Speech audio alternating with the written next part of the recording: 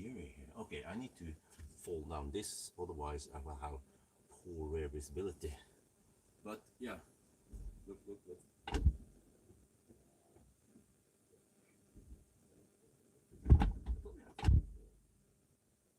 Maybe it's all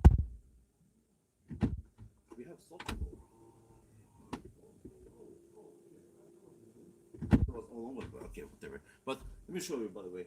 We have humongous 22-inch wheels. Yeah. Unfortunately, that will maybe consume slightly more energy. But yeah, 100% is claimed to be 490 kilometers of range.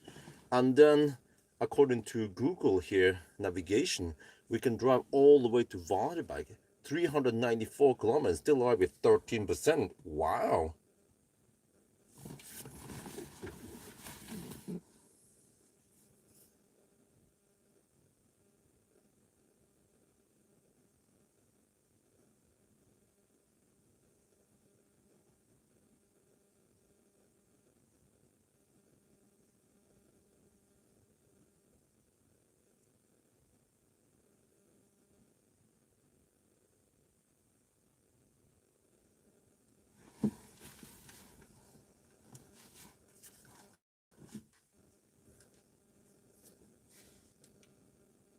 And when you look at the route planner, it claims 933, but that's okay, not 1,000 kilometers, but close enough. But a better route planner actually claims that we can do this in only 2 charging stops. Once at Varberg, okay, and it claims 8% of the arrival, but then charges 79%. I don't agree, because I think we should charge at 55%. That is optimal, according to my calculation. And then charge one more time at Konghall and then get all the way back.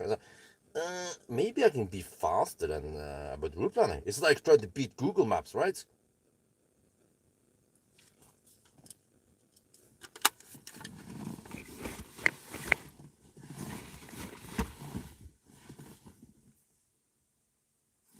Okay.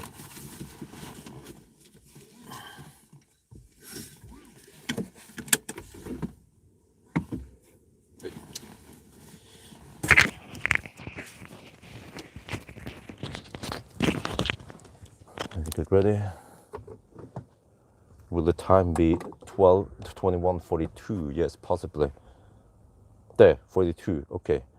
Let me reset some stuff here. Trip information. Oh, what the heck is that shit? Since last reset. And off we go.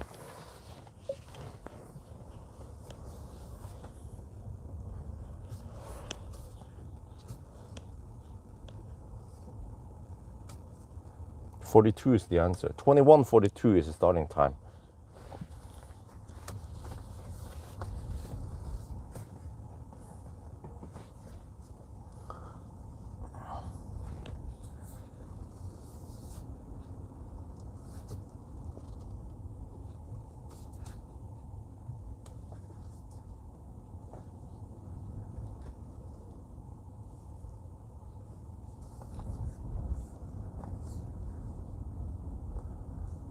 Yeah, this is the Ultra trim with dual chamber air suspension, but I did a noise acceleration test. Whatever, it was 6.4 seconds something, but or 6.6, yeah.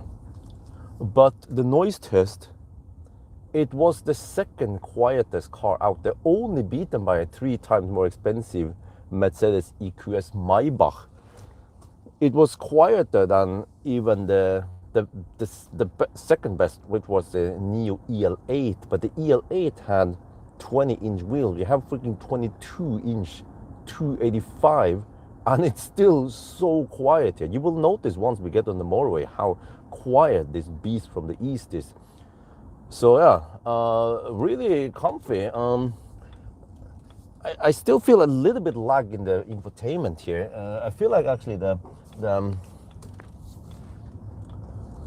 BYD Atto 3 Evo had snappier map and infotainment. Here there's like a couple of 100 millisecond lag, up to maybe half a second lag when I click on certain things. But I mean, it's still pretty good. I feel like it's not as laggy and buggy as the Polestar 3 and 4, which should be based on similar tech, right? And also it doesn't do any annoying slowdown in the curve. Well, we can find out more about that once we get to Swedish side around Tanum.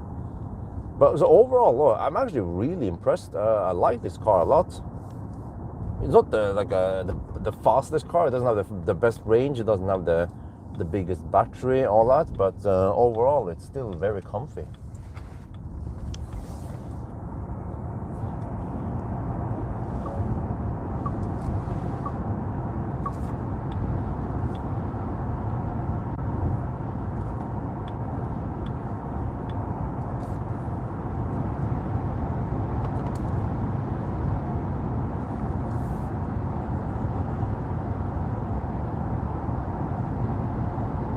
Yeah, so for example, right now,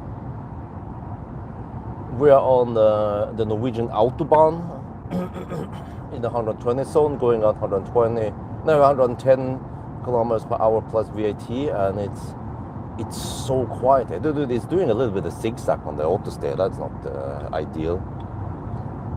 But yeah, I haven't done the banana box test yet, man. Oh. Range, I have it in the range table. You're gonna go check it out in the results table. I don't remember exactly how it was, but it wasn't mind-blowingly good. The consumption wasn't that great, despite that it's a sedan, but it was a bit cold on that run. Plus that we have the fat 285 tires in the rear, you know, and the 255 front. But yeah, so okay, that kind of kills some of the range, you know. But maybe it needs fat tires because it's a 2.5 ton beast.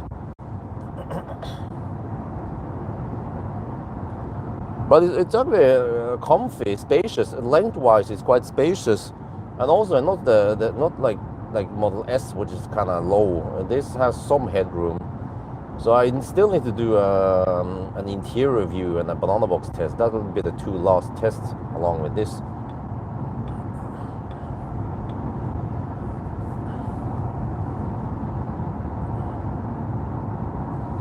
Yeah, motorcycles are not that common over here in Norway.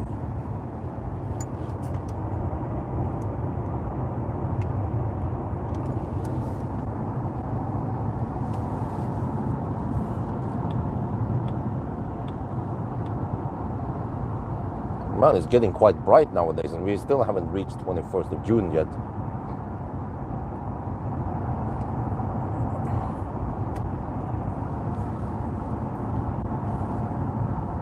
Yeah, Bowens & Wilkins, incredibly good sound system.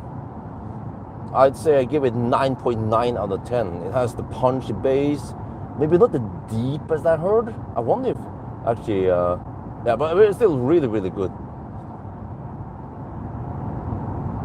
Lack of rebound, huh?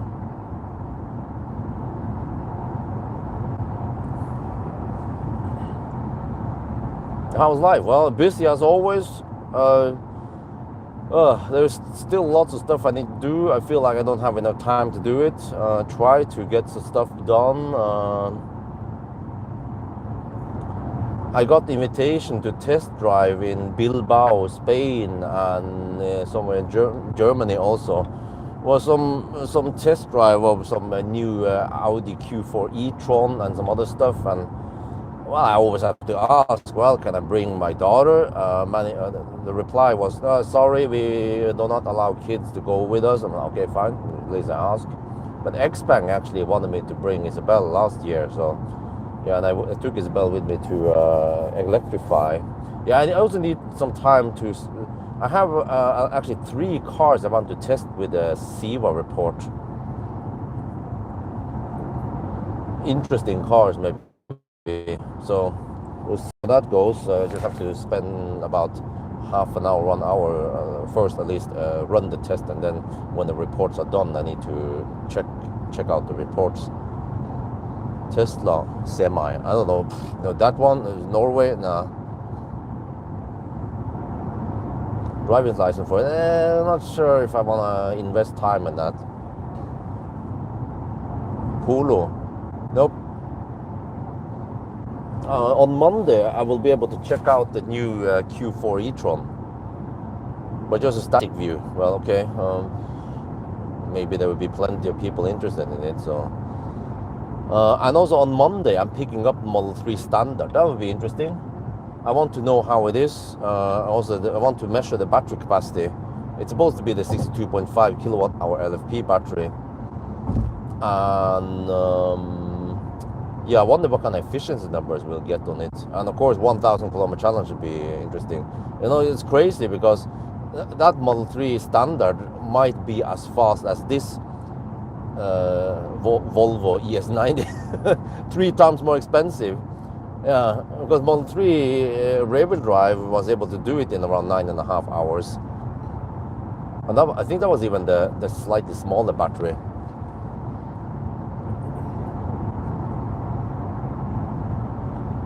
Motorcycle, why should I get it? I don't know, I prefer testing cars, not motorcycles. Because actually it's not that big market for motorcycles yet. So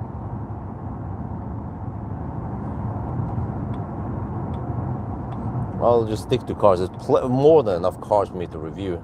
So I mean, the problem is not that I don't have anything to review. The problem is that I don't have enough time to spend with them.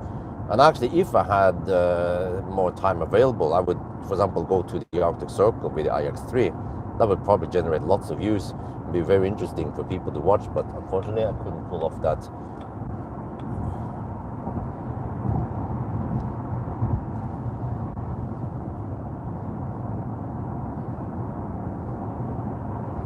Yeah, well, people say that they are disappointed in the fat cells. They were promised to be so good, but they are not delivering half as good as they promised yet. So eventually they need to come up with something, because as of today, 250 kilowatt still can still actually keep it in the game. For example, versus the 75 or 85 kilowatt on the Korean cars, that was actually quite too slow for a long time. I was surprised that they were able to even stay in the game for such a long time. But Tesla, they had 250 kilowatts, and they were actually quite ahead of time for a long time, and they've been improving the efficiency, which helps keep the stuff alive for now. But that's also my claim, is that Tesla and many MEB cars, even though they're on 400 volt, we are already at like a stage where range and charging is already good enough. So, like, people who own those hundreds of thousands of people who own EVs in Norway, plus probably millions worldwide, but especially in Norway since we have good charging network, right? Do you really think they need faster charging and more range? Especially people who has Tesla or I don't know, the Korean cars with 800 volt or whatever, right? Even Polestar 2, the 400 volt version that can take 200 kilowatt. I think they are probably happy with whatever speed they already have and the range they have.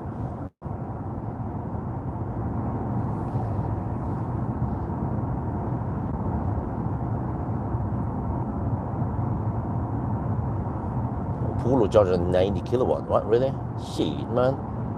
That's kind of shite compared to the ID3. Even the ID3 Pure can take 100 and...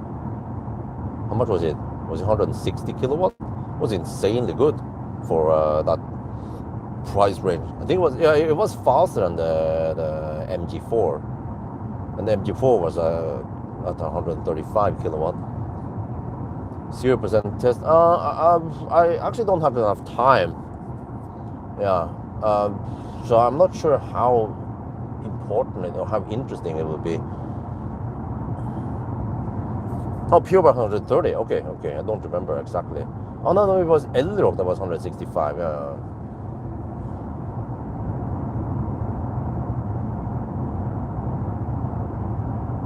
But I think actually the ID3, I think the Model 3 Standard would gain lots of views, or lots of people are interested.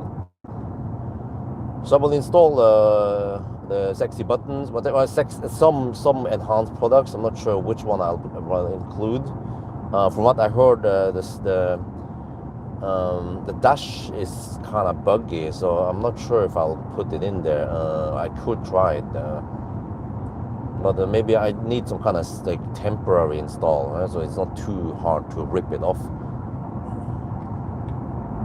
But I also suspect that the Auto 3 Evo I shot last week will be popular from my gut feeling.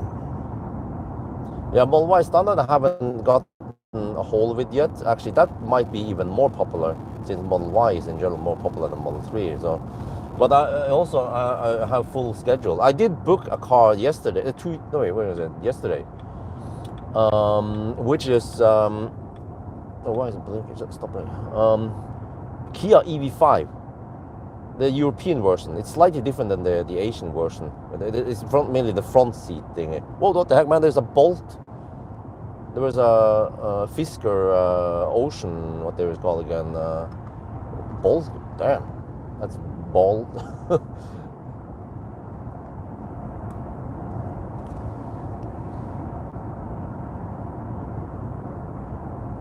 Well, I estimated 925, or yeah, my spreadsheet roughly 925, 930, but LFP. Oh, okay, cool. But I think I can go faster. Well, it depends on the timing, but I can get full speed. I can get 325 kilowatt at 5%. So I don't know how deep I can go. But yeah, we could try to go 1%, right? 0%, 1%. Depends on the timing and all that. If we get a penalty, well, then okay, it might only happen once, and then we stay away from 0%. We go 5% at least. That should be that. Then we get full speed. And according to spec, this is supposed to be 310 kilowatt. So I got 325. I'm like, whoa. So I also learned from the iX3 run that you want to ride on the low, like 0% max speed. If you can get 325 kilowatt flat from 0 to 10%, that's actually quite big. That counts a lot. So, but the route planner, strangely enough, wants me to charge once at Varberg to 79%, and then go to the turnaround point and then charge second time. So only 2 charging stops. Second time at Kunghalla to also 78% or 79%, and then go for the finish line. I was like, huh? Wait, but I've seen the charging curve. I've done the charging test, and the best time is to charge to only 50-55%. Past around 50%, you get somewhat significant drop. Also, if you want to see the charging curve and the charging test, it's already out there on the charging curve spreadsheet. You can see. But then actually, no, that's the Auto 3 curves. You have to scroll down a bit, and then you will see the Polestar, the Volvo ES90 curve. So yeah.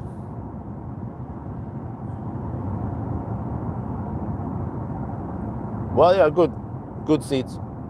But you know what's funny?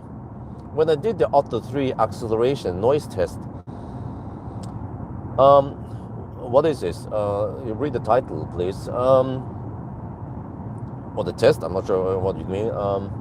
But when I did the acceleration noise test on the Auto 3 Evo, a little bit embarrassing because the Auto 3 Evo cost less than half of the iX3, but the Auto 3 is way faster than the iX3, and it's actually also a lot quieter than the iX3. And I'm like, performance-wise, it's way better. But okay, Auto 3 is kind of bouncy in the interior. I mean, in the suspension, even though none of them they have air suspension or CDC or anything. But it's like, okay, when you pay the price for an iX3, what the heck are you paying for? Because I almost feel like the interior on the Auto 3 is nicer than the iX3. So you pay for a big expensive battery then. and actually quite efficient drivetrain. But I mean, when was the last time you paid for efficient car? You know, you don't pay extra to get the classic Ioniq, right? You don't pay extra to buy a Tesla. So efficiency actually doesn't have a cost, except for maybe the development cost. But bigger battery, that costs money. And maybe just because you have the BMW brand, yeah, then you pay extra money.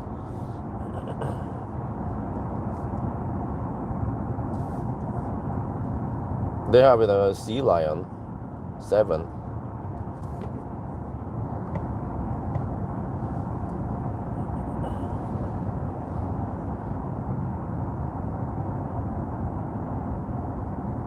Well, yeah, at least you get a good battery tech.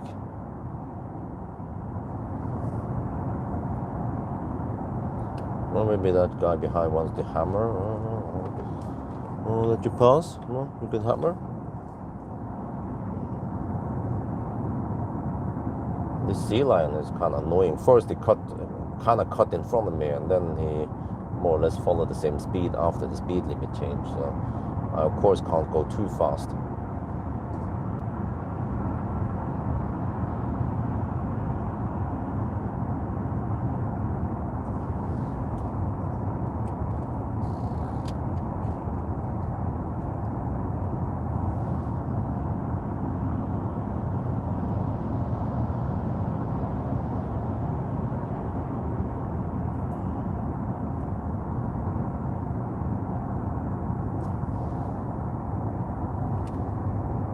Okay, just need to camp a little bit, and well, actually I can take the other. Well, he just changes lane as he puts on the blinker. That is bad behavior. Always put on the blinker a couple of seconds, and then you change lane.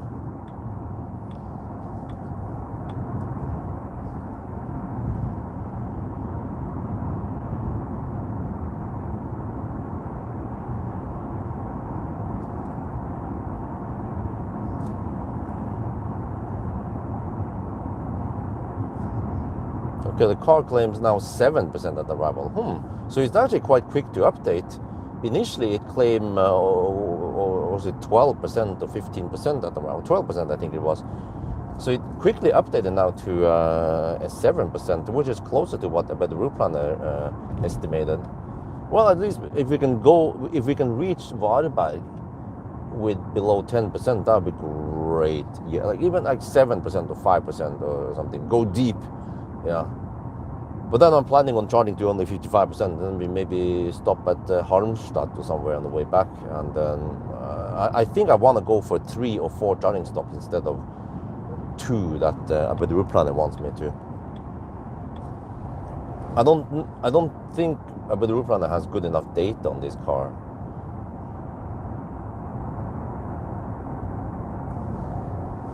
How did the Sunday drive? Well, the consumption wasn't mind-blowing good. It was okay, you know, and the range was also not insanely good. It was like, how much was it again? A little bit over 600. It was okay, yeah. So mainly because of the big fat tires. But I don't expect crazy views or super attention on this car. It was just nice to test it, one of the Volvos.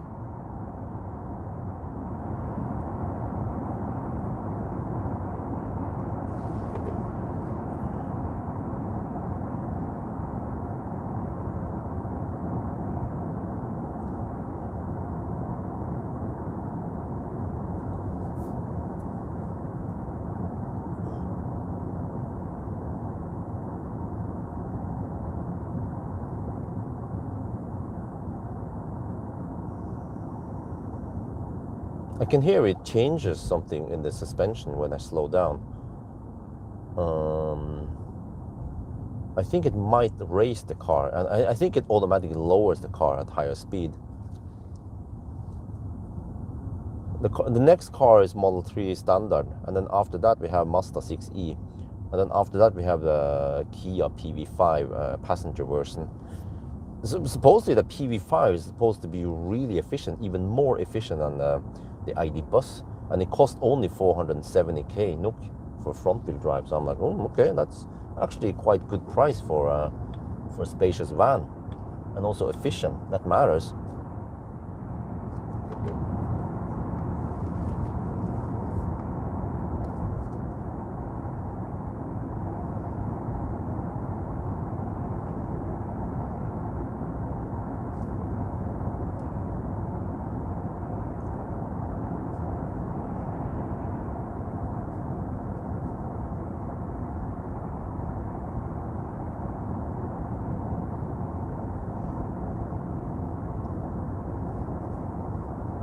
It is really quiet.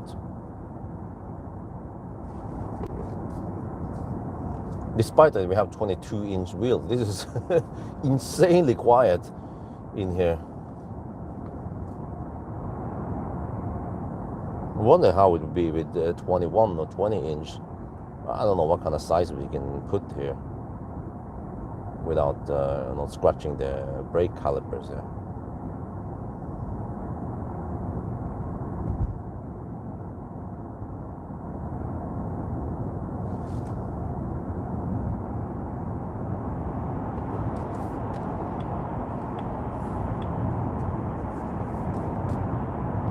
Well, you want to hammer it? Seems like this BMW behind it wants to hammer it. Well, you better go for it now. Come on. Hurry before I change my mind. 4 exhaust, really? SD56658. Well, this is just the regular BMW X3 fossil, right? Why the heck does it have 4 exhaust pipes?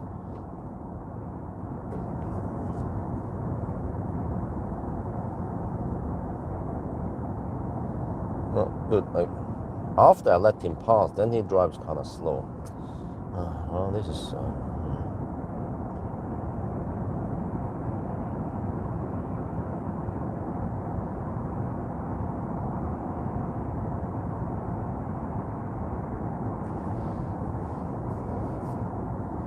Yeah, the interior is super nice. And actually, this car doesn't feel much Chinese. It feels more Swedish. And the software is also not that annoying. So, you know, I've been bitching at the many Polestar in the past. Also Volvo, like the EX90 was a freaking disaster, man. Glitchy, buggy, slow. Yeah, I don't know what they did with this, but yeah, I mean, props. I like it.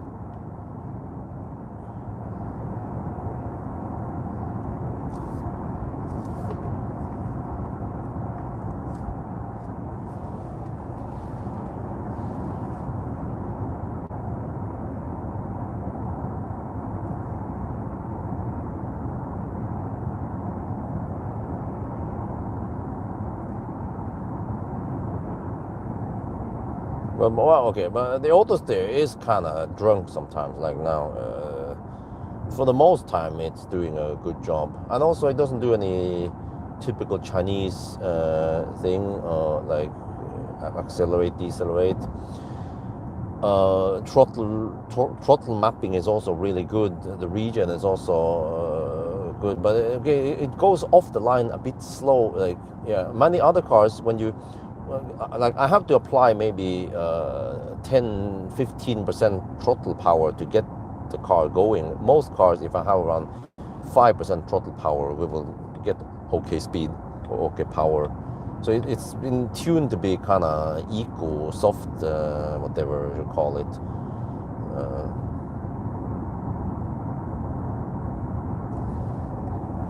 But I mean, this car cost almost $1 million NOK, and it's not even the big battery and the all-wheel drive. So it's like, damn, wonder how expensive those would be, huh? 200, 300K more.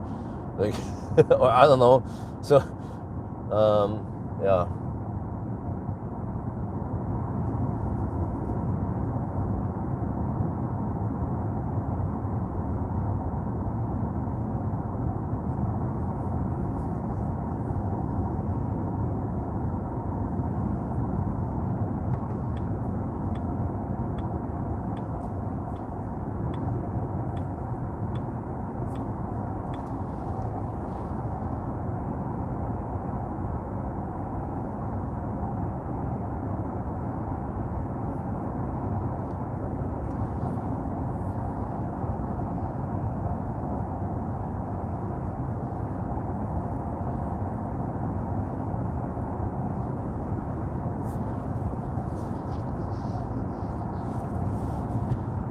Yeah, also yesterday was a busy day. I went to Nova Spectrum. By the end of the day,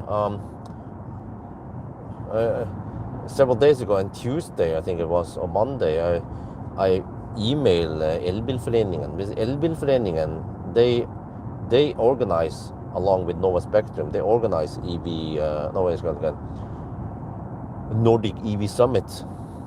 But it's not that exciting expo really. It's more about the speeches and stuff. So, but I wanted to meet this company, what's going to call it, 3W, the thing that they had the floor mats and other stuff. So by the end of the day, they arranged a ticket for me. It seems like exhibition holders, they get free tickets included. That's probably a couple of them. So because those tickets are freaking expensive. And also I couldn't find any place where like press people can get the press accreditation, whatever. So I'm like, huh, okay. So, but at least I went down there. You saw the walk around, shot some video there, and then also met with the Kia guy from Norway, and that's when we booked the EV5. But EV5 will come in the beginning of July, and then Christian from Bartelosteen, he asked me, well, are you going on some Norway trip with them? I was like, yeah, we might go to Åndalsnes or like I don't know, Lilleputthamn, or maybe Kristiansand Dyrepark. So, because he said that I can borrow it for more than 1 week. So, oh yeah, okay, hell yeah, let's go for it. So I have it for around 11 days, I think it was. So yeah, that means we have some headroom for in case there is bad weather. We can wait a couple of days and then we can plan a trip somewhere nice with it. So the EV5 is actually not that small. I mean, it's bigger than the EV4, EV3, yeah, but it's still kind of tall, you know. It's like a stretched EV3. So it should be okay space for a family trip in Norway. But then eventually we need to plan the July vacation. It's coming soon. Med Stormskritt. So I haven't decided exactly where the end point will be, but I mean, I want to go to Bled, but it's a long trip to go to reach Bled, and I haven't contacted the EV clinic yet to ask for any possibility there, because I kind of want to try the range extender. That would actually be really good promotion of them. You know, lots of free advertisement if freaking Millennium Falcon gets a range extender. I want to see what kind of charging speed we can get, also the range, and there's in practical how it works with that thing. But it's a long trip to get over to Bled and to Croatia, to Zagreb. So, but one plan would be to go to Gdansk. So do we have any Polish people here? I can ask Pawel because he has an apartment in Gdansk. Well, a couple of times per year he will permanently move to Poland. Yeah. Yeah, exactly. Very interesting range extender. And if I can borrow one of his Teslas for I don't know, a couple of days, I'm not sure how many days he needs. He can put that Ninja motor in there with an increased windings. That would also be super interesting to test. But I have to do some control tests before and after then. But it's always up to what the EV clinic wants to promote, pretty much. I can put Millennium Falcon at his disposal. And then also I haven't asked Volkswagen to borrow some ID7 yet. So I guess I'm leaning towards using Millennium Falcon for the vacation trip. Björn, I can sure get on. Okay, so I'm wondering, like the beaches in Gdansk and Sopot, do they have nice soft sand? Because when we went to Croatia, some of those beaches had kind of like big pebbles, right? And the same if we go to Nice, but we want that fine sand. nice, soft, fine sand, right?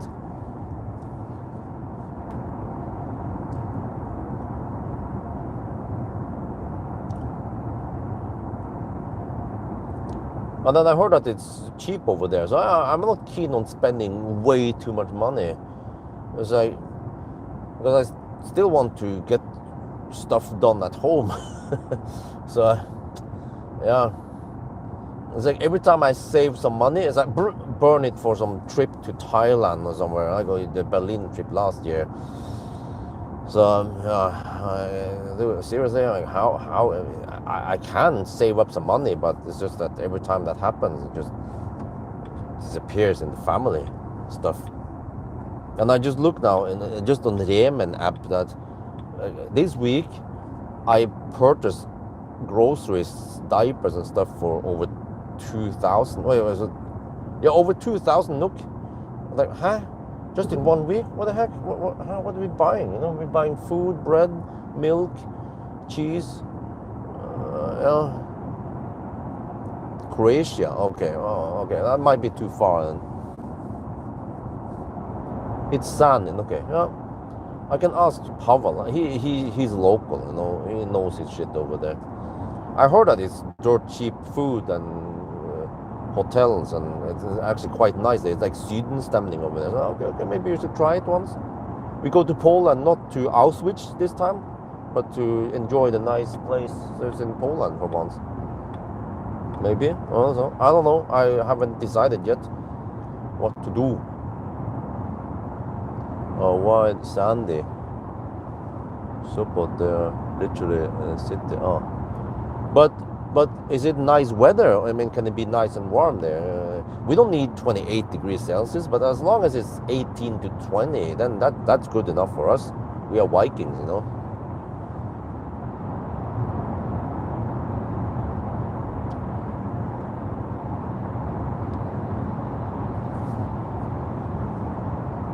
Well, consumption, by the way, is 190 watt-hour per kilometer.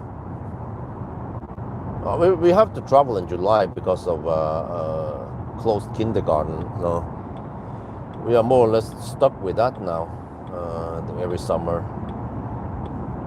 I remember in the old days, before kids, we would just camp in Oslo during July, and it would actually be very nice and calm in Oslo. Way less stau, for example. Because all the office rats, they are out of town.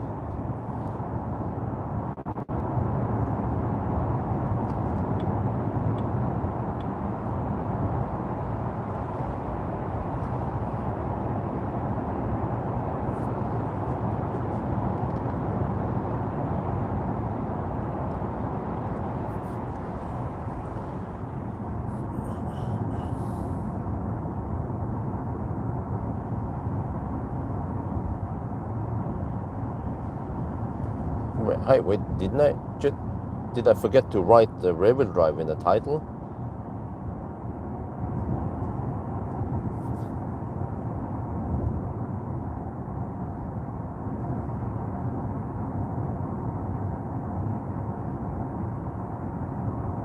Okay, it's in the title. All right.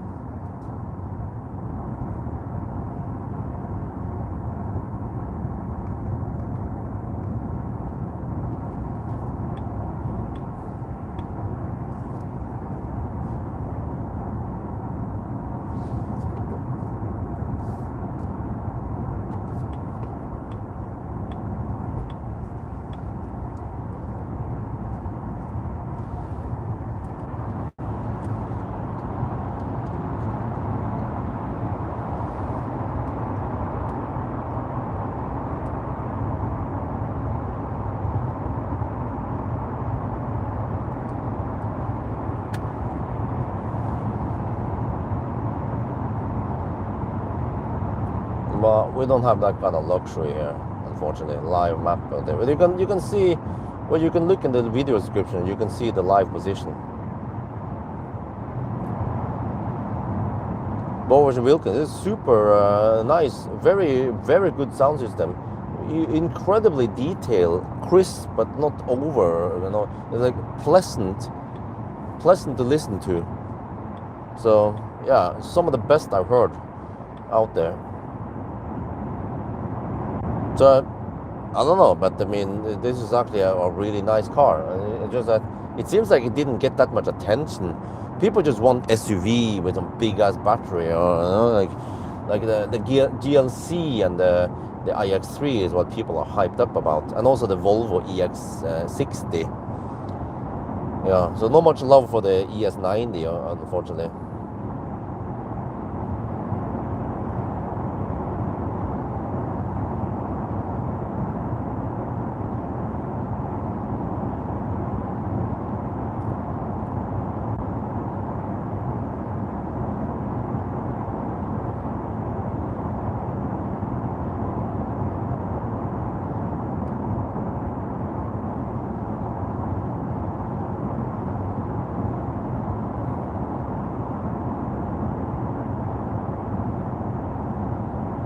Oh, there is an EV60 also. What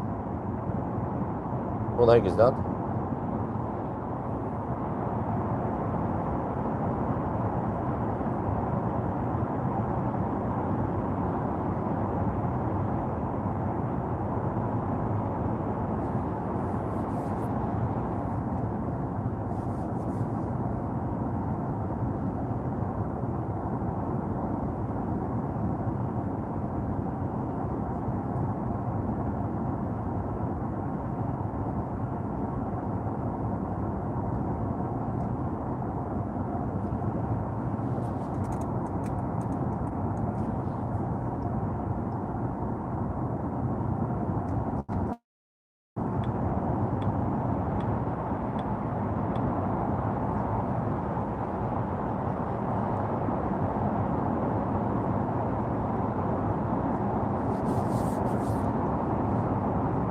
So okay. Navigation still says 7% on arrival. We're already down to 86%. So I was quite spoiled with the iX3's insane range, despite that it was an SUV, just big battery. But the iX3 was actually it had lower consumption than this ES90. That's crazy.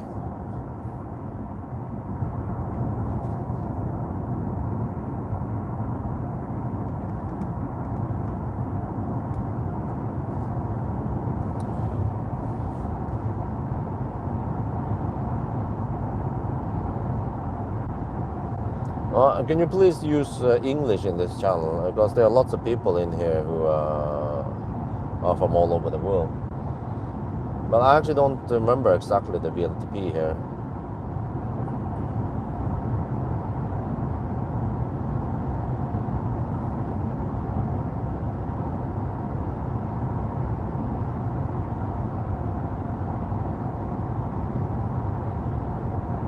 Yeah, they are kind of expensive.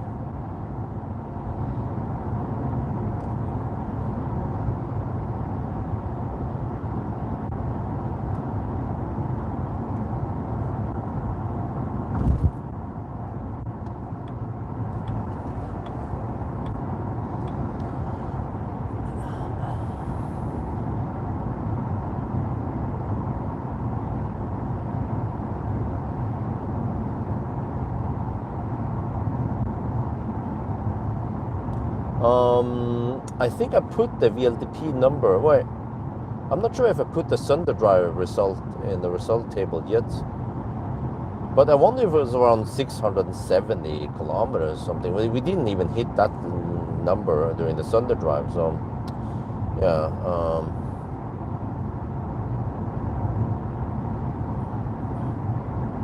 The strange thing was that during the SunderDrive, I got only 82 kilowatt hour out of this battery.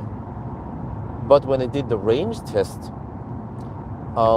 during that test, by the end of the test, the display showed 81.8, and I still had 5% left. So then I calculated that we will get 86.6.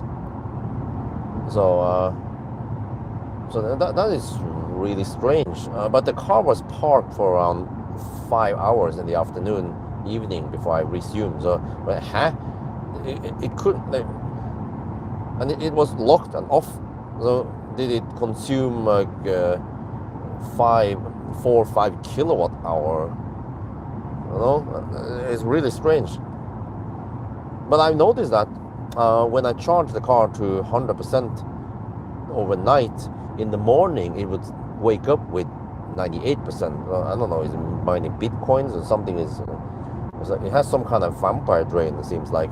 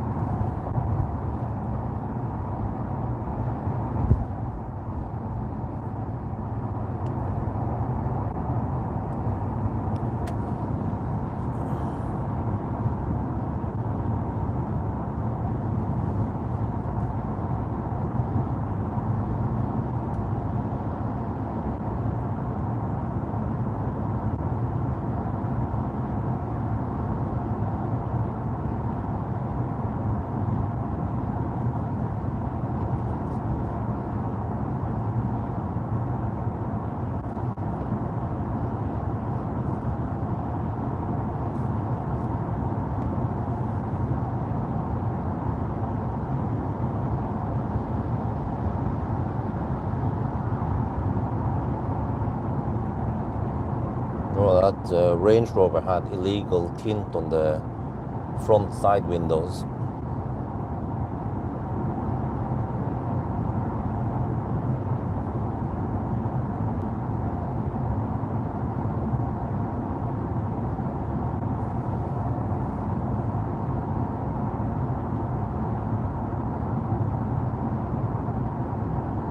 Yeah, I will check out the new Q4 e-tron on Monday morning.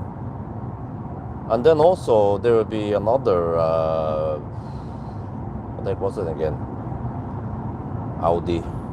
Wait, did they call it the A2 or something? I don't remember, man. There was another smaller Audi they would show off on Monday.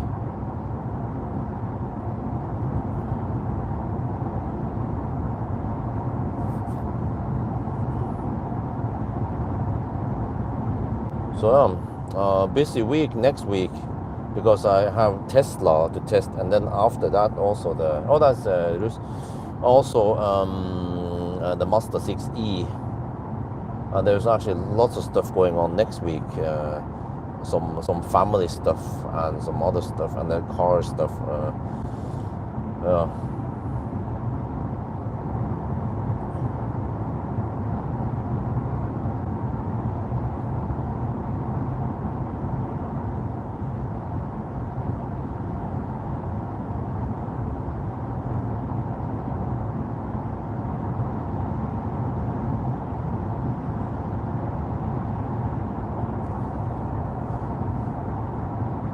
Model 3 standard. It's called GPS test plus for speed. GPS test, whatever. Yeah,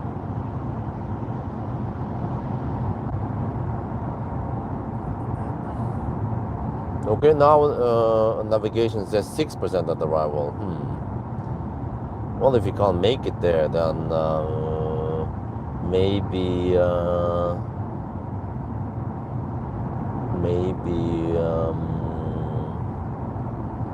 Kungsbacka would work. Yeah, Kungsbacka has 400 kilowatt now. Yeah, that could work.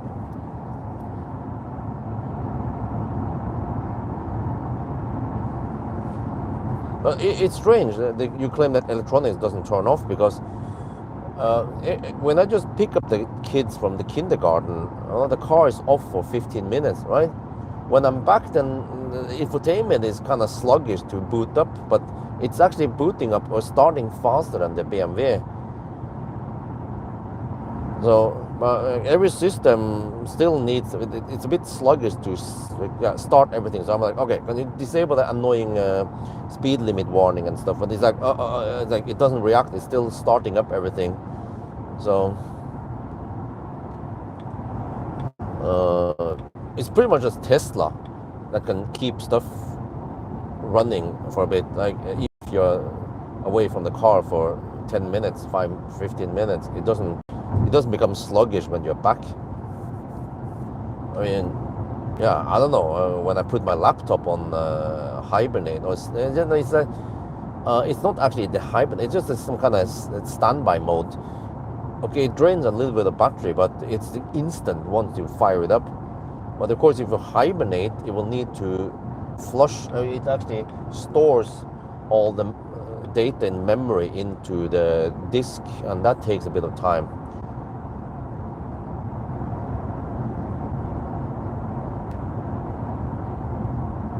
But it actually it's so common when I test cars nowadays that I'm used to some kind of start button, or like you have to wait, and the car is slow in the first minute or two before everything starts up again.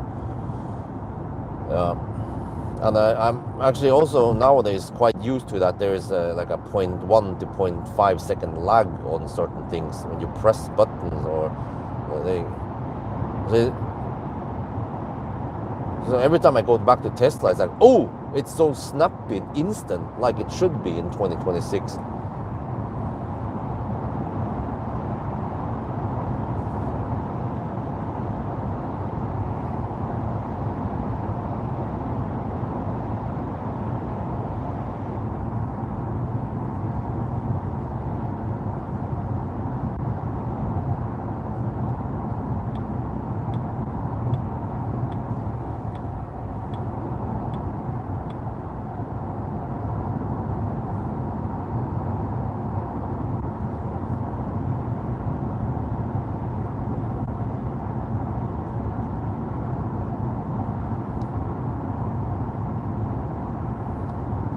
Seems to be a calm night. That's good. Let's hope for no delays or anything. This car doesn't seem to have any handshake problems, so that's good. Just have to stick with 350 kilowatt and faster chargers. So Ionity, whatever, Ionity sites or anything with Alpatronic 400 kilowatt. Yeah, that will be good enough. And also we have to stay away from Tesla because they are not fast. I mean, nowadays actually lots of 800 volt cars I test, I have to stay away from Tesla. But Tesla has gotten expensive, I heard, superchargers.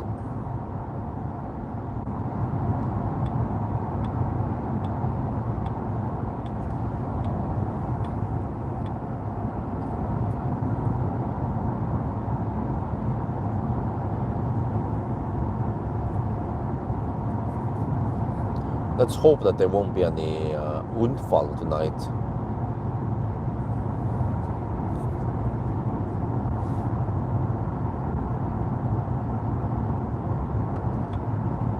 There is auto lane change here. It actually works pretty well most of the time.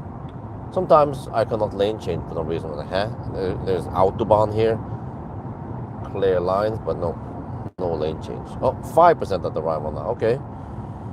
So there is a possibility we won't be able to make it to Varberg. We'll see. But either way, I think we should be able to pass Spekerud. So then I can stop at Mölndal or somewhere. Maybe not the best price over there, but okay.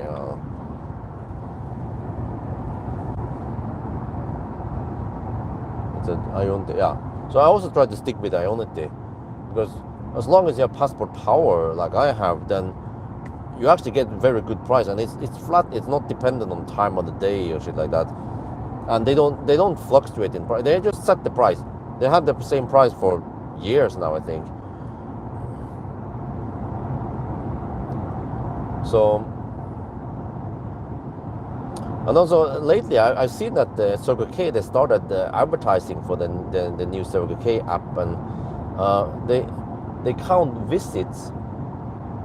So are you guys Circle K extra members? Because I think you should, because it seems like you get lots of benefits versus someone like ST1. They have also an app, but it's like meh. But the Circle K benefits are actually quite nice. So now they introduce this visit. One visit is either you buy something at Circle K, or you charge or fuel or refuel, or wash the car. You know, any visit to Circle K where you spend money is counted as one visit, and then every 5 visits you get a reward, and you can choose what kind of reward it is. So I was like, hey, wait, I had lots of reward there, so I cashed out a hot dog and a Pepsi Max, and I just need a couple more visits and I will get a new reward. And I also get that Statoil Koppen, the 2026. I'm gonna give that to Pawel. And I also have another Statoil sticker. I need to put that on the cup. The cup is not included. I was like, huh? So they're giving away several hundred NOK worth of goodies. So I often just pop by a Circle K just to buy 2 hot dogs, the wieners, 40 NOK. For me, it's like, okay, enough warm fill just to keep me going. But I will check now if the visits in Sweden are counted as visit or not. I suspect they are different ecosystem.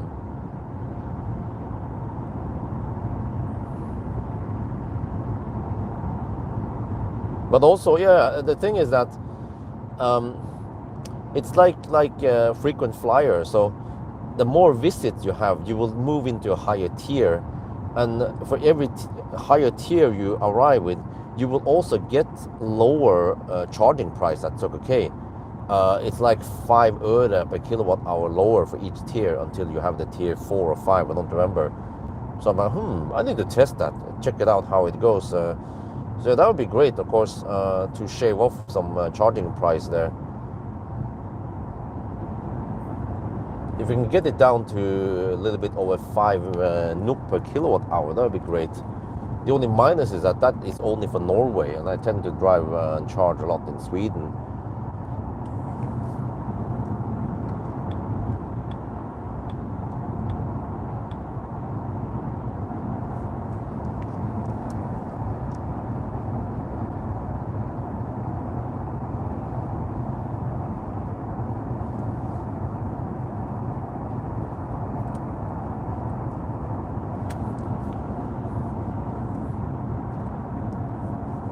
And also the new batteries for the camcorders are really amazing. They have so long run time compared to the degraded ones.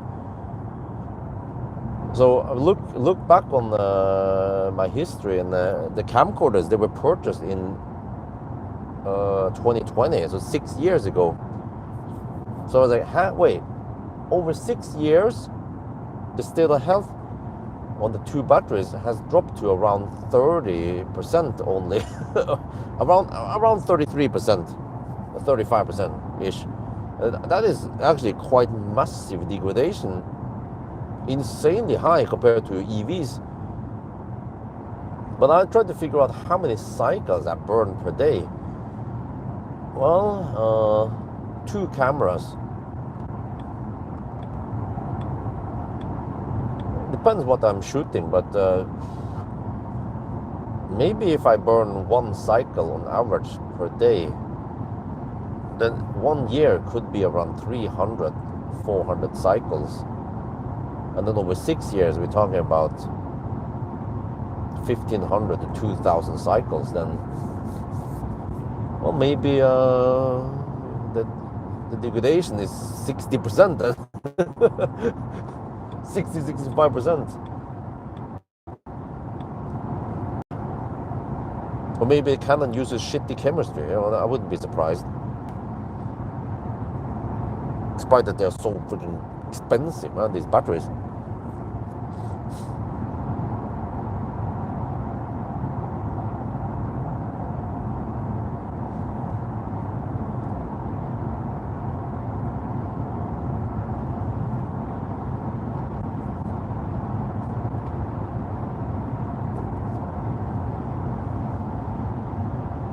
I think we have slight headwind now. Yeah, I checked the wind map beforehand. We have wind from the south.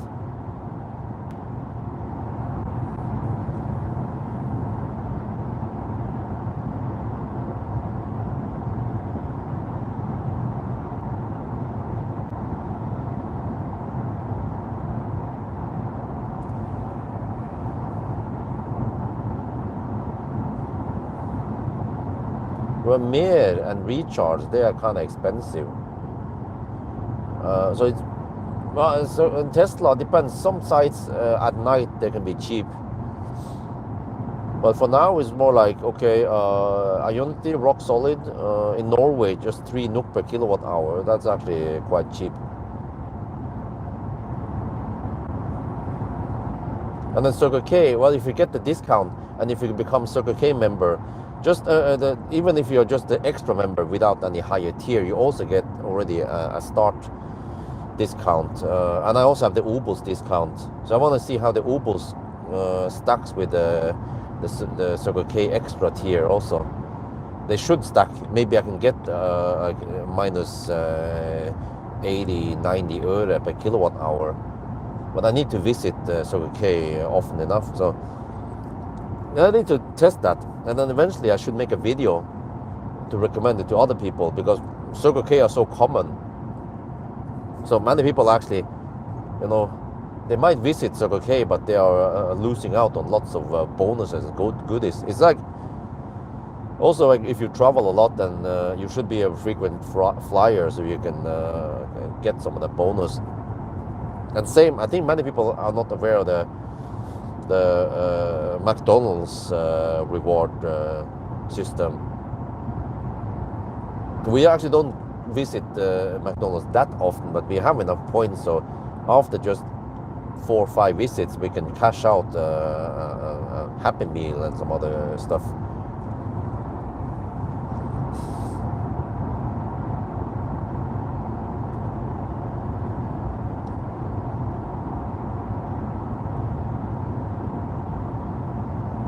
Oh, but nowadays it's just allergies. The damn Burke sperm.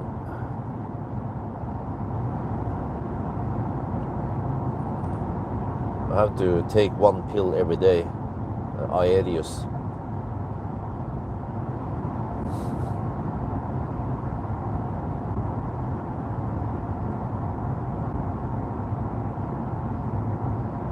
Oh, there's a slight slowdown here, okay. This seems to be semi-permanent, or I'm not sure if they only work at night or how it is.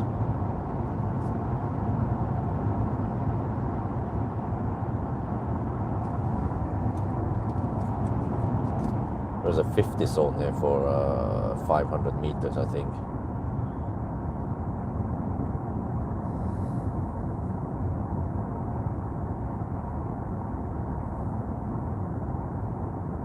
Yeah, they're working on the middle divider. Wait.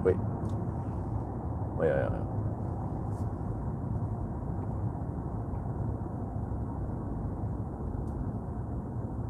Well, I'm kind of surprised they're working on a Friday night. Don't they have vacation? I mean, don't they have weekend?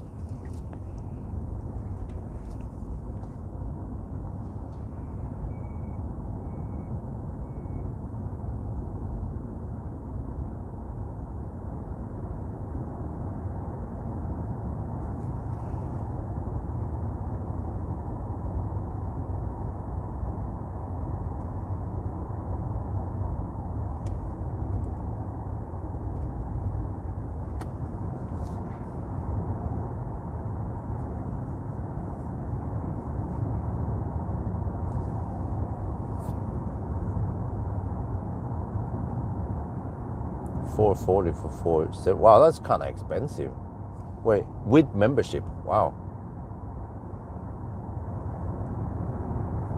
Yeah, I wonder why they increased the price so much. Was it? Wait, is it because the spot price is high?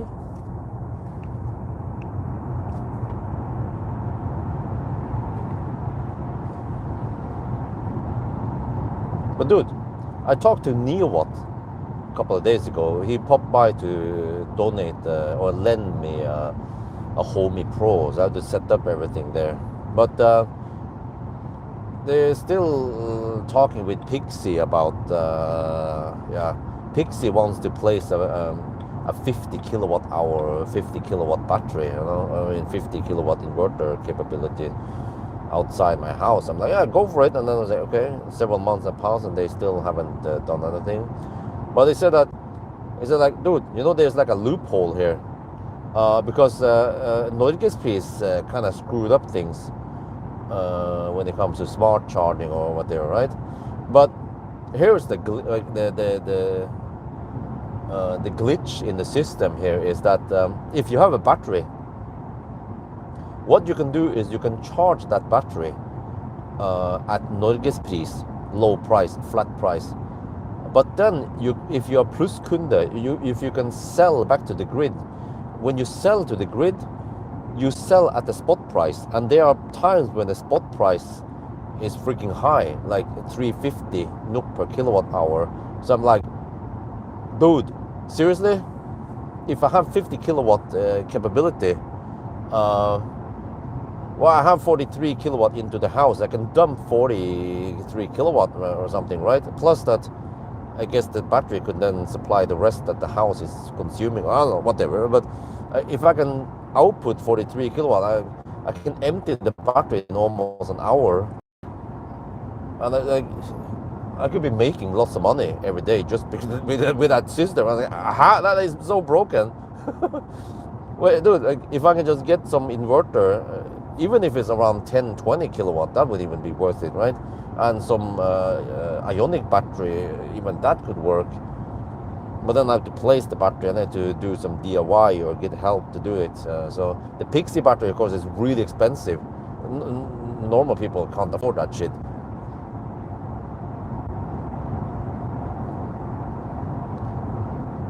Well, megawatt is not going to help because the limit is your grid connection. And I just happen to have 43 kilowatt grid connection, which is quite awesome. But I never use that much. I'm usually hovering around 10, 15 kilowatt at the highest.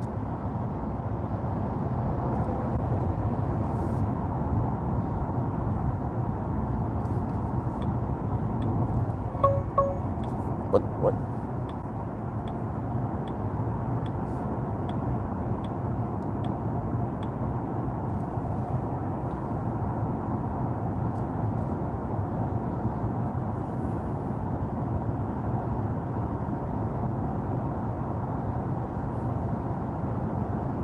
Would actually be quite interesting if I can just, okay, whatever, like,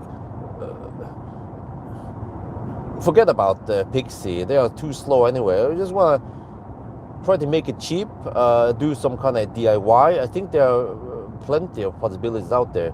Buy a cheap ionic battery. If I have, that would be around 25 kilowatt hour maybe. And I don't think I need too much thermal management. Maybe I could just run the fan. It would just be only fans in the garage. Why not? It just pulls from the inlet, and then that should be good enough cooling. And what I probably want to do is to charge slowly at night with a low power tariff at night, and then I can discharge it at various needs, right? Maybe I can even buy 2 of those ionic batteries and put them in parallel. But I need an inverter that is capable of dealing with, not sure how much, 40 kilowatts, right? Something. Or I'm not sure how much the ionic battery can discharge over time. I mean, a continuous discharge rate. Maybe I have to dig somewhere, or I don't know if Valdemar can find it in some documentation. Or maybe we can actually just look up on Statens Vegvesen, because they usually supply the average power over time that they can sustain. So, like for example, Tesla, Millennium Falcon, you will see that it has only 69 kilowatt average power, it says, but that's the average power it can sustain over half an hour. Well, Norgesprisen is supposed to end this year, and then they haven't announced if it will be extended or not. So I just have to brace myself for that. We might not get nice in Norgesprisen anymore. We don't know.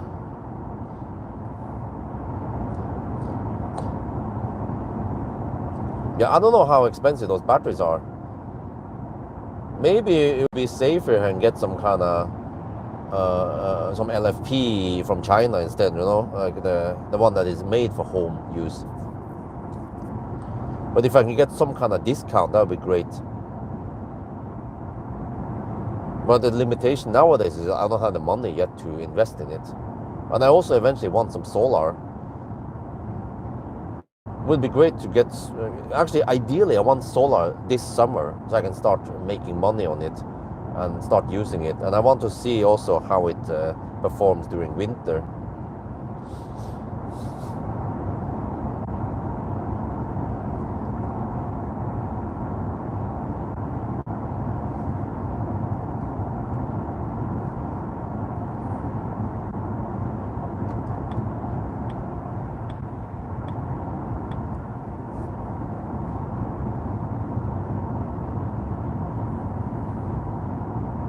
Because I actually think that solar would be a really good investment.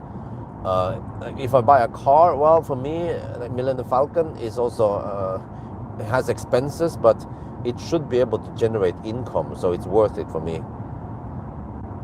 But if I had 50k NOK, I could just start with a small system first, a 5 kilowatt system, and cash out some of the Enova support on it.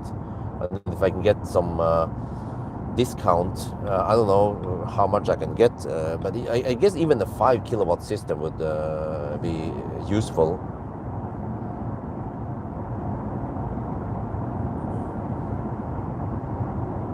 But ideally I want the 15 kilowatt systems. I can cash out the whole, the max out on the Enova support, which is 37.5k NOK. But then that will probably cost, I don't know, 250, 300k NOK, and that's not possible for me to just pull off from anywhere, that kind of money.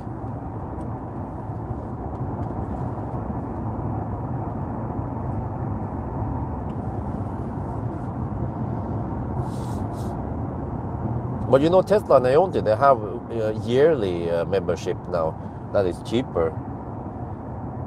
So, yeah, I mean, in general, I think if you have a 400 volt car, then Tesla should be best for yearly, if you travel enough, of course. Because then you will usually get the best speed there, right? And you have plenty of charging options. But the minus is that the Tesla tends to be kind of expensive at sometimes, especially like daytime. I've seen like 6 NOK per kilowatt hour even for membership pricing. So yeah, Ionity is safer because it seems like they don't change the price too often. So it's likely to be only 3 NOK per kilowatt hour for a while. But then you have in general less stalls available. And also, it depends what kind of speed you need. Many Ionities are capped at 270 or 250 kilowatt, I don't remember.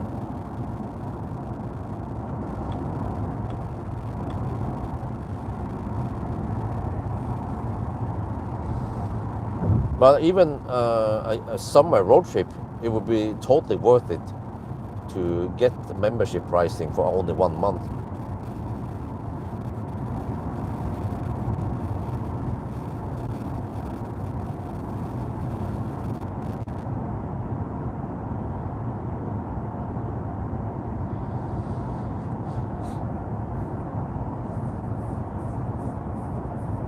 Or I own the passport, of course.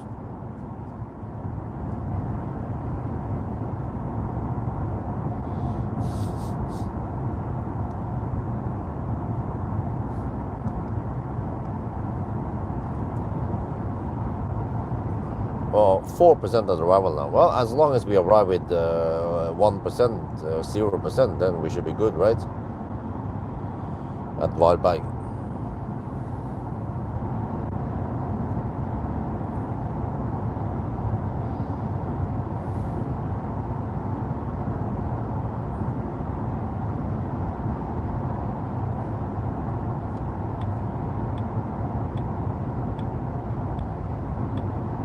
I just don't know if I take any penalty going deep or not. But I know that it pays off to go to at least 5%. Then we get the best speed. And then since I'm planning on going only to 55%, then if there will be some rapid gate, no big deal.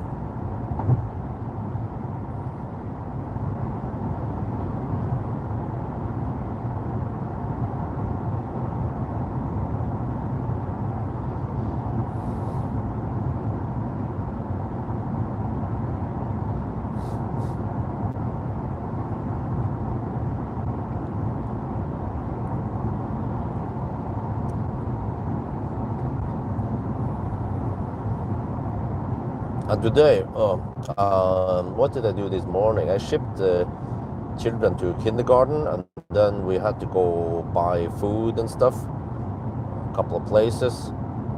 And then by the time I got home around 11, I was like, oh, okay, I need to do stuff. And then the sun was already in the bad position for shooting banana box test, so I skipped that part and I shot some in-car video. The summary of the acceleration noise test for the Atto 3 and this car, and also the charging test for those two cars. So that took a little bit of time. Then I did some work, had some lunch, and then went to sleep. But by the time I slept, it was already 2 in the afternoon. And then I slept until 4, so I had 2 hours of afternoon sleep. But yesterday night I was out driving, doing the acceleration noise test, so that's why I brought Monster tonight, so I can stay awake. I feel like I didn't get the best sleep position, so I'm still hoping that next year I can just say, okay, in the afternoon the kids, they can just be on their own with mommy, and then I can take a nap. That would be great. Yeah.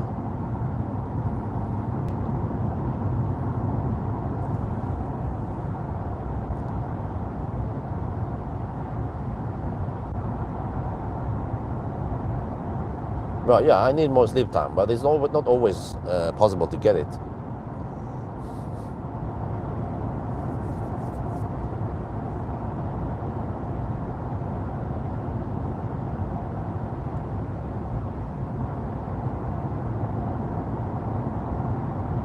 Oh, 3% of the arrival now, wild bike.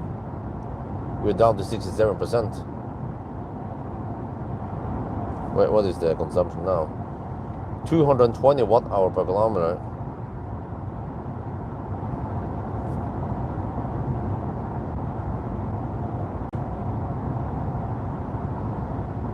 Oh, just here, huh? That's strange. Oh. Wait, huh? Wait, really? What if you sign up for Norway subscription, and then you can get the monthly, and then just... Yeah, it seems to adjust as we go, so it's acting like a Polestar. Huh.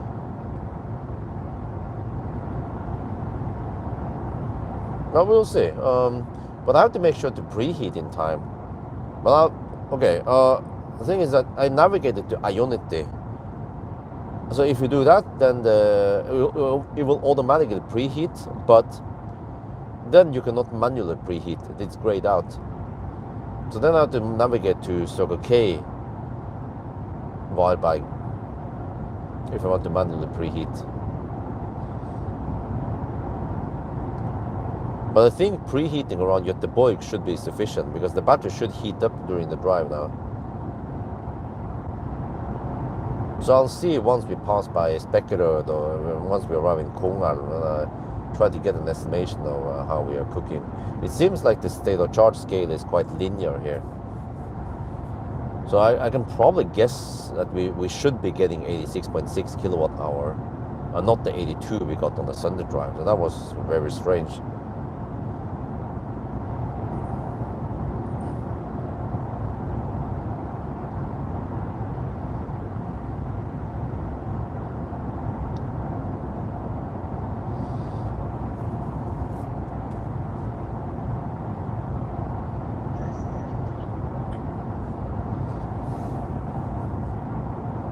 Yeah, sleep when you're dead. Well, I'll see. there's some stuff happening in Yesholm. They have been working on the town hall, what they call it, Rådhuset, and that place they blocked the road now for cars. There's like they open up this grand opening today, and they finally opened at Guttåsalleen. There's been a closed road in Yesholm for a long time, but they had to drive around it. It was quite clumsy. And then they open up some new shops.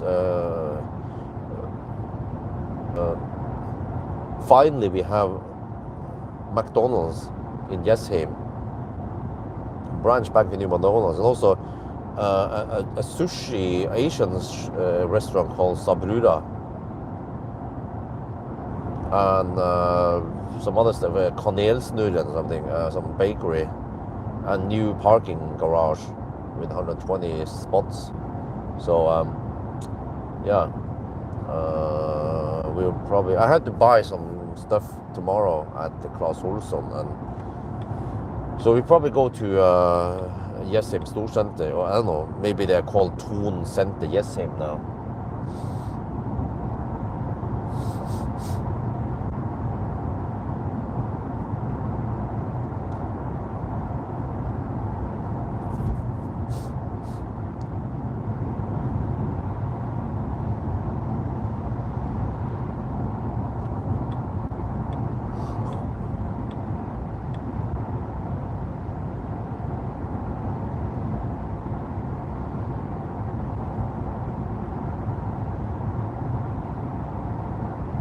Yeah.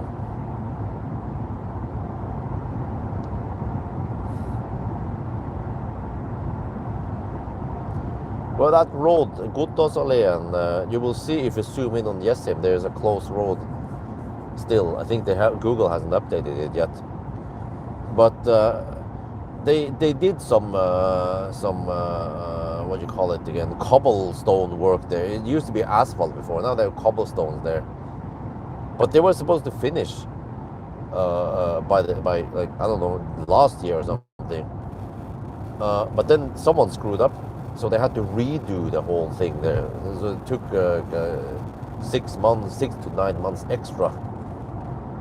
I had to check something. Distance here under the bridge, 145. Okay, I don't see any decimal. This is strange. Also, I can try to catch it next time, but. This trip meter here, as soon as a number goes higher than 100, then you don't see decimal. Just like it's kind of a Tesla, right? Okay, but so that's fine. Okay, this car underreports. I can see it now. Yeah, there are 146 there. But the strange thing is that when it counts house update, no, there's not much going on. I don't have money to do any upgrades yet, unfortunately. Now I'm just saving enough money to pay for the tax that comes in 15th of June. Or, I mean, I will probably get the tax bill soon, by the end of this month. Okay, another 100k NOK something in tax. So I had some expenses with Millennium Falcon. I still haven't paid for the repairs yet. I don't know how much it's going to cost yet. It takes really long time. And the Millennium Falcon repair has been taking really long time.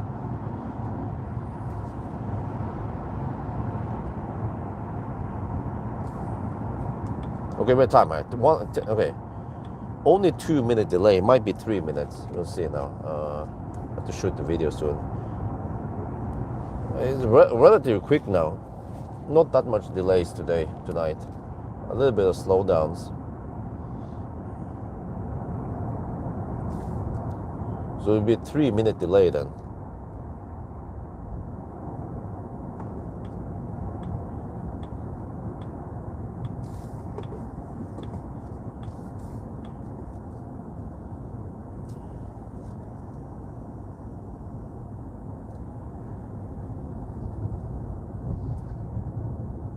Wait, there's only one lane here, okay. There. 122, okay.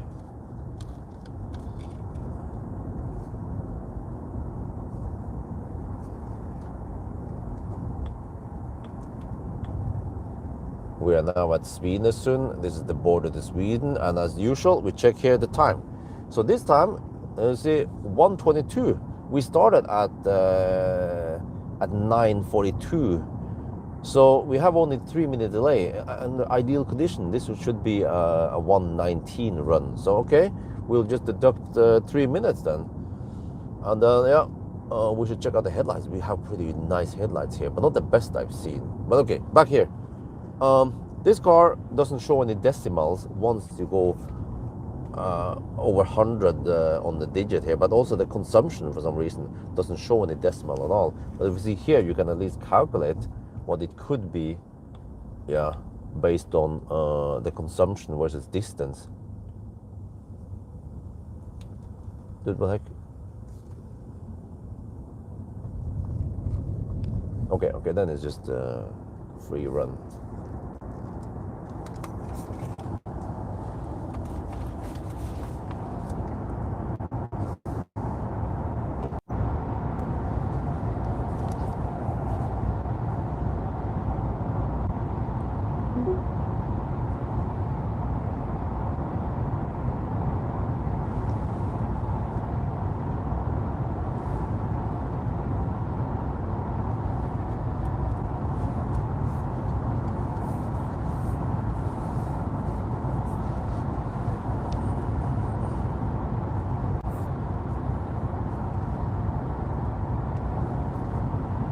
Okay, this would be for the 1,000 kilometer challenge.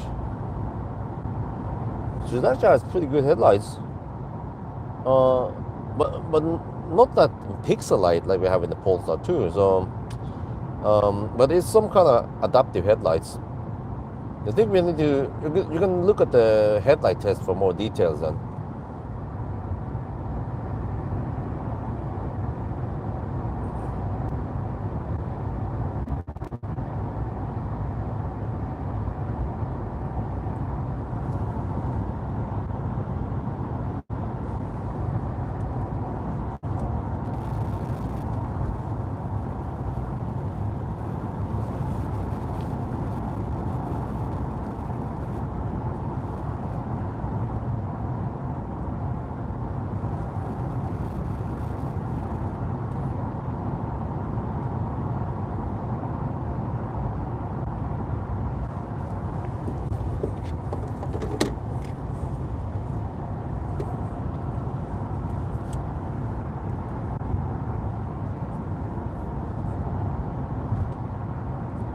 It is kind of drunk in here, huh?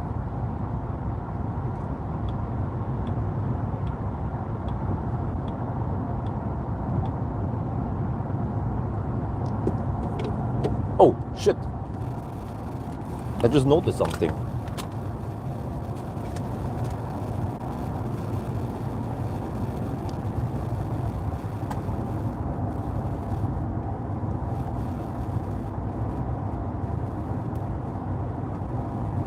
There.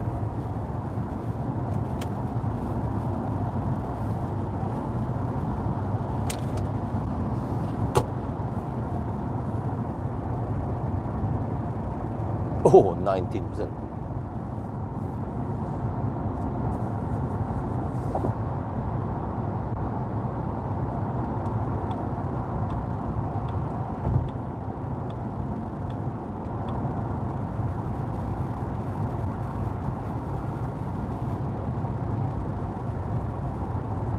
I forgot to plug in and charge the live stream phone while it's charging now.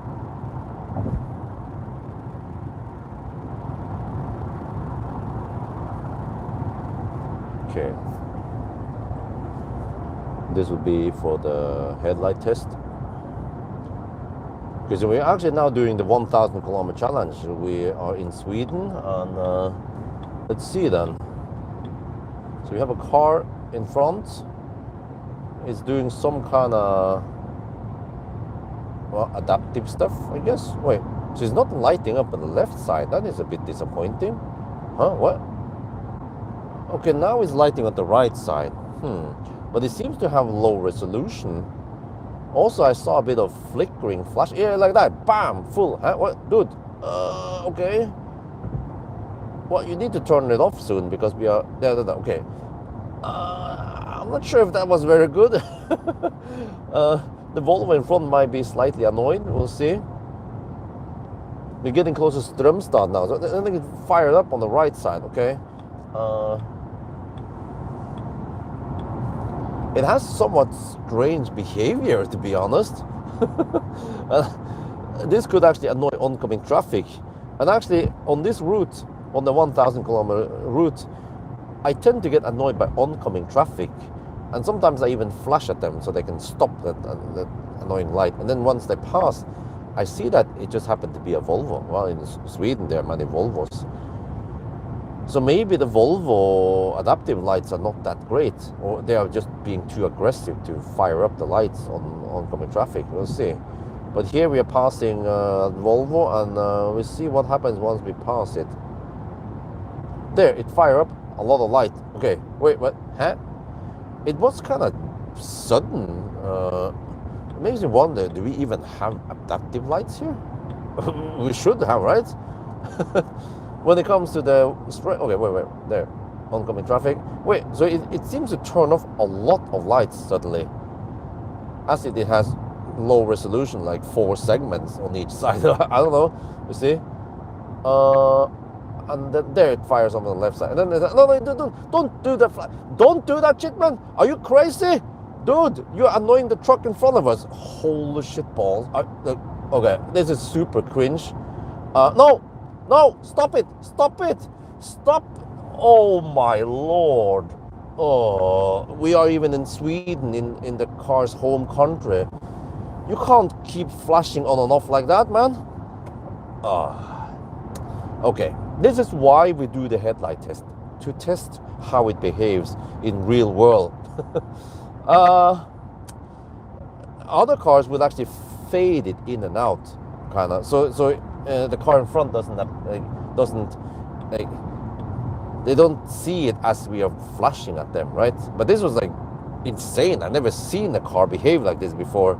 So this is actually niche good. This is niche good at all. Yeah. Let me see. What happens now when we go past the truck? It fires up the high beam, okay, and then stays on, all right, because it hasn't detected anything yet. Okay, but whatever. What the heck was I going to say again before that crazy stuff happened? Okay, I don't remember. But, well, at least it shines fairly nice and wide on the motorway here. As long as you're not going on those crazy, twisty roads. But, yeah. I'm not sure what I should say about these lights. We should experience it a bit more. We see again maybe around Falkenberg, when the road is really nice and straight and long.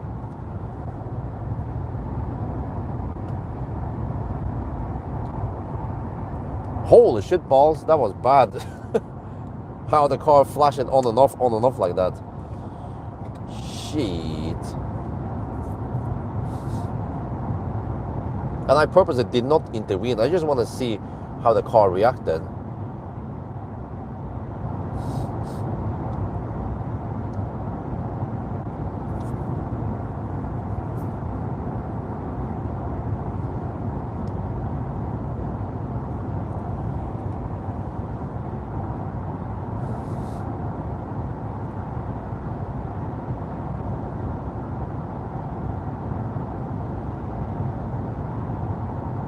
Oh, now it says 0% at wild bike. We're down to 58%. I guess I can do a checkpoint. But okay, I was going to tell you guys how this car counts the trip meter. It goes like this.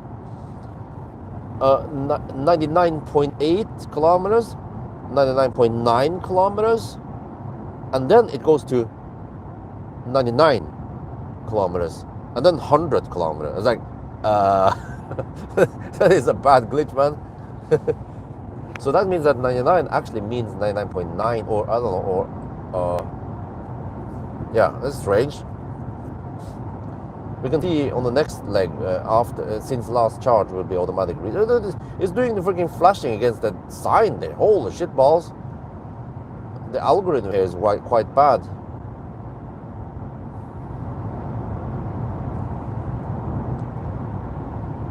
also feels a bit cold. I have it on 24 degrees. I had it on 23 degrees Celsius and medium fan speed and not eco mode, and it's still kind of cold in here. So 24 may be better.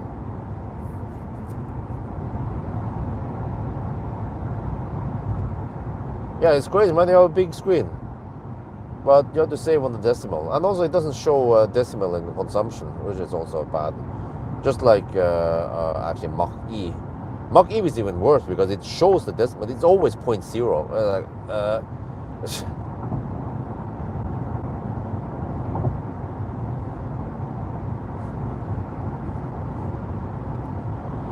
6 degrees Celsius, okay. It's not going to be that cold tonight, fortunately. Around, I don't know, 6 to 8 degrees.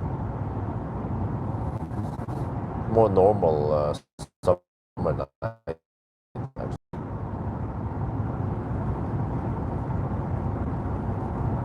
Oh, you didn't detect the truck yet. There, kind of late.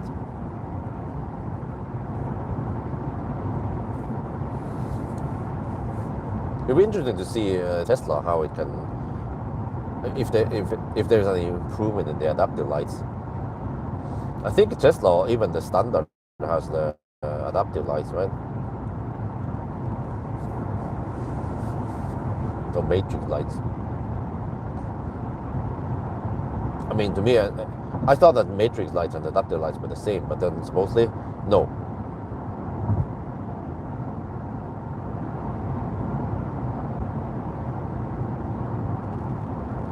Wait, oh.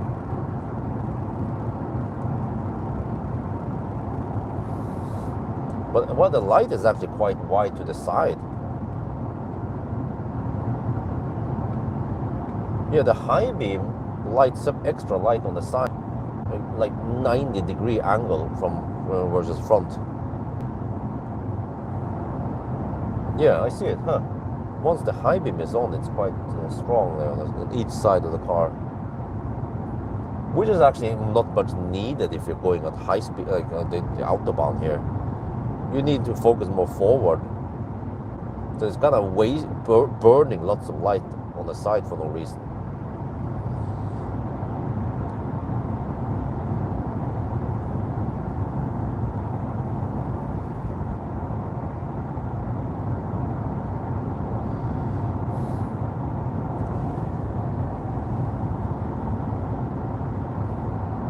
Model 3 standard has them, okay, but not Model Y. What?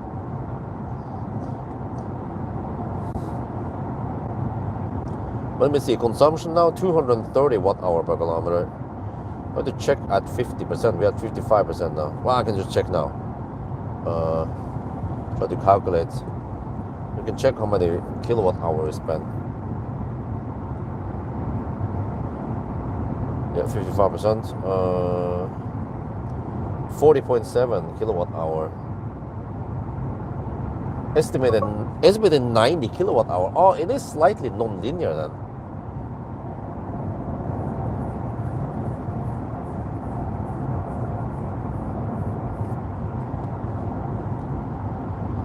But also not the best headlights I've seen, not the brightest and widest and tallest I've seen out there.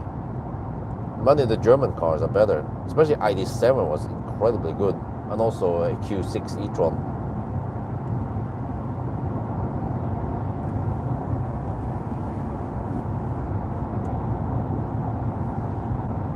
Well, it's good that I test the Model 3 standard then.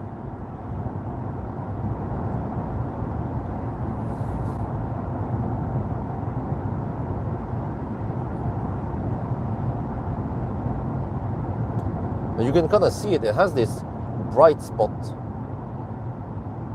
on the head, on the high. You see here. We should do this. Wait, was it? How is it? There. That's low beam, right? And then the high beam has this hot spot, or whatever I should call it.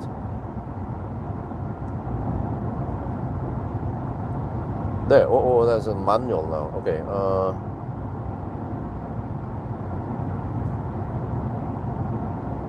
Boom.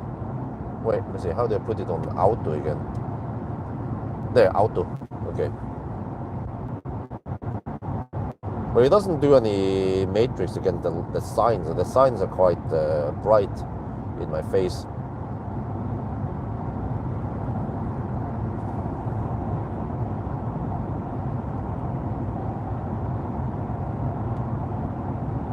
No, no, no, shit.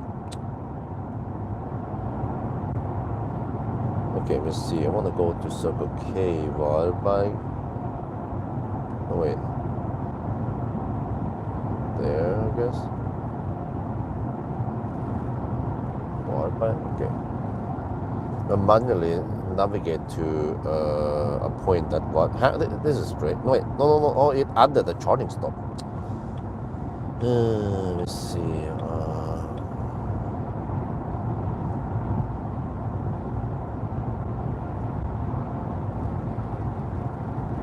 Yeah, it wanted to. Okay, let's see. How do I edit stops?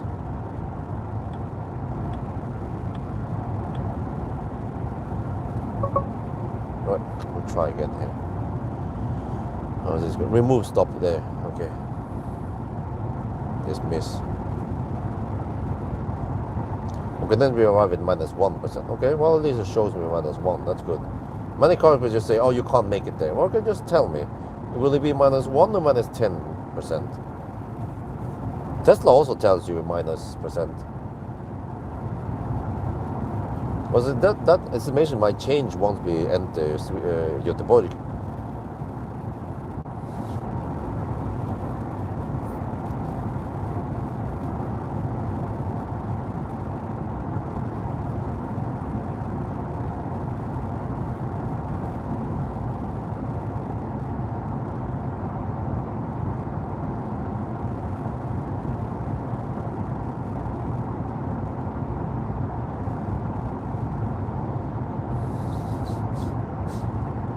Wow, it does some really weird flickering. You know, I've seen something similar behavior in the Neo EL6 headlights. It had look at that shit. EL6 has also adaptive headlights, and it was doing that flickering all the time. I remember. So by the end of the day, it's still a Chinese car, right, with Chinese software.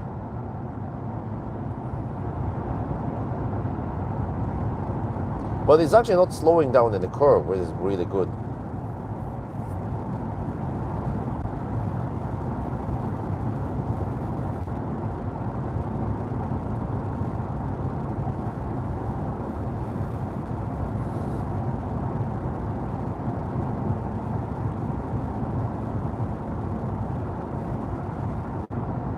Yeah, I bet that oncoming car is a Volvo. It turned out really late.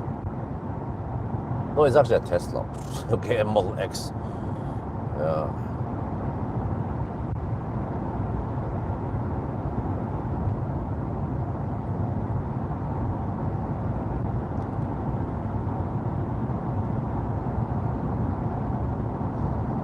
Right.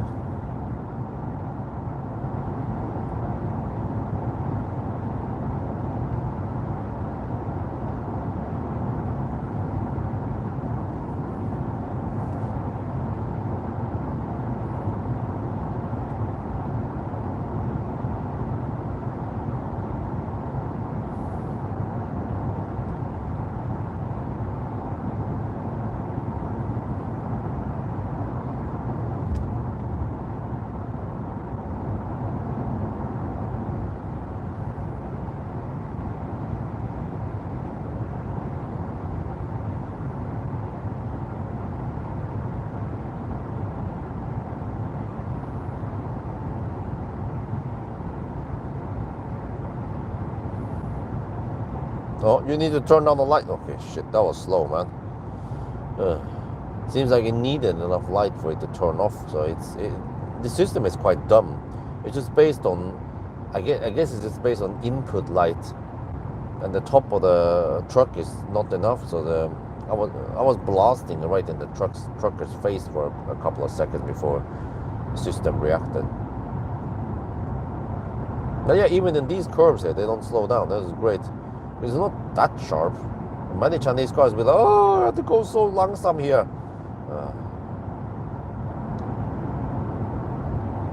Oh, it even blocks on the side road there. That's good.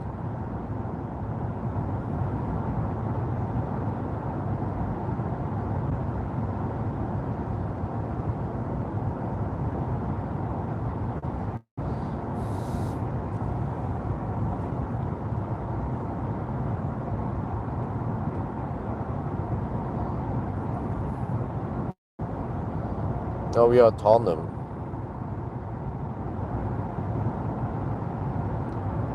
Unfortunately, there's no status stuff going on now. I can tell you manually that we are at 192 kilometers. And I think I measured around 1.2% under-reporting. 230 watt-hour per kilometer.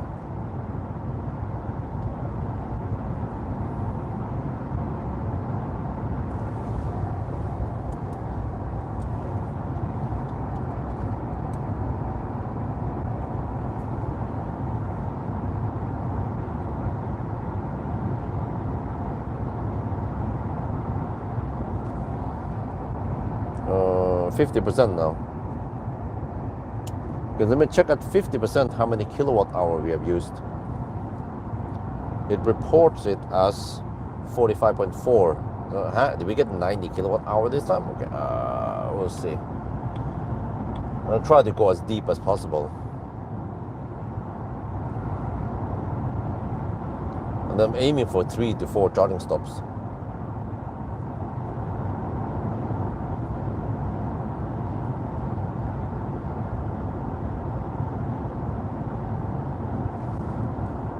And to around 55% only.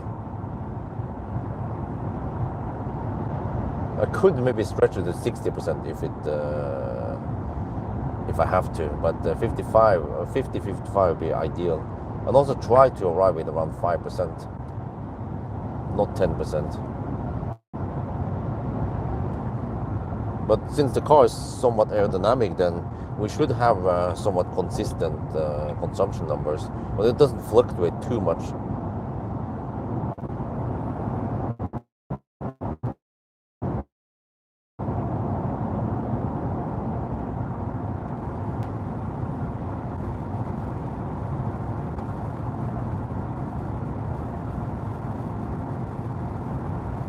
Well, this is kind of silly. Wait, how do I... When I pull it against me, I can't activate the lights on demand. Where do I have to pull it away from me? Oh, away from me is manual. Oh, okay, I see now. Wait, let me see. Put it on auto. Wait. Oh, okay. I toggle like that away from me. Okay. Right. Just have to reload how Volvos work, or Polestar actually. Volvo Polestar.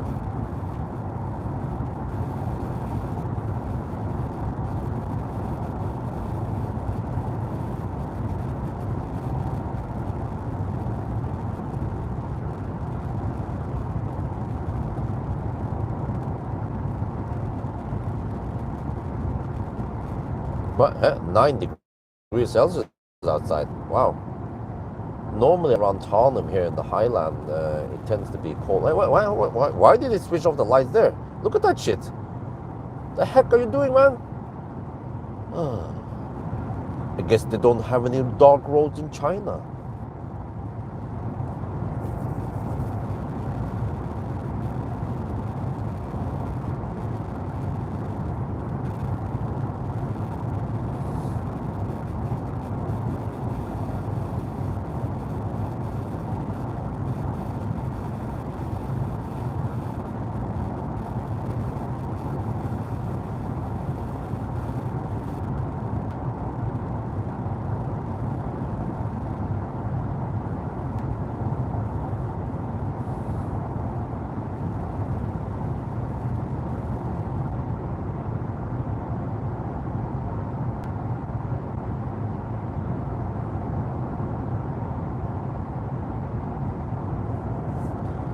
And this car, in the true spirit of Chinese cars, has a LiDAR hump in the top there, which kind of ruins some of the aesthetics. Because the car has a nice, sleek shape, but then there's like this hump at the top there. Like, why are Chinese so obsessed with LiDARs, man? The German cars, they don't have LiDAR, they just use regular radar. Still works great. And also, when I test Chinese cars, I don't feel like, oh, it's wonderful. because of the LiDAR. No, it's like, they work more or less the same as the other cars, maybe even worse.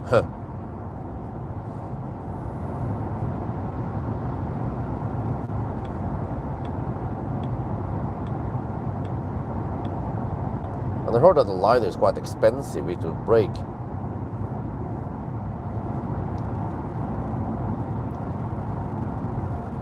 What dimensions? I don't know. Hey Google, Volvo ES90 dimensions. I think it's 5 meters long, but then I don't remember the other dimensions.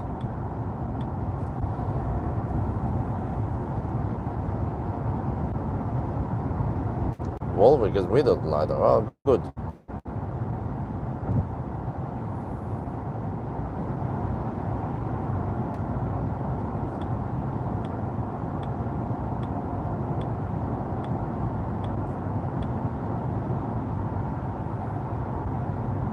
Oh, LiDAR is cheap now. Okay.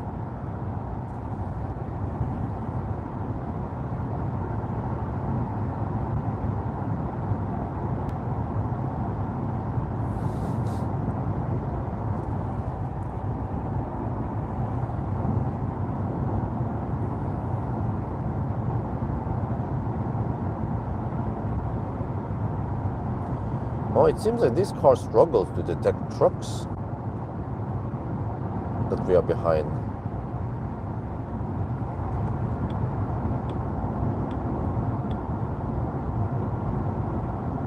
Good thing I caught that at Strömstad earlier.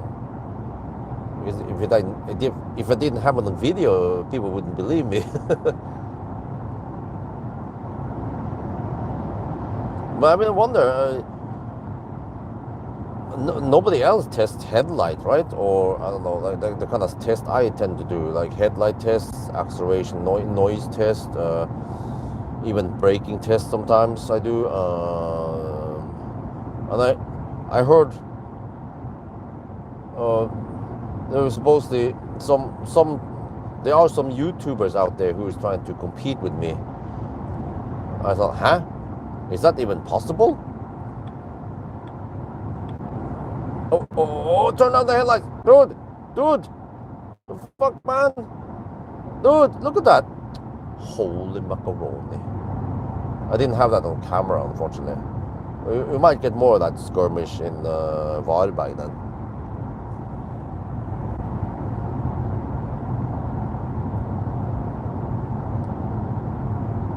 I'm blinded now. That truck had some powerful headlights right in my face.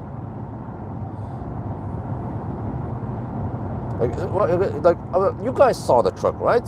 Why the heck didn't this car see the truck? Or maybe it saw the truck, but it was like, okay, according to my algorithm, we will not turn down the headlights yet. I'm like, wow.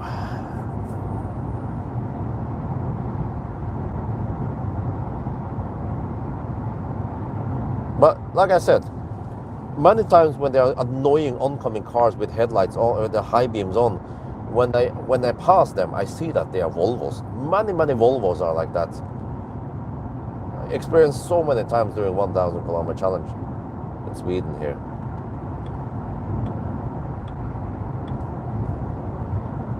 Oh, that guy exited. Okay.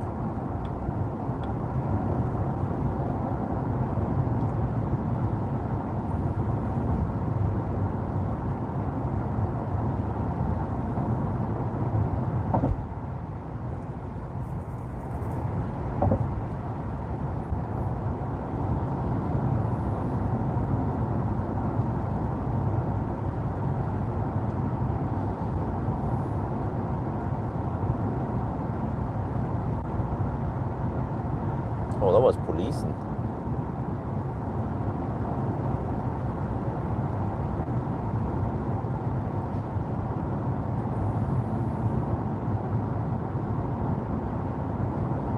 No, it turned down really late on that oncoming car. Well, the camera should be mounted fairly high. I don't know. Is it because I keep getting broken press cars? Every time something is not working optimally, people say that, no, it's kaput.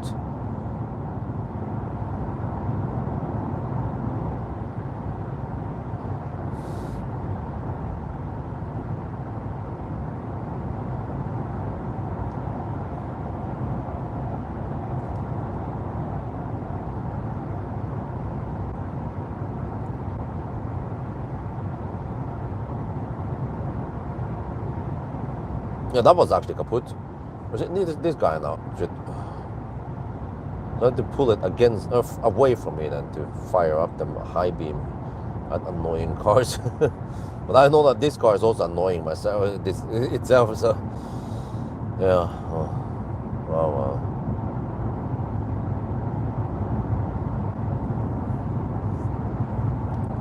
Okay, so the car says minus 1% now at Wildbag.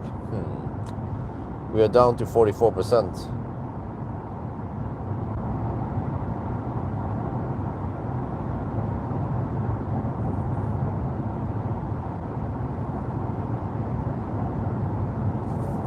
Okay, but on the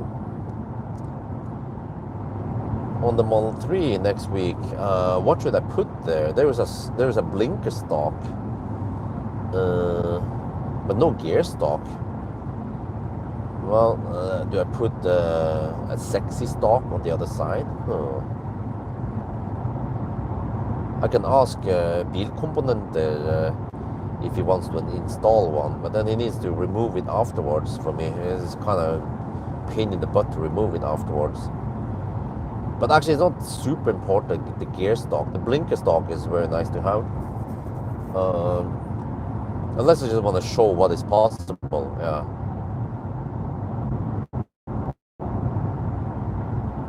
And then maybe I want some buttons or, well, I know knob is actually very popular, so maybe I should just keep the knob there.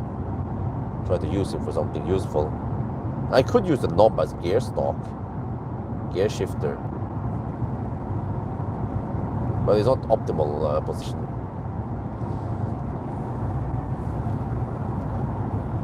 And then, well, maybe I can just install the dash. Or get help, let Sondre from Bilkomponent install it for me. I still have that dash that was sent to me a long time ago. Could use that one to see some information. That would be great.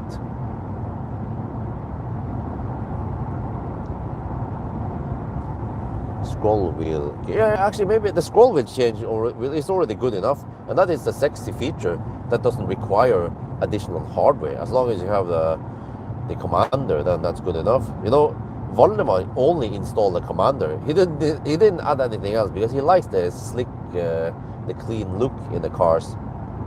But he gets the benefit from the commander. So I was like, yeah, great, great example of use of a commander.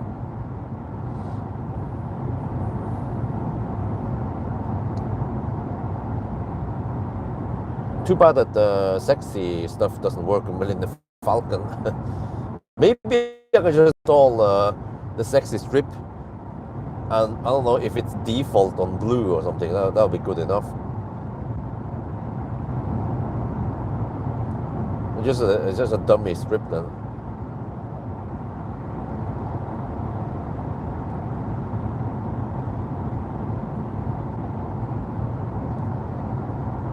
The dash. Oh, yeah, I heard. Okay, they fixed. Is it more stable now? It was quite buggy or unstable, loose connection or shit like that. So probably have to update and do a lot of work there. Should do that beforehand before I get the car, so I can maximize the time with it. Because I will have a quite busy week next week. There's also a birthday going on next week.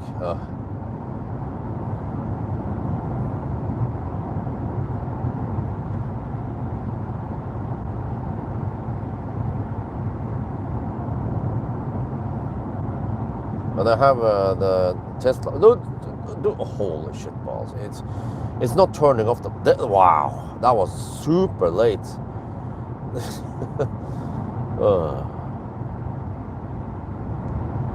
It seems to be very random. Sometimes it turns down the light instantly, and sometimes it's just really late. Like now, instant.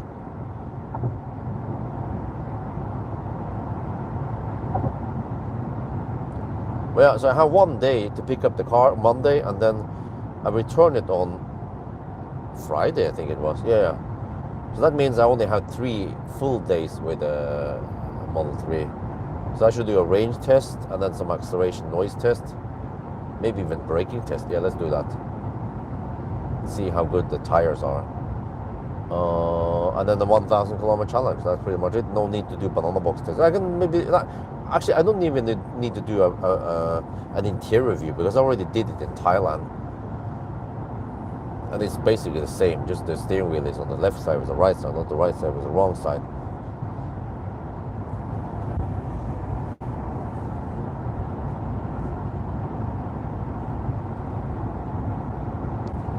Consumption is now 240. We are down to 40%.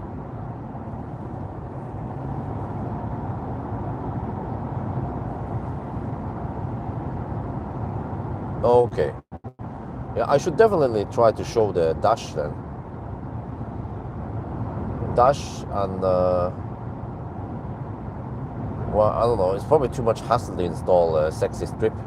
That could be interesting because you know the well, I guess it depends on Bilkomponente Sondre how much he is willing to lend me to install it. He has to also uninstall it afterwards.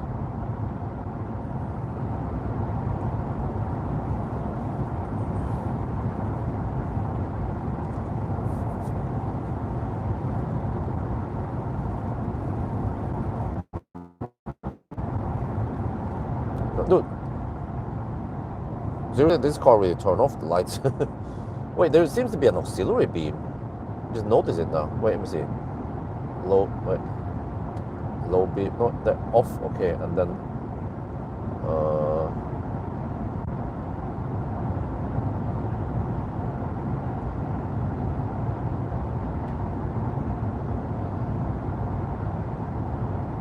just when you want to test, then there's a bunch of cars coming. There. Okay, that's full on. No, okay.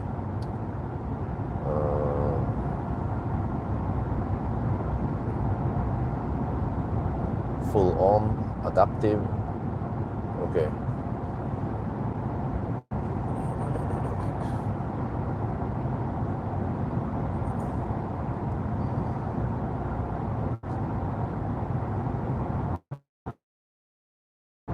-2% at Vibe right now, okay? Well, we just have to see. Things could change once we pass through Göteborg, and then suddenly the car is like, oh, okay, maybe it's not calculating that well. I can maybe do some ninja calc now. Let me see. Based on what we know so far.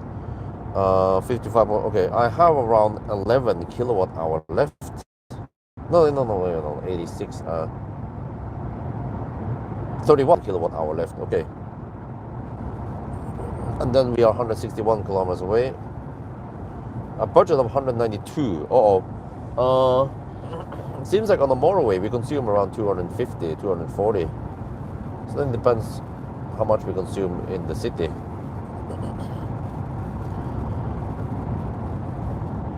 But it still sounds a bit low. It sounds like I might not be able to make it. But then, however, 160 kilometers left, and at least half of that stretch is city, Göteborg stretch.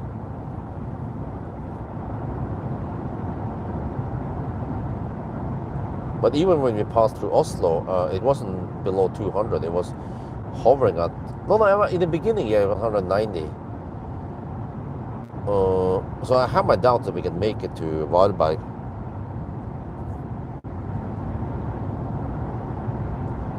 So then hopefully Kungsbacka with low enough juice would be great. Like 5% at Kungsbacka maybe. That'd be great.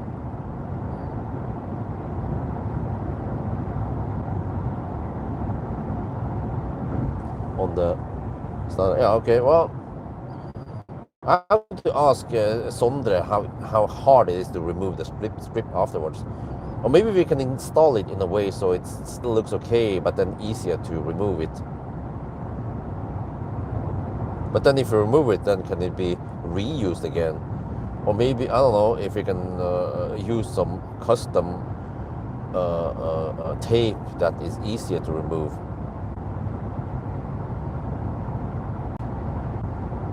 Dude, I'm gonna get flashed. Oh, that was also really late turn off.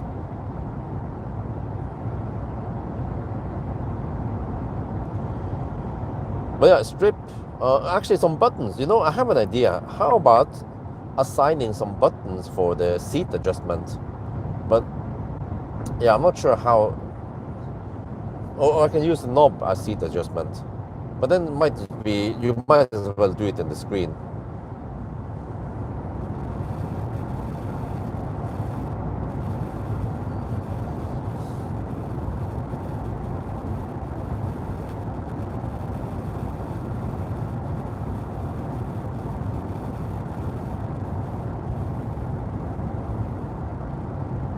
I should also allocate time for doing a driving impression and summary with a high, I mean the standard, 1.3 standard.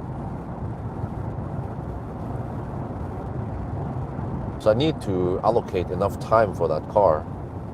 Yeah, any pre-work I can do would be great, so I can save time, or so I can spend as much time as possible with a Model 3 standard.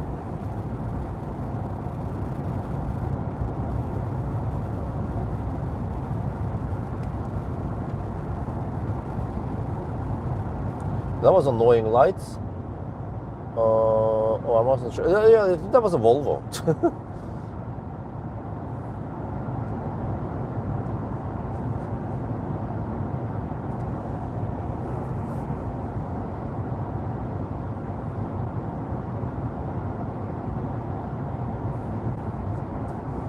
-3% at Y by now, okay.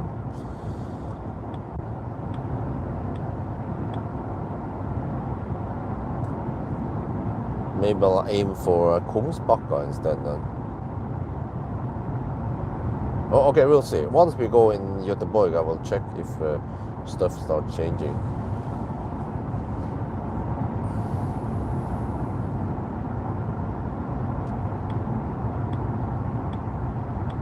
Here's Håkstorp.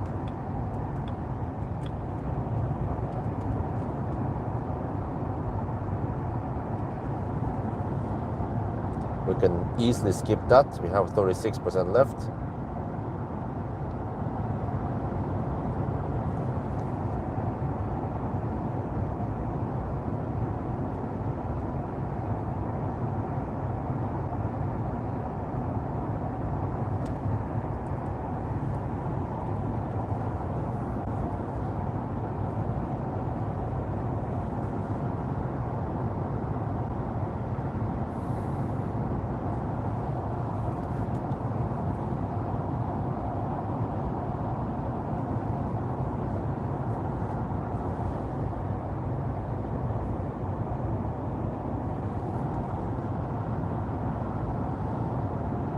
Oh, favorite car from Geely Group is possibly the Seeker 7X.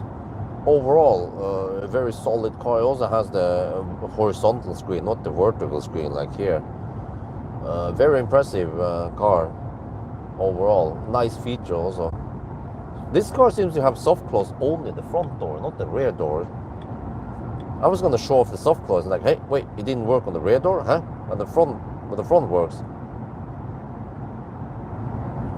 And also, it doesn't seem like I have any control over the air suspension. It just, I have it on comfort now, and then you can set it on firm, but you can't change the height on it for no reason if you want to go. But it adjusts a bit up and down when you park the car. So it's doing some kind of comfort access, I think.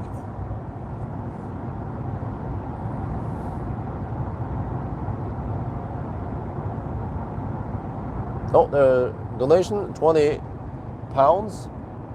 going off now. Okay, too tired. All right. Well, thank you very much. Sorry, I had to pay attention to the road. It's easy in the daytime. At night, I don't have too far vision.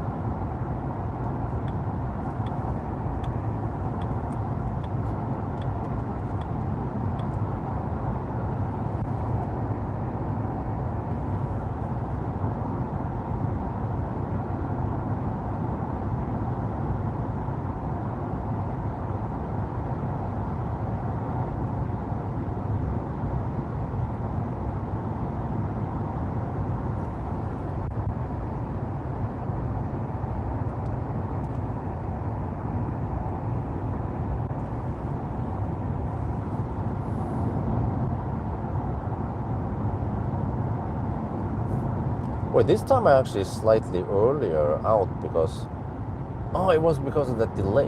I remember last weekend I reached Hogstorp right around midnight. Yeah, we had that unfall that delayed us by around 15 minutes. Yeah.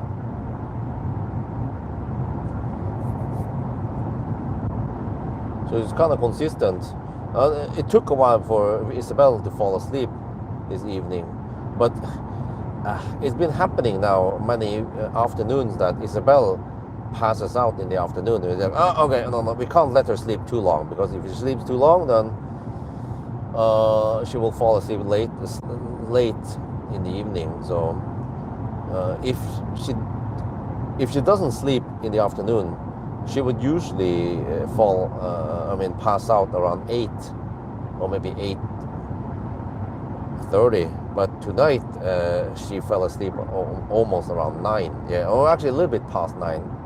That's why I started kind of late. But I already prepared most of it. I mounted the camera stuff, prepared all the stuff beforehand, and also prepare some food and drinks beforehand, so that once I get down, I only need to quickly grab everything from the fridge, put it in a cooler box, in a cooler bag, and then get going.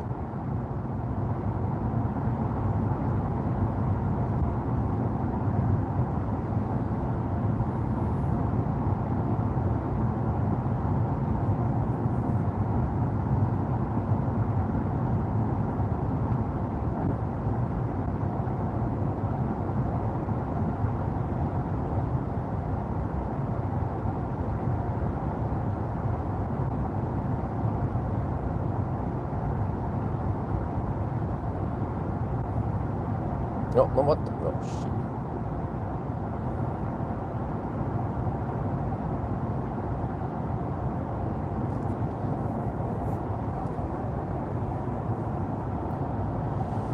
Do you have any plans? EX60? Nope, not yet. None booked yet. And I have booked until mid-August now.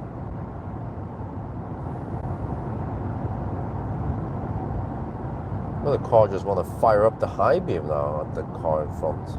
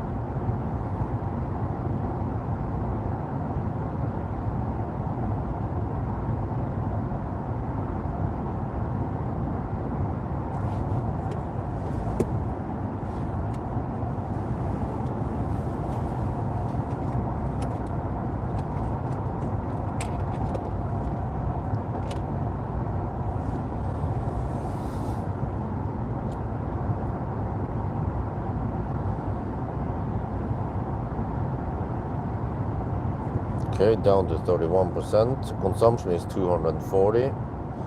Well, this is not an SUV, so we don't have that crazy high consumption. So, yeah, we have headwind, but the fat tires, of course, they eat some. Oh, he's gonna fire up. Oh, no, don't do that. Shit.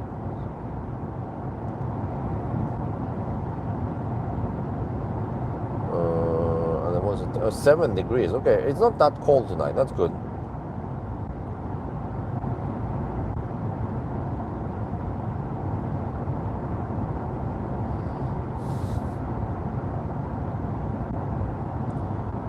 It should be a nice and smooth ride without any delays tonight.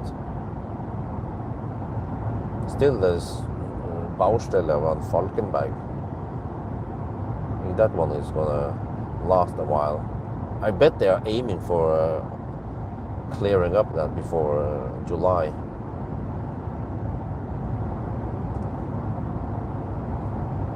So now we consume 62.6 kilowatt hour. Okay, so now that I navigate, no, it says -3%, yeah, still at Varberg. Maybe I should try Kungsbacka.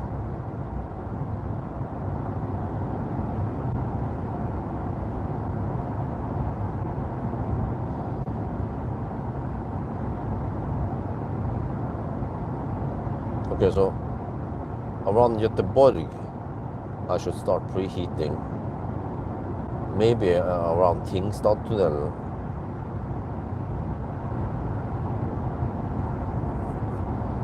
That should be around half an hour away from any charging stops.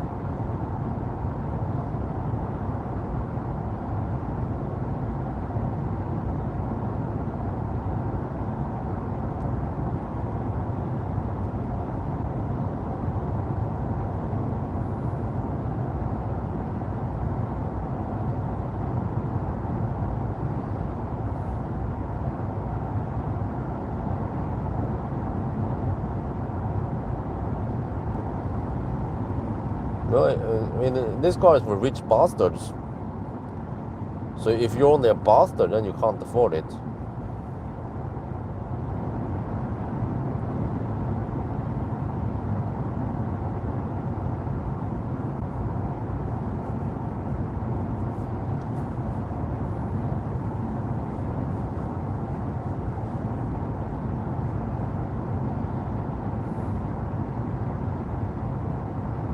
Over here, Ljungskile, no wind.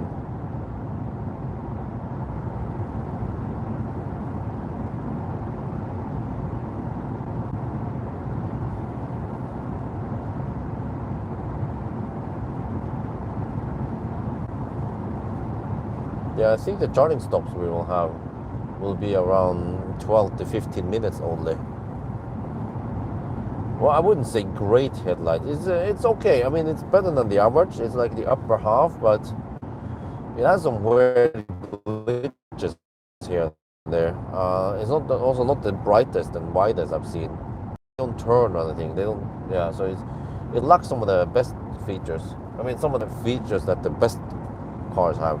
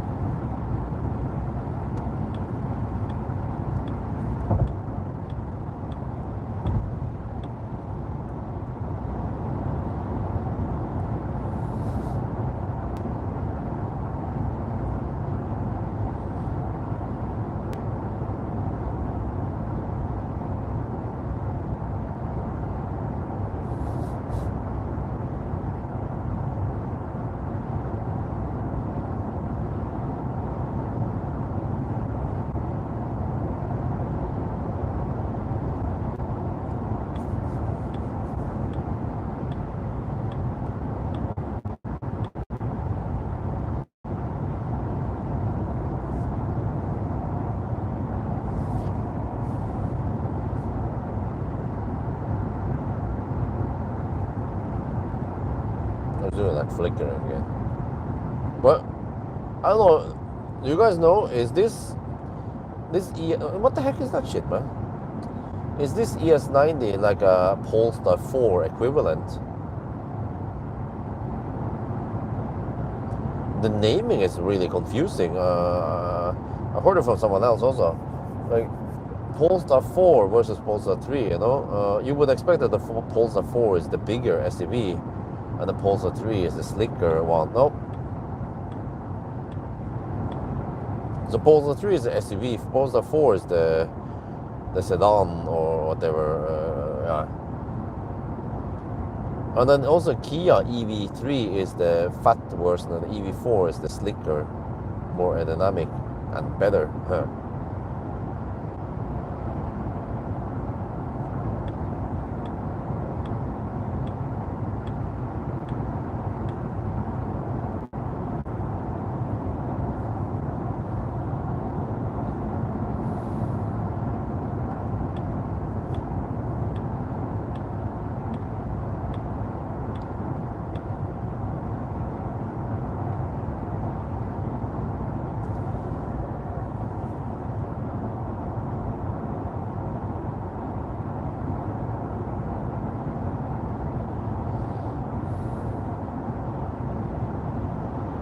Now we have the EV transport again to Ukraine. It was a Leaf and some other all EVs there. I wonder if that's actually big business. Like, I've seen those Souls. I haven't looked in the second-hand market, but there's probably plenty of good deals out there if you can repair them for cheap. There was a Soul for sale for only 20k NOK plus the registration fee, and it had a broken backup camera, but no battery replacement. So it's Russian roulette. If you buy that Soul with 150k on the odometer, the battery could go bad anytime. So it's quite risky business.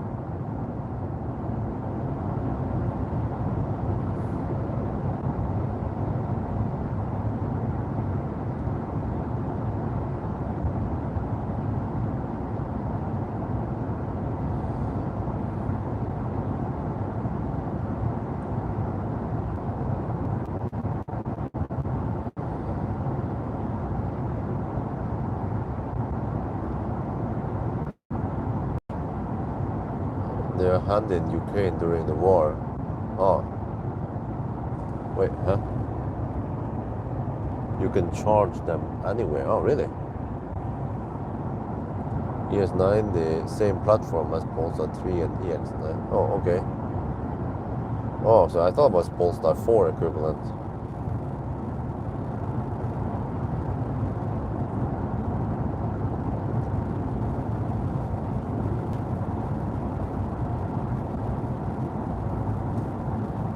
Oh, Seeker, okay. Now there's so many different brands and platforms and stuff out there nowadays. Wait, can you stop that shit? Okay, here's my lights. Are you happy now? That was another damn Volvo. Yeah, I saw it now when we passed. Well, we are Volvos then. We shook hands, yeah. The annoying Volvo lights meet each other. We are both annoyed. Yeah, I see it now. There is actually an auxiliary beam. Once it fires up, it puts that auxiliary beam. It goes so fast that normally I miss it. Other systems are a bit slower to fire up the auxiliary beam. It's doing the flickering again. Gee.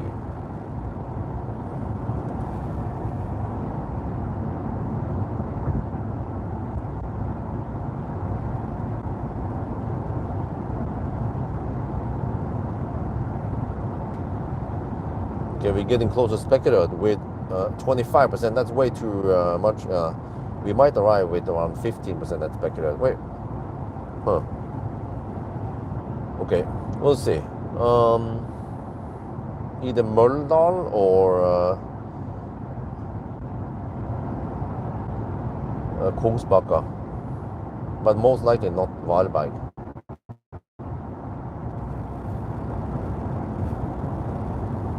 I brought food with me, 3 slices of bread. Should be enough to keep me running for a while until we can reach some food stops. Like Circle K, mainly Circle K's. Yeah, I see it now. I see it clearly now. The auxiliary beam came on.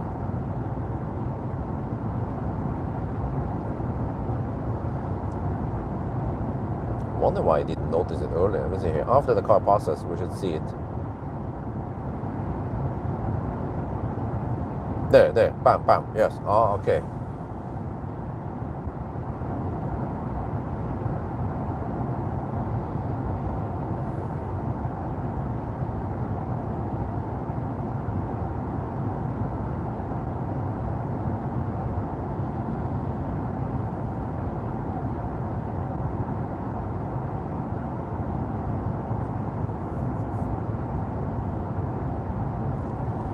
I can highlight that right now before I forget it. See if we can catch it on the car.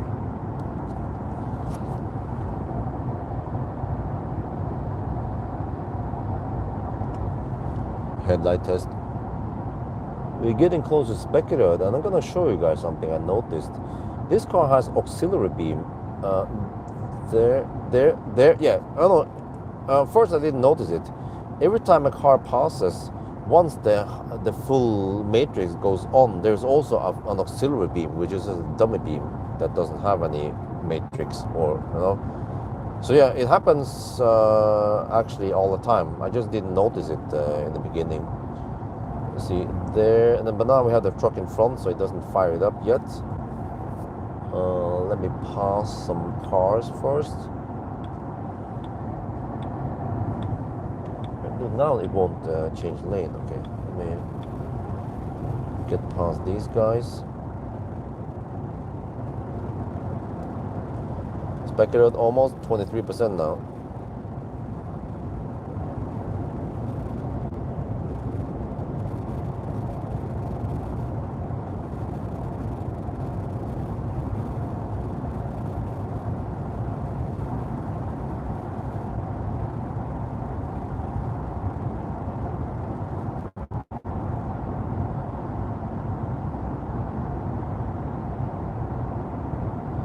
Suddenly lots of traffic here.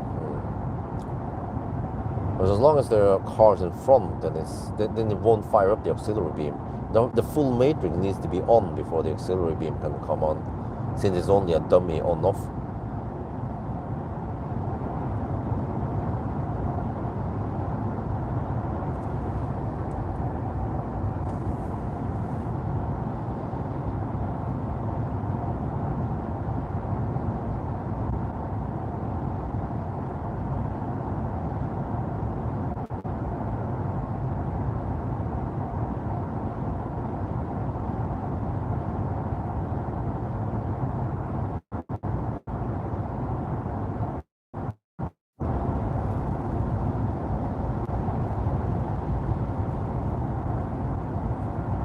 No, dude, just fire up full light here. Dude, there's a car in front here. Shit.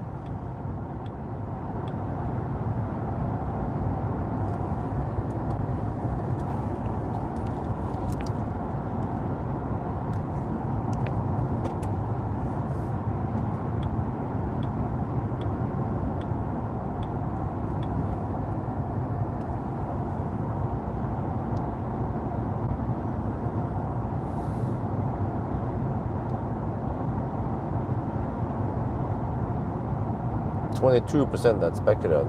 That's actually very impressive for only a 92 kilowatt hour battery. I was kind of surprised to see that this doesn't have a humongous battery. Big expensive cars, they tend to have big batteries.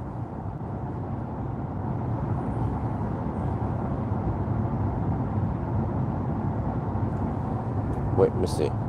You might be able to catch it here. That car in front is maybe too far away, and it'll fire up the full beam, auxiliary beam at it.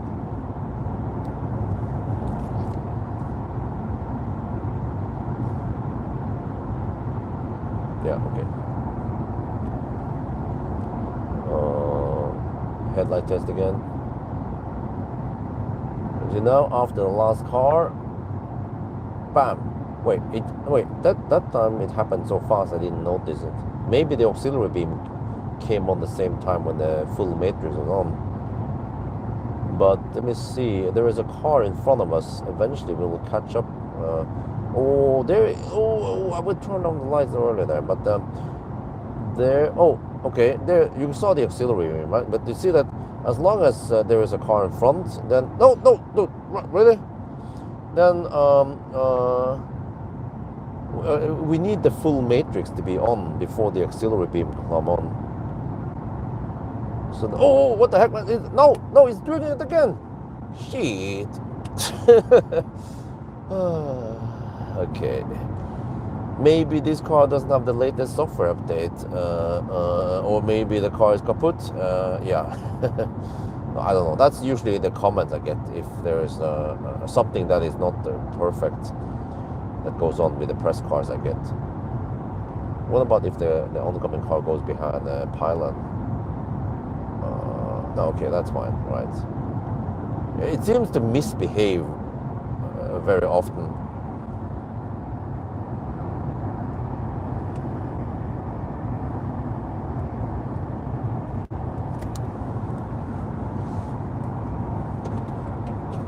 Okay, but we passed Speculum with 20. Well, now we have 20%. We check status, 240 watt-hour per kilometer, 71.2 kilowatt-hour left. That means possibly only around 15 kilowatt-hour left to drive 100 kilometers. Wait, what?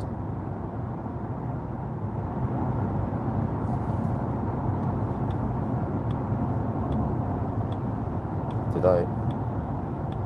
70, yeah, we have 15 kilowatt-hour left roughly, according to my estimation. That means we have to average 150 watt-hour per kilometer to Varberg. Okay, that ain't gonna happen, but it means that a better route planner cannot be trusted.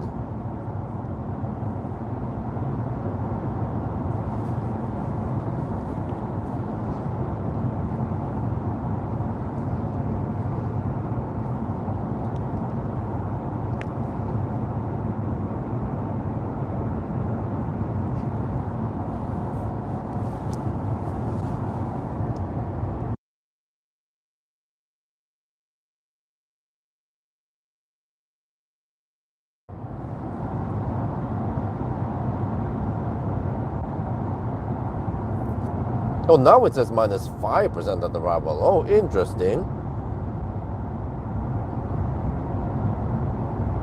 Well, it sounds to me like I need to preheat soon then. Okay, let's do it. Do it now.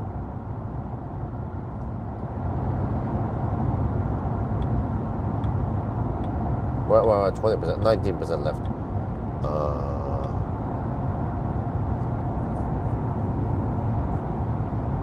Wait, or maybe it's too early.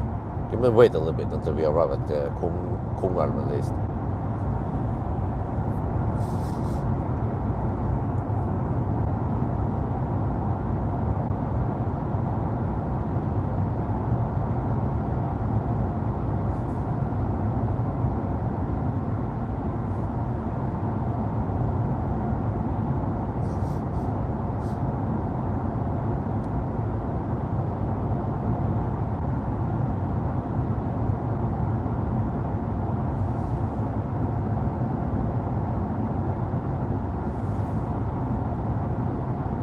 Wow, that's really slow turn off there. Okay, we're gonna ditch that. Let me see.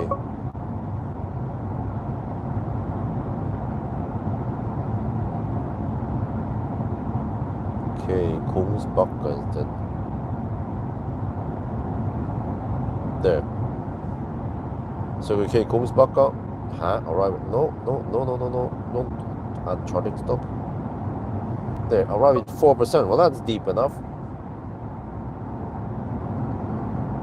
Then we are 56 kilometers away. Wow, there's actually a quite long gap.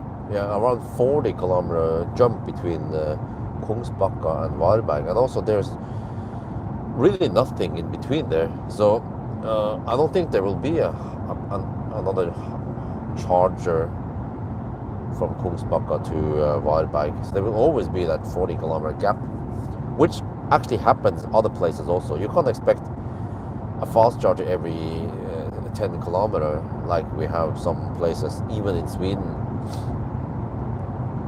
That's the real world challenge. Low range now. Okay, 50 kilometers of range left, right? Dude, it fires out the freaking high beam. No, shit. Okay, how do I turn off this shit? There, okay. I kind of want to have the matrix on for the safety, but then it is a bit cringe that it fires up on the car in front.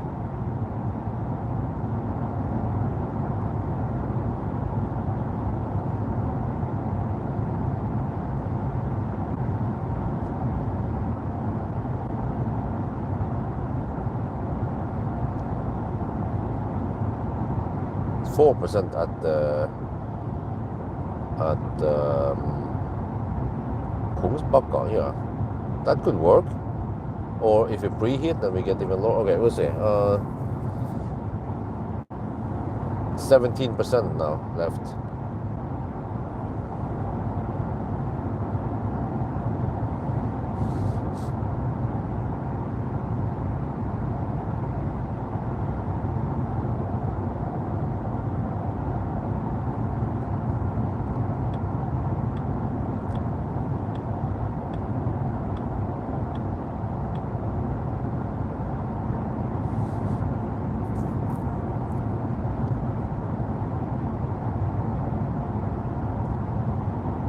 that an e-Niro? Looks like an e-Niro.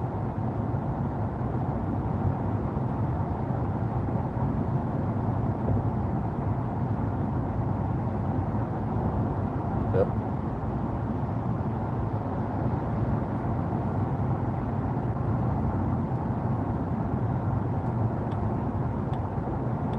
%16%. Okay, so it is a non-linear scale.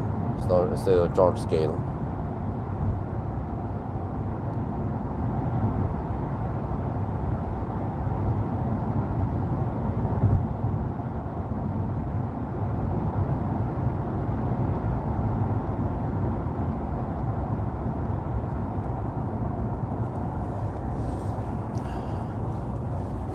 Okay, now we are supposedly half an hour away from Kungsbacka, so I think it's time to preheat the battery. Let me see, settings, charging, go down here, and then there is the manual preheating. I'm gonna do it manually now, and it will stop in half an hour.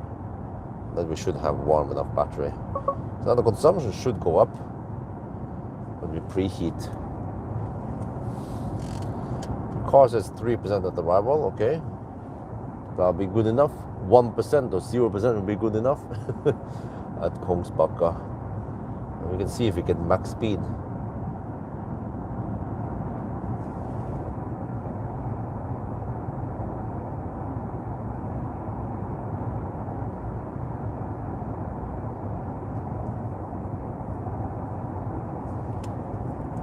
But now I probably have to take a little food as we go, because I might be busy shooting some video when we stop at the charging stop.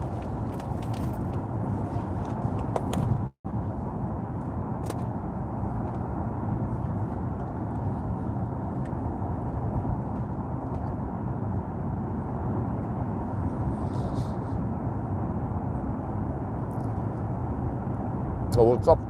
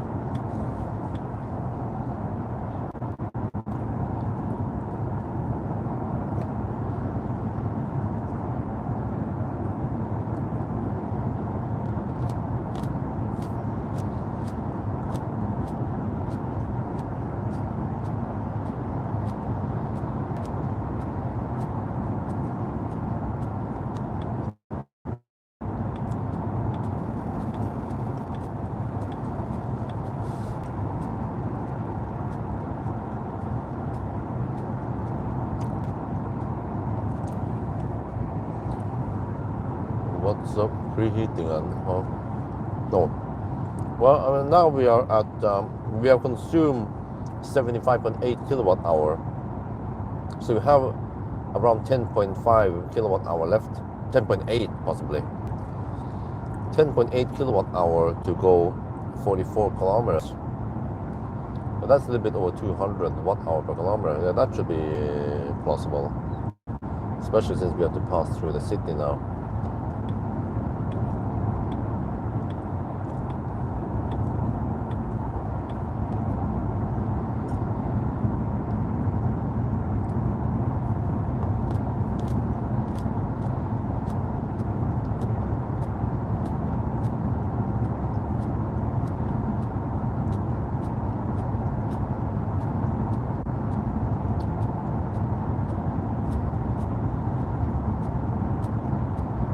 Nope, can't see nothing.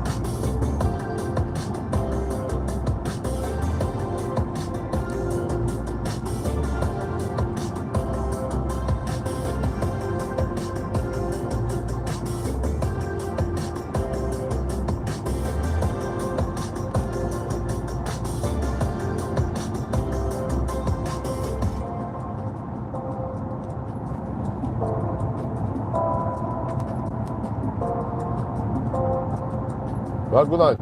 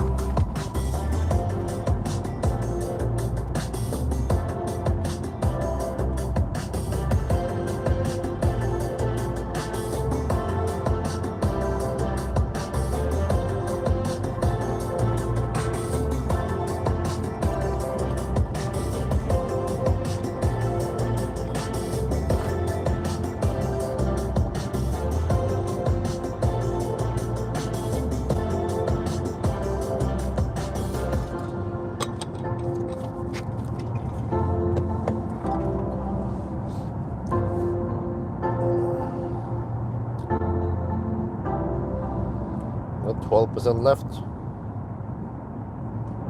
250 consumption so far. Damn.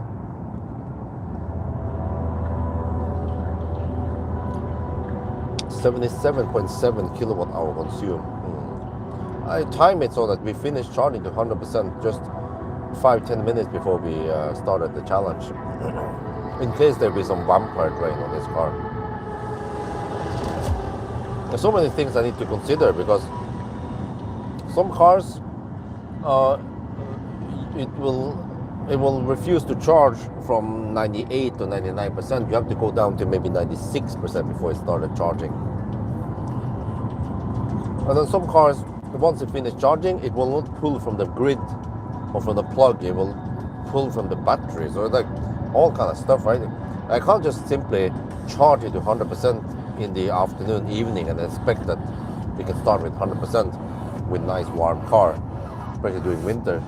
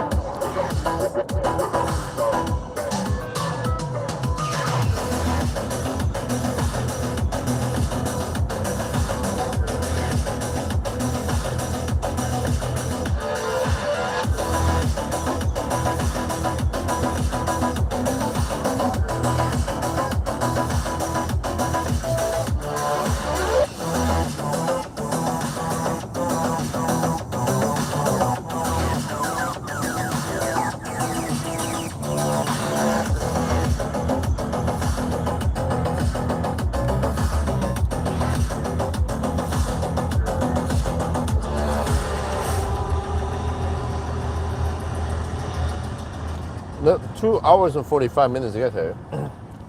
If your car has good enough range, You can go straight to Göteborg in, let's say, 3 hours, and then you'll be in Göteborg in 2 hours and 45 minutes. We're down to 10% now.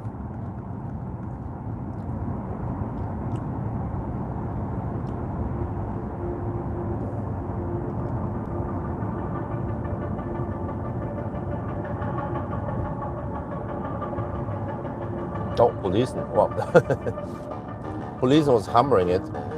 Damn.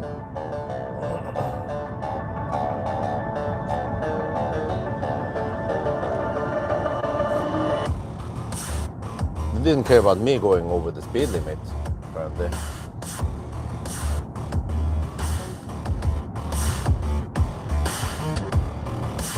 Also, this song here has some really nice details that the sound system is able to bring out.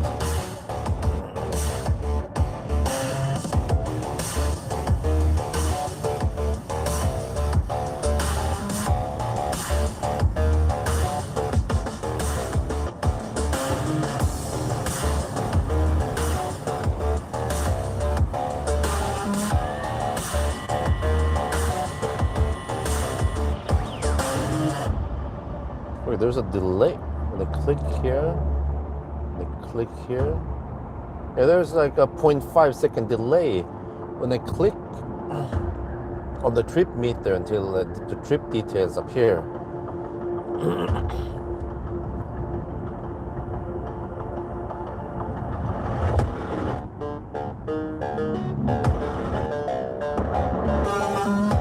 %2% at Kungsbacka. Okay, I think we're just gonna commit for it.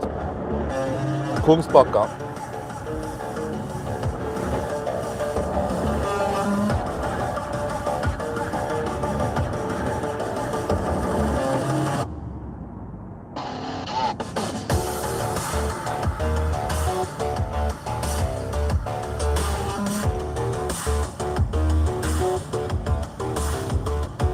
That's nice handling, despite it's a 2.5 ton beast.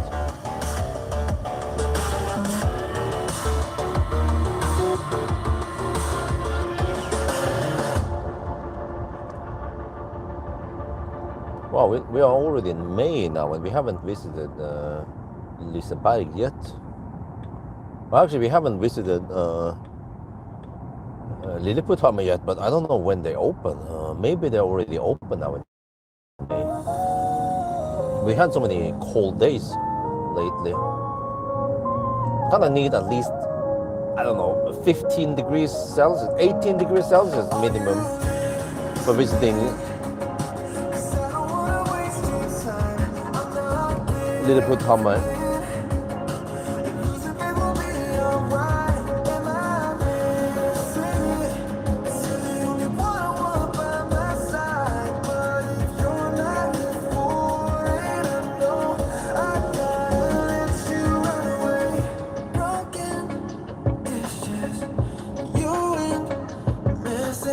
So it sounds really nice, sound system. Well balanced, not too overwhelming bass, like some Chinese cars tend to go. Nice and firm bass, linear, clear, pleasant to listen to. You know, nice crisp details in the high tones.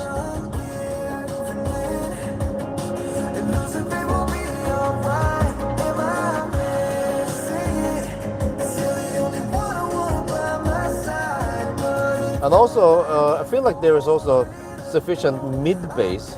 For example, the Audi system. What the heck was that again? Oh, I don't remember what the Audi used. Bang & Olufsen, yeah, in Audi. I feel like it's lacking the mid bass. It has some really deep bass, but just lacks mid bass.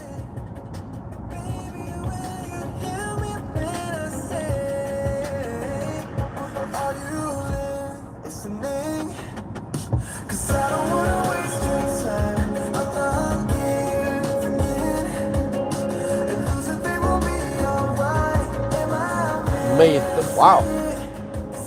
Dude, Lilleputthammer opened really late then. I think Liseberg is already open now. I'm not sure every day, but yeah, at least weekends.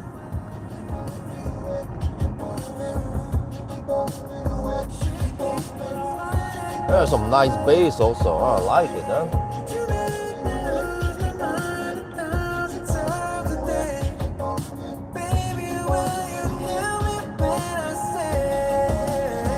Well, I feel like this could totally be a Mercedes EQS competitor, and it costs way less than the EQS.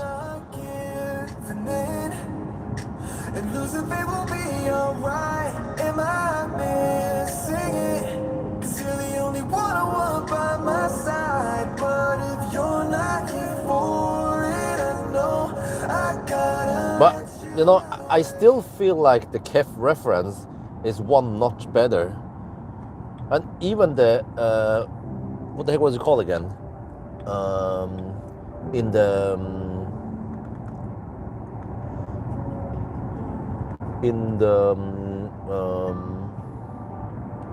Lexus, that was also incredible. But I mean, like, for me, when last time I heard the KEF reference, but that was in the EMEA, which lacks the subwoofer in the center console. So the Electra, that was the best I ever heard. It was incredible.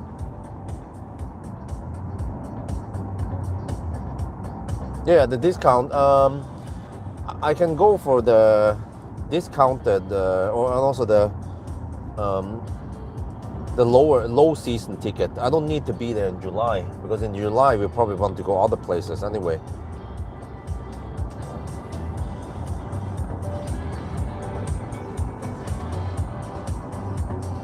Wait, EQS is cheap.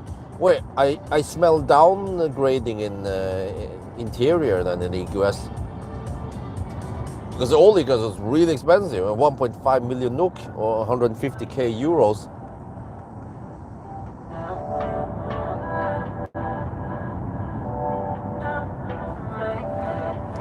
Yeah, but I mean, the car doesn't try to look too flashy, but it's super comfy in here. But another thing, it's kind of disappointing because the stocks they use here, they're the same stocks as used in the way cheaper EX30. They're plastic-ish on the stocks, whereas in the EQS you get some nice quality feel, luxury feel over the stocks. They're not the same as used in the EQA, EQB, we'll put it that way. But then you have the haptic shite in the EQS. The haptic Scheiße.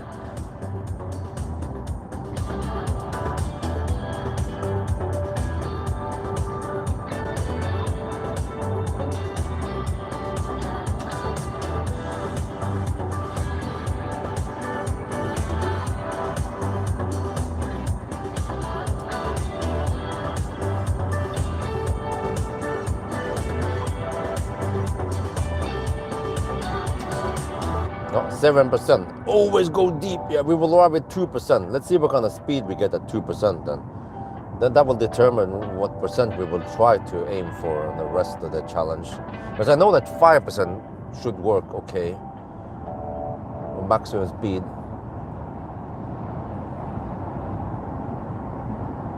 At least when I tested several days ago. Okay, the rest of the stuff now, I don't know if that's possible to play here without triggering some copyright claims.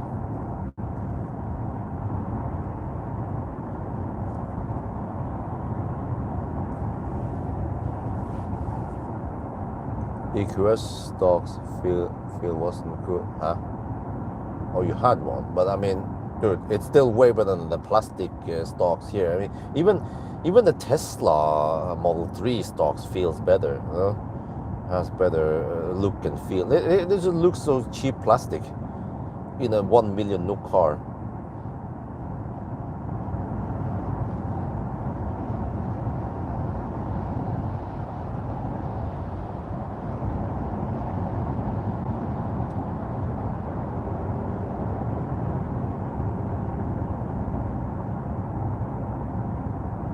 But that guy want a hammer? Well, you can pass now. Go. There's a good dude that's been camping behind me for a while. Let me see, he wants to go schnell.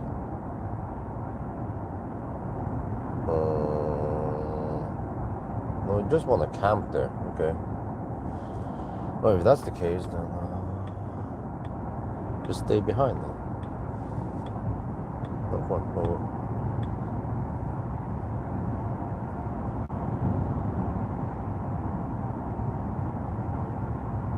I wonder if that was the Norwegian Nissan hammered earlier.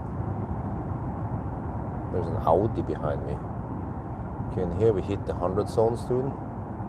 And then the Audi here already accelerated. I'll wait a little bit, but then, okay, I'm going to start doing it now.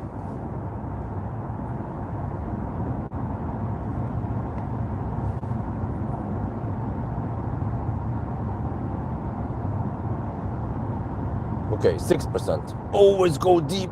15 kilometers left. I have 22 kilometers on GOM here. GOM here actually shows all the way to 0 kilometer. That's good. It doesn't do that annoying Chinese or Asian shit. Like below 5%, it just shows dash, dash, dash. You know, like what is that shit?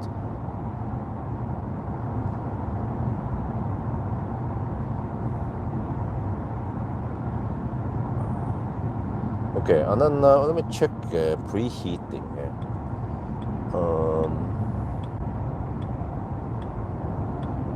Well, I mean, the menu is kind of slow. You click on something and it takes half a second before it pops up. Preheating cannot be done anymore. Yeah, I forgot. I don't know, maybe below 10% the preheating stops working. I should maybe have preheated earlier. Yeah, but I think once we preheat on the first time, then there's probably not needed to preheat for the remaining challenge. I bet the battery stays warm enough, since it's also not winter as out. It's 5 degrees now.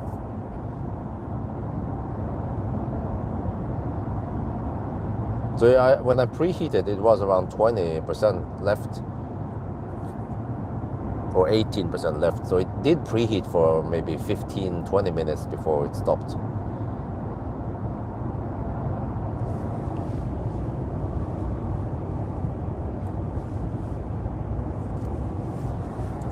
So then we'll see. I'll probably just charge it 55% and then go for it and then see where we end.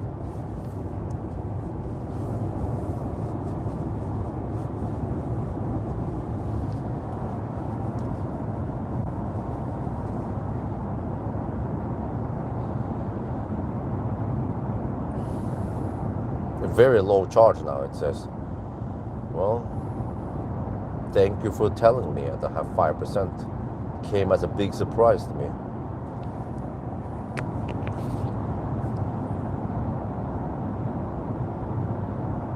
Vertical design. Well, it looks nice.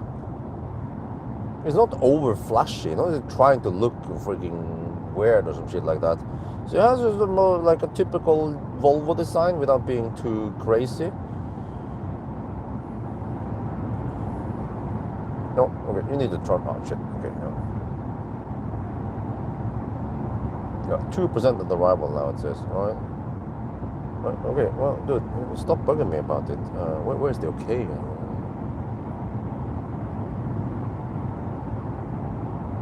Oh, interesting. You can turn off that light.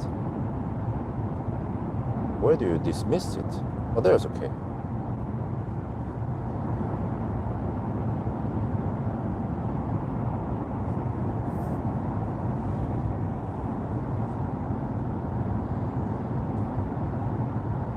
%. Always go deep.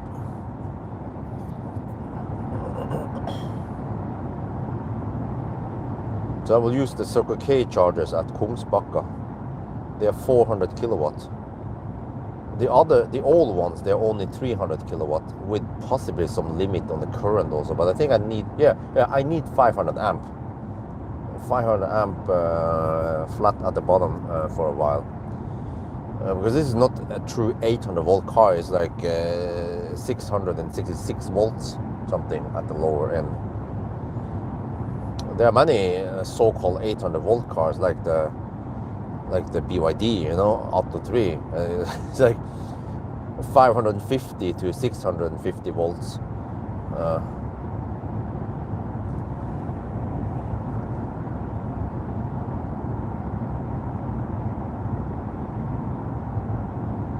More or less, yeah, more or less facelift or palladium. Oh no, shit, man! I'm gonna get flashed at soon. Or also the Highland is quite beautiful now. Really nice design. Well, there was some Viking language, right?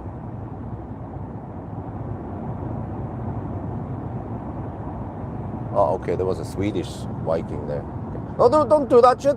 Freaking fire up the holy macaroni. It fire up the auxiliary beam on oncoming traffic. Okay, that is not acceptable, man. No, stop it. Shit, you have low juice. You should be saving electricity now. It's just Volvo headlights, Volvo adaptive headlights in a nutshell, what you see right now.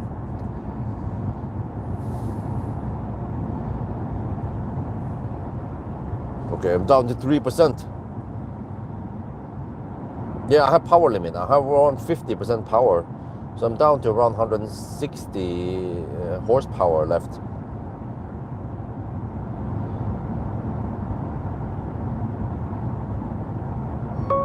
Oh, okay, I forgot. Now we have reduced power and then I cannot use cruise control. Yeah, it's like at 3% when turtle mode arrives, then no cruise control for you. Like, what?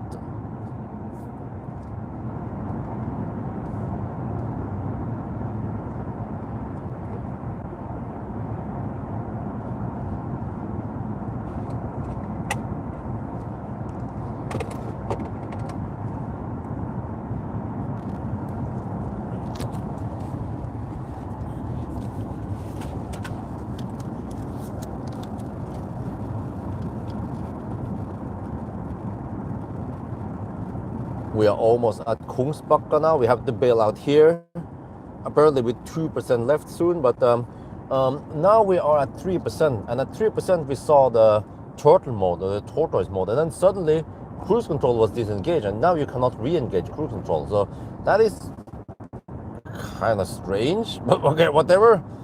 All right, let's go. We're gonna go there. Always go deep. Yeah. And down here you see it sending data to China.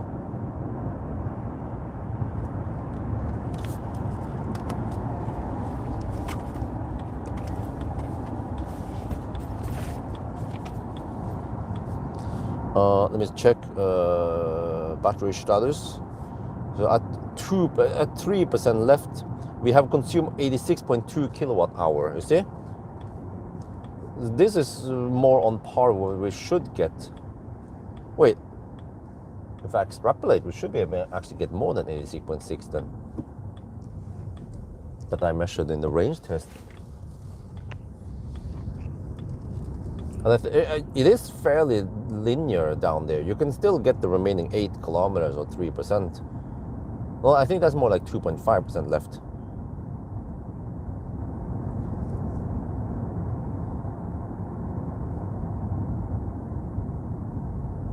Hey, what the heck? Hey, I never noticed that there's Max here. Wait, hey, dude, since when did Max arrive here? That's new. It seems to be open. I need to go check it out. But first we need to plug it in.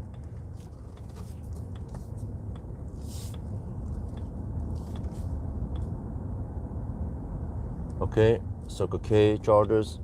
No, I'm pretty sure that the Max Burger is new. I would have noticed it before. That must have been, that's new, right? Do we have any Swedes here? Wait, is Circle K also open now? The heck is going on here?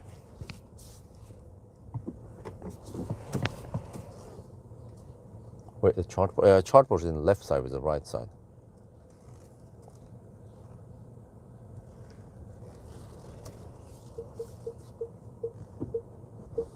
Okay, let me see. Status, low battery. Okay, climate up. Okay, that's fine. There. 352 kilometers. 86.2.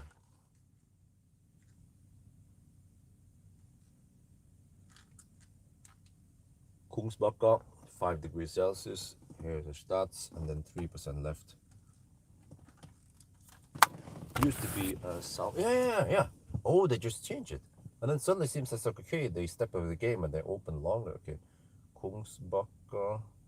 Wait. 352 kilometers. 86.2 kilowatt hour, and then around, I would say around 2.5% left. Wild guess. Okay, let me plug it in now.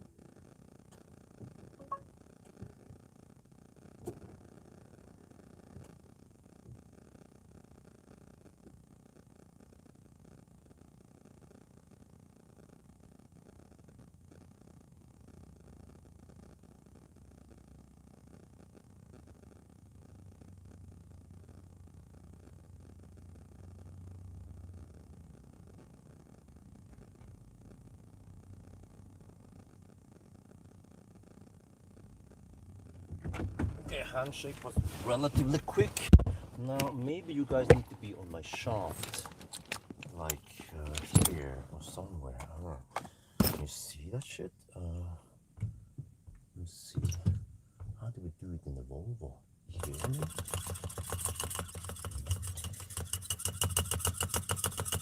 Okay, pump the shaft. Okay.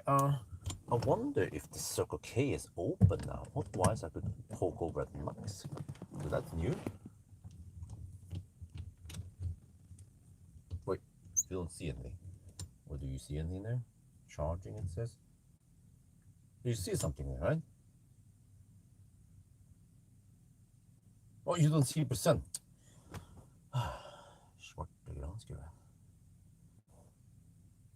Oh shit, it's taking the penalty. Okay, whatever, we're at 3%.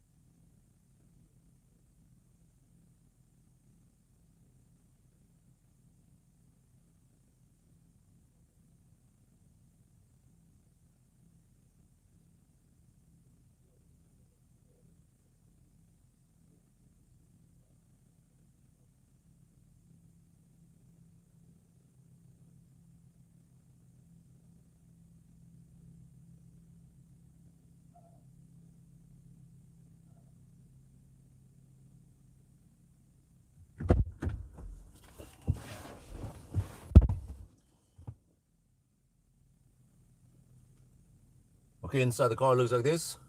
Well, at least we're getting 126. Okay, this is not optimal. It seems like we need to avoid going deep.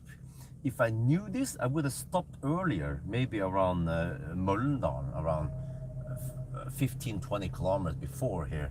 But this is strange because when I tested, after I did the range test several days ago, plugged in at 5%. I got full speed. But for some reason, we're not getting it now. So, okay. Well, okay. Now we know that from now on, we can't go too deep.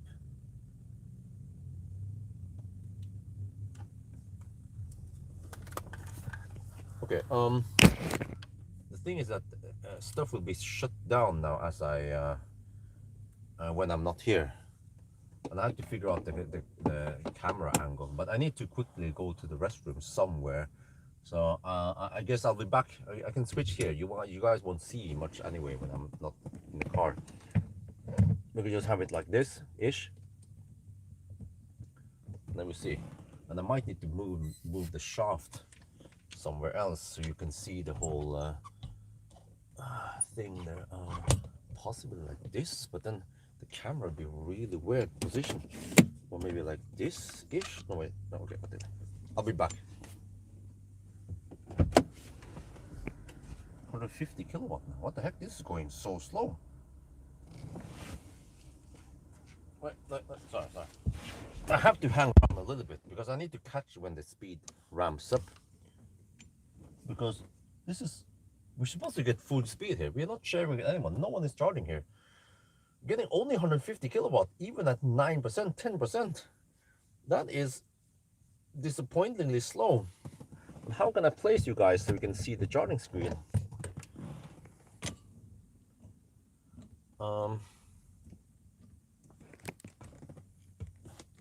Here would work, kind of.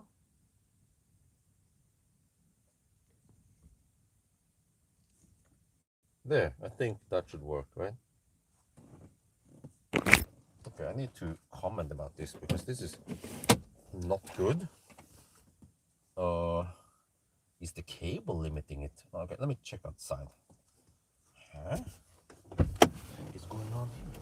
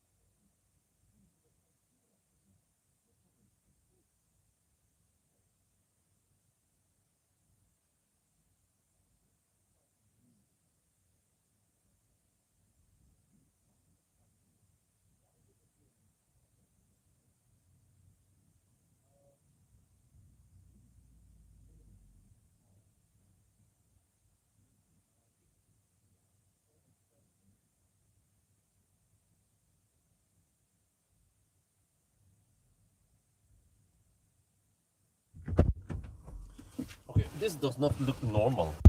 So 7-minute charging. I need to move the car just to check if it's car or charger.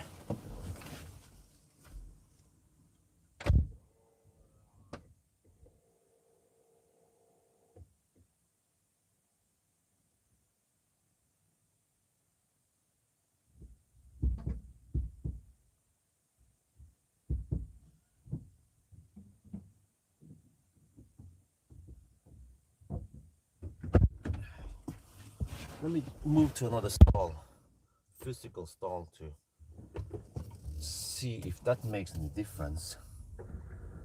So we're gonna waste a little. Oh shit! A little. Oh, there we go. There goes the camera.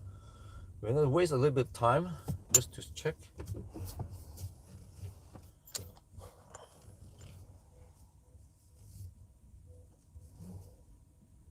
We need to deduct a couple of minutes.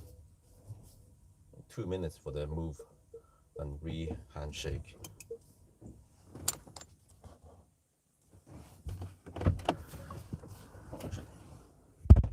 Steering wheel is not straight.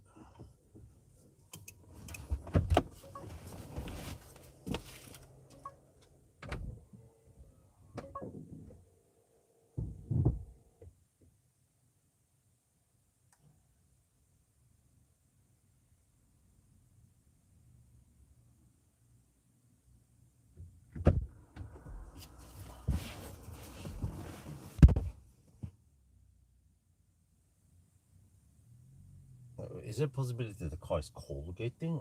It's actually unlikely. See, I may have to check the distance error now.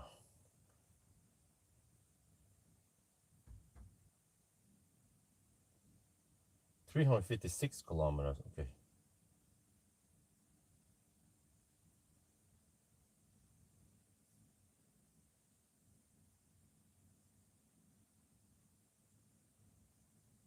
.1% underreporting.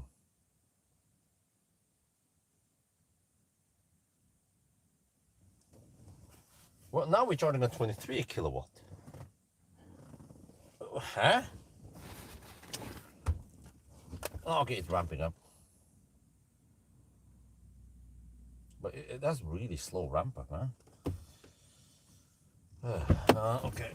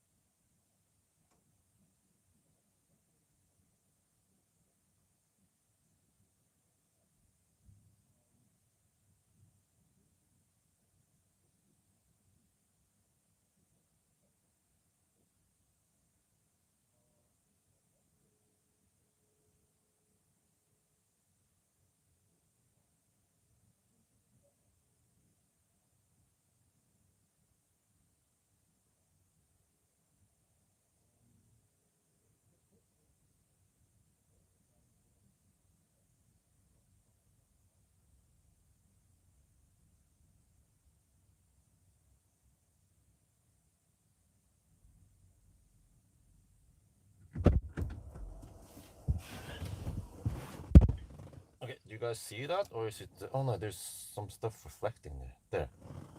Okay, it ramps up really slow.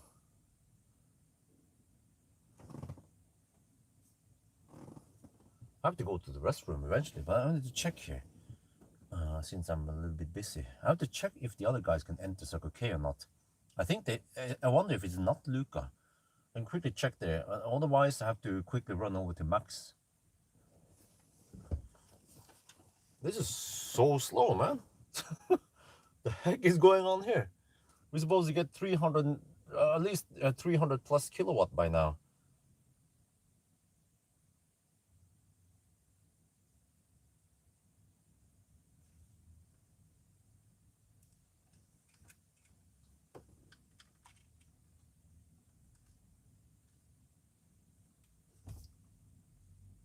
What? It goes so slow. It ramps up, but this doesn't make any sense. If this was Chem Power charger, we would see if it was the car or the charger limiting it. Right now, we have no idea. And also, since I have no canvas info here, car scanner doesn't work, then I don't know where the limitations are. Wait, does it stop at, dude, it's gonna stop 150 kilowatt again. Huh?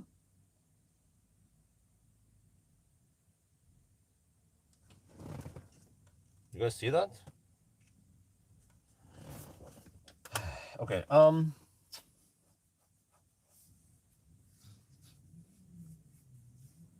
okay, I have an idea. Let's go to Varberg.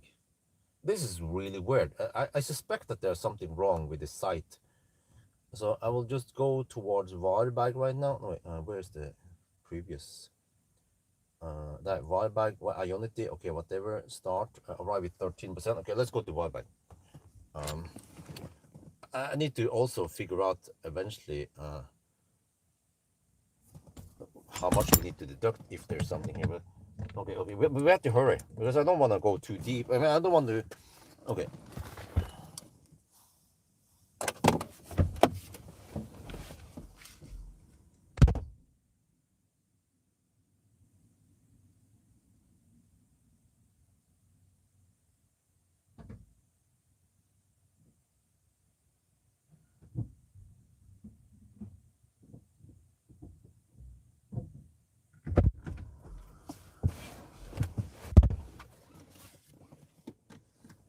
Okay, and then fire up the heater, turn off the annoying nags, controls, no controls, driving, back. The car is so slow to react to my buttons. Come on, click, no, shit. Come on, settings, driving, there. It's so laggish. I left the car for 5 seconds and then it needs to reboot everything. Yeah. Okay, ready. Off we go, right? Well, so I want to preheat, but it's not gonna work now because we navigated to, let me see, Circle K. Okay. Can we just navigate to? Okay, let's just get going first.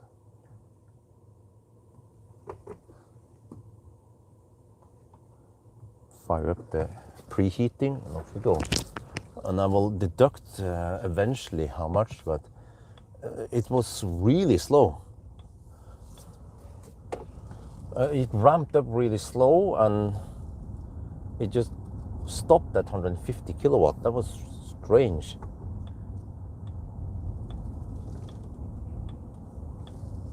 On both cases, if there was a cold gate, it shouldn't react like that. And we were driving for a long time, and then we preheated, so we should get way more than 150 kilowatts.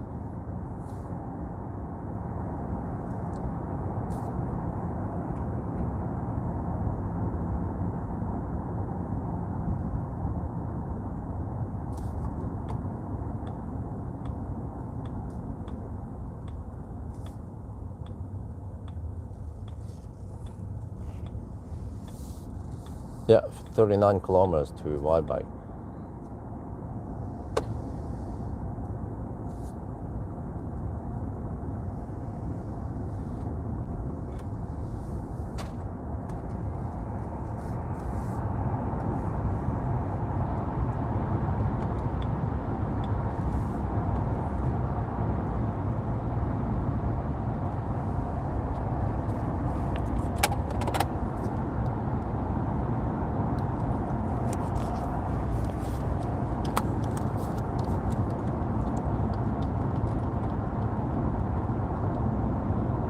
Okay, we are back on the road again. We charged to around 25%. I suspect there's something weird with that site. I'm not sure, but we're gonna go to Wildbike right now and try to use the Ionity charger instead. And that's almost 40 kilometers away. And if you click here, you will see that you go to settings. If you navigate to a fast charger, it will automatically preheat. But I will just I navigated to just a location instead, and then I manually preheat. Just want to have the preheating active all the time, in case the car has some weird logic. But okay, whatever. So let's just hammer it, and then we'll see what happens at Wildbike. Oh shit, freaking high beams again. Oh, okay. It tends to fire up the high beam at oncoming cars. Shit.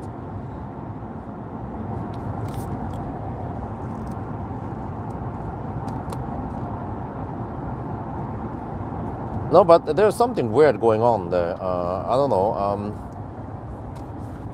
Based on my gut feeling, it was strange. I suspect that there was something wrong with the charger site, but we'll see. If we get 150 kilowatt again at Wildbike, okay, then fine. But for now, we'll see. Actually, I might even go to Himmler then, just to go deeper, because we will arrive with 13% supposedly, which is not ideal. And then I already have plenty of food with me, so I can just go to Himmler, but then we have to use the NEMA chargers over there. But okay, whatever. We might just stop at Wildbike. Either way, we need to correct for this anyway. It's kind of messed up already.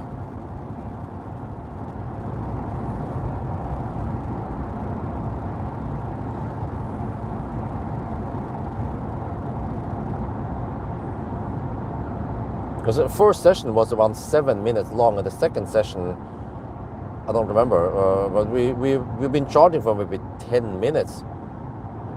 And I can check the charging session I have. but it should have been a lot faster.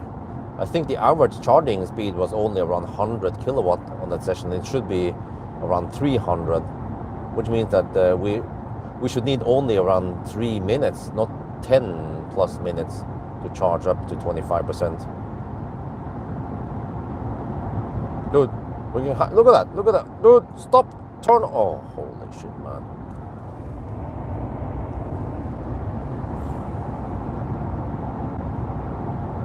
But that could make sense, right?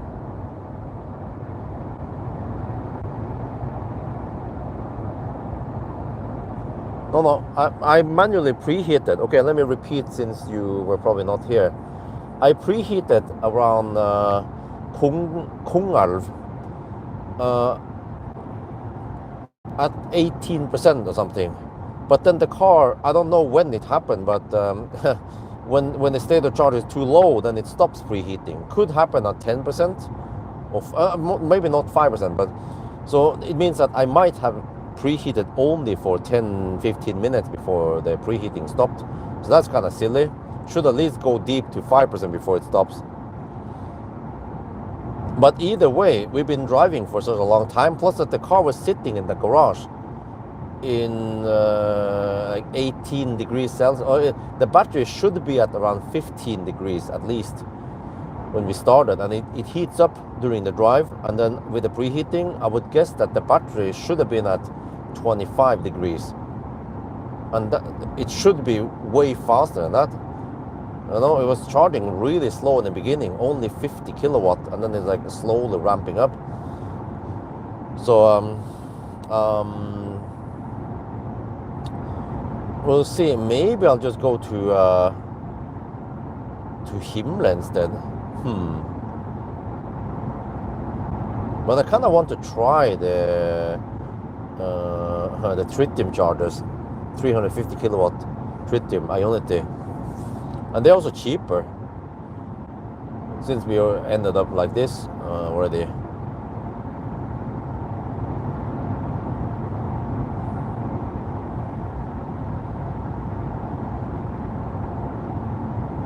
Yeah, so okay, let's stop at Wildbike, see what happens. I might need to avoid Kungsbakk on the way back if it turns out that the car is charging fine. Must have been something weird at Kungsbakka. And it was strange because if it was Colgate, then why the heck would it? Okay, I forgot to tell you guys that the ramp up was really slow. And when I did the charging test a couple of days ago after the range test, it ramped up quick, like really quick, boom, 300 kilowatt, 330 kilowatt or 25. So I've seen how the car reacts other places. So it was strange that it was doing like that at Kungsbakka. So that's why my gut feeling tells me that there is a possibility that there's something weird going on at Kungsbakka. So I need to get the camera ready at Wildbike. The camera needs to be rolling when it handshakes, and then we will see there that it will ramp up really quick. And then we might have to deduct almost 10 minutes. Yeah, Kungsbakka. Because of that, we have to take an extra stop it. We have to take an extra charging stop now, a bit out of sync, and the slow charging and the slow ramp up cost us so much time, and that I have to move once also.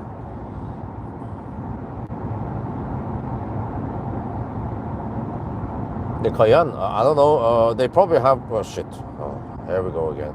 They probably have some fat, inefficient tires that eats up the advantage with the charging.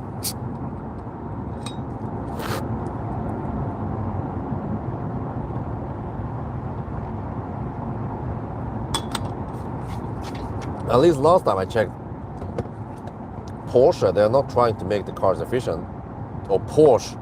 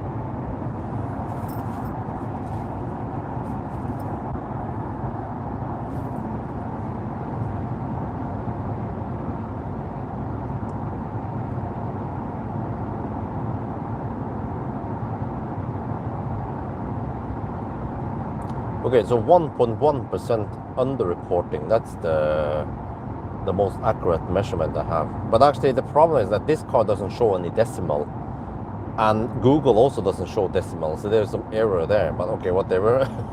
That's the best I could do in terms of measurements.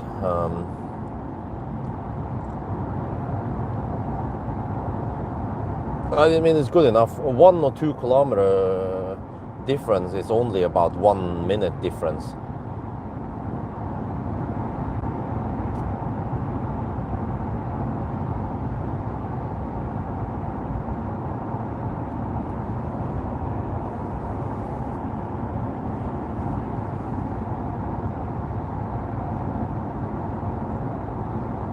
But the Cayenne is probably not the most efficient EV out there.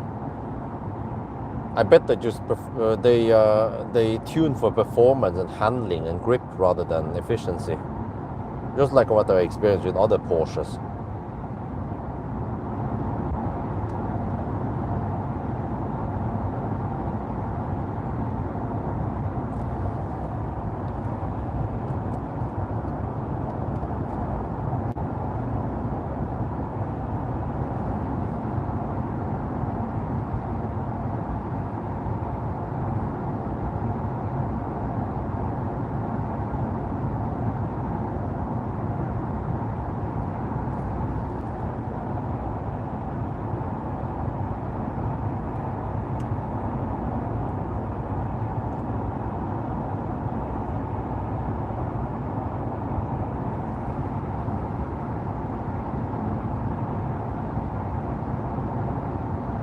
Holy shit balls, the adaptive lights here. Oh shit.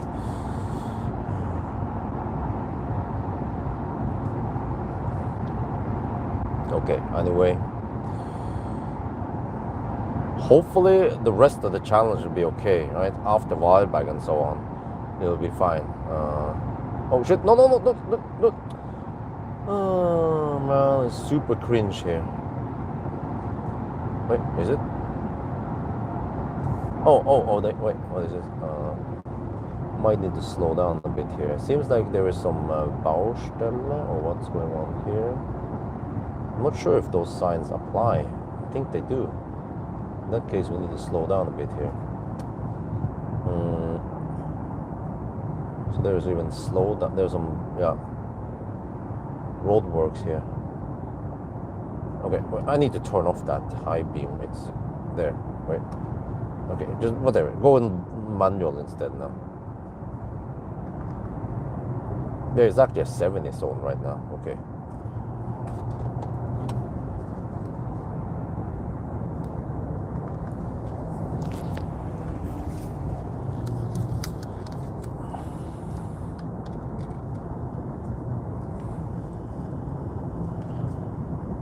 Oh, I see. We are 14 kilometers away from Waalberg, but there is actually some road works now. So this is normally a 110 zone, and then it's a 70 zone, temporary 70 zone. So we have to also deduct some time. I think it's the same on the opposite direction. All right. Slightly more delays then. They are probably going to slap down some new asphalt here. Yeah, here I can show you guys that I'm not bullshitting. There is a sign there. It's possibly visible at night. Let me see. Can you see it? Yeah, there. 70. Okay. Well, that means we have to take it easy here.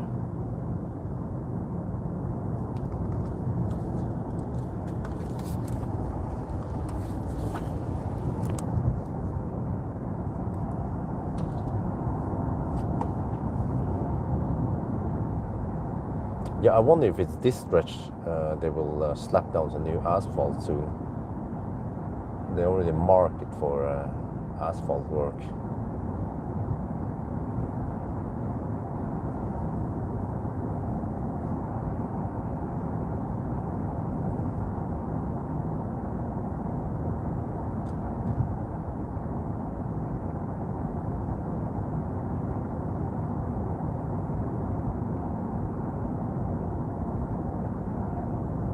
Well, now the car says 11% at arrival.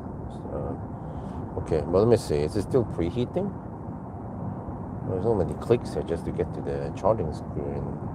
Well, it still claims that it's preheating for another 15 minutes. Okay, well, keep preheating. Don't want any cold gate on the next one, if there was a cold gate at all.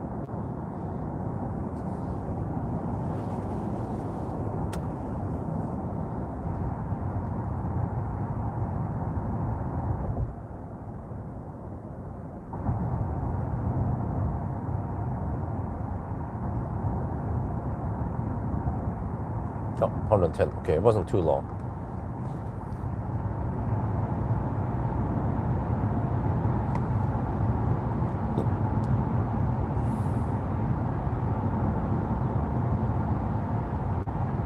Probably just a minute delay there.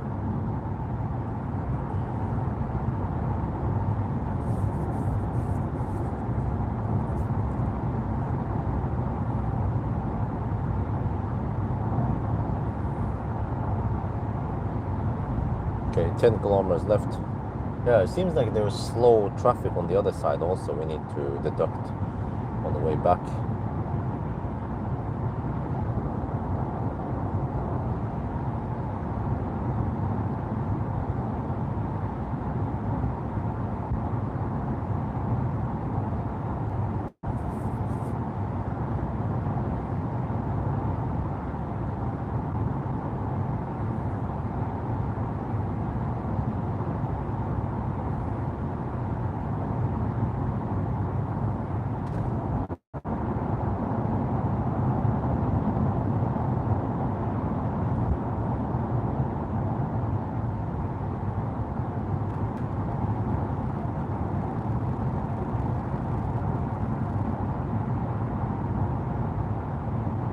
AMG, okay. They're using some of that Mercedes tech on that. Okay. Wait, the first. Wait, what about flash charging?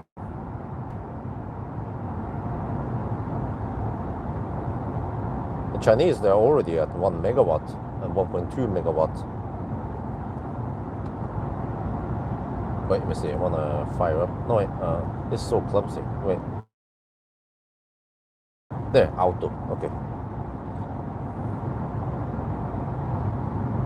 It's counter logic. You have to pull it away from you. Normally, with other cars, you pull it against you to toggle between auto and manual high beam.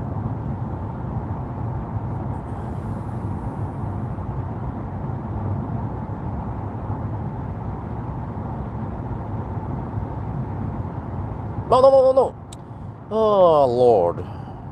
Of course, that dicky keeps the damn high beams on.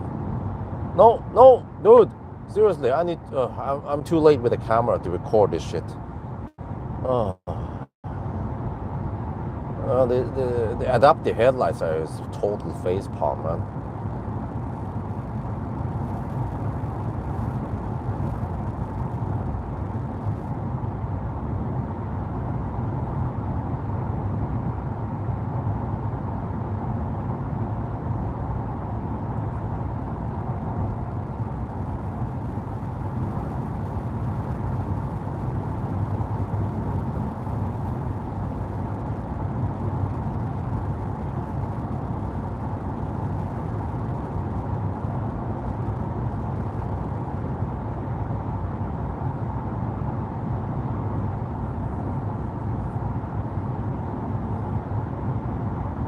Huh? And then sometimes it turns off the light completely. Wow. You know, in terms of matrix lights, this is some of the worst I experienced. The logic here is so bad. And now we need a high beam. Come on. It is on auto, but it doesn't fire up the high beam. Could be a moose right in front of it. They're finally. Holy shit, man. Yeah, this is really bad. Oh.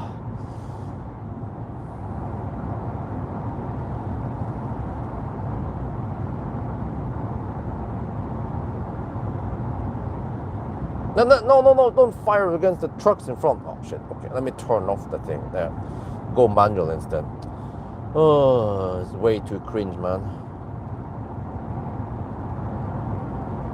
Okay, we're almost at Y by now. We have 12%. Okay, we might arrive at 11. Okay, that's fine.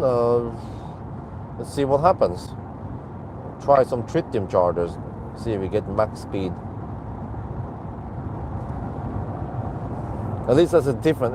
I want to try a different hardware, because if you go to Himmler, it will be also Alpitronic 400 kilowatt.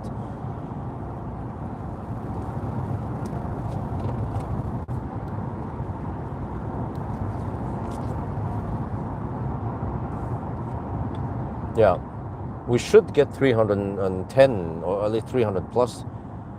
It's not that deep though, unfortunately. 11% only. Because it seems like, okay, like 2 days ago, I got full speed. Actually, I got 325 kilowatt at 5%, like instantly. No slow ramp up or anything like that. So I believe it should be possible to replicate that on this trip also.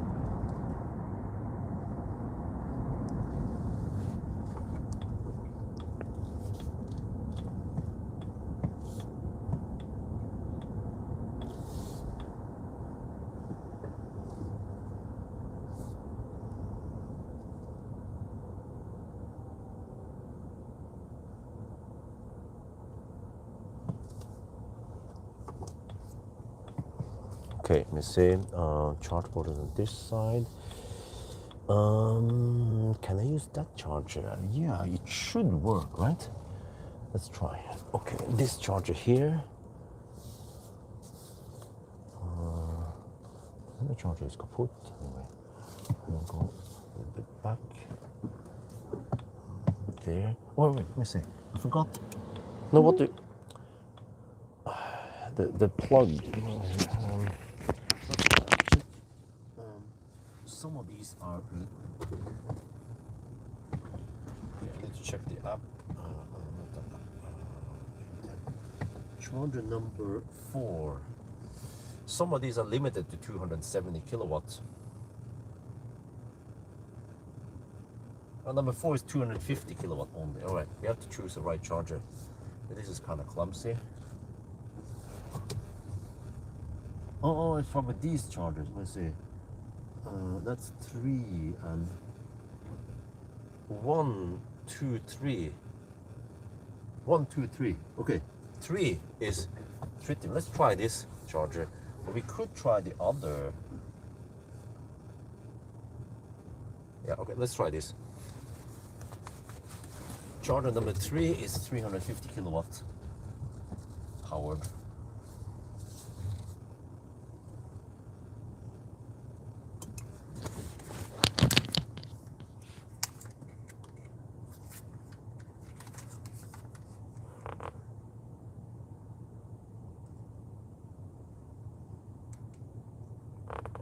Divided by 5 degrees.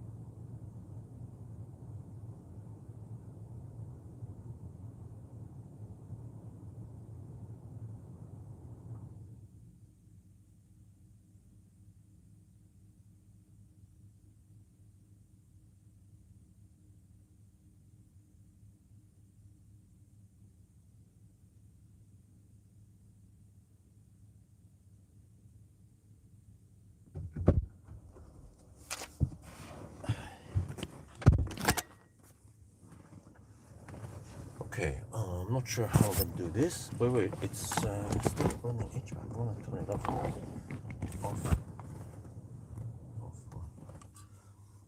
Can I place it here or here? Or where the heck should it be? I'm actually not sure. Okay.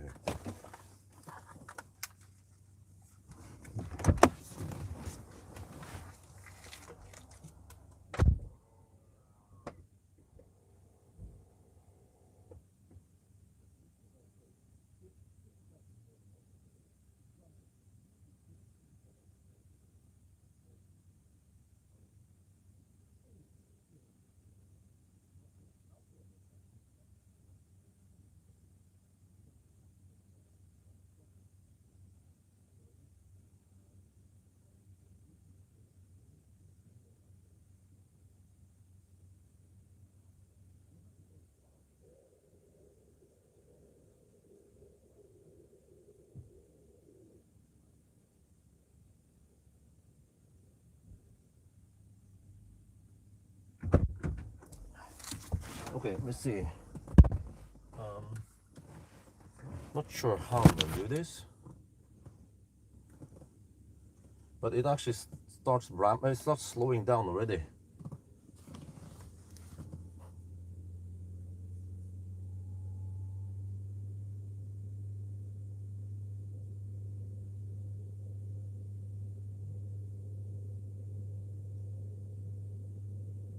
Wait, what happened now?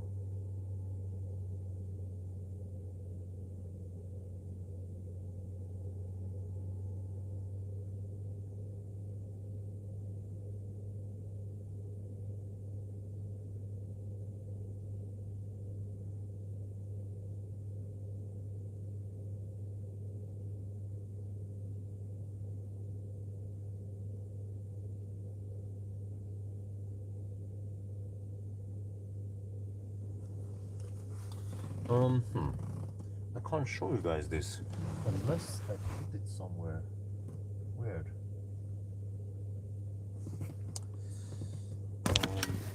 Yeah, I got full speed. I'm just trying to place the camera somehow. Okay, whatever. Okay, I just need to go to the restroom first. I'll be back.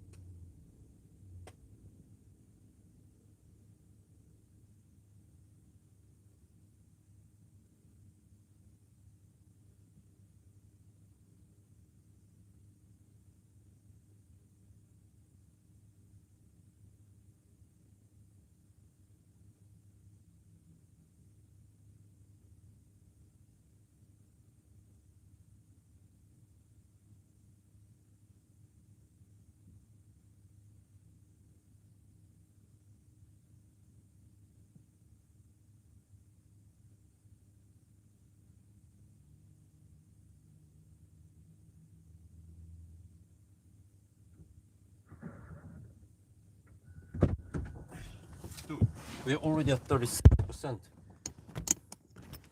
Okay, I'll try to place you guys so you can see.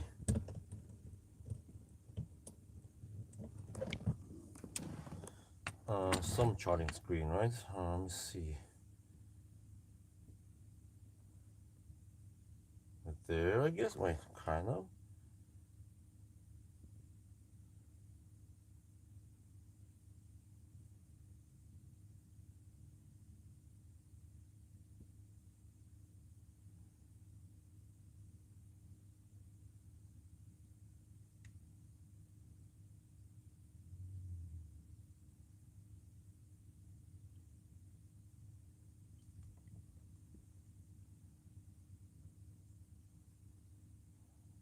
Okay, there. Now I need to. Well, I don't know. I haven't navigated anywhere yet, or yeah. I can just navigate to the turn-on point for now.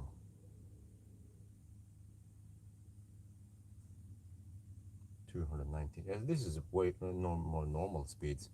So there's a possibility that I either stop at Halmstad or Falkenberg on the way back. We'll see. But I think I'm gonna go for 55%, which is the best speed.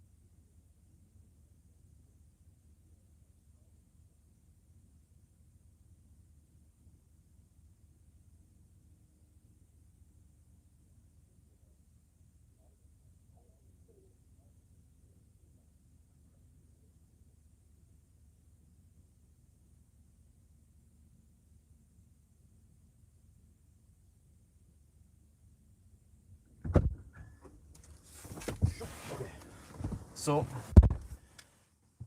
once it drops below 200 kilowatt-ish, then I should leave. Oh, okay. So now I have a little bit of time to eat. Well, actually I don't. I can finish the banana, yeah. Because I think we should leave at 55-ish, right? But actually, since we started with 11%, not 5%, it could be that we get a slightly flatter curve. It might go 60%, we'll see.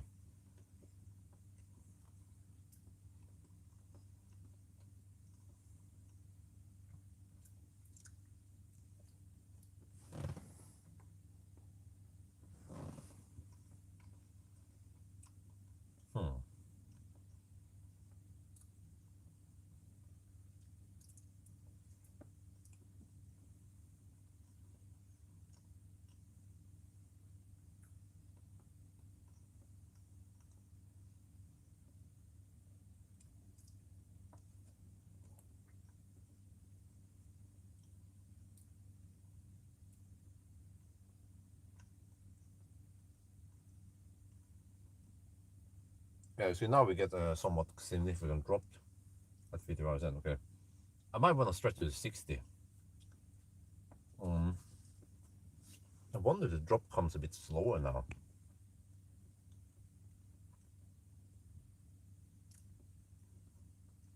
But now we're close to half power or full power.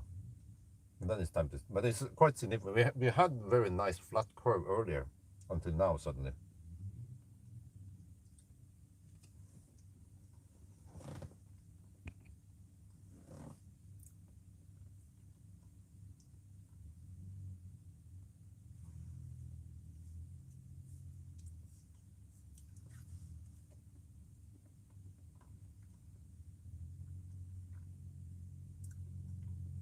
Right.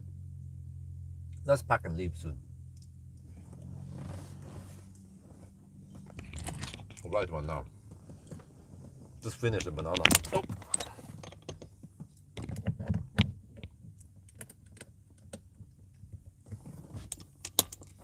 Then we're pretty much good to go. We check the battery status there, 67%. Battery status here, 75%. Long time. Camera's ready. Yeah, let's disconnect and go 59% now.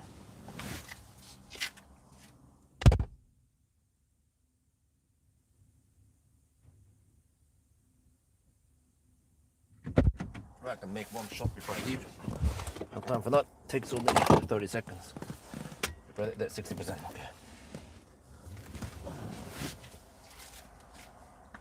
Let me fire up the heater.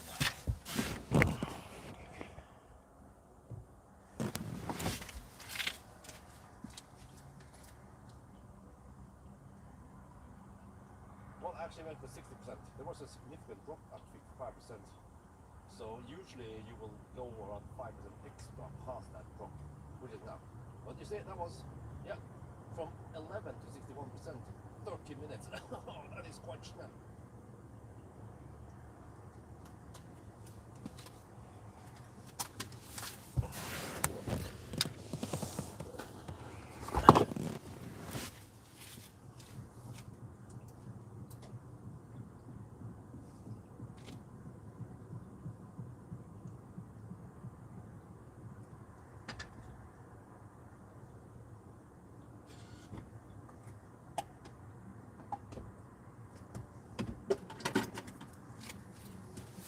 Okay, go.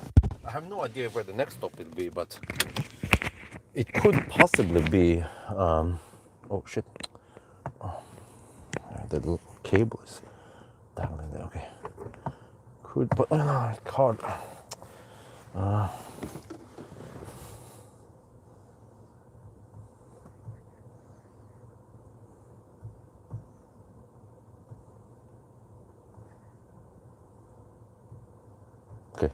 Okay, all good. So, could maybe be Falkenberg on the way back.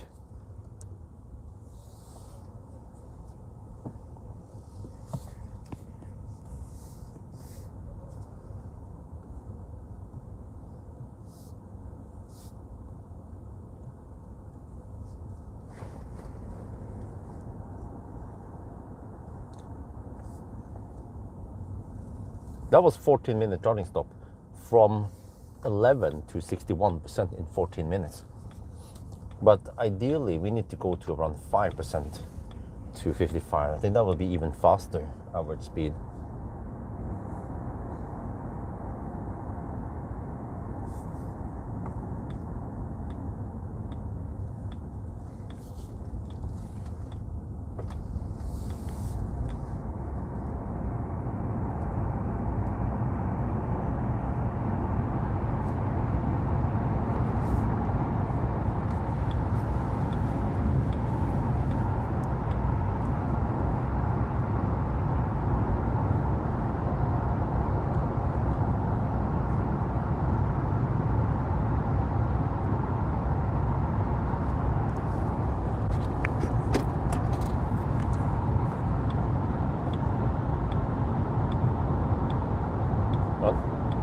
Auto lane change that will work.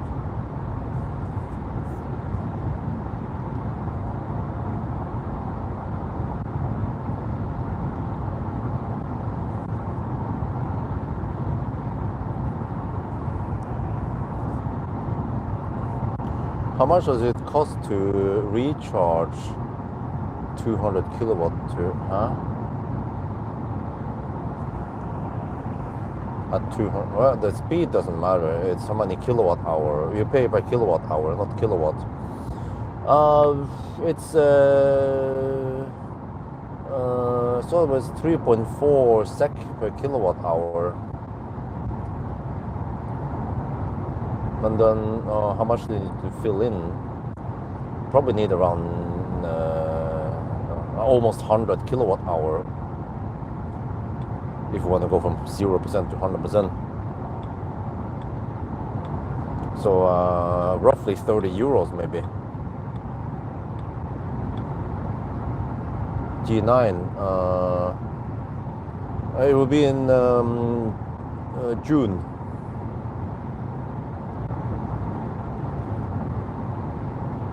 I guess I will get the performance versions because that's what the Norwegian want. Dude, it's doing some weird flickering here. Dude, that is so cringe, man.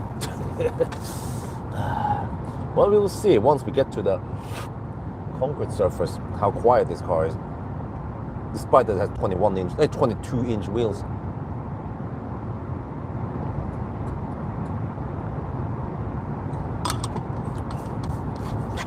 Because this car is actually supposed to charge quite fast.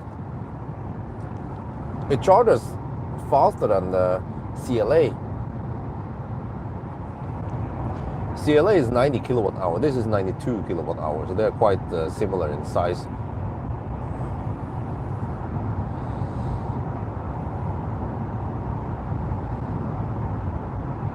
No, 200 kilowatt. No, I'm not sure why you keep talking about 200 kilowatt, but it's irrelevant what kind of speed we're getting. We pay per kilowatt hour, not kilowatt. And it's 350 kilowatts we were using there earlier.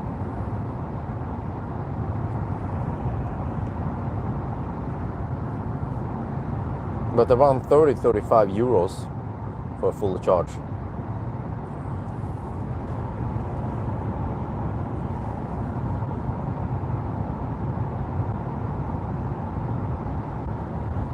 Well, I won't be able to test it in winter, because I'll get it this summer, finally. I don't know why I didn't get it earlier. Or maybe they were just waiting. Well, it could be that they didn't want me to test it during winter because it will perform bad. Yeah, well, that's always a speculation. For the record, Toyota has not replied yet, so I already filled the gaps, filled the slots with the Xpeng. So, which means that if I want to test some of the Subarus, I can test them in August. So I could book, yeah, Uncharted and other stuff in August, and then the next available slot will be in September. Dude, I need to hire more people so I can test more cars. There's plenty of cars out there I want to test. Like, I haven't even tested the Renault 4 yet, and the new Leaf and the new Micra.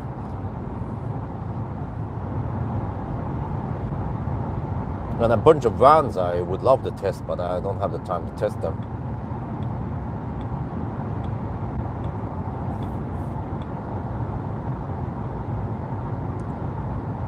Okay, I think we can record a little headlight test again here. What? Dude. What?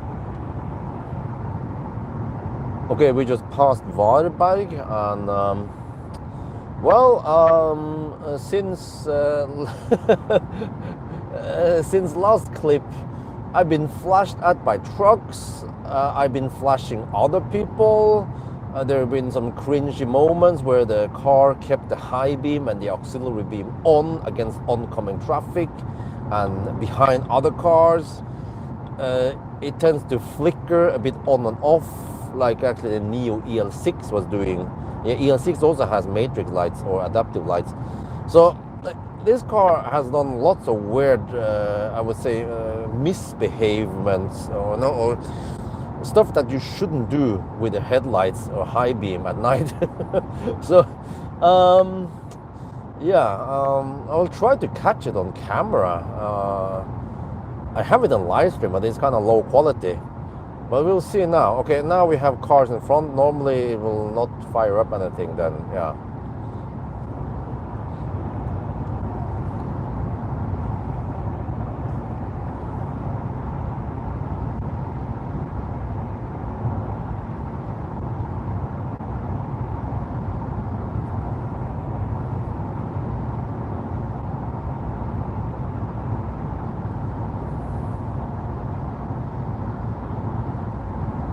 Oh, well, I have calculated before that even with high power charging, but especially on Ionity, the price per kilometer for electricity versus gas is roughly half. So, you have to pay to drive the same kilometers, actual real world, instead of filling for 30 euros, you have to fill gas for 60 euros. If you watch my previous 1,000 kilometer challenges, I measured it, I've calculated, and this is even after the fuel price has dropped, so it's not crazy high anymore.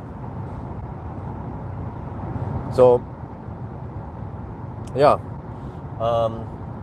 I did that in the iX3 video and also in the MGS6 1000 kilometer challenges, and I said it in the title. I was not lying when I said that it beats it better than diesel, But the diesel lovers, they couldn't understand what I was referring to. They thought I was talking about range or travel time. Of course, diesel will be faster, but it's just marginally faster, actually, compared to the reference fossil test. So you are basically saving, well, if you rush it, which is kind of uncomfortable, you don't have time to pee or eat. You have to eat in the car, then you will be saving around half an hour to 45 minutes. But then you have to spend a lot. Oh, dude! Okay. Shit, I almost didn't catch it in time. There's oncoming traffic, and then the car decided to fire up the auxiliary beam against it. Okay, we're here. This I can feel that there's gonna be a miss. Oh, look at that! Misbehavior. And it's like we can see the cars oncoming. The people in the live stream could clearly see it in that camera, but then this car decides to just fire up the high beam at random times. So okay, I'm not sure if I should show you guys more. I think you have seen enough, right? And the stuff I have explained to you, what happens with the high beam here on the adapter. So based on what I've tested lots of cars. I don't. Oh, okay. There. You see. This is exactly what happens all the time. This time I was able to catch it on camera, and now it fires up the auxiliary beam on the car in front. So I would dare to claim that this is the worst matrix I've seen. I mean, the high beam part, whatever, right, is quite good, but also still not the best. But the matrix part is the worst. It's actually worse than many of the German cars. Even they tend to just turn off the lights a bit late, but they don't randomly fire up the high beam at oncoming traffic once it's quite clear that it's getting close, right? Or they have bright enough headlights. So yeah. No, turn it off. Oh, it is so cringe, man. I actually want to turn off the high beam and only use low beam, but that is also not safe. So it's a matter of safety, And Volvo is supposed to be safe cars, but the headlights are misbehaving and you end up turning it off, which is bad safety. Okay, anyway, I think that's gonna be it for now. Hope you guys enjoyed this video. As always, thank you for watching and talk to you later.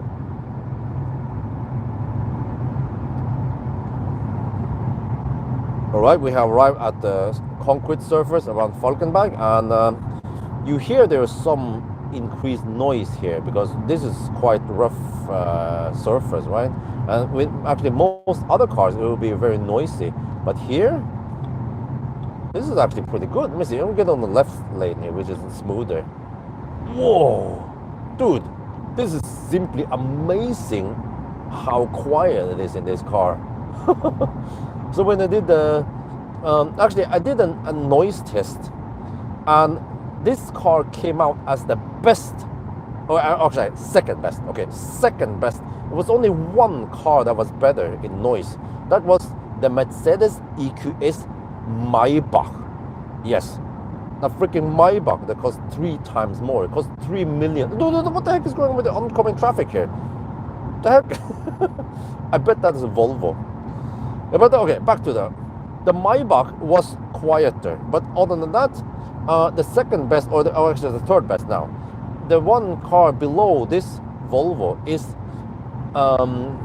what used to be the king of noise, which was the Neo EL8. But the EL8 was equipped with 20-inch wheels, and actually last year when I tested with 22-inch wheels, it felt kind of noisy, the EL8.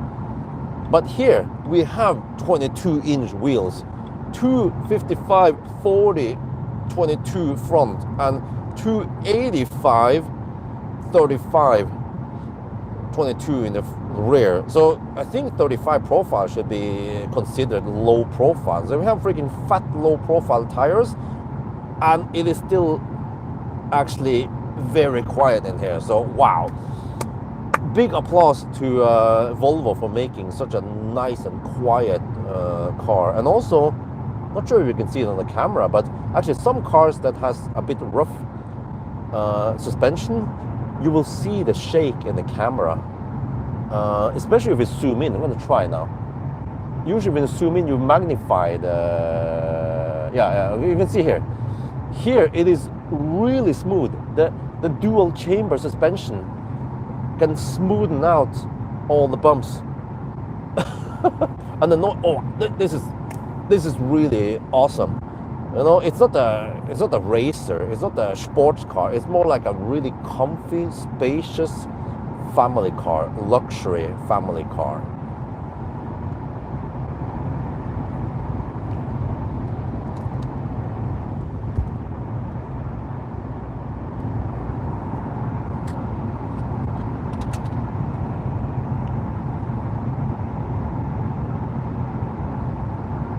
Yeah, the flashing here is freaking crazy. But you know, this is quite crazy, because with many cars, I need to hug the left lane because the right lane is simply too noisy. But here, I can just stay in the right lane, no problem. Okay, let me try the left lane again.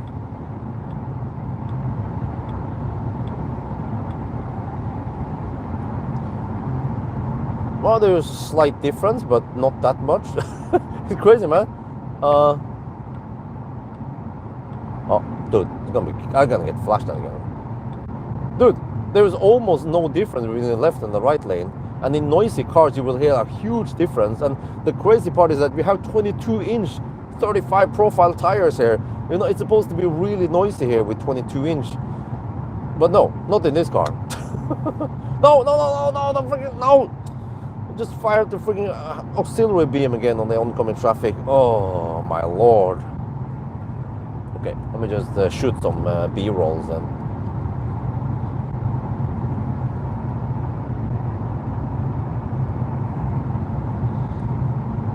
Yeah, I tested so many cars, like I said in the video recording just now. And the Bilen tar kaka. This is the worst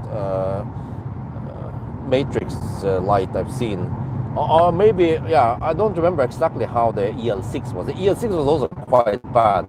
No, but I claim that this is even one notch worse than the EL6. EL6 was doing some crazy flickering and whatever shit going on. Yeah.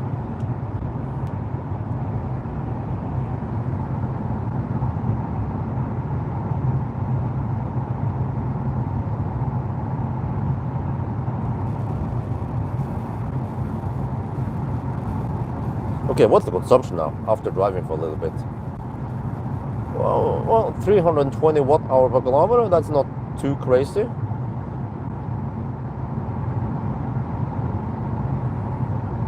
With the headwind and all that. But I bet that the battery is quite warm now, so it's actually cooling down the battery after the drive. But eventually we need to preheat it, maybe, or I'm not sure. The car doesn't tell me. It's kind of primitive. It just says it will preheat for up to half an hour. But it doesn't tell me how many kilowatt I will be getting, how many minutes I need to preheat, nothing like that, you know.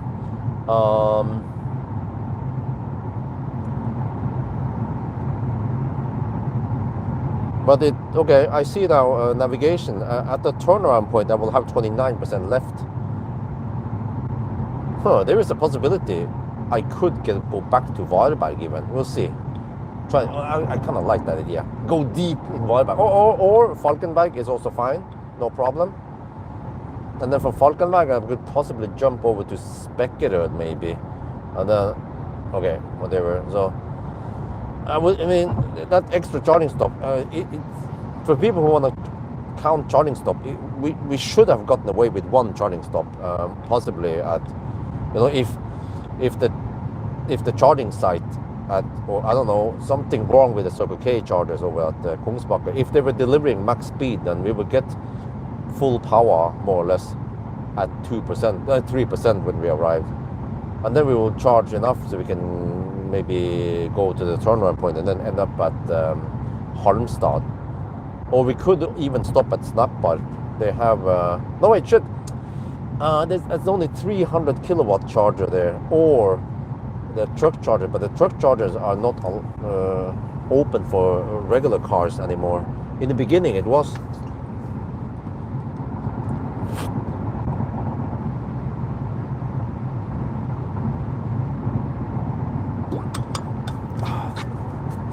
Swedish people just turn off auto high beam. Oh. Slap on LED bar. Yeah. Yeah, I don't want to get LED bar flashed in my face, man. Or the freaking truck lights, man, also strong. But I want I want some adaptive lights, because there are some animals that we could spot if you have the high beams on, right? Or the adaptive stuff on. Okay, now we come to the Baustelle. So I'm gonna check now again before we slow down. Wait, it's not here yet. Okay, soon. Yeah, 320 watt-hour per kilometer on the high-speed stretch.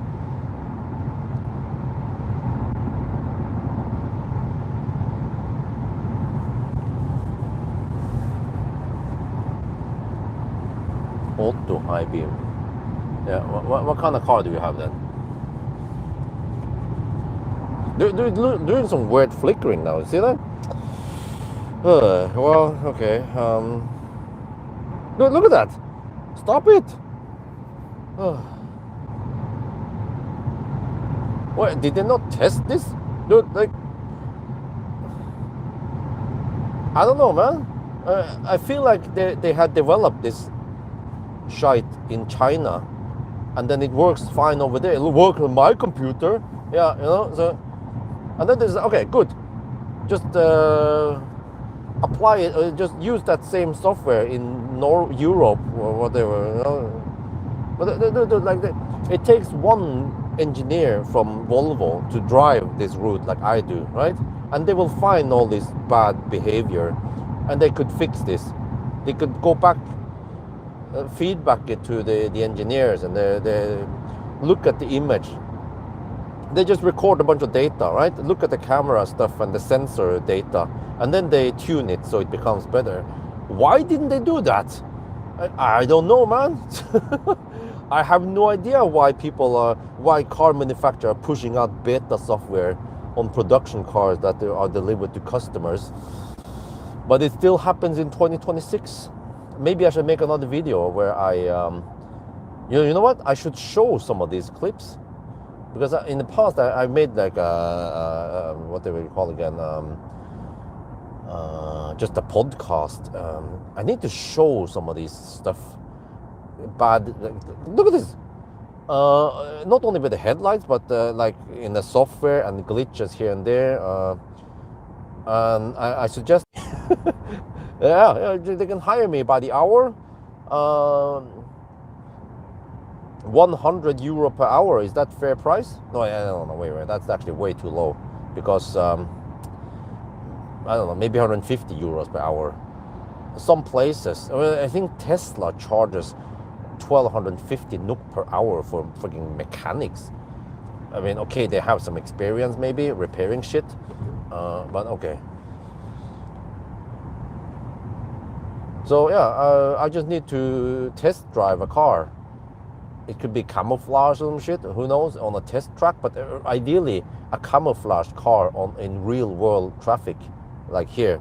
And I could find out a lot about software and glitches and bugs and even like spelling errors and shit like that, grammar errors, like charging gun. You know, can you please stop using the word charging gun in Europe? Nobody uses charging gun over here. We talk about charge plug maybe, and charge port. You know, and the same also. Like there's so many bad translation. Like when you turn on seat heater and stuff, right? And there is like a button, a seat heater and steering wheel heater, and there is like a button that says close all. No. It doesn't. We don't use the word close all here. We would either say all, or turn off, or, you know, like turn off everything, or off. We don't use close. Close the seat heater, close the steering wheel heater. We don't do that. In Thailand, you actually use the word close, bit, which means close the door or turn off something. Yeah. Turn off is actually better. Yeah. Turn off everything. Turn off all. Well, maybe that doesn't matter, because it seems like there will be lots of spelling errors and glitches, and like UI, I would say UI design also. Like one word is a little bit too long, so they just there's like 2 or 3 letters that are put in a new line, or you know, so they should tune that so it looks better, so you don't have to read all that stuff in a weird way.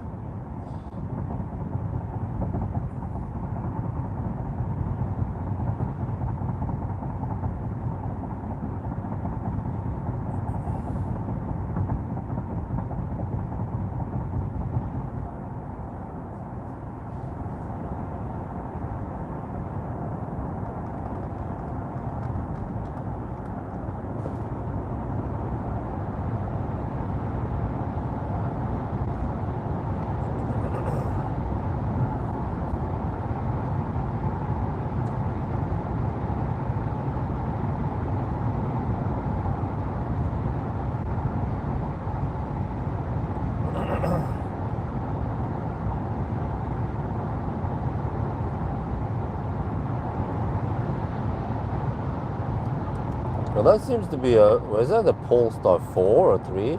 Well, he's been hammering it, man. That's the kind of guys that the Swedish police wants to have a little conversation with. It seems like he's going around 170 kilometers per hour. No, I think that's a Polestar 3. It's the fat one. Yeah. I wonder if that's a Polestar 3. Already in the Baustelle, he was going quite schnell. 70 zone in the Baustelle, he was going around 110.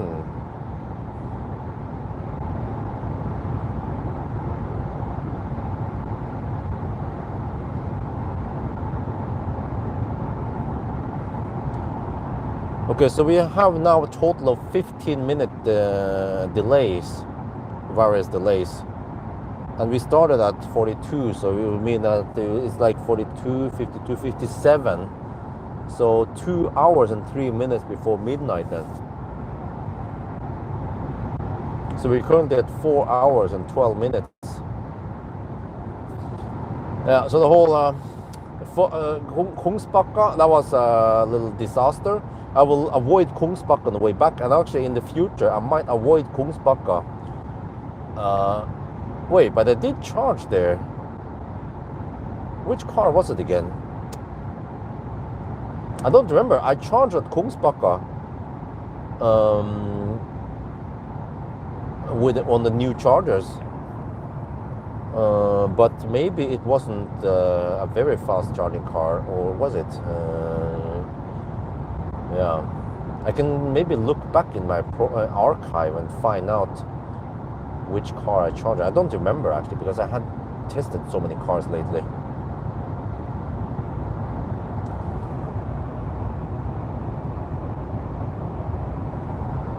Swedish police have now speed radar systems. Yeah, I heard about it, but not in this. They have a stretch from Göteborg to Stockholm. On that stretch, they have the speed camera above the road.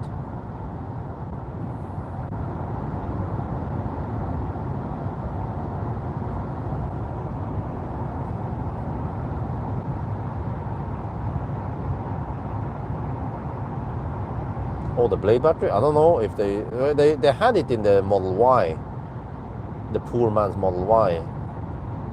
I don't know if they still have it.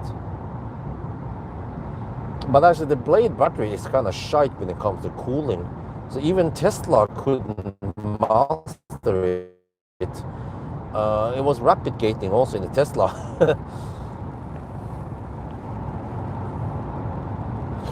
So yeah, when I did the charging test, it was like perfect condition. But on 1,000 kilometer challenge, it kept rapid gating. So yeah.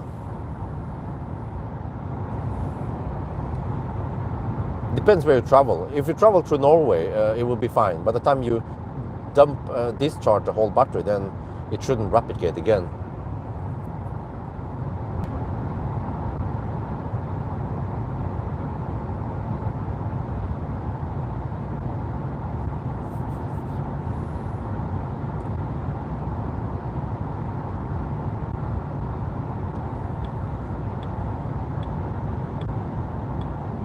Wait, so it means on the way back I will get tailwind. Let me see, what is the consumption now? 310 watt-hour per kilometer. I mean, it's not that bad, is it? And also, I don't know, does this car have heat scavenging? Does it use the heat from the battery and drivetrain to heat up the cabin? I don't know. That's the kind of questions I want answered when I test cars. But when I get these press cars, I usually just get, well, actually many times I don't even get any information about what equipment we have, what the price for the car is. Some importers say, oh, we will send you the information, but they don't. And if they send me, like Volvo did, it's just, okay, a list of equipment, blah, blah, it has this and it has that, but it didn't actually tell me that I had the dual chamber air suspension. I had to ask them specifically about this, and they said, oh, you have the ultra trim, and that means you have the dual chamber. I mean, but yeah, so maybe it's not important, but it matters for efficiency. And if you drive in cold weather or at night, then you can save energy right after you fast charge.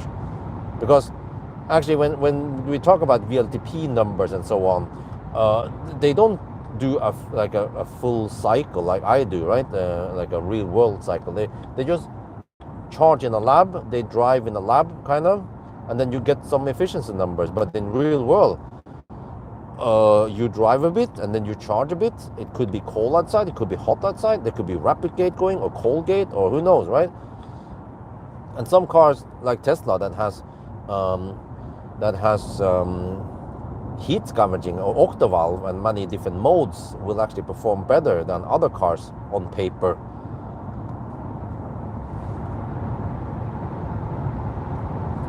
And then we have, like recently with the Atto 3, well, they claim 220 kilowatts. Well, you can get that. It's like 220 kilowatt with asterisks that you can either cold gate and get, well, if you let the car park so that you have low delta between min and max, and you arrive with perfect battery temperature, 21 or 25 degrees, I don't remember exactly, but if you arrive with min max temp at 25, for example, you will maybe get max speed or perfect session. But in real world, the delta between min max will be quite high. You will arrive with 21 to 31 or 33 degrees, and then you cold gate a little bit, and then you rapid gate on the same session. Or you arrive with good enough heat and you don't cold gate, but then you rapid gate at 25-30%, and you hit 51 degrees Celsius. So I have tested now many BYDs, and in Thailand also, and in Norway, and I've seen the CAN bus data. It seems like BYD don't want me or other people to see them, so they keep changing the signals. So car scanner doesn't work. But based on what I've seen, The blade batteries, they are shite when it comes to cooling. They might perform okay, you know, like in general. They have good energy density, but they are really shit when it comes to cooling, and also high delta between min and max. So like, I would say that the blade battery can never ever compete against Xpeng or Geely's batteries, which is more conventional design. And they still use LFP, but they have liquid coolant, and then blade batteries use refrigerant. Yeah, it was like the A1234 or something refrigerant, and the cooling plate, because they pack that stuff too hard, too tight, so they can have higher energy density, but on the cost of cooling and even like uniform battery temp.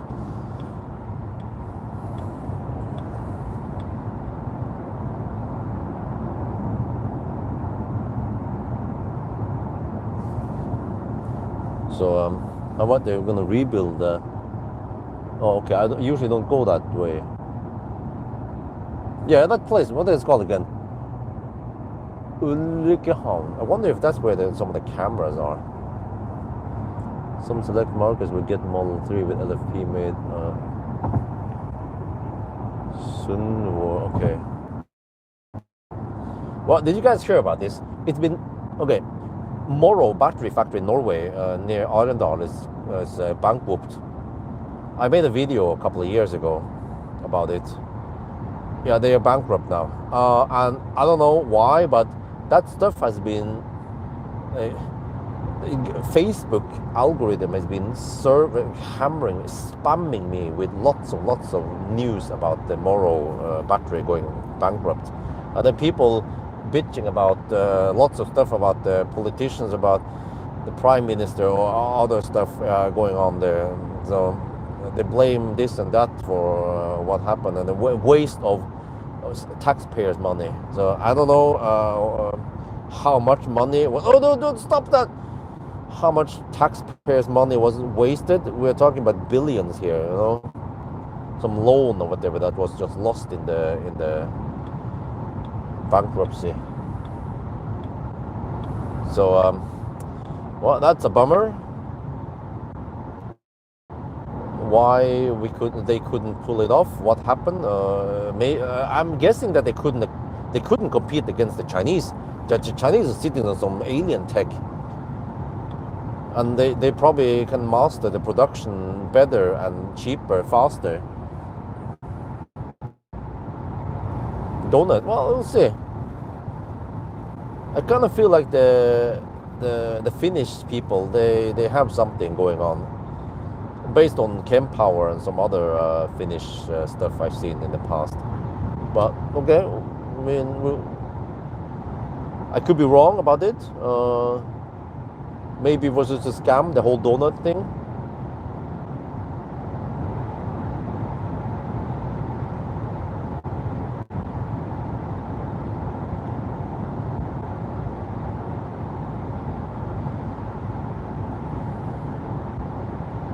Okay, what is the consumption now?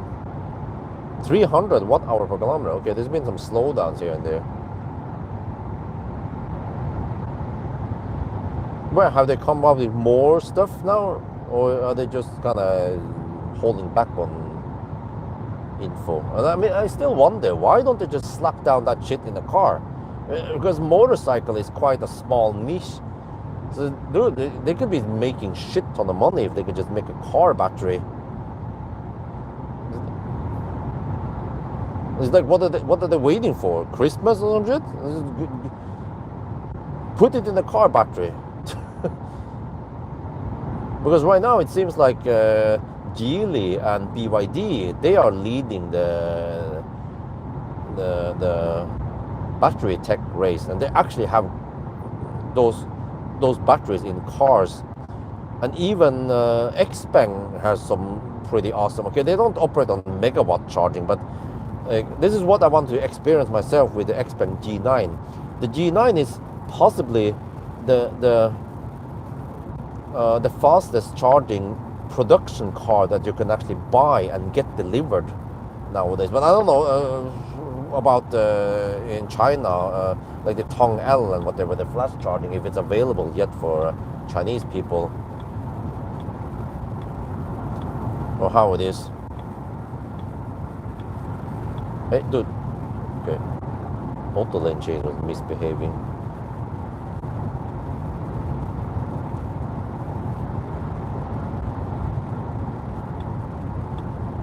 Yeah, now suddenly auto lane change doesn't work over here. Why? We have really clear, nice, well-maintained lines, and then auto lane change doesn't work. Okay. Did I accidentally turn it off? Let me see. Oh, it's on.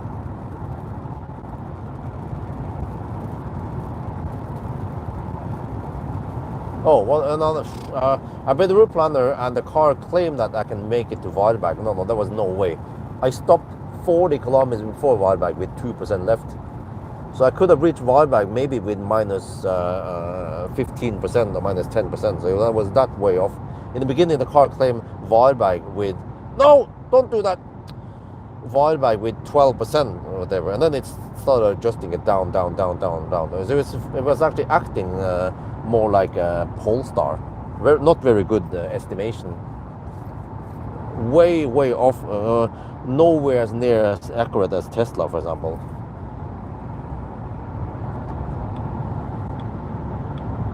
Yeah, auto lane change doesn't work now. What the heck, man?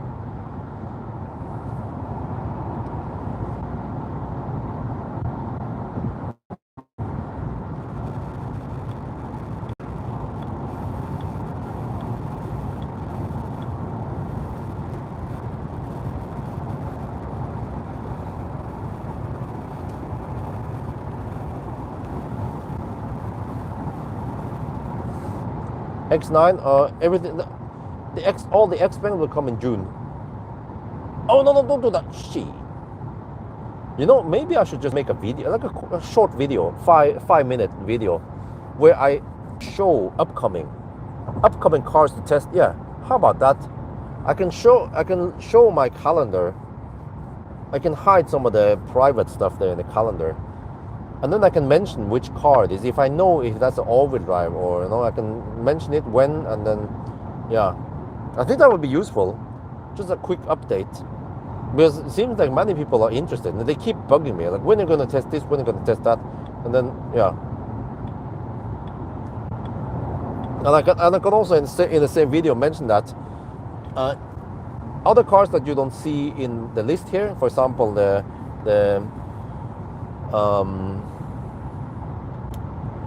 Volvo EX90, it means that I haven't booked it yet. I'm still waiting for the importers to get the cars ready. But also, I can mention that I sometimes need to keep nagging the importers to get the car.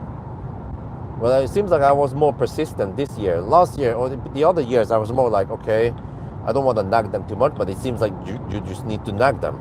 It's like the part of my job to do that, unfortunately. No, shit.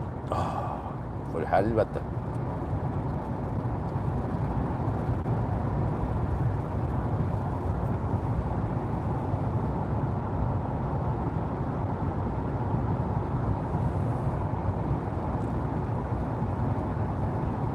The BMW i4. You mean the i3, right? Well, I think actually a video will be okay. I'm gonna try that. That's a new type of video I haven't. No. Haven't made it. Never. No shit. Oh, why stop that? Oh. I mean, now it makes a nice block, but then sometimes it's like, oh, let me fire up the full beam on it.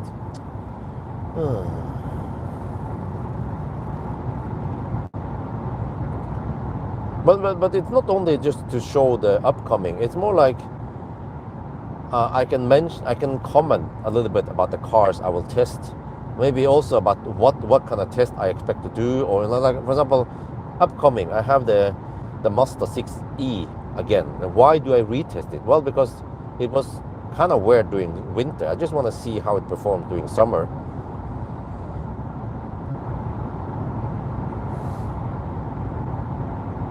Oh, the i4 Neue Klasse, okay.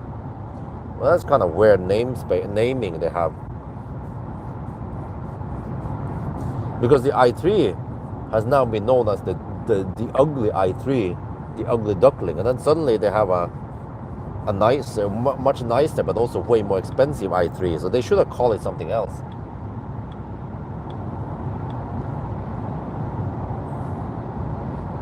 But they can't just call it i3S because they also used up that already.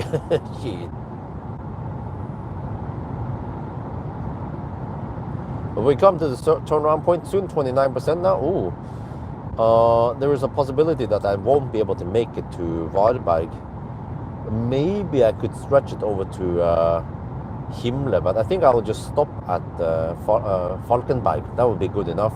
If I can go there with 5%, that would be great. Yeah.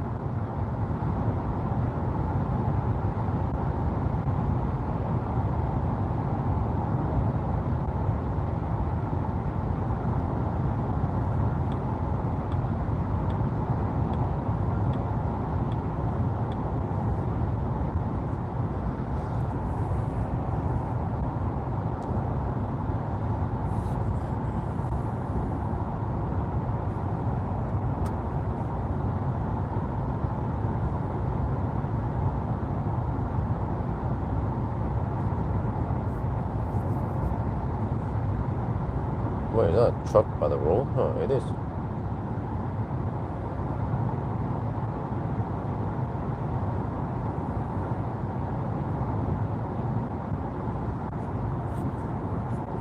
.3 degrees. Okay, that's probably some of the coldest times on this challenge then. Do you think BMW will come with an iX2 version? Well, iX3 isn't. Well, I think I heard about this from someone else. It will be coming later.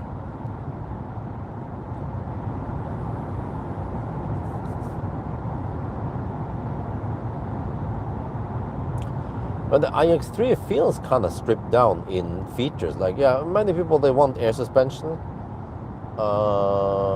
maybe nice interior. Okay, it seems like it just went all in for the range, the big battery. Who knows how expensive that battery is compared to Tesla's batteries, or maybe, yeah, I bet some of the Chinese cars, they can actually make relatively cheap battery. It's crazy that in an IM5, IM6, you get 100 kilowatt hour, and the car is actually not that expensive.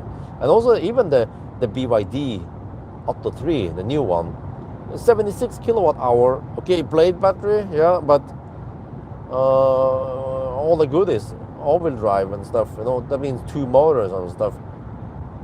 And also, when it comes to soundproofing, yeah, there was actually a 2.5 decibel improvement in the noise, and the new Atto 3 has the Continental Eco Contact 7 versus 6, but I don't think the tire, it has the exact same tire dimension, but just newer generation Continental.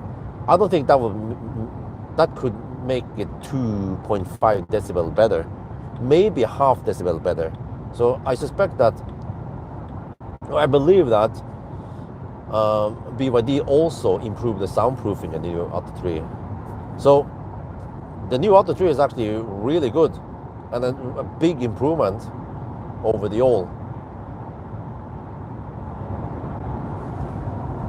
But for some reason, the Atto 3 doesn't get hyped up.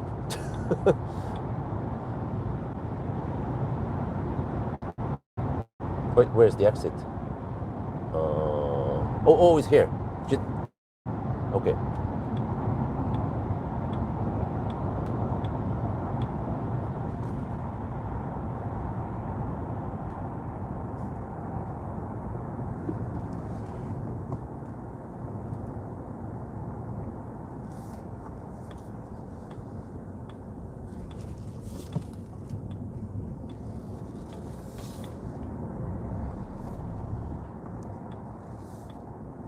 Oh.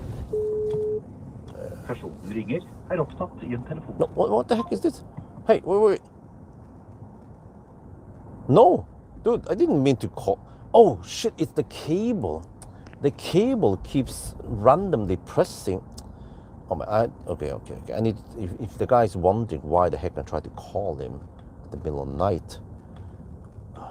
Okay, this cable needs to go somewhere else because it's pressing random stuff on the screen. How do I deal with this? Okay, I need to wrap it around. It's actually not good. I need to do this. I need to avoid it accidentally doing stuff. I tried to call one of the guys on my contact list now. 2:30 night, you know. Okay, how about now? Hopefully the microphone cable will stay away from the thing there.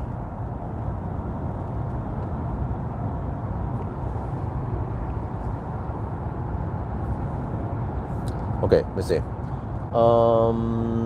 Do I need to precondition everything? Anything? If there's something, I should do it now. 25%. Okay, let me precondition or preheat or whatever it needs to be done.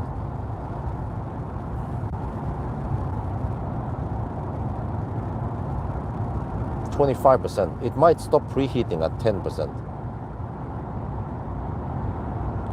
And now I want to go for Falkenberg.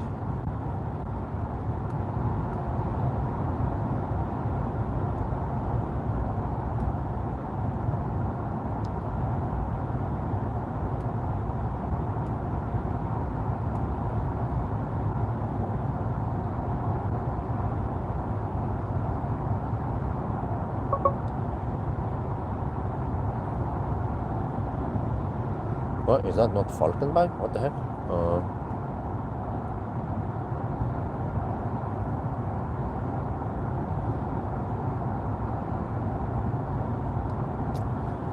Okay, let me search. 3M Falkenberg. There.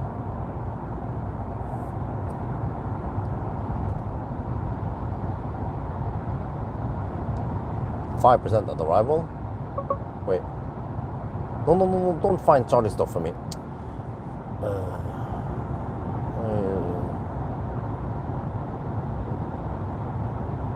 The car is trying to find charging stuff for me. No, okay, stop that. Wait, just start. Don't add charging stops. Well, the thing is offline now. What? Wait, huh? Why is the car offline? Oh shit, the car is offline again. Wait, huh? What?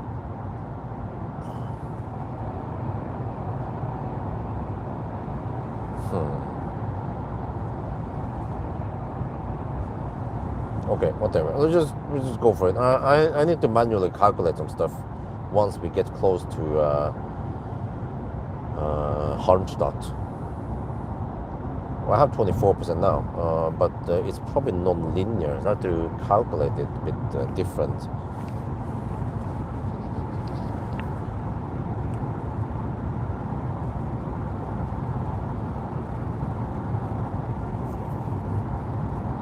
So I have 19 kilowatt hour left to go 66 kilometers. I have a budget of 290. Yeah, I think that should be fine. We're not going to spend 90? What did we spend so far? 300. I might not have enough to go to Falkenberg then.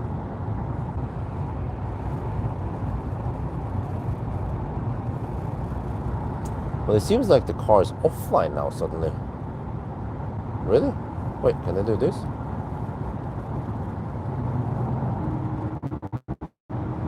Well, I can play music.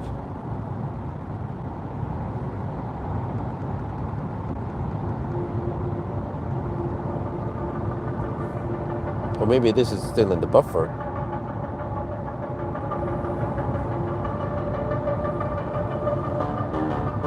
Okay, let's try another.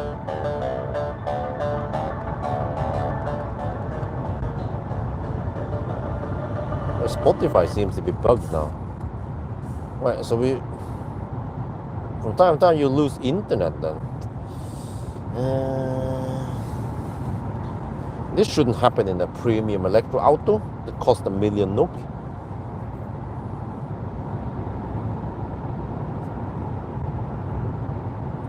I think you can do that reset of the main screen or some shit. No, stop! Oh, let me go low beam instead. This is way too cringe, man.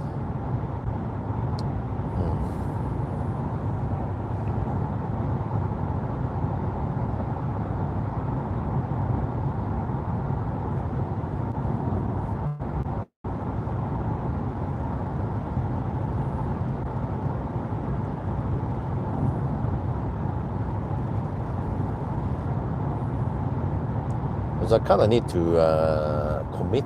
Either I stop at Halmstad or I have to go all the way to Falkenberg. There's nothing in between there from Halmstad to Falkenberg. So that means that once I roll up at Falkenberg, Halmstad, I need to calculate the remaining energy and figure out whether I can make it there or not. I have a little short stretch with some low consumption Baustelle, but yeah, I would expect high-ish consumption. But we have tailwind now, that helps slightly. We'll check the flags, how the tailwind is. Well, actually, it's more like crosswinds-ish.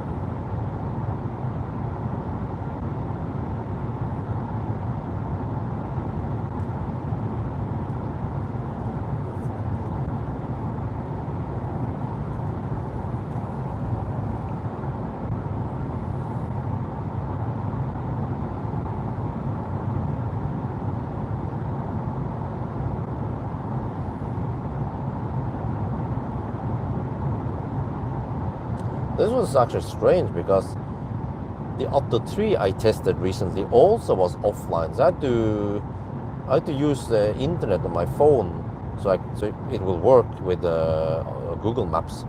So I was like, huh? What? Huh? Modern EVs that has problem with internet, so basic stuff.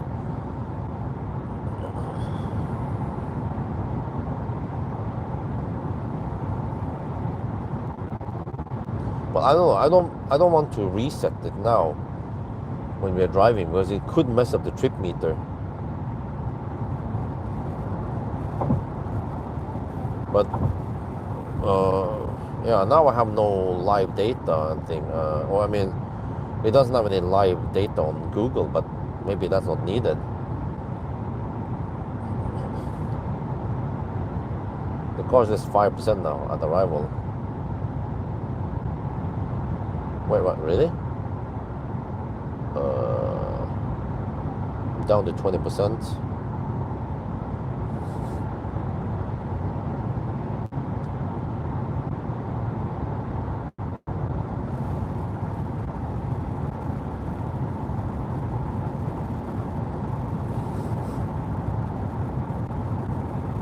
Because if we count 2 hours and 3 minutes plus current time. Wait, so we haven't even hit 5 hours yet. We are at 4 hours and 43 minutes. No, 42 minutes. And we already passed the halfway mark. Now this is going to be a fast run. We need to turn off the light. Okay, I need to manually turn it off. Oh, man. Soon enough it'll be bright outside, so we don't have to use the headlights.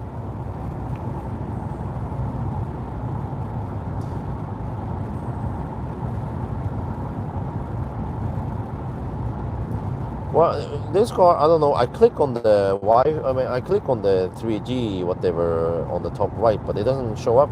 In the Atto 3, it will show up, and I can connect to Wi-Fi. But here, nothing happens when I click on it. You might have to go in some of the setting menu to do it, or have to be stationary to do it.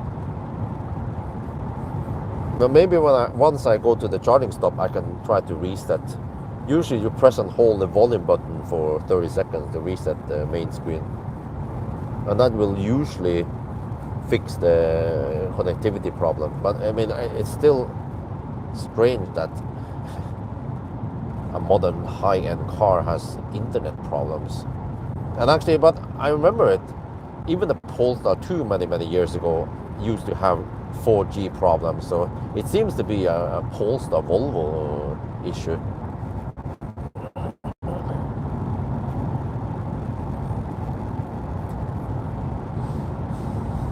Well, you can't say that it's because you are in the unknown country, because you are in Sweden.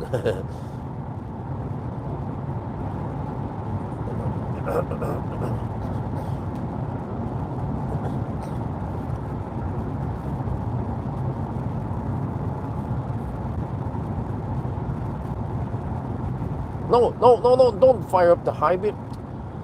Ah, shit.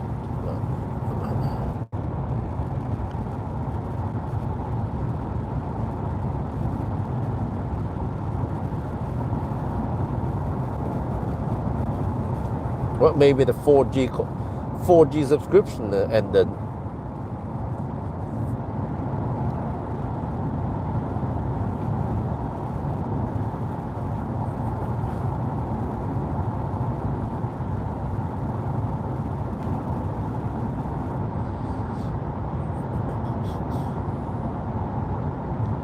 I feel like it's way too early to stop now. We have 17%. There might be around 16 or 15% at Halmstad.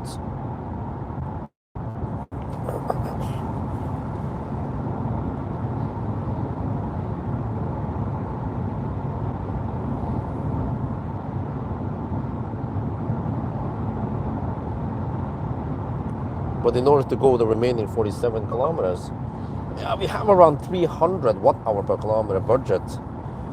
What are we hovering at now? Let me see. Well, we are hovering at 300. So which means that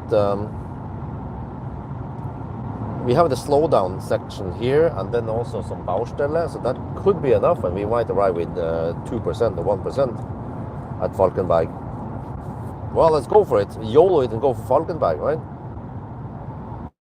I own the chargers over there. Actually, I think I want to go for the. Maybe I'll avoid the Alpitronic. No, it should be fine. Alpitronic should be fine on this car, unless this car has some kind of weird issue with Alpitronic. That would be really strange. That we can only get 50 kilowatt, 150 kilowatt from Alpitronic. But they also have the ABB, the tall ones, the 350 kilowatt.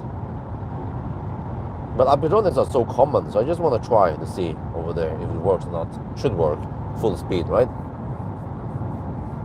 Wait, but I think I've seen it before that Alpitronic might ramp up slow, or maybe that's just a car thing, not the charger thing.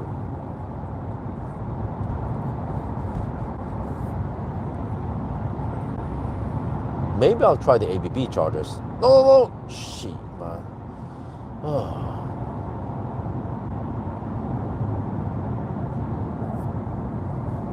Oh, again. Oh.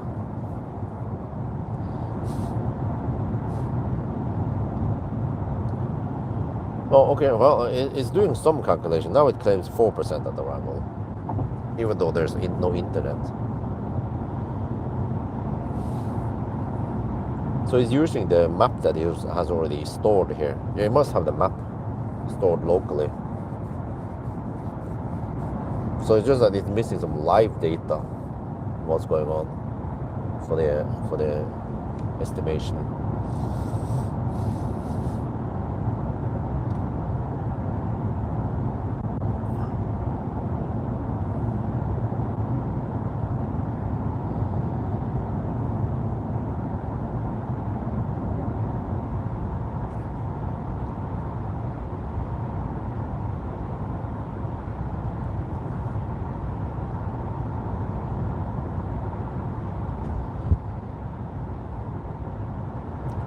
Well, we kind of need to commit now. We are passing by that stretch, 15% left.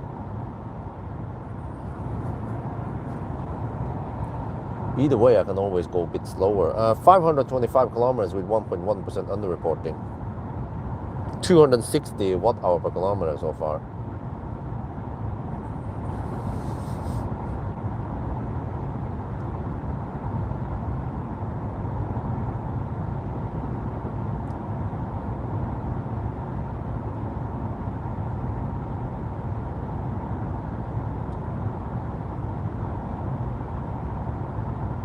I don't know if preheating is still working. Check here, charging. We can see when it turns off. At 15% now. It might turn off at 10%. I'm gonna pay attention to that this time. Okay, we are hitting the 120 zone again soon, but we have the slow stretch, Baustelle. And car estimates 4% at arrival. Okay. I want to see if we can get max speed.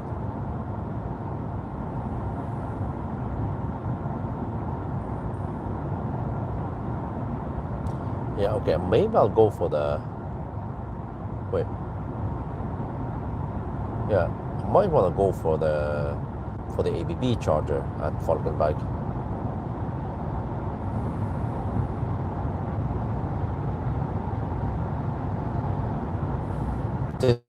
I need only 350 kilowatt anyway.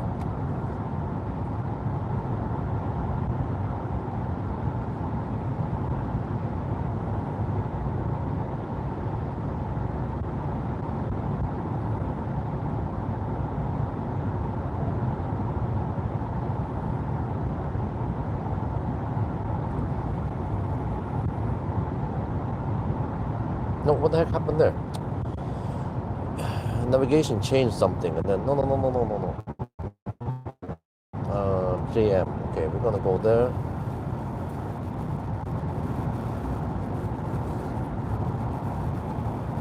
Okay, arriving with 3%, that's fine.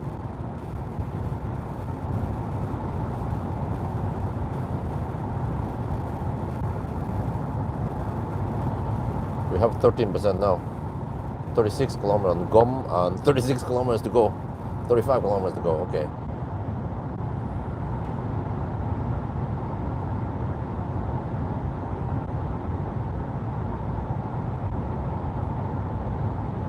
Just always go deep. Oh, shit.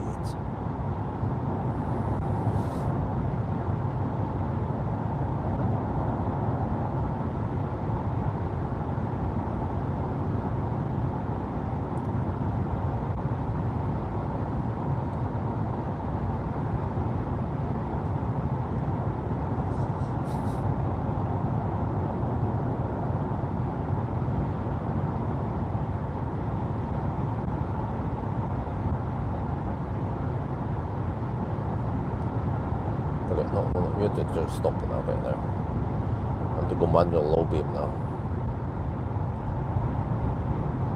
12%, okay, it's dropping fast. We have now a 33 kilometer gap with nothing charging wise. If we must, then we have to go slower. Well, we kind of need to go slower for the Baustelle anyway, so we save a bit the energy.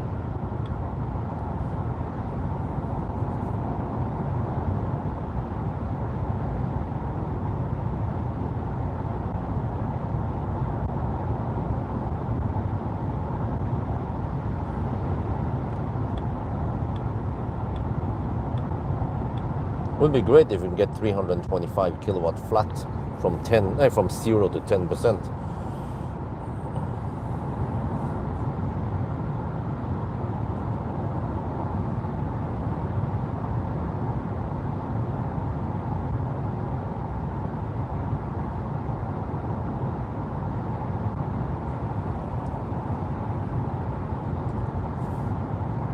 Dude, I'm down to 11% now.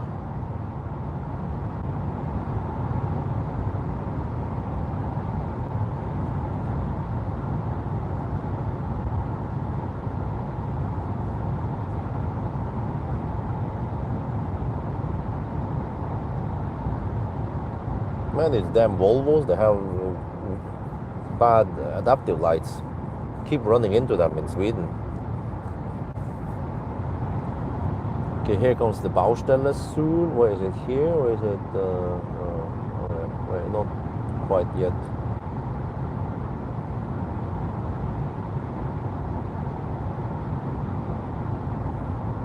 %.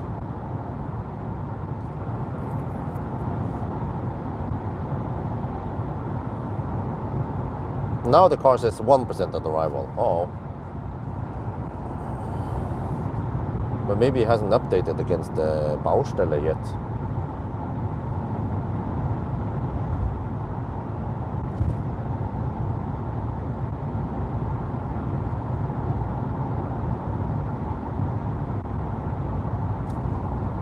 What, is the preheating active now? Or you're gonna tell me that I have low juice, right? Oh, it's still active. Let me see what happens. Once I get the warning about low juice, then it probably turns off.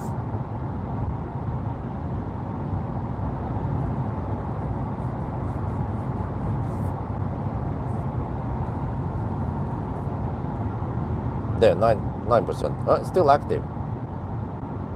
Okay, whatever. I'm gonna stop it manually now. I don't think we need it since we're gonna go real deep.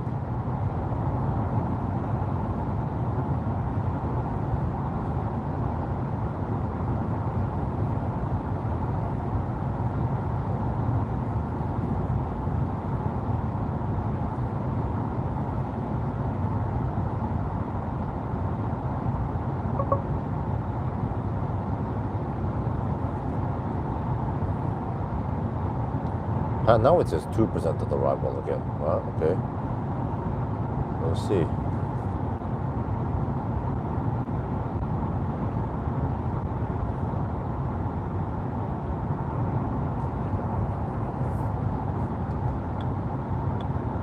Oh, alternate change works again.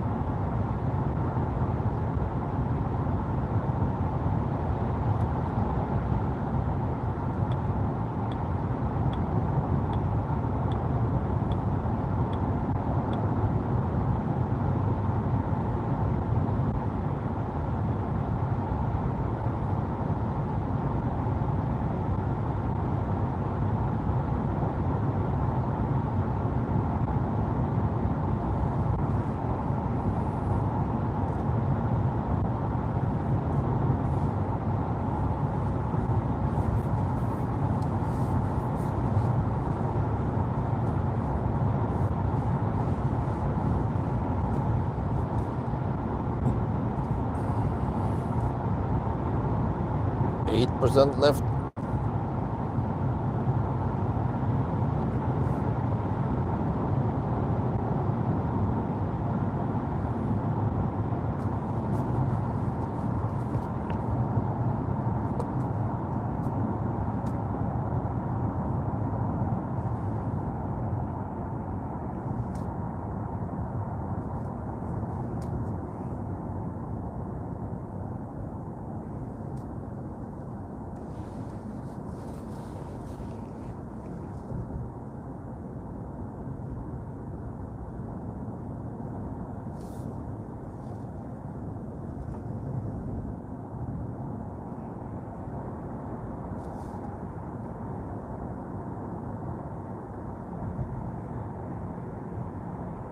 Well, saved by the bell. Here we have to drive slow anyway, so we save some energy.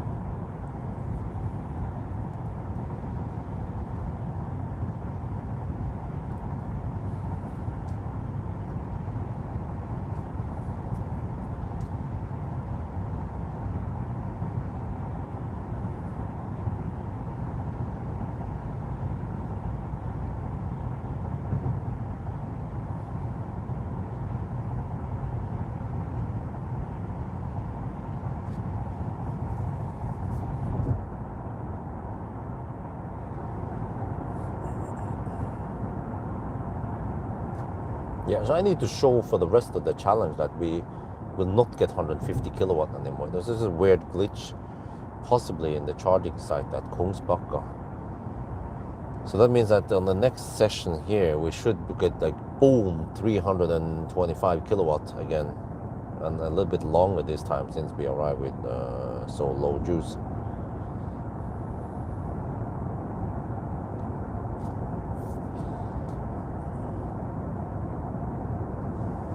%. Yeah, now in the low speed, then we get a lot more range or lower consumption. Let me see.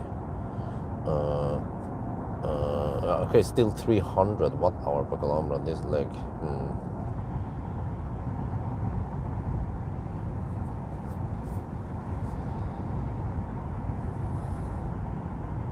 Very low range warning now. Okay,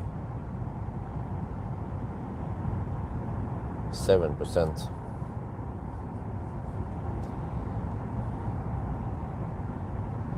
Well, we still need to hammer 18 more kilometers before we are there. And here is the end of the Baustelle.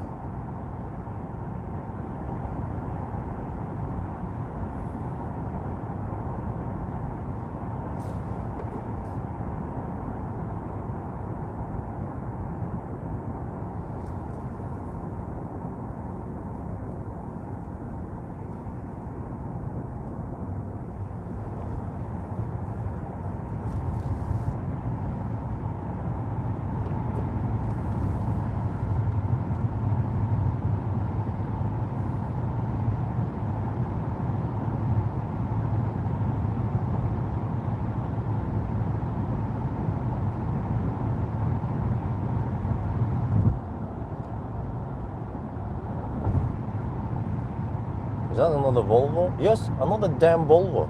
Man, those Volvos, they are really annoying with the headlights.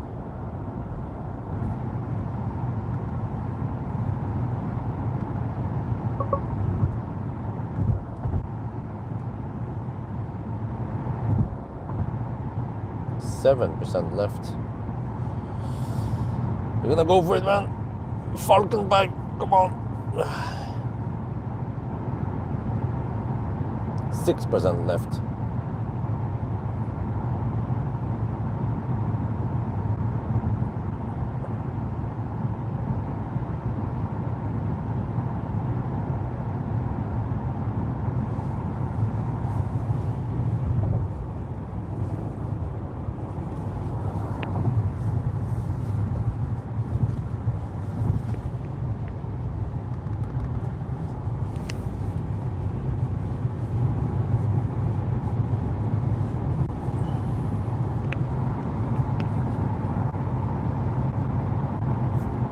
Well, they could put up a charger at ST1 coming up too soon, but it's kind of close to Falkenberg. But yeah, if they put a couple of 400 kilowatt over there, they'll maybe get a few people charging there. And there's a gas station there, so they can buy some food while they're charging. 6%, okay. We're gonna go real deep now. FPG coming soon.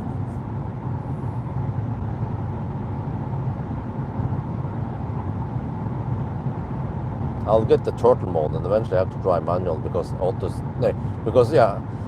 steer adaptive cruise control stops working when we have turtle mode. Well, strange. 5%.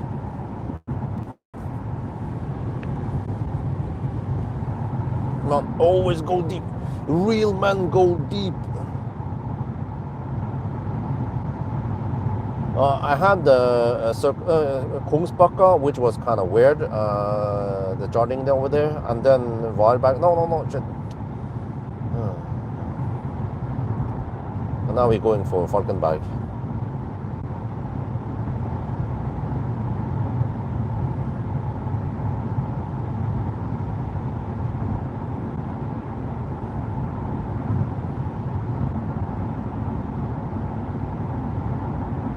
Anytime now, you're gonna, well, I think at 3% the turtle mode arrives. So for the last 5 kilometers I have to drive manual.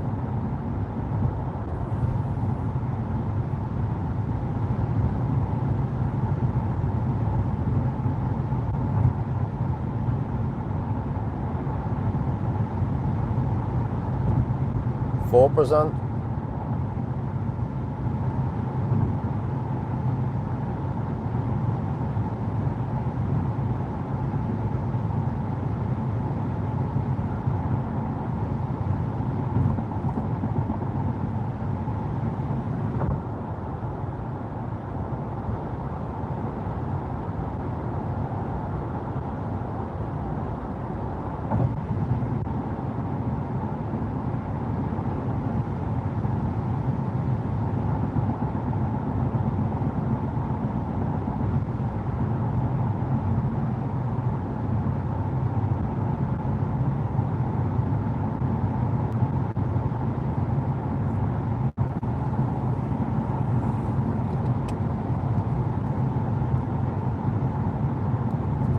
Yeah, power limit is crawling down.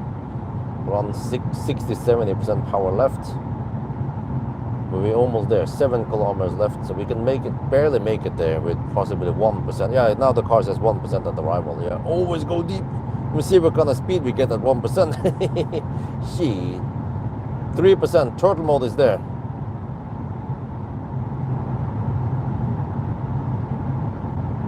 And this is the gas station. Oh, there we go. Reduce power. Yeah, okay.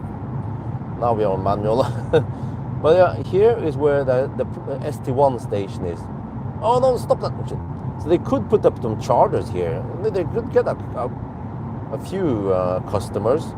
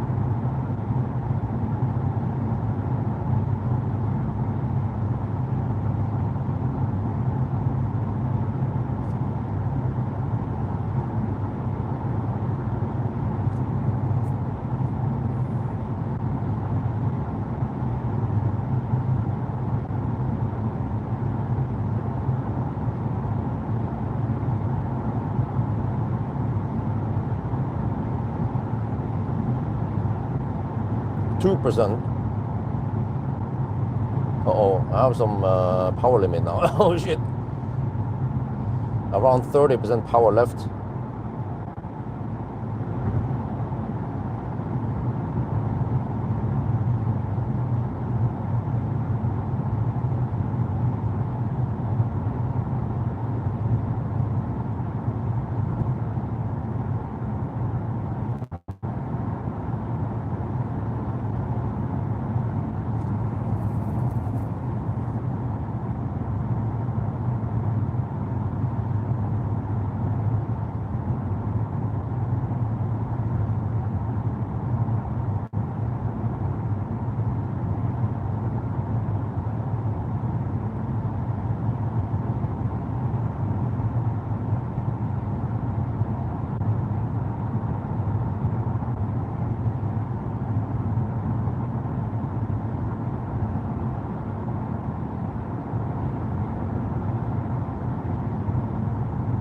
All right, Falkenberg, here we come. 2% left. Now that is proper deep.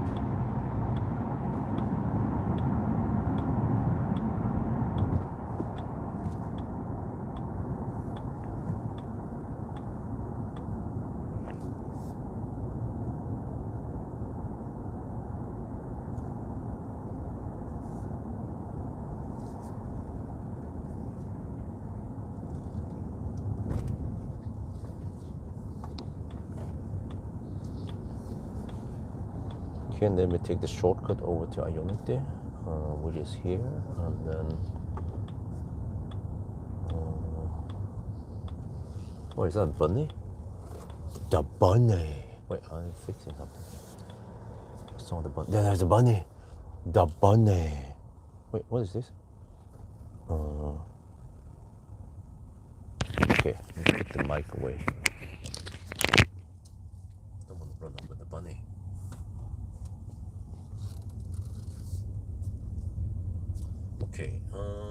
me go for the. Do we have? Yeah, they are 350 kilowatt chargers, right? To check here.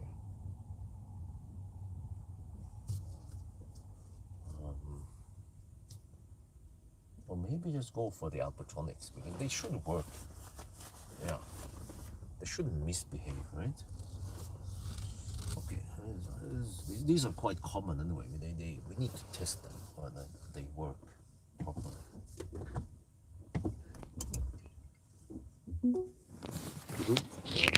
Oh, reduced power. Okay, 566 kilometers now.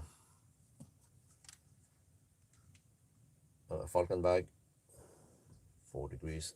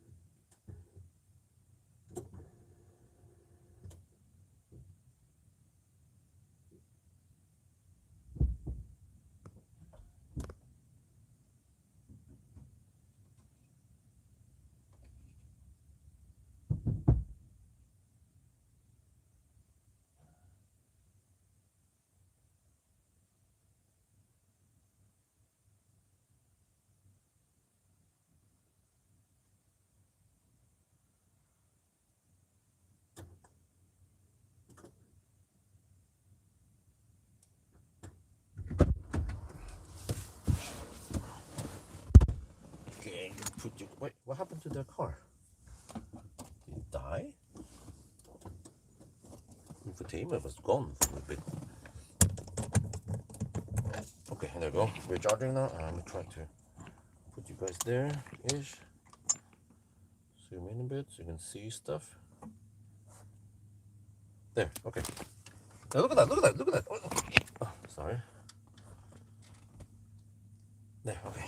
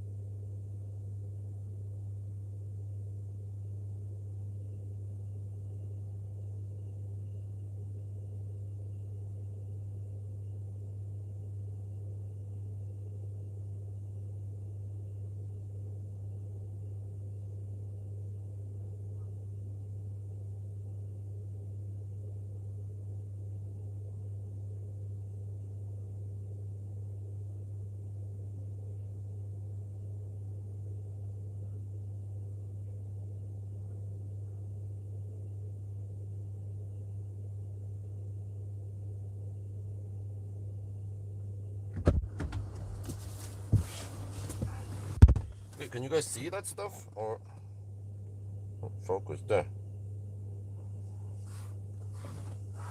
315 kilowatts. Okay. Where is the next charger? I have an idea. I mean, now I have roughly an idea how much we're gonna spend. It might be 300 watt-hour per kilometer to the next stop. I'm thinking Spekerud. Okay. I'm not gonna navigate there directly. I will just poke over there at Circle K or something there. But I found where was that? Circle K there. It seems to be offline. Start. It's offline. How do we get it online? Let me try. 137 kilometers away. Yeah, 281 kilometers now.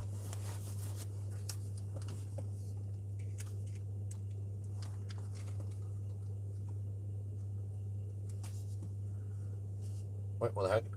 The car seems to be offline. It was actually offline about half an hour ago. So I don't know what's up here. I can't click on anything here. So that's strange.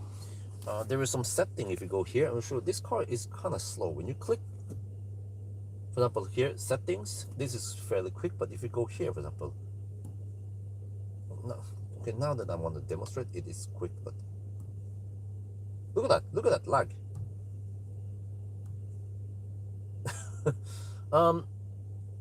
I don't know, Wi-Fi, okay, whatever. So what I'm gonna do is that normally these cars, they have a reset button here, the volume knob here. You can adjust volume. Usually you press and hold for around, I don't know, 10 seconds or 30 seconds. You reset the main screen. And let me see, how long do I need to press this?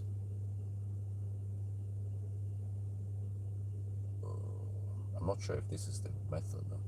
I haven't Googled about this or read the manual.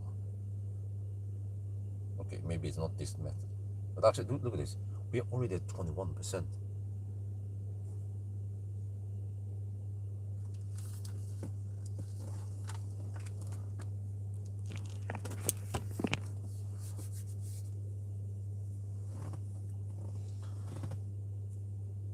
Okay, I haven't figured out how to reset this shite. Okay, I can just use the Wi-Fi on the thing. Then how about that? Okay, so I need to share this.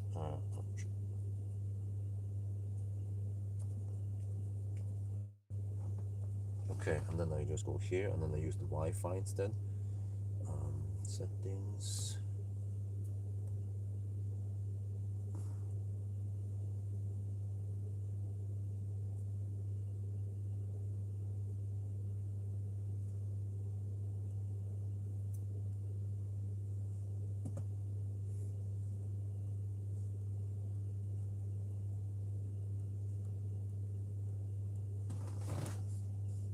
Oh, the thing keeps miss.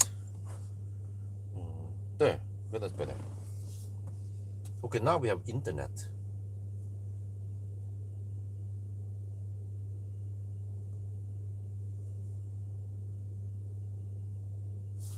Let me do my own calculation here. 137 kilometers, right? Wait, come on. Can you show me the stuff, please? There, yeah, 137. If I estimate 300 watt-hour per kilometer, oh, huh? Wait, I only need to spend 47%. Okay, I need to go pee and then we're almost good to go.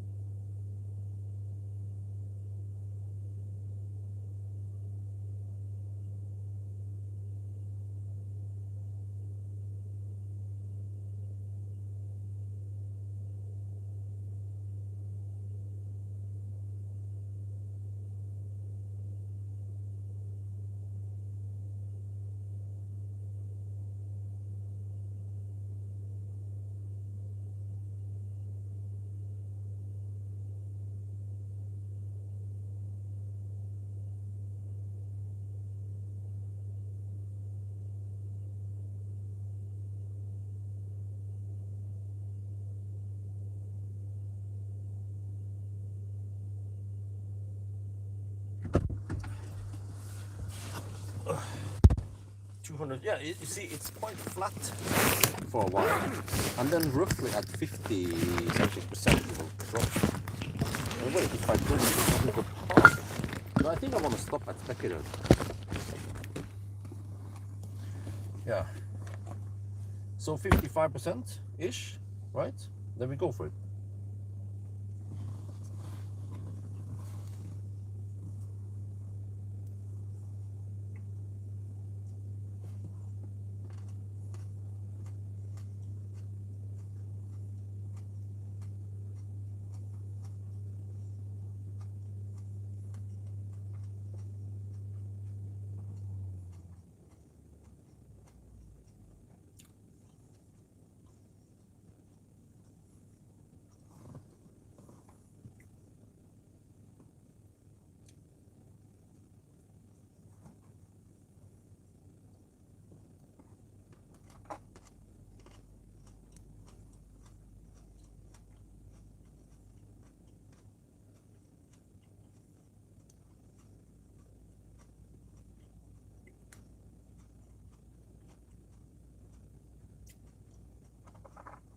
Oh, it has an earlier drop. Ah.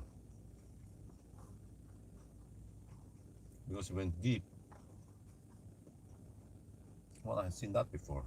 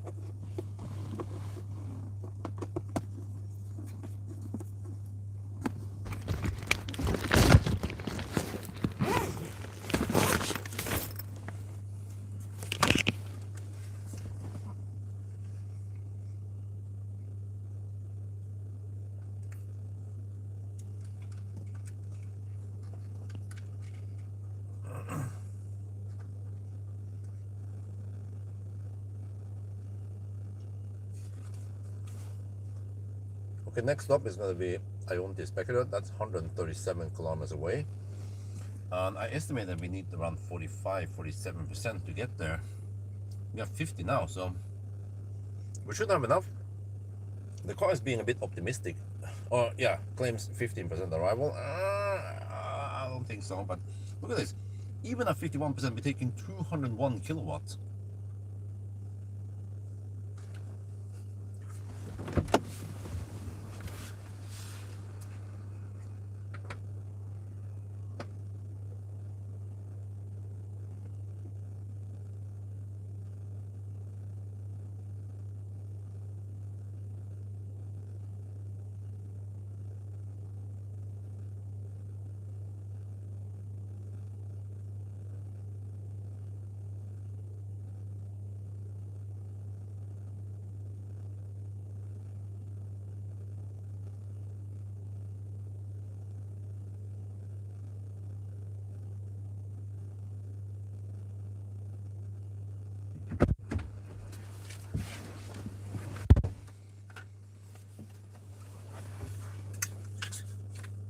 And now it's not dropping. It's actually very consistent.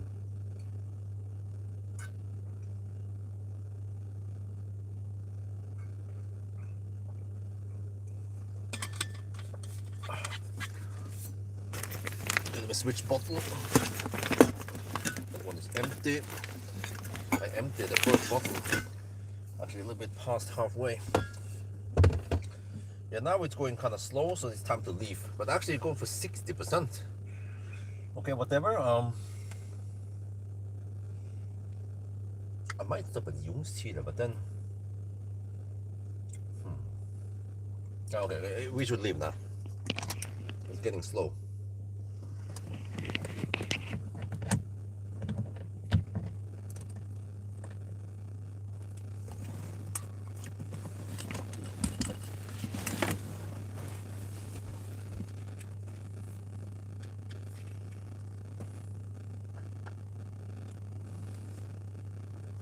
Okay, we are almost at 60%, and now we are charging at only 156 kilowatts.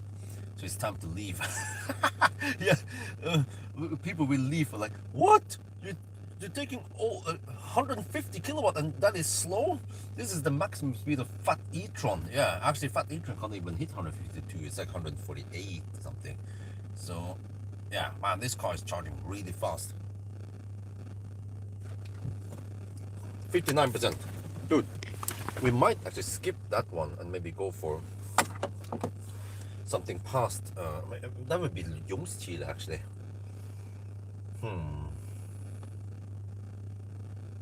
I'm not sure how I'm gonna split the remaining 60% now. We should leave now. Okay.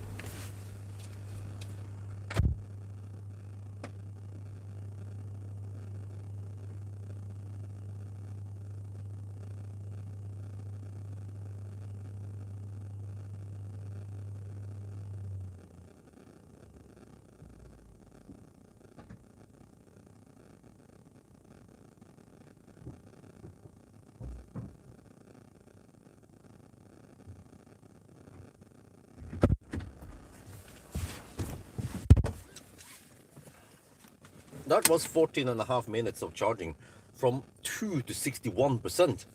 Was actually a lot faster than the previous session. I need to turn off some shite here first before we go. And the car is being slow again. Come on, you just react there. Okay, turn off that shit. Turn off this and this. Off we go. Oh, there's a freaking rock in the... It's a bit scary. How did... The rock is a bit misplaced. Dude, that is scary. Someone moved it. Okay, anyway. 15-minute charging. Dude, like, we could get away with around 12-minute charging stops only. And just have more of those. And not the suggested 25-minute stop that Abeduruplan wants me to do. To charge to 78%, that would be way too slow. When we unplug now, we had only 145 kilowatt. Yeah. Leaf owners, anyone? Or I don't know. Like, it's the maximum speed on Fat e-tron, you know, and we are leaving because it's too slow. Because we can actually camp on 250 to 300 kilowatt for a while. So.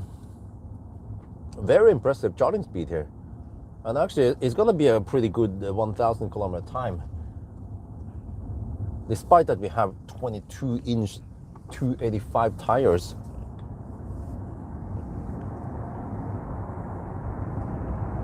Hey, no power gate, full power. Oh, that was shit. You guys see that? I was accelerating. I was like, oh. I didn't want to hit that bunny. The bunny lives another day. I was actually kind of lucky, but also I saw where the bunny was running, and I had to guess that, okay, it might still go that direction. You're gonna slow down, full brake, and then go behind it. Oh, wow.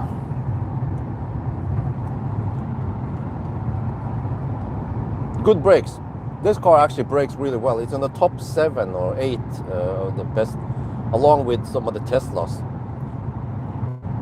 So it's good that we have fat tires to grip enough. With a 2,480 kilogram in here with the driver.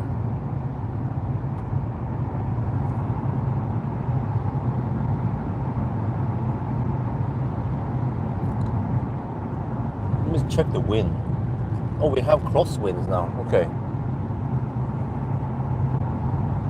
So I don't know. We will see. But I might arrive at Spekkerød with 15%. But then if I go past Spekkerød, then we have to go for Ljungskile, which is I think it was 20 or 25 kilometers away from Spekkerød. But then at Ljungskile, I don't think we can get... No! Oh, shit, stop that. Okay, what? I'm gonna get flashed at again.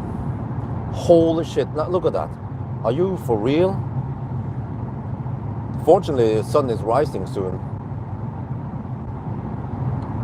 But,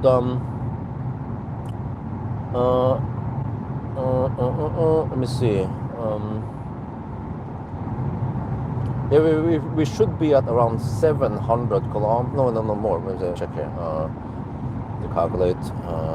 We have 572 plus, okay, 6, 7, huh? A little bit over 700 kilometers, okay. That means I could stretch it, and maybe if I go Ljungstile, we're on 750. That means 250 kilometers on the last leg. Now that's not gonna work. So we need 2 more stops. Yeah, so I might as well just stop at Spekkerud and then Strømstad as the last one, and then just go 40% or some shit like that at Strømstad. Yeah.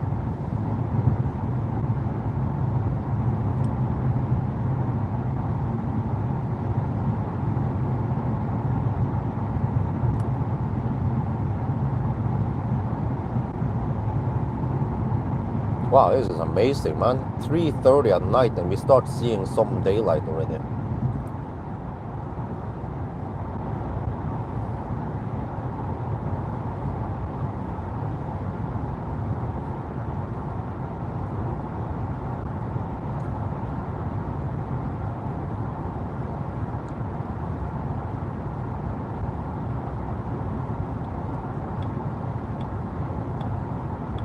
The auto lane change is not working again. What the heck, man? At least I have internet now via Wi-Fi. And the car claims 25% at arrival at Spekkerud. But the problem is that this car, you want to go deep. So if you arrive with 15%, you will not get the 300 plus for too long. You are actually getting a worse, like it's like Tesla, you're getting a worse charging session. So here, it was consistent. I arrived with 2%, I got full speed from 2%, but I did not take any penalty. Oh shit. Dude, are you crazy, man? This car is unbelievable. Like, the truck flashes at me, and then the car's system is like, oh, we're still gonna fire the high beam at him. Derp, derp, derp. Okay, I need to turn off this shit, man. I think we can survive now with only low beam.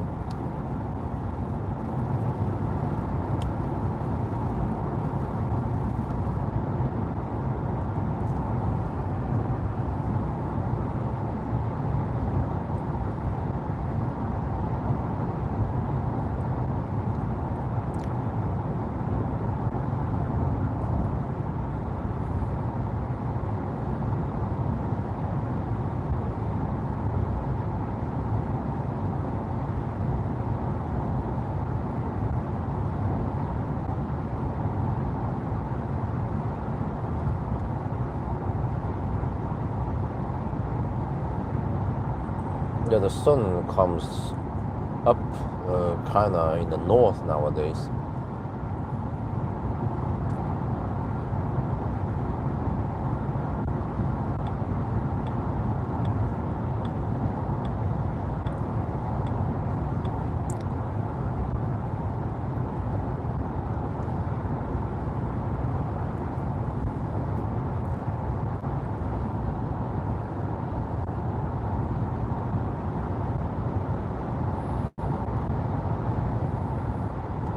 Wait, dude, we have headwind now. Shit. Okay, well, good thing I charged 61%.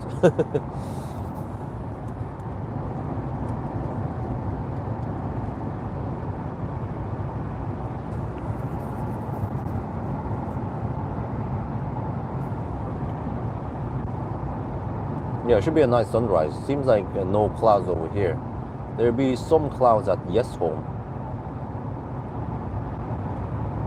Yeah, you can see the wind turbines that we have. No, I look at the wrong way. We have crosswinds. Yeah. Crosswind and actually slightly tailwind.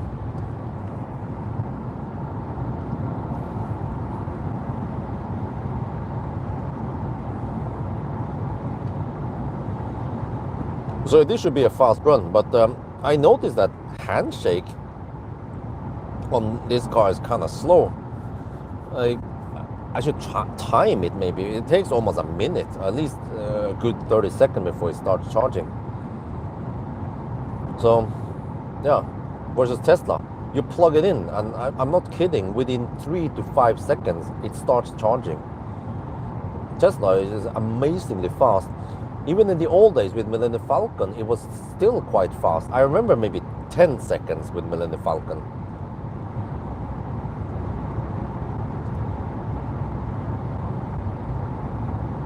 or maybe 5 to 10 seconds. It was really fast. I remember I plugged it in, and then was like, it was blinking blue for a little bit and then green quite quickly.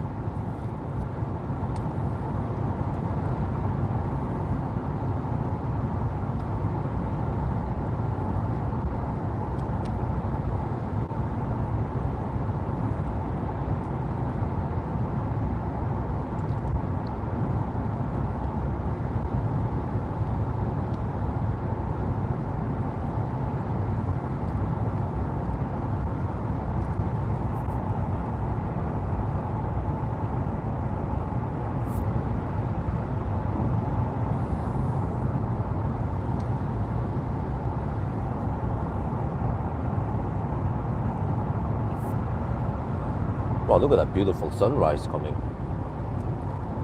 So many colors. The camera is able to catch some of that.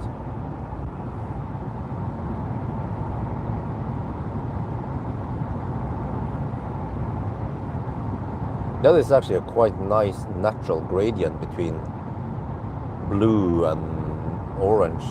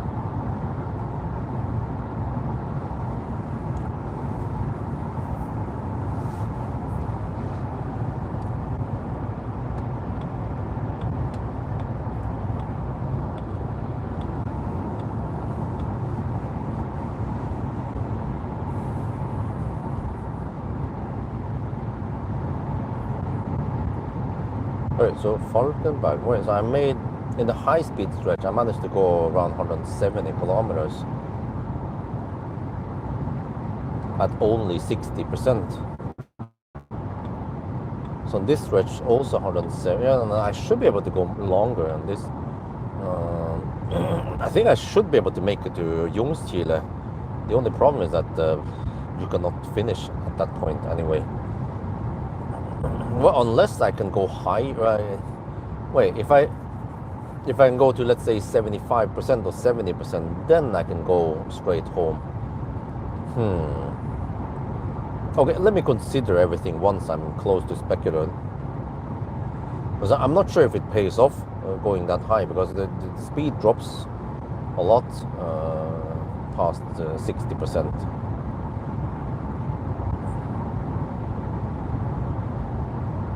And then the Strömstad sweep over there is not that slow. I think it should pay off to charge to only 40, whatever, like 45%, right? And then like, it's crazy because I will leave with 250 kilowatt when I unplug, more or less, or around 200 kilowatt. Then go for Strömstad and then hammer it back home.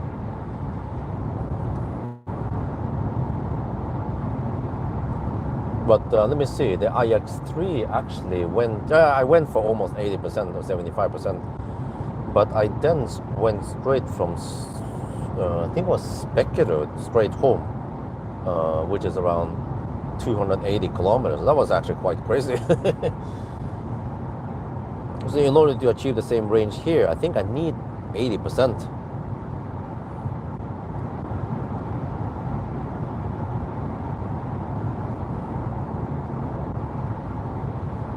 Was another annoying Volvo.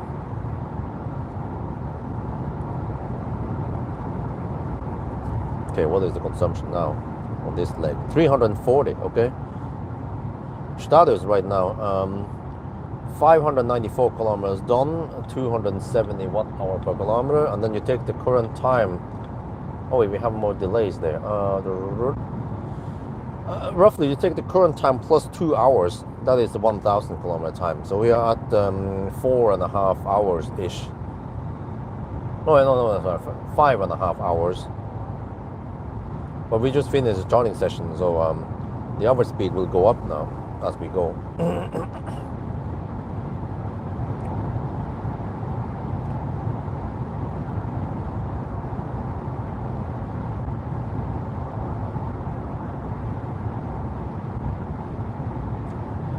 So actually, over time, the 1,000 kilometer challenges will be slightly better since we have more charging options.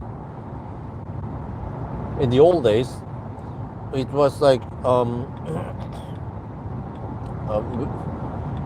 we had to stop at the non-optimal locations simply because there weren't enough fast chargers out there.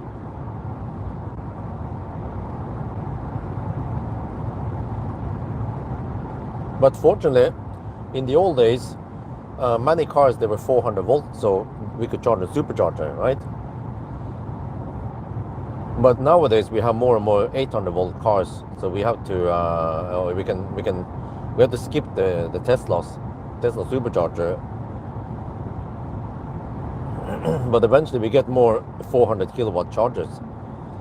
But I wonder what the heck am I gonna do with the Xpeng runs, because they need 500 kilowatt or more. Like the G9, no, the X9 can take 550. We simply don't have that kind of speeds. So I guess we'll just go flat 400 kilowatt, right? 400 kilowatt boost as long as we can on the Alpitronics. Because I don't think the voltage is high enough. Don't remember what I saw, but but also it doesn't stay on 500, or actually I don't think it stays on 400 plus for too long anyway before the car needs a throttle.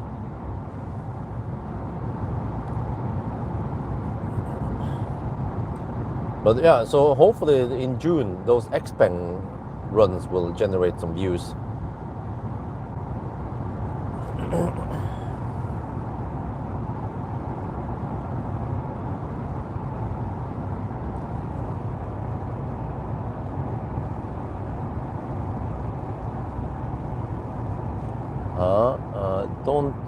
Don't the on-off ramp also count for the total? Yeah, it actually counts for the total distance, since we are counting distance, not like a given waypoint. Yeah, so that's true. So actually when we count the time, the detour time, it's more like if you drive 1 kilometer total of detour, you're not going to average 120 kilometers per hour there.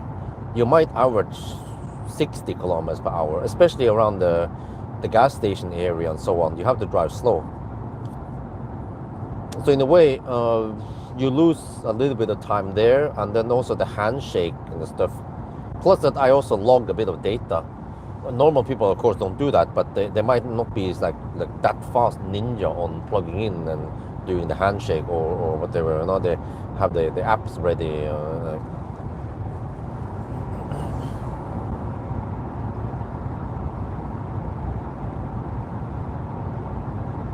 Yeah, that would be freaking crazy, man, to get 400 kilowatt flat to 60-70%. And it actually wouldn't take too long to reach those percent either. Maybe just 10-15 minutes. I mean, even this car can reach quite fast. Like, dude, we went from 2 to 61% in 14 minutes, roughly. So this car seems like it doesn't take any penalty by going deep.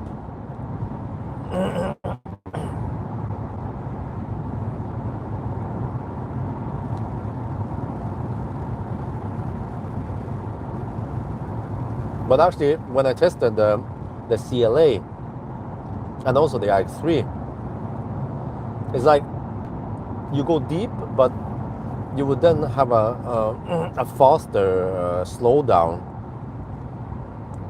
when you reach 50% or whatever. But this car, this car, we have the same, exact same throttle points, whether you start with 10% or 2%. It's actually similar to Tesla. No, no, shit. For helvete. Matrix shite.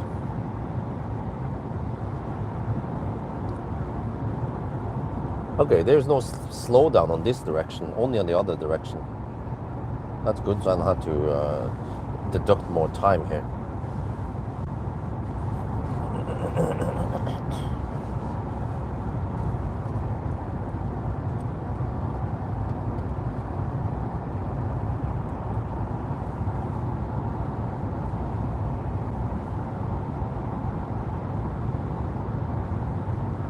Also, I wonder how the heck I'm gonna do the charging test on the Xbanks.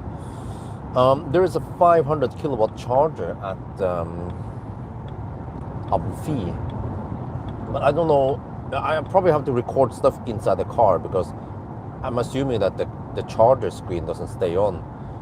It's some. I think that's a Delta charger that has 500 kilowatt power modules.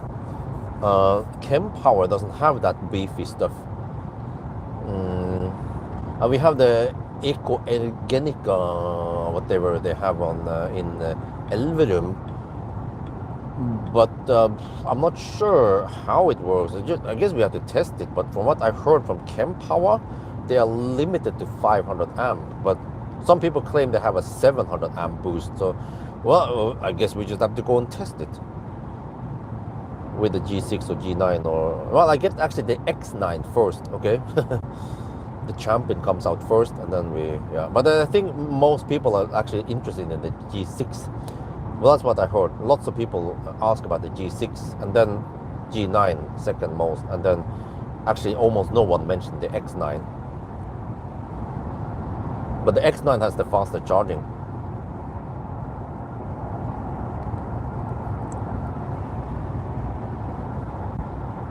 Now, those Alpitronics, I don't know. I haven't heard about any of those nearby Oslo area. So, of course, I'm not keen on driving too far to get them. Maybe I can fire an email to ask Ionity if there is any 600 kilowatt hypercharger. But it also depends on amps, so I don't remember exactly how it was, but I think, oh, let me see, the auto. I think the Xbanks, they operate at around 700 volts, which means that 700 volt times 500 amp is only 350 kilowatts, so they need at least 600 amps to hit max speed.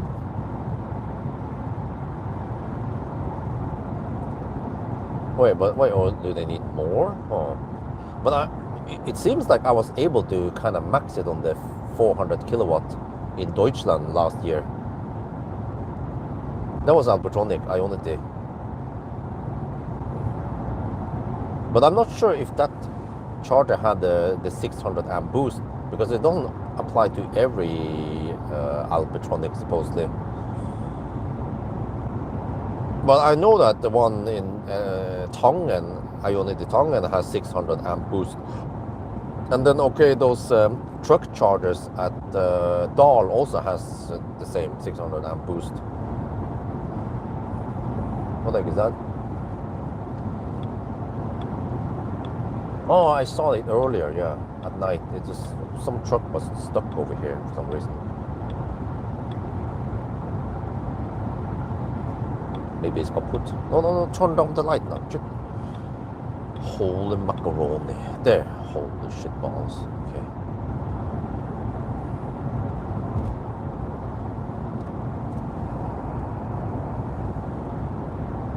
Okay. Okay, I need to turn off the high beam now. An auto high beam.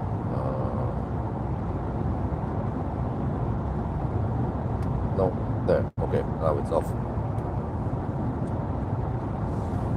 Hopefully I don't need it for now.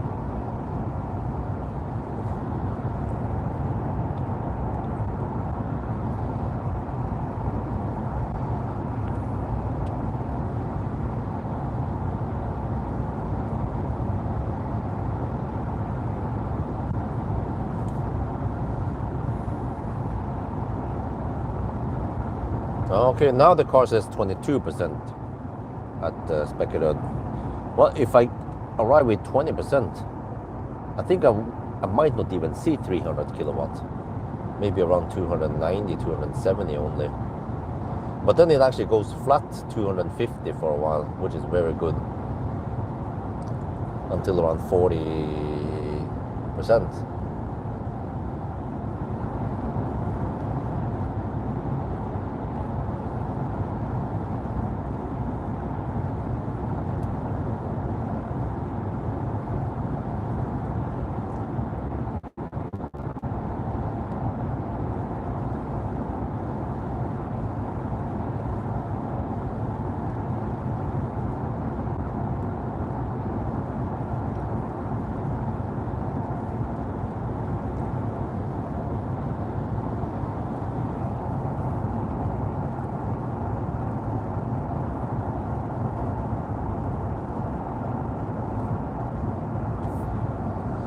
Well, it seems like we have headwind now.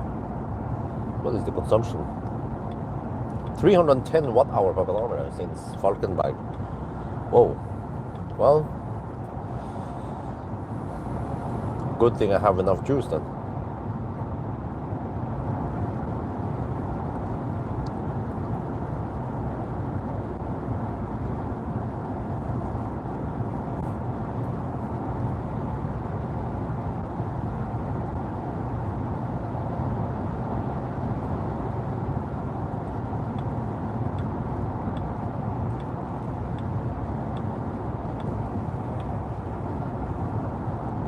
With Xpeng you will test charging station, yeah, more or less, yeah.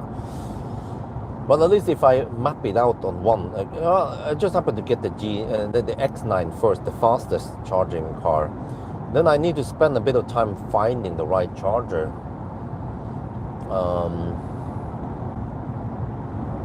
But yeah, I need a charger with fast enough, powerful enough power modules. Which means the Egenica, Ionity Elverum 500 kilowatt, the Polish chargers, or some other stuff. But I have to look at the München run again, what kind of voltages those operate at. But I don't know the voltage on the X9 because I've never seen it before. Based on the voltage, I can guess how many amp it needs. And then I've seen that someone tested the X9 at Winterbro. I wonder if it was Xpeng themselves. Tested on a 500 kilowatt charger and then maxed out. And then supposedly the X9 takes 550 kilowatt.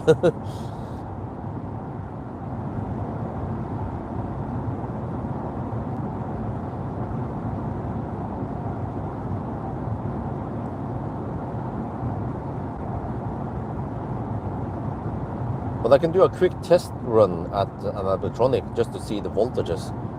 And then I know roughly how many amps we need.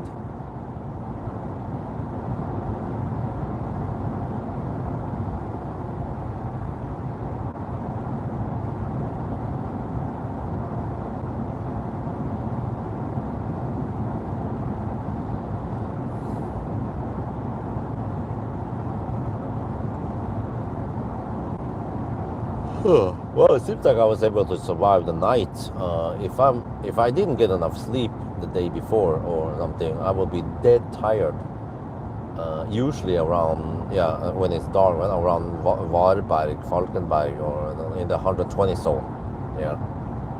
But if I'm able to survive this long, then usually it's easier to stay awake because it gets bright outside. But then I need to take a power nap once I'm home. Okay. When will it be better with the kids? Hopefully next year, right?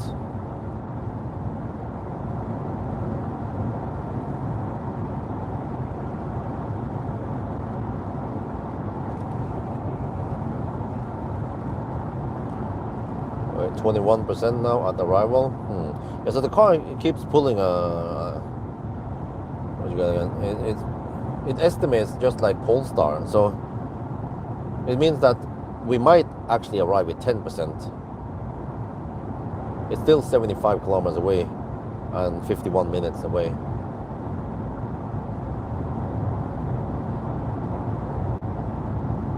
I can try to calculate maybe. Let's see, we have 41% now. Well, how many kilowatt hour do we have on 41%? But it's slightly non-linear. I'm guessing almost 35 kilowatt hour. Okay, divided by 35 kilowatt hour. Divided by 74. That's a budget of 470. Okay, we will arrive with some juice left. Yeah.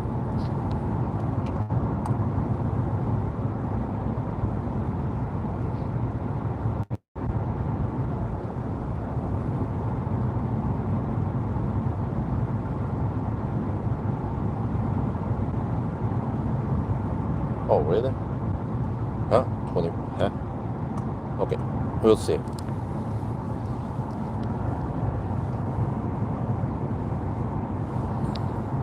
Oh, okay, we might arrive at 15% left.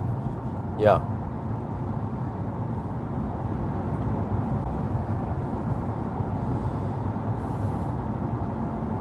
Now it's saying 21%.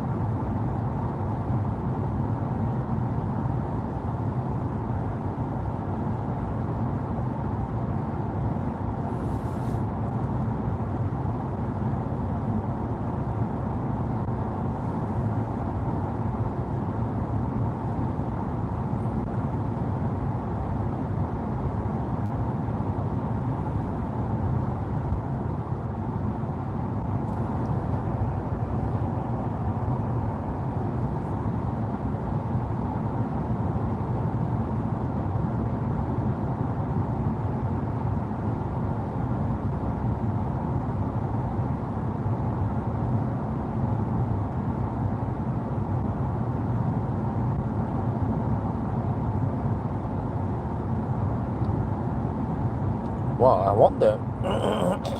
wonder how bright it is at the Arctic Circle right now. But nowadays.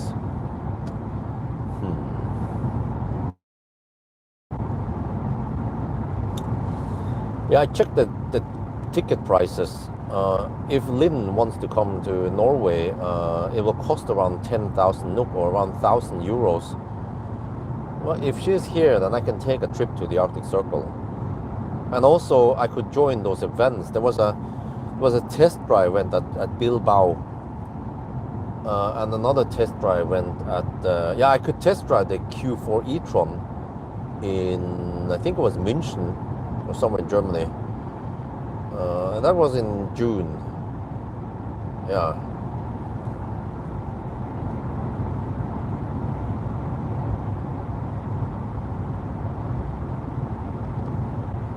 But oh, it's gonna be okay.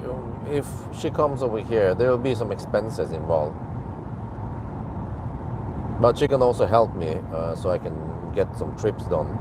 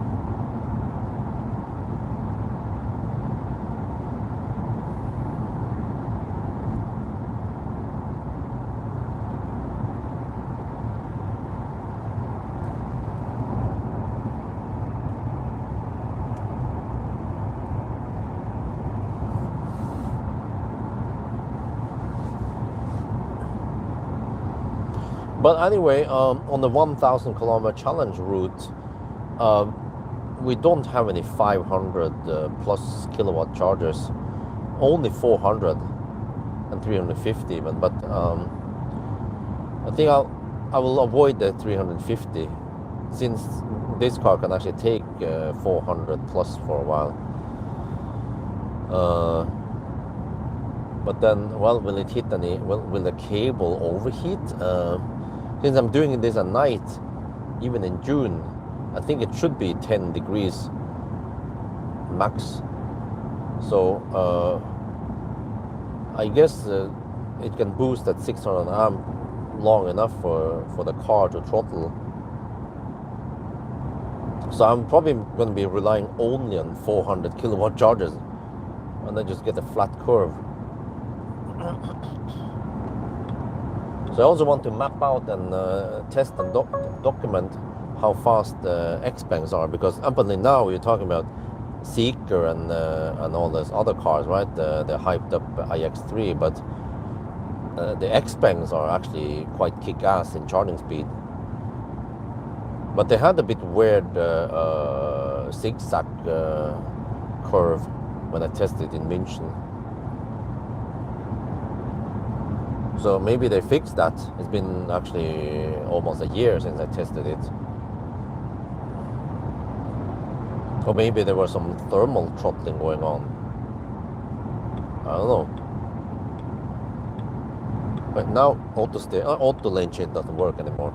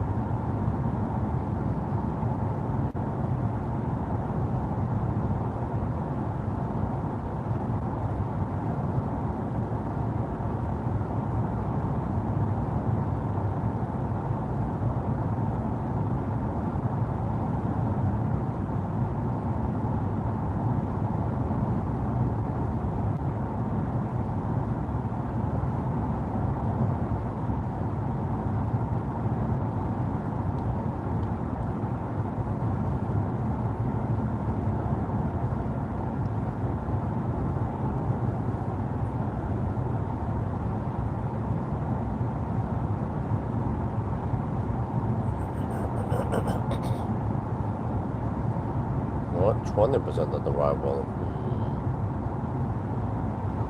Well, I'm kind of tempted to go deep again.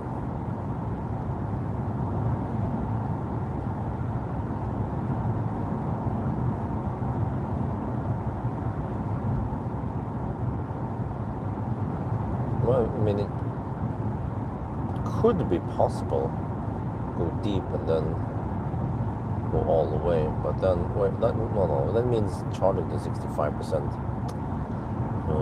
Well, that means like see if I want to split it, let's say no, maybe not 65, like 75%, then I have to split it and charge to only around 35% twice.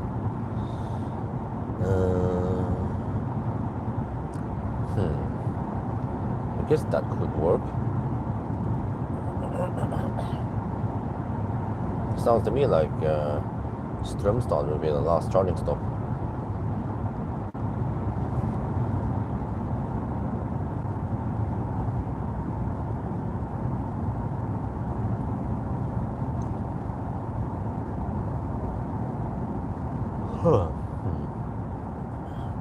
So this afternoon, when I went to bed at 2 in the afternoon to take a nap, actually before that time I wasn't that tired yet. I was just pumped up, busy with some stuff I needed to do. I had some work that was like way overdue, so I had to get it done. And then I finally passed out 2-ish in the afternoon. But then when I woke up again at 4, the clock woke me up at 4. Then I actually didn't want to wake up. So ideally I should have slept longer past 4. You know, if the kids would be older, more independent, and also wifey gets the driver's license and she can drive Milan the Falcon, and the kids don't require so much maintenance like they do now, then I should be able to sleep until 6 or even 8 and then just wake up and eat some late dinner and then get going.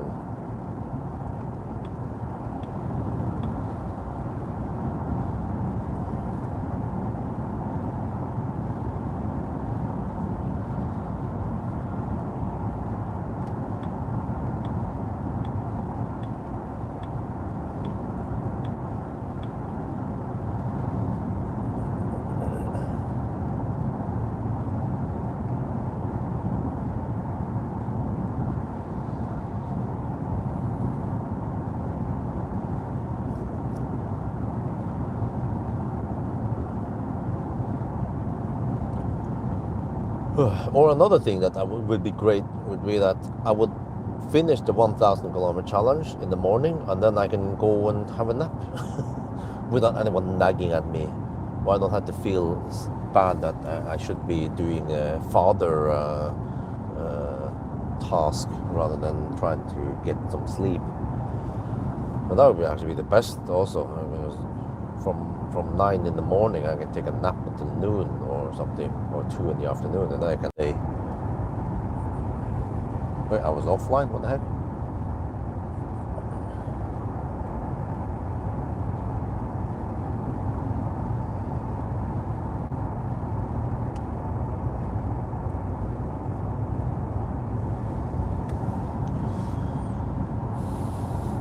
Okay, so I need to calculate this, but yeah, Ljungskile would be okay speed, but then if I charge at Ljungskile, then Strömstad is a bit too close again. Or I can charge at Ljungskile to 35% only and then go to Strömstad, and then charge at Strömstad to 45% maybe, and then finish it. Or I need to calculate on each leg.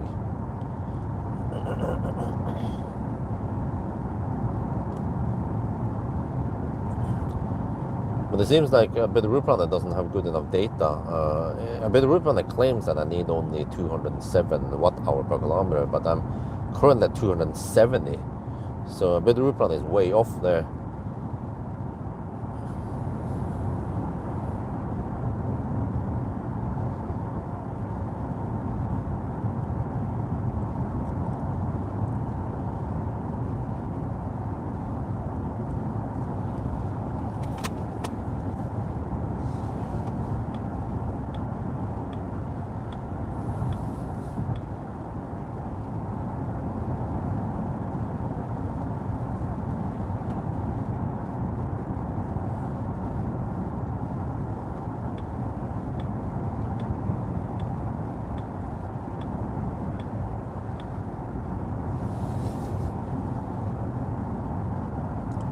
Here are chargers, huh? Found. Landing nedre rommen. Wait. Oh, is that some truck charger? ST1, huh? Nedre rommen. That's in Oslo area, the east side of Oslo. Romsås, I think it's, yeah. Wait, or there's an avenue. In Winterbro, that's 500 kilowatt. It's been there for a while. Yeah, I think that was Delta charger. The Delta has a 500 kilowatt variant, but it also depends on amp because, it could be, it has 500 kilowatt power modules, but only 500 amp cable, right? And then in order to get 500 kilowatt, you need 1000 volt. Yeah, of course.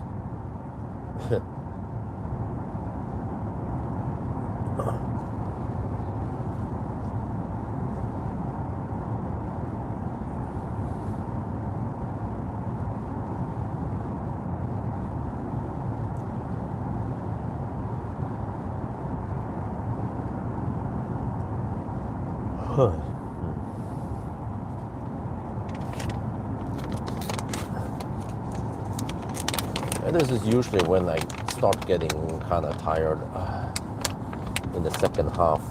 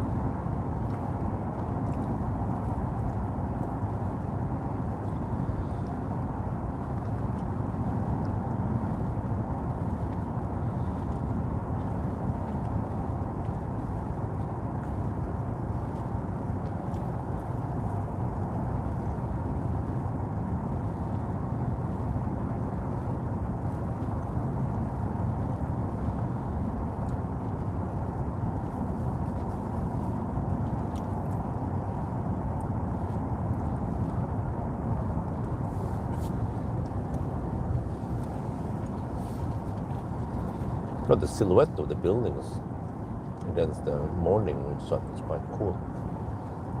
There's a Gothia Tower now. This is the golden hour.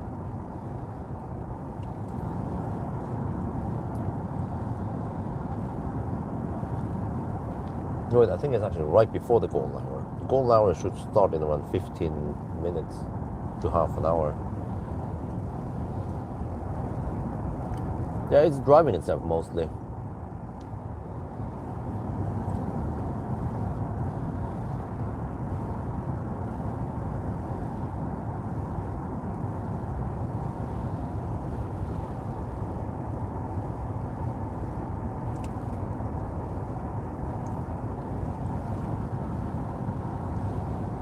It's already getting bright here.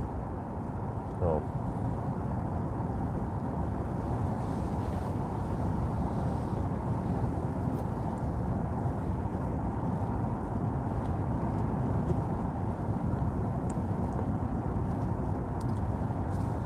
You see on these curves here, you can do it just fine. I don't feel like I need to slow down. I wonder if the air suspension is doing, or if it's doing some kind of counter. Was it? I don't feel any body roll here. It's extremely stable. It could be that it has some alien technology like the e-tron GT, where it tilts a bit into the corner to reduce body roll.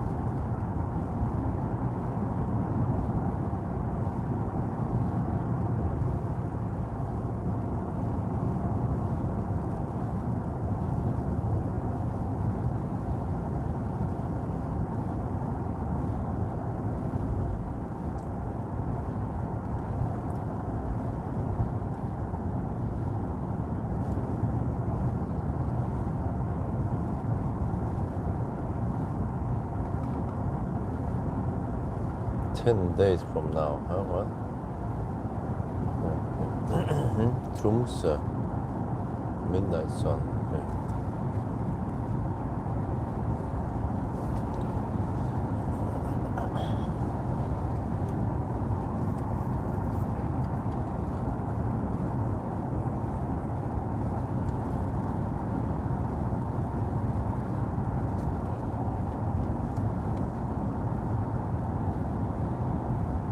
Okay, Bakkabol. We are 36 kilometers away from Spekkerud. We still have 31%, so now the car estimates 21% at arrival.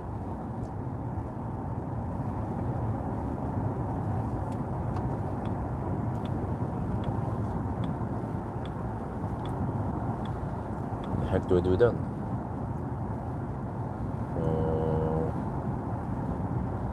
The distance will be just fine now. We have short charging stops, like less than 10 minutes, maybe just 7-8 minute stops.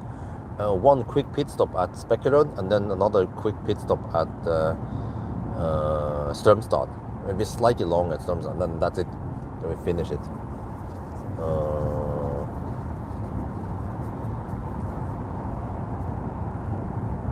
Or if we go further to Ljungskile, then wait, let me see. So how is the distance again? Ljungskile to home is around 250 kilometers. Then I don't know how many watt-hour per kilometer will consume.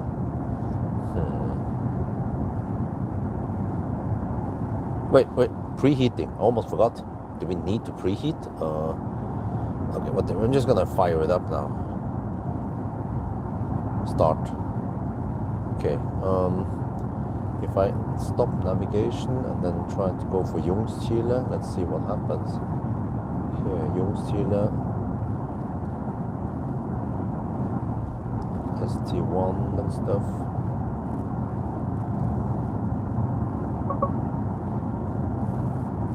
There, 15% at Ljungskile, really? Okay, let's calculate once we hit the 110 zone. There's still a bit of variable speed limits here before we can hammer it again.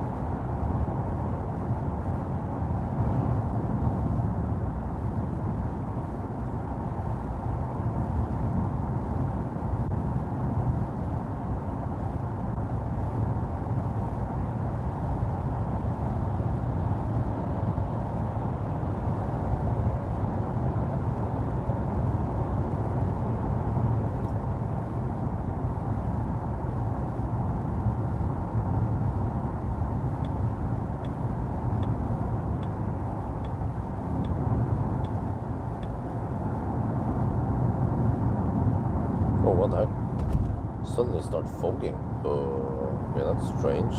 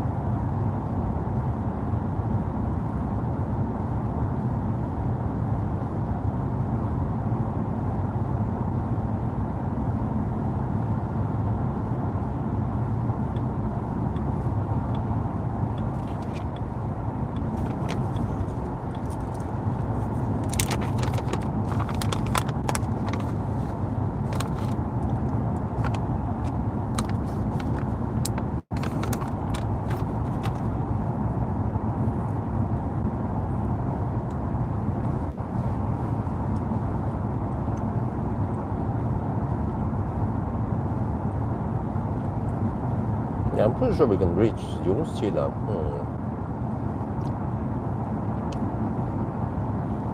I think the coldest was around 3 degrees right now, yeah. I think it was the coldest, roughly.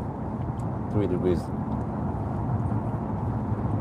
The coldest time is right before sunrise.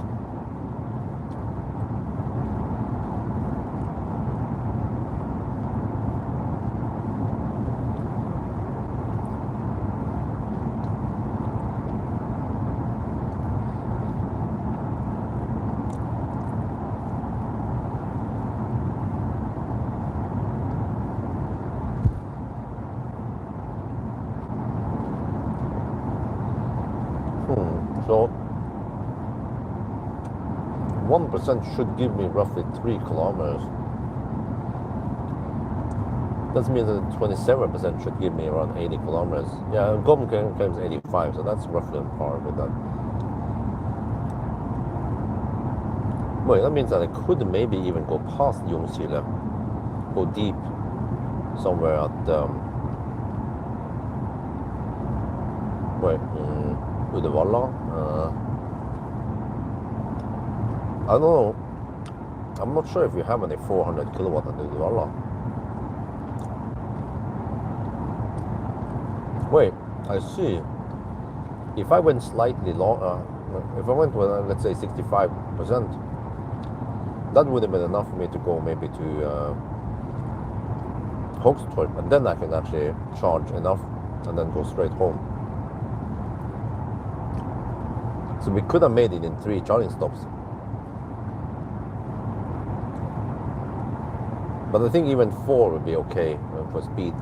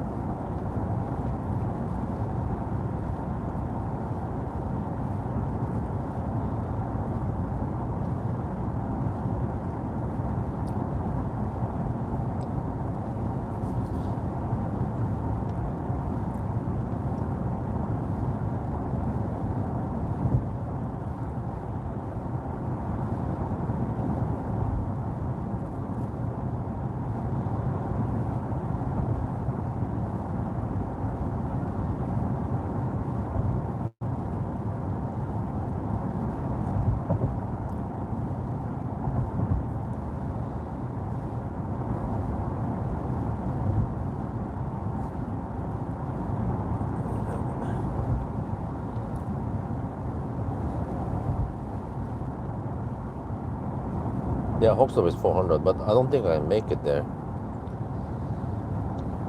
Okay, now we can speed up.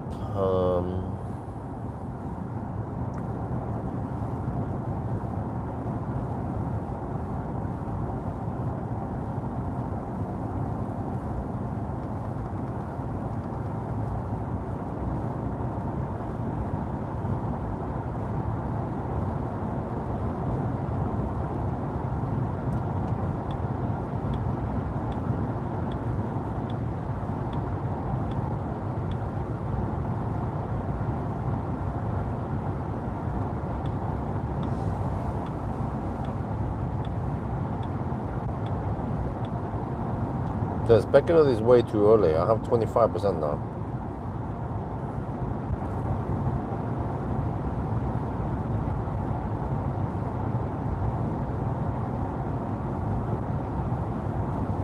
At the Torp Center. Okay. Wait.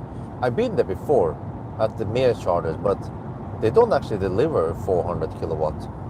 It was more like 300, or I'm not sure how much they can deliver. But I mean, even 300 would be okay, because we can't get 300 plus for too long anyway. Well, it depends. If I go deep, then I can get 325, actually flat until around 12%, 15%.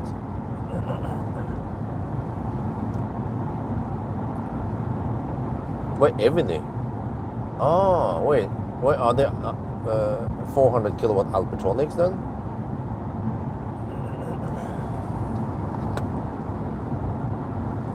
Actually, I haven't tried if Evony works in Sweden for me. I guess it works.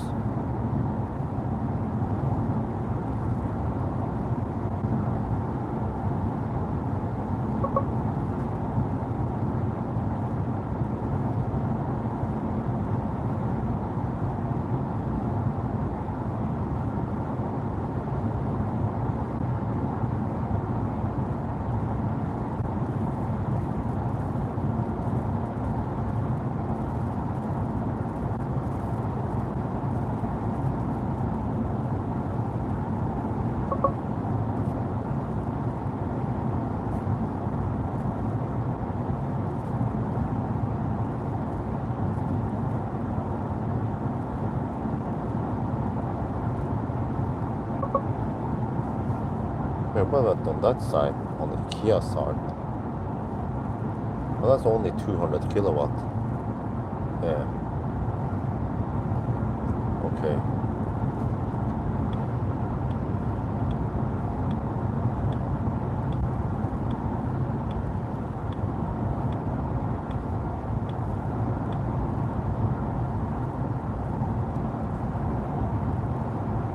Those are the Mer charger, 300 kilowatt.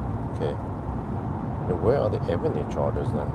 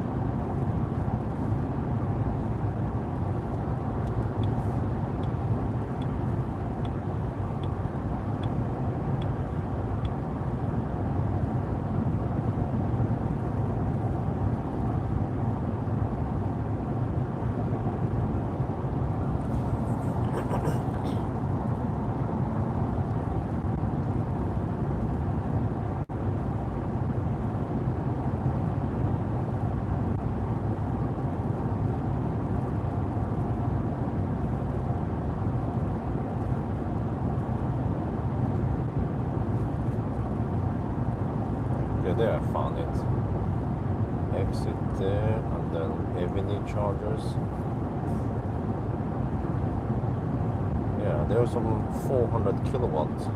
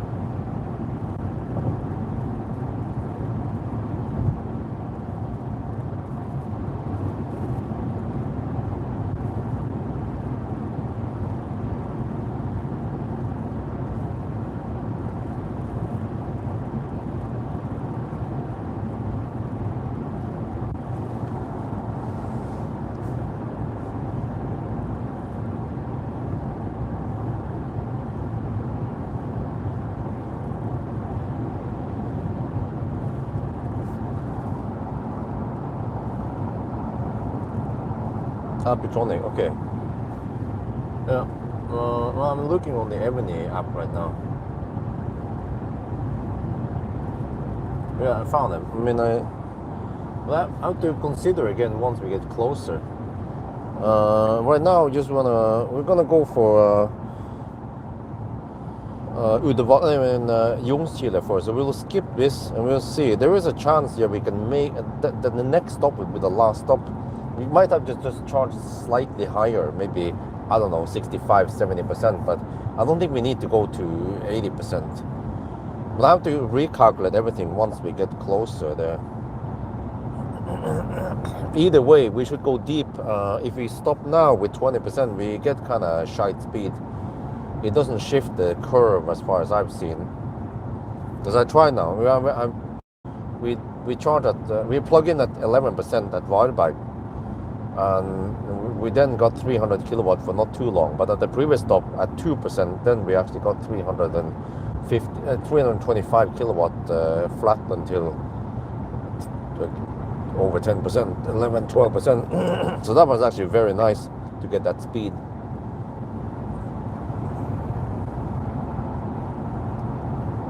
Okay. Yeah. So I might want to go for that one. I'm just not sure if there is any place that I can pee over there.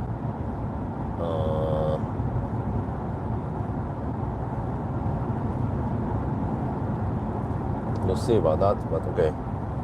Yeah, so 19%, still plenty of juice. It's at least 50 more kilometers, and we are 25 kilometers away from Ljungskile, and then Ljungskile is actually kind of close to Uddevalla. So, well, if we go deep to Uddevalla, then that could be enough. That's the trick. We have to go deep because then we don't have to charge too high on the last stop.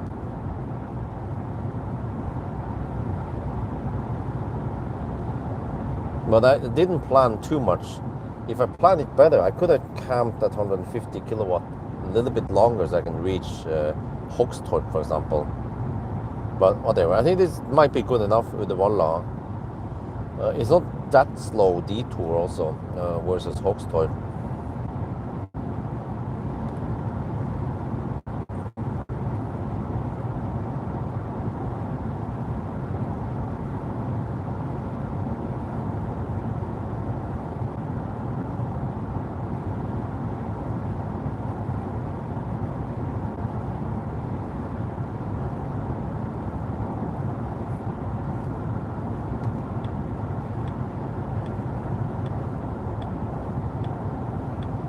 So I mean, nowadays I feel like 92 kilowatt hour battery is not that big. The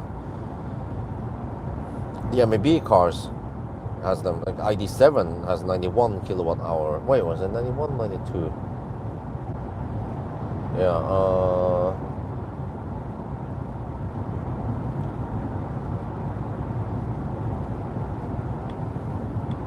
I feel like premium expensive cars, they have more like 110, 115 kilowatt hour, like the Polestar 3.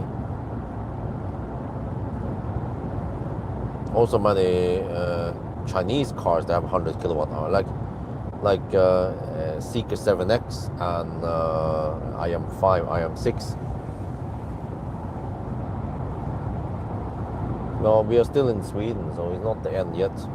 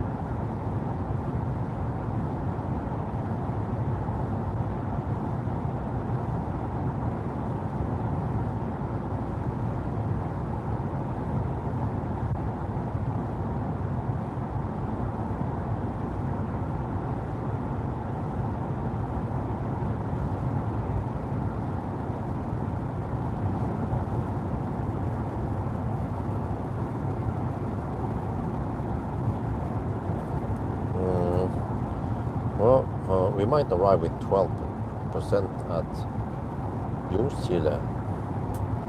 That's too much, right? We won't arrive with 1% again or 2%. You always go deep.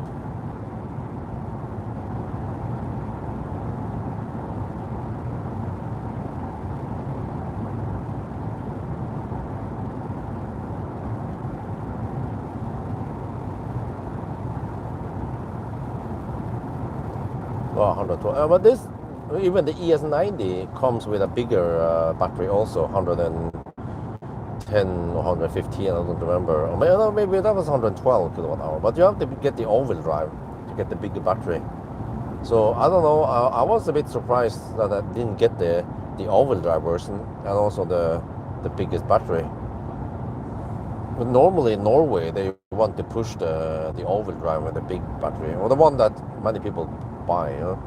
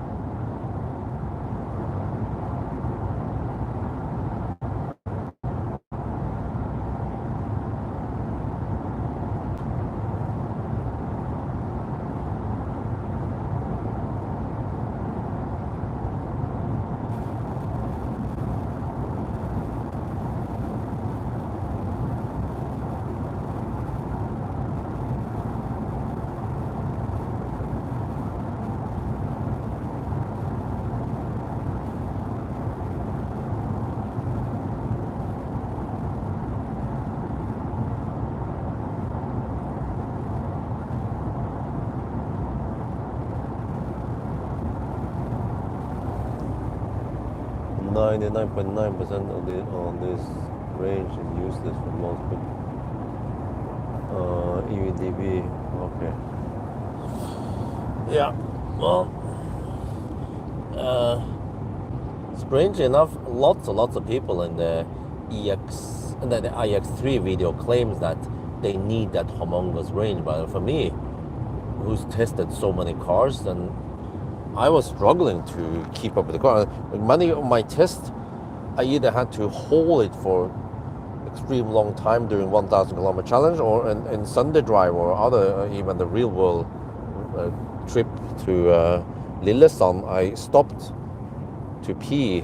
Wait, or did I? No, there I went directly. Yeah. But there I could have plugged in, but I didn't. You know, so I purposely ran the car low. I could have plugged it in many times.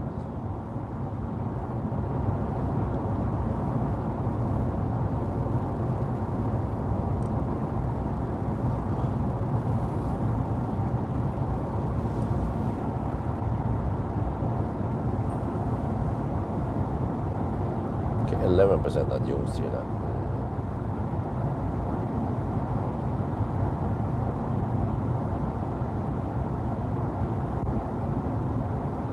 Well, many Germans, I think, they claim that they need that big battery for Autobahn hammering. So yeah, of course, if you like to hammer it on the Autobahn, then you need big battery. But then that car is kind of boxy and thirsty. It would be better to get the i3, the sedan, and more efficient and high speed if you like to hammer it at, let's say, 160 to 180 kilometers per hour. If you do that with thirsty cars, like IM6, then you get shit range. You might be able to go only around 100 kilometers before you need to fill up, or 150 kilometers.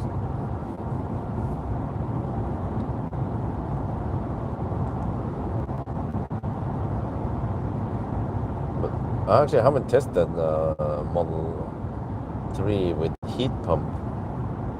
That's an MC Hammer in Autobahn. That was quite nice. But that's during summer.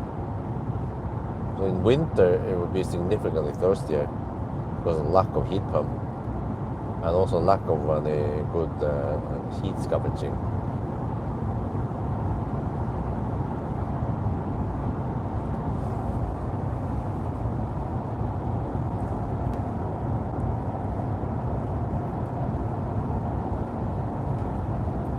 Well, in Norway, it's like what you've seen in the Sunday drive, more or less.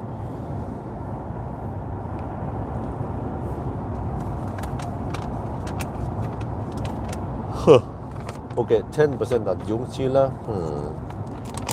We're just 5 kilometers away. I need to decide soon and start calculating.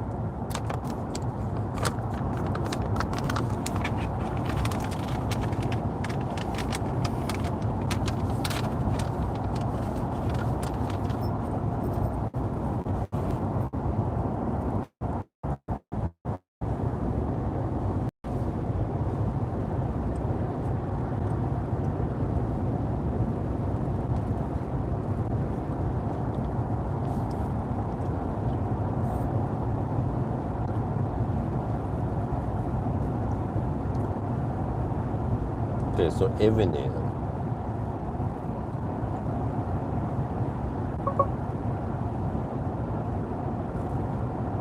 Wait, did I preheat now or what happened there?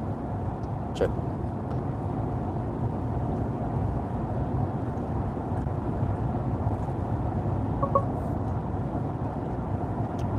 Oh, still active.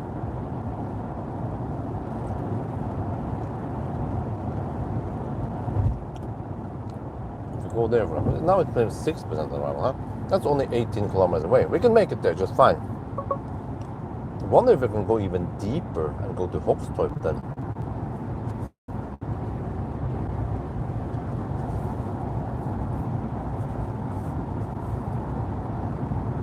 But even with the Volvo would be okay.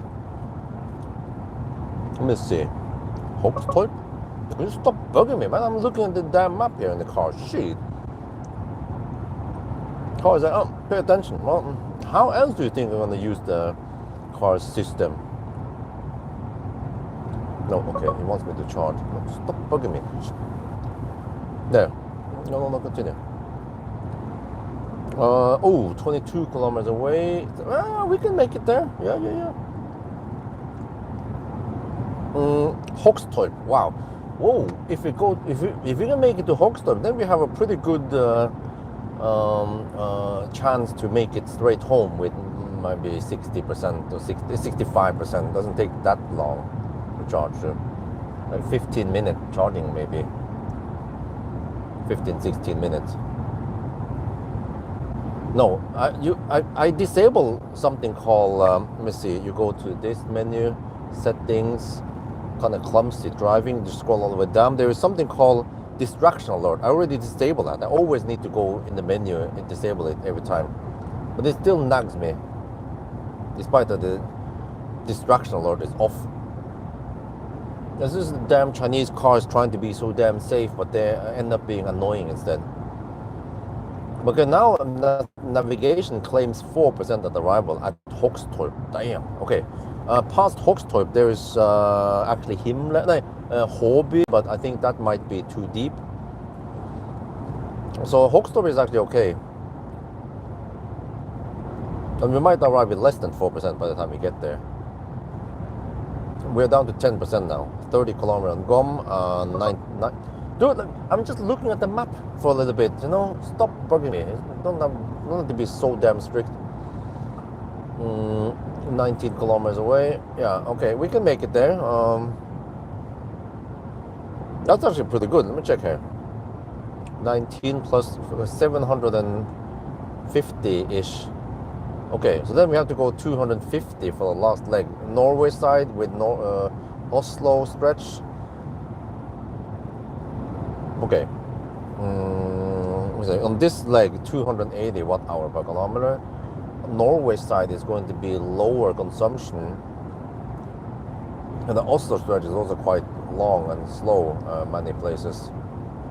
So I'm guessing 250, 260 would be possible. Yeah, 250 maybe, with a little bit of margin. And I calculate. Well, I can do it now. 250 times 250 consumption. Oh, okay, and then 87 kilowatt hour. Oh, I need to spend 72%. Let me fine calculate once I'm there. Let me check something. But as long as I'm using my phone on the phone holder on the windscreen, then it doesn't nag me. Tesla Hogstorp. There. To home. 243, okay, plus, yeah, so that's roughly 250, all right. 250 kilometers from Hogstorp to home, or to finish the challenge.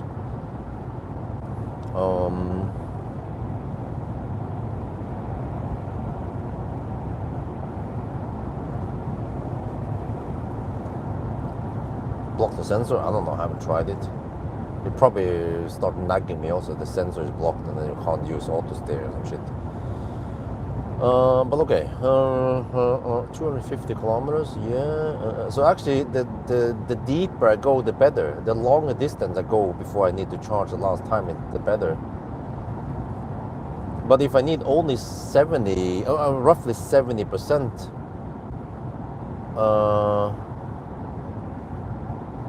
then it could pay, or I could charge the only 35% then twice, right? But where do I do my charging stops? But there's plenty of 400 kilowatt chargers around. And actually I only need 350.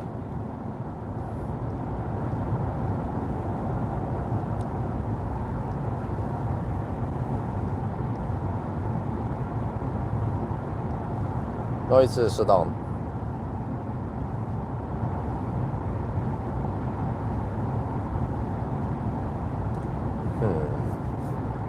But this is actually very impressive. Let me check something here. Wow, we've done 168 kilometers on this leg.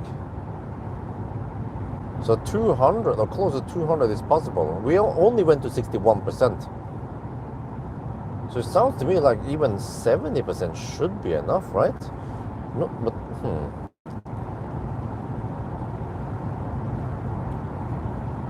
but I just don't know how much we will use exactly on Norway side or on the remaining stretch.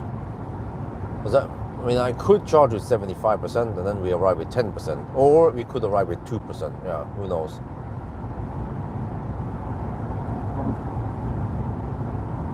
I'm guessing 250 consumption and 250 kilometers from Hogstorp to actually the 9 point, and then I might be kind of low and I need to either bail out or kind of slow poke back home with 1%.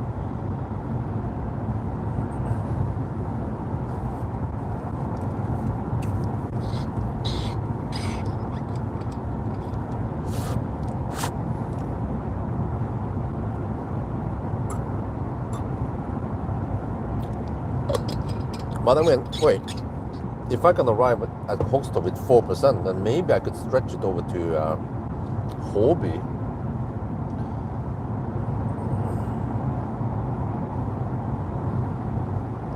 Well, okay, in the past here, for the whole challenge, the consumption has been 270. And then on this last leg from Vareberg, from Falkenberg to here, we consume 280.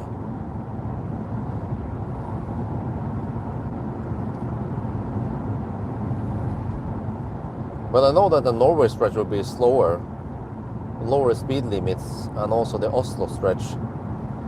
Plus that it might be slightly warmer soon. So, I mean, maybe 240 is more realistic.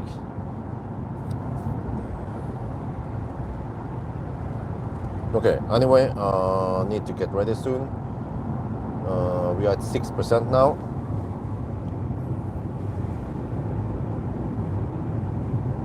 I think I might want to YOLO it to go for maybe the NEMA chargers at Hobby instead.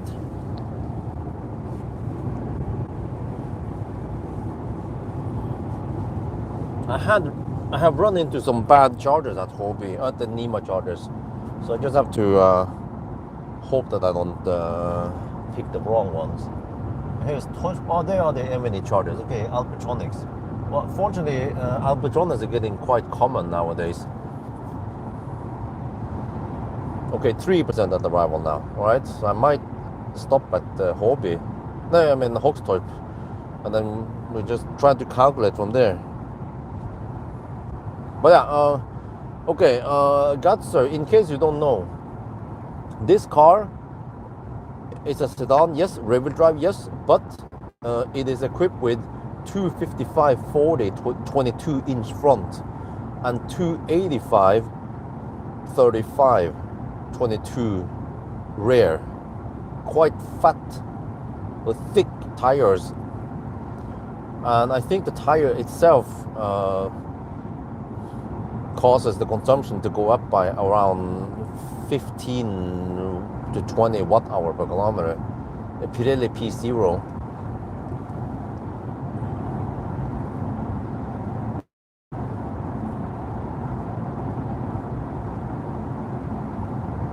Yeah, I thought Evony used Delta chargers. This is the first time I heard them use Alpitronics. But it's good because Delta, many of them are kind of shite. Okay, 5% now. 12 kilometers left. Well, can we make it to... let me check here just to quickly check. This is fairly quick, right? Hobby, Nima chargers. Wait, where are they? Where's Hobby? Why does it look so strange here at Hobby? Why don't I see the chargers? That's also another strange thing. Dude, isn't this?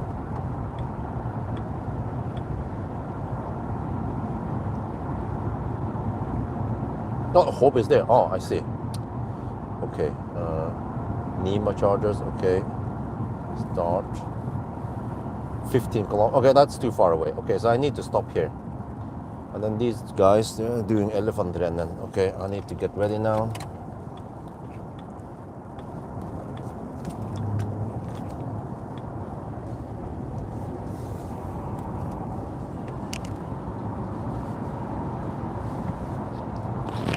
%. Well, that's the deepest we could go.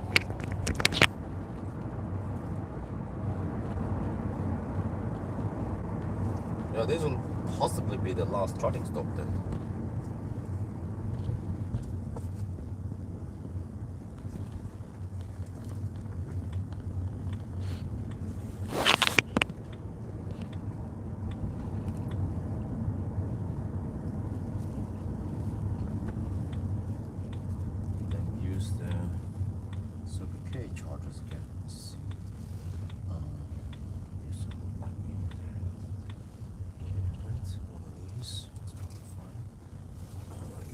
Charger here.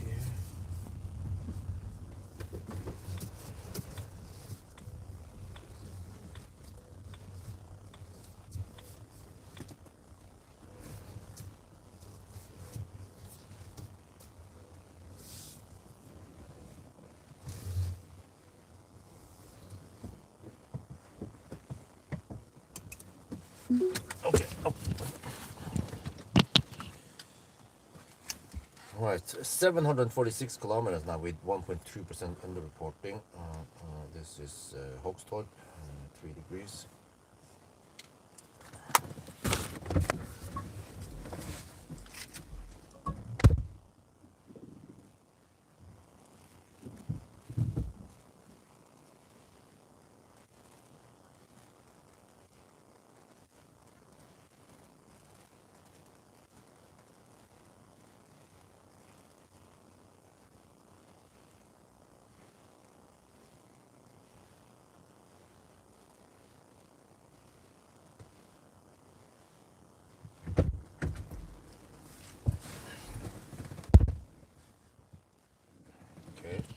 Put you guys on the shaft again. Not the best angle, but it works, right? Here. Zoom in a bit. That should be good. Can you just focus now correctly? Yeah, look at that, look at that.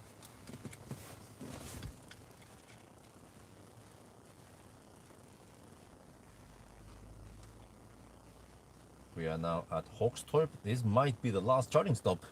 Look at this. Boom! 320 kilowatt instantly. Really fast ramp up. But yeah, so if you look here on the trip meter. No. Yeah.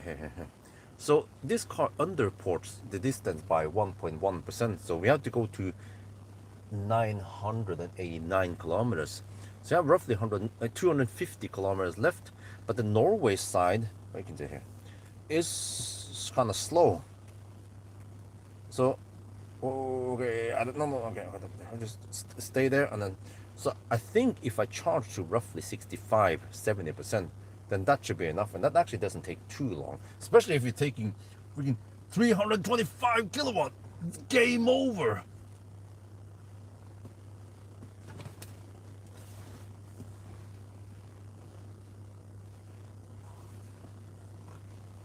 Can you just focus there and just lock it on? Seems like the camera here has problems focusing properly. Well, can you just stop it? It focuses there, but then it loses the focus. Yep. Give him a money shit.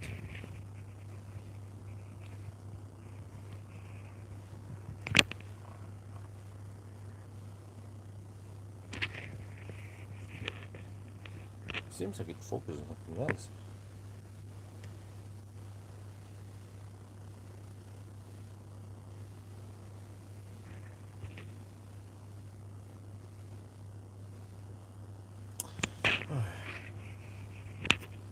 There.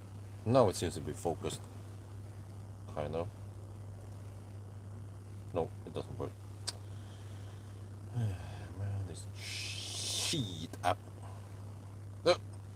Oh, I don't know, man. It just decides to focus on something else instead.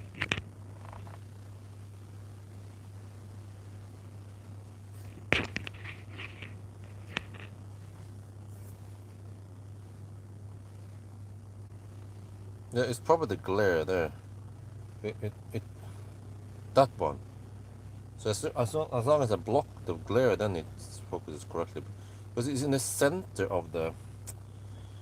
Okay, I have another idea. What I need to do is block the glare with this cover. Wait, that I think that's solid. If that is not enough, I have another one I can slap down to increase the blockage. That should be enough. There. Okay, now I'm gonna go out and film a bit. Well, dude, we're already at 20%. We were at 4%. This is quite schnell. But okay, let me check something here. Let me consult with a better route planner for now. See what it claims. Normally don't trust it too much, but I get a little guide point of what it could need. Okay, where do you want to go? I want to go home. Go to Heimscheiße. Okay, from here,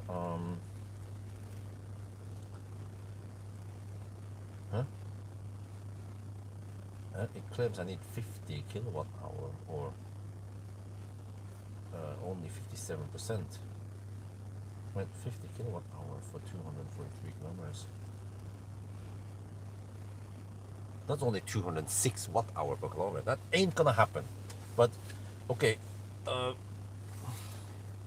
best case, if we have 240 consumption times 250, then that's 60 kilowatt hour, and that means 69%. So I think I want to go for 75%, and that should be safe. And we should still get okay speed at 75%. Yeah. Alternatively, I need to charge quickly now and then hammer it to Strömstad. Wait, should we do that? Because then it's safer. Then we can just charge to like 45%, right? And then go for a finish line. Yeah, we're 264 right now.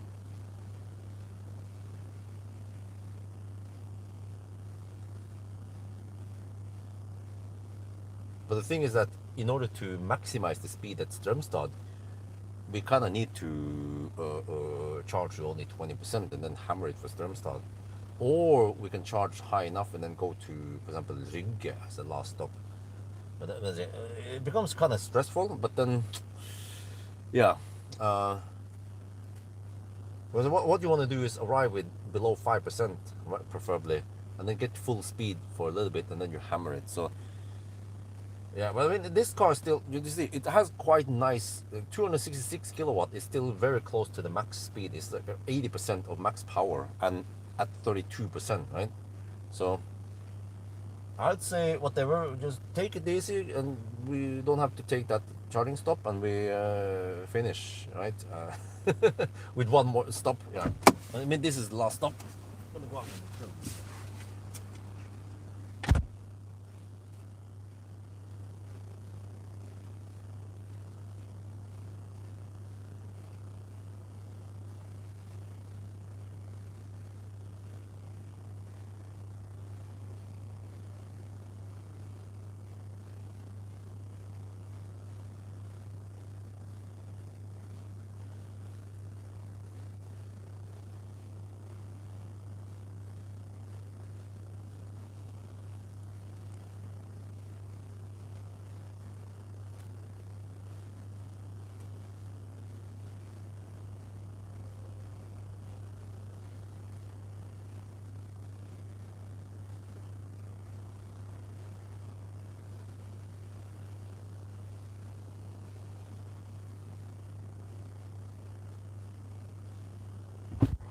Weather. Well, but the rear visibility is quite poor, and especially if you have this center console up, then you basically see this. So that's why I need to keep the console down, keep it down all the time. Yeah, then no problem.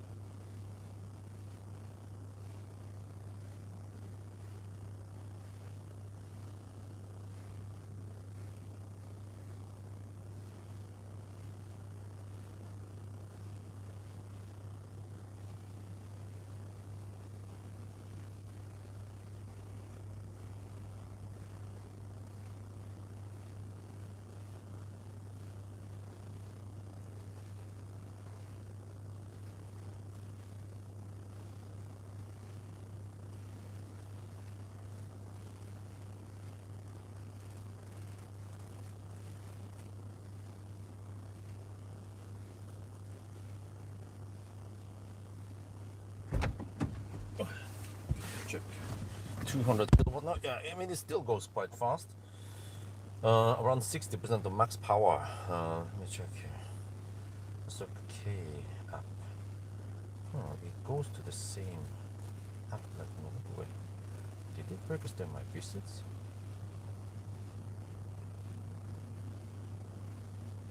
Dude, it did. Wait.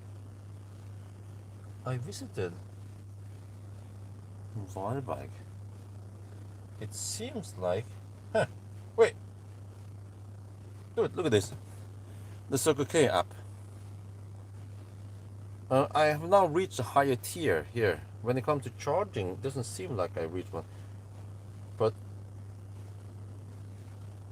Couldn't you... Dude, suddenly the Swedish stuff pops up. Like, it knows that I'm in Sweden. So it seems like they have fixed this so that you can actually get the Swedish deals. Before you couldn't get that. Let me check mean of the search here. Yeah, here's the thing. I will get some reward, and here we are. Oh, sorry, here we are now. And if I go to the next level, and then I get a slightly more discount, but it doesn't tell me exactly where I visited the stuff. Is there a log somewhere? No. Oxtorp, it says there. It seems like it registered my Varberg visit last night. Because I could have sworn that the counter was different earlier. Wait, it also counted the Circle K charging session. Oh, at Kungsbacka. Yeah, of course. It counted Kungsbacka. I charged there. And then it counted Varberg. I charged at Ionity. That doesn't count, but I visited the gas station and I purchased a banana for 10 SEK. So it counts actually as a visit, purchase, whatever. So then you get the bonus towards it. Yeah, 60%. Dude, this is actually going quite schnell. You just have to expect that the consumption might still be something, right? 280 on this. Okay, so 240 then. Best case, 240, 250. 75%, right? Okay, we're gonna go for it. Or I need to eat my next bread. Wait, do I have time? Yeah, I might have time. Yeah, I think I have time.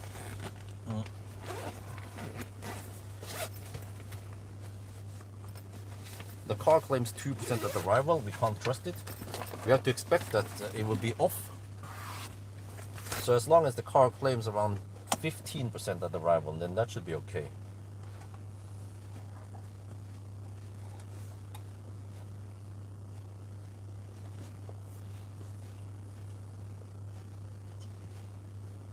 And also by now, the total consumption for this challenge is 270 or maybe 260 after correction, which is highly unlikely. I will spend only 207 for the remaining. So it's going to be at least 250, I would assume.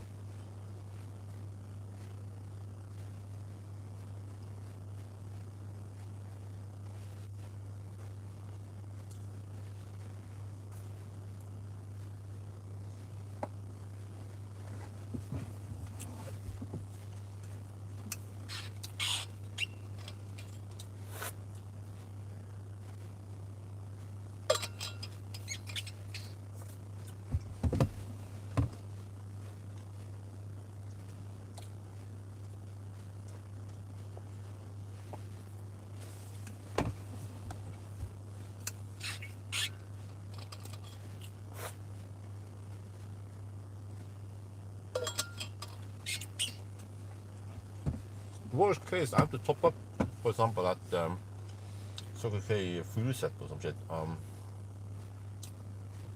Not the worst thing that could happen. We'll see. I just want to make sure I get enough juice now. But I have to get ready to leave now. I have to move the camera and stuff.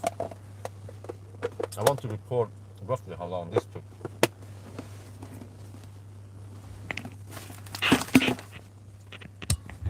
Oh, there's a trash bin here. Great. Oh,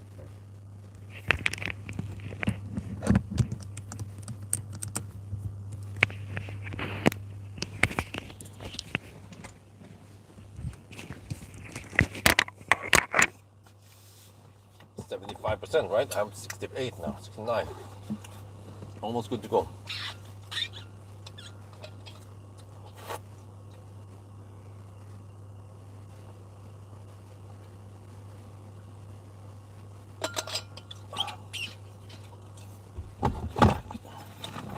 Maybe get rid of some garbage in here. This and this. Get rid of. Let's see. 70%. Almost good to go.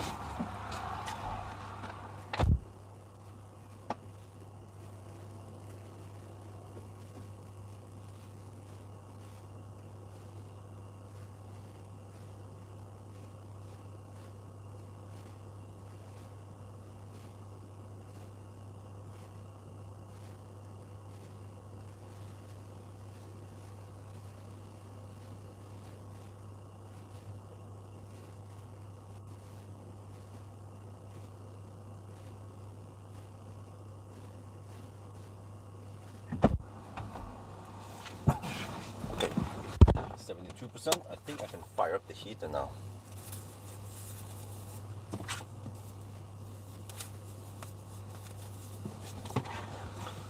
I'm going to do this and then auto. Boom.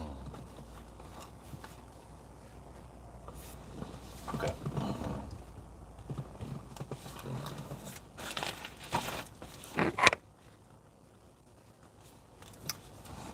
Yeah, let me. Oh, we're almost good.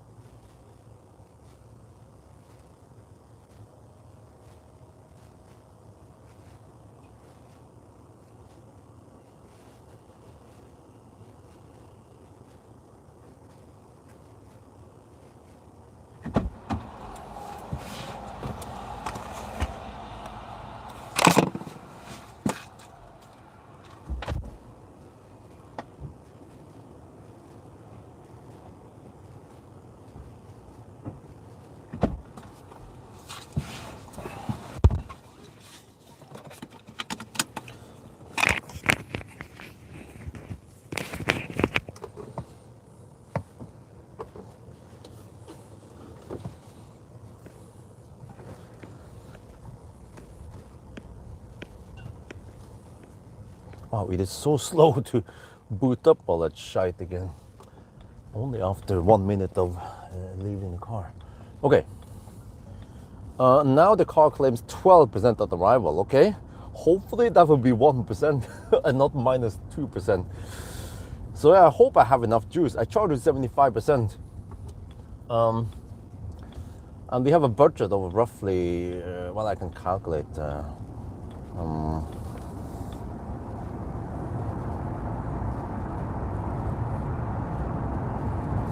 So we still have a bit of high speed here before we reach Norway. Then we have to slow down in the 100 zone and so on.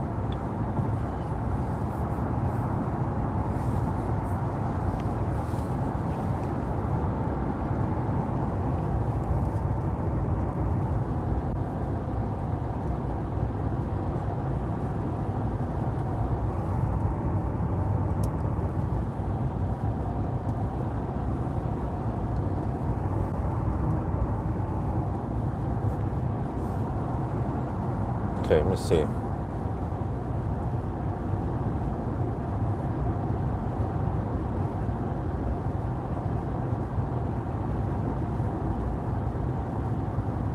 Yeah, well, actually, I had a little margin here. So the hard limit is 260 watt-hour per kilometer. So yeah, so most likely we might arrive at 99 with 5% left, which is okay. You know, we want to have a little margin. Don't go down to 0% at the countdown.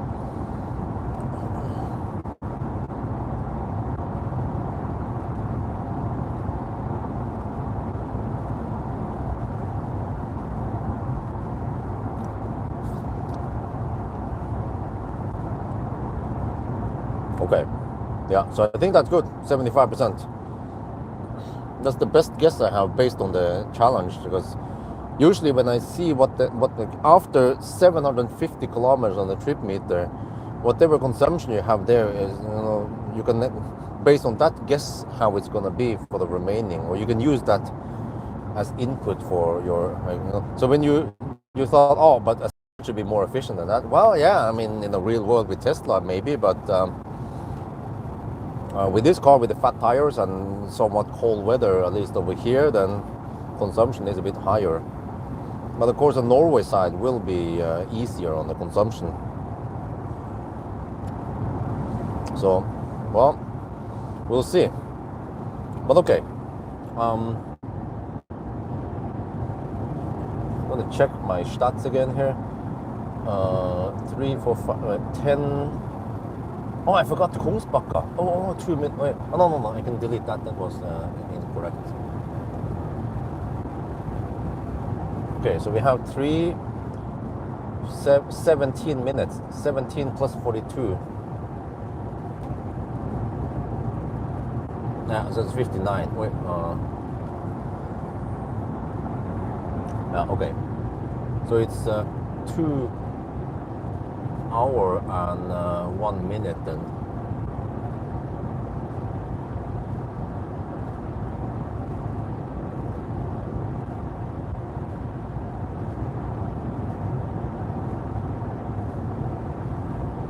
Yeah. So take current time plus 2 hours and 1 minute. And that is a 1,000 kilometer time. So that means 720, 719 now.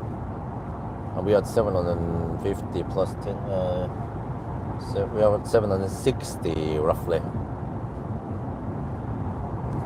Oh, the preheating is off, right? Check here. Should be. But not that. Oh, now the auto lane change stopped again. Yeah, okay. We don't need preconditioning for the rest of the challenge. So I think this was safer. I mean, I could.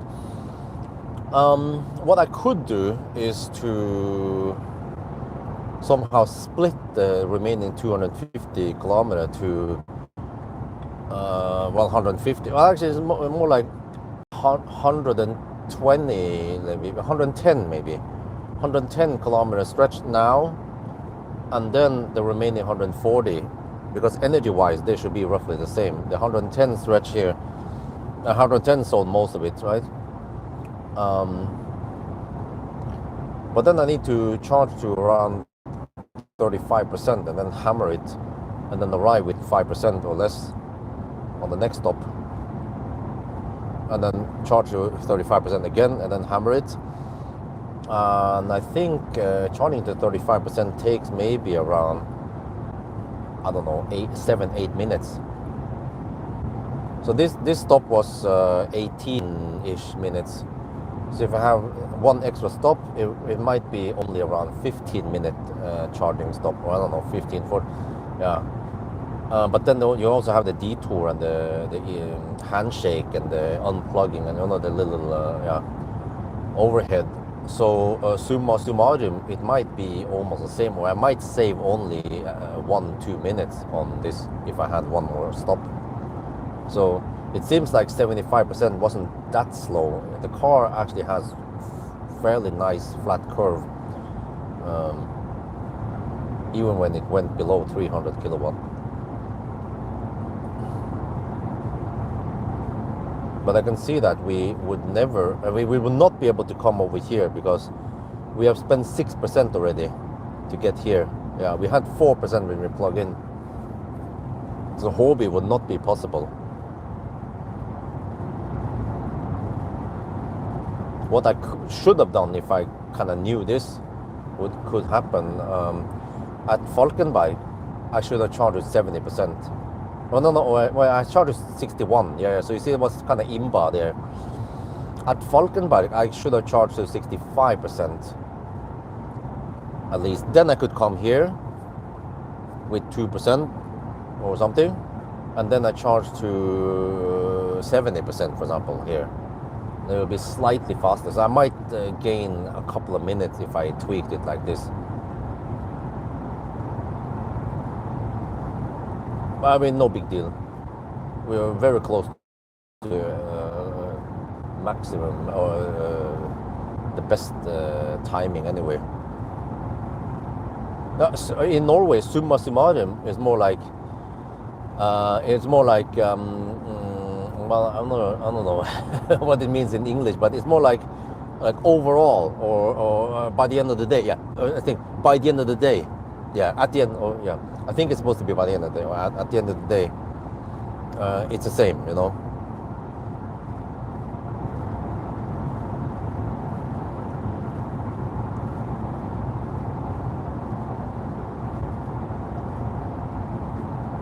Oh, now the car claims 8% at arrival. So I just have to hope that once we are in Norway, the estimation will change and yeah, since we drive slower over there.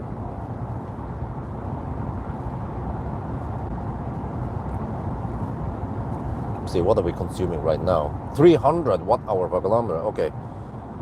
Well, that's actually not too bad. It's a good thing that it's 300, not 350, because it should mean that the Norway side is going to be lower, 250 or lower on the actually around Oslo it might be only 200 and less, 190 or something, so that the average would be around 250, 240 like I was guessing, with a little bit of margin at the end.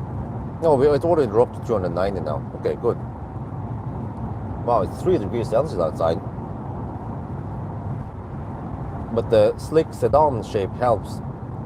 Whereas when it gets cold and we go fast, then consumption tends to be high if it's a boxy car. So here the sedan shape or the aerodynamics of the car helps. But of course the constant rolling resistance and at some extent the slightly wider tires also add some extra drag, will of course make things slightly worse. But the sun comes up now, it should heat up the tarmac nicely soon, and that also helps reducing the consumption. So hopefully I have calculated correctly. We will see once we arrive in Yesholm. If we arrive with 5%, then that was spot on.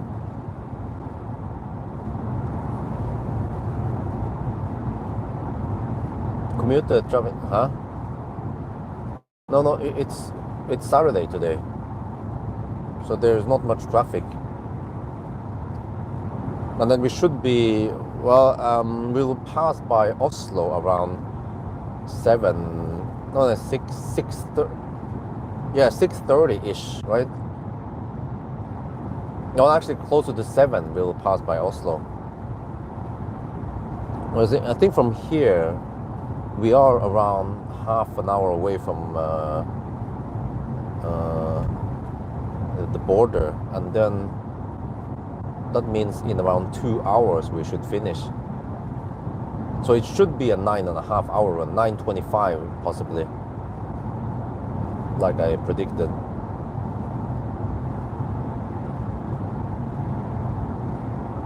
And then next week I do 1,000 kilometer challenge with the way cheaper Model 3 standard in 9.5 hours. But I did the 9.5 hour run with a Highland long range. Oh no, it was Highland SR, whatever it's called. But that had a smaller battery back then, you know. Well, it had the old 60 kilowatt hours, and now with a slightly bigger 62.5, we just have a small improvement there in range, of course, but also maybe slightly better charging. And then maybe the standard is slightly more efficient because it's a bit lighter, and I don't know if it has any other advantages over the premium.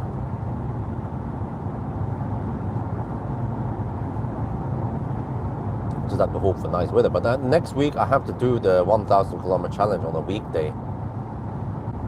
So I need to prepare and then make sure that that night or that evening or whatever, Isabel does not sleep in the afternoon, but also have to check the traffic stuff, so we don't run into any Baustelle or major delays. But I have to try to start around 9, and then I can finish before the traffic starts or something. Yeah, I don't know what's up, but I talked about this many times before. I mean, I'm not trying to defend Tesla or anything, but like I said, you know, based on my experience with the iX3, it was an insane range, so good that I couldn't keep up with the car. And Tesla, they have the efficiency, which helps them big time. Many people actually underestimate how much of an impact the good efficiency has. But that actually makes the car still usable. But of course, I have also experienced Millennium Falcon. Millennium Falcon or something old, it was like, oh. And also when I used Optimus Prime, Optimus was kind of thirsty, and he had that 85-90 kilowatt nerf, or it was 285 amp roughly limit. That was shite, man. So, which means that as long as you have a modern Tesla that can take 250 kilowatt or at least 150 for a while, then that's actually good enough. And with a good efficiency on the modern Teslas, then most people don't feel like the charging or the range is any problem. Tesla, they actually have pretty good range. On a full battery, you can go quite far, which is a good advantage. And then by the time you need to take the first charging stop, then you probably need to have a long stop anyway for food and toilet.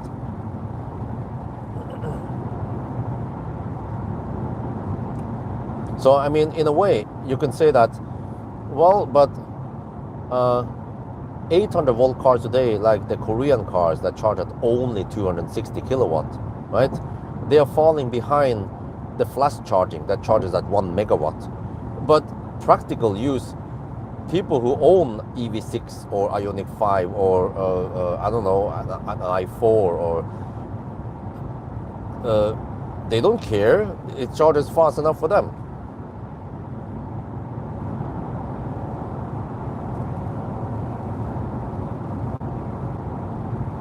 The Polo. Oh, cool.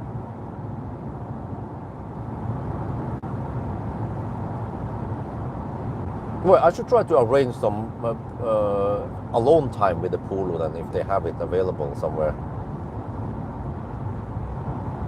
Or if I come really early or late, maybe they can just block it for just 5-10 minutes so I can shoot the video there.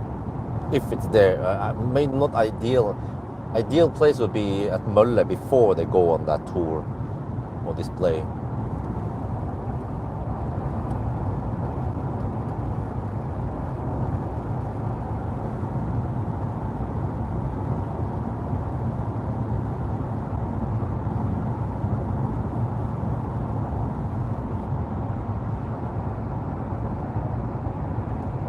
Ja, standard.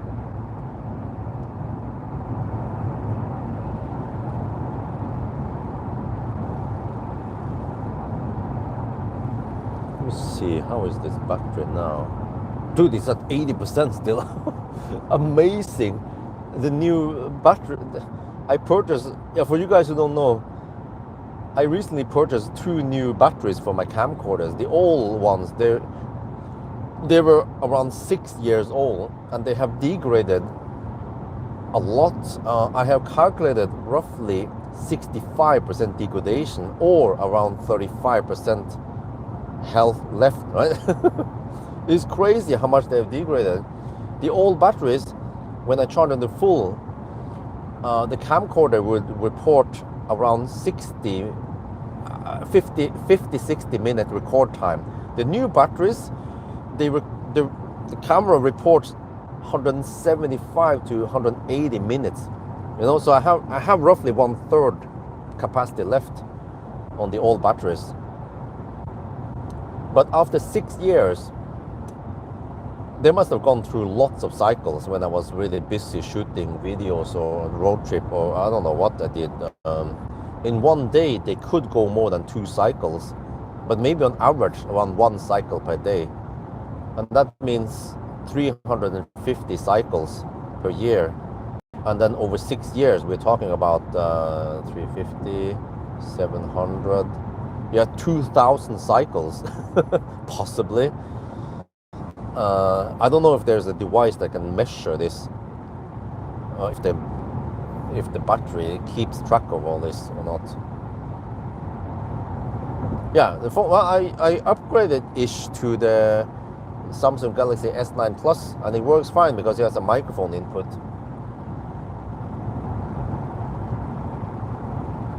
Yeah, one of them has a car scanner phone now. But I got rid of the S8 Plus.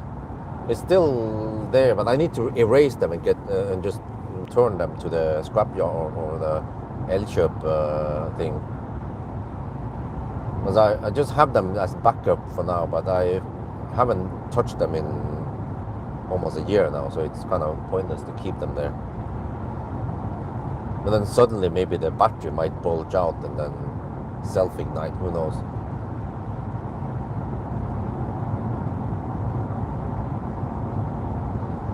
I think the batteries are still okay.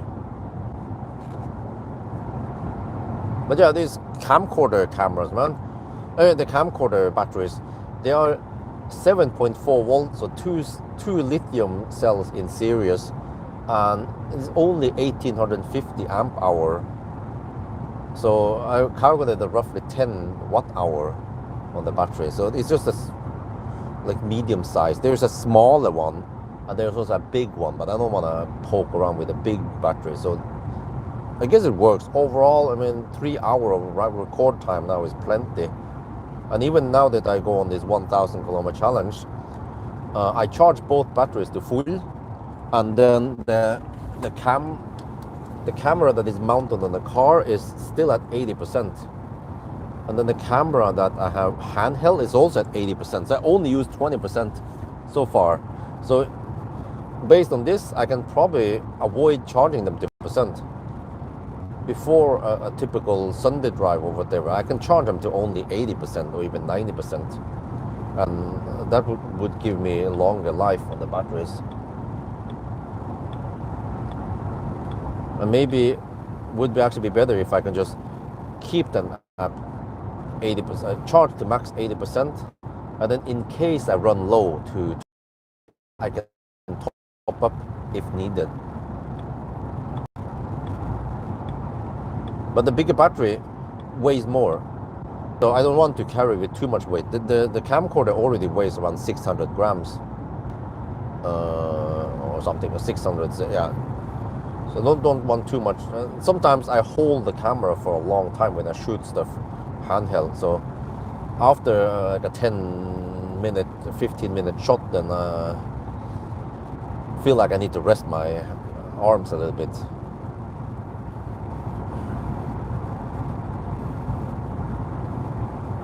But I actually had no idea that the camcorders were degraded. I mean, the batteries are degraded that much. I saw that, oh, it was down to 60 minutes. And I thought the new batteries would be at around 120 minutes. No. It was 180 minutes. So yeah, I thought it was down to 50% stellar health, but it was more like 35% stellar health. But you know, this got me thinking, wait, so if this applies to other devices like phones, or I don't know, what kind of other devices people use, right? Maybe like electric scooters, or who knows. Then okay, I mean, that kind of degradation is actually quite high, and you've never seen EVs degrade that much after 6 years and lots of use. Even the high mileage EVs, they don't degrade that much. You might have, let's say, like Millennium Falcon, prime example, right? 80% stellar health. It seems like he's been abused also from time to time. If you take good care of it, you could be at around 85% stellar health. But yeah, there are some Leafs maybe. But Leaf, that's, you know, that's Leaf. that could be at around 30%. But even e-Golf or even classic Ioniq is at 80% after many cycles. I calculated, what was it again, 1500 or 2000 cycles on the classic Ioniq with 300k. So kind of like the same amount of cycles as the camcorder battery, but way less degradation. So I think I know why. I suspect that the car batteries, they have cobalt, but they don't put cobalt in electronics, like consumer electronics, right? So, because I don't know why, maybe cobalt expensive, it's fine, whatever, with a camcorder or laptop or whatever.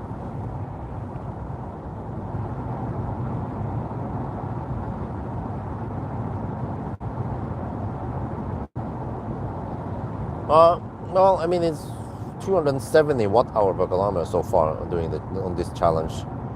So I can maybe fine calculate 200. Okay, let me see. Let me do the exact numbers here. 495, 795 times 1.11. No, wait, 1.011. Okay, 804 kilometers. Okay. 213.6. 804. The actual consumption is 265 watt-hour, 266 watt-hour per kilometer. So for a sedan, maybe not the best. Tesla Model 3, for example, or let's say Model S. Model S should be at around 230. Yeah. The Model S I tested, Palladium, whatever, was at 220. But that was in warmer weather. So let's say Model S, maybe in similar temperature, let's say 240 then. So this is 265, so it's not that far off. And I think the reason why it's 265 is because of the fat tires. So in a way, you can say that it's okay for a sedan, given the temperature we had now. It's 3 degrees right now.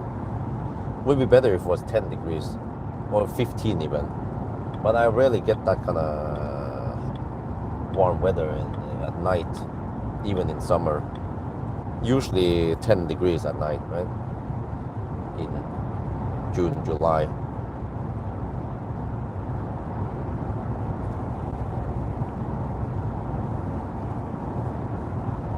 So I think the car itself is fairly efficient, but it's just that the fat tires are ruining it.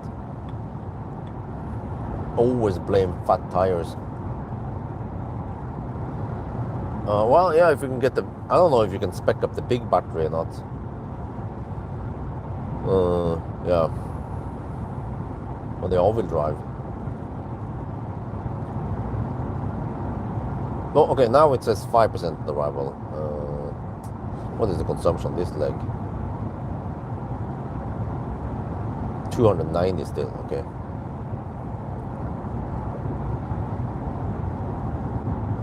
Okay, but it's quite easy. We just take the current time plus 2 hours, more or less. That would be the 1,000 kilometer time. You can get 245.20. Oh, 20 inch would be a lot better. Why? Then non-staggered, right? Or is it staggered? Because this stuff here is staggered on this car. But okay, but it can't fit 20 inch.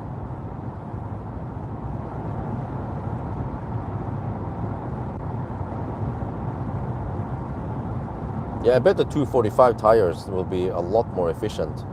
Possibly 15 watt-hour per kilometer more efficient. But of course, you can't compare this to a Model 3 because it is bigger than the Model 3. This is 5 meters. Model 3 is only 4.7 meters. And also the headroom here is actually quite good. I think this is the Model S even. So it's like it has a sedan shape, but it also has the ground clearance as a I don't know, what the heck is it called again? not the XC90, but no, it's called the cross country. Yeah, Volvo. I think it's called V90 something cross country. It has higher ground clearance. The one that Polit likes to use in Norway. The Denza Z9, nope. It's a bummer because oh, I see I have tailwind. Oh, that helps. Slight tailwind. Because Xpeng and Seeker, they are in Norway and they have pretty fast charging along with MG IM. So they can dominate the market.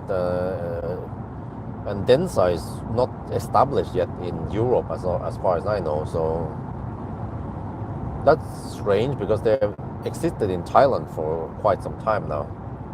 So they're gonna lose potential sales. Also, I don't know, like loyal customers if they started as early as possible.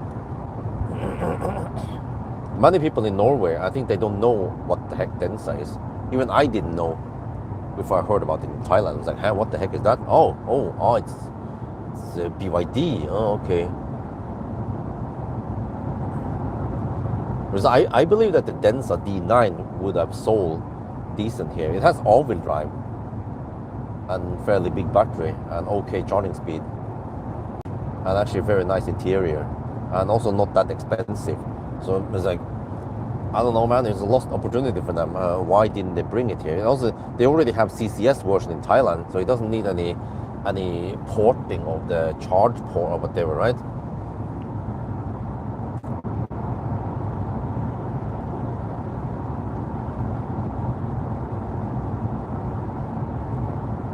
Top spec. Well, this is the Ultra.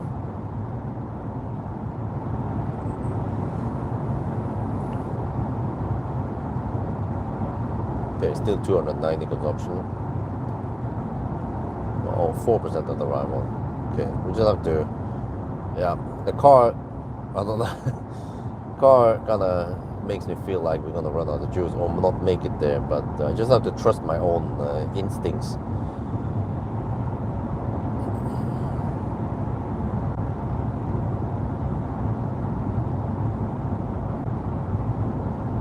Worst case, we just take a pit stop, but the pit stop should be like far out there with low juice, like 5% or less. Then we take a real quick pit stop somewhere, and I want to pick. Most likely, if I need to take a pit stop, it will be at the Circle K Furuset because it's quite close. Just shoop in there, shoop, and then almost doesn't matter if it's 200 or 300 kilowatt. That's plenty. Just top up like 2 minutes and then go for it again. But that would be okay, a little bit lost time.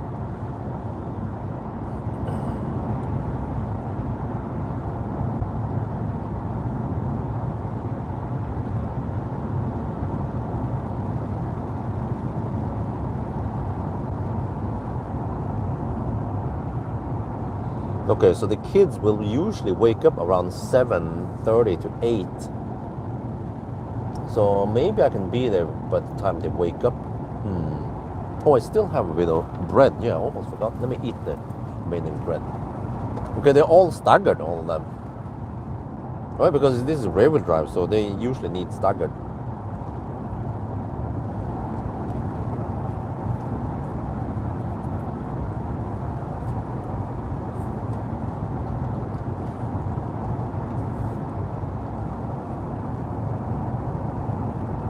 Oh, 20 is not, well, that's good. I will get the 20 for efficiency, but maybe not the best handling, or this is a fat beast, 2.5 tons.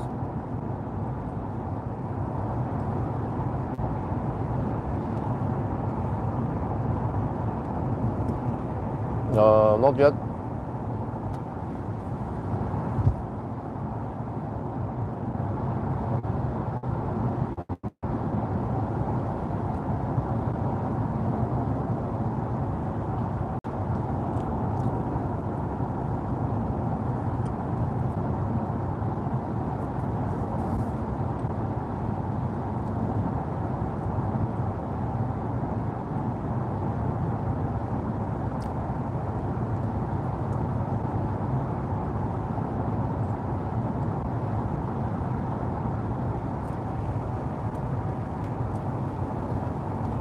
see if I can catch the wind turbines here.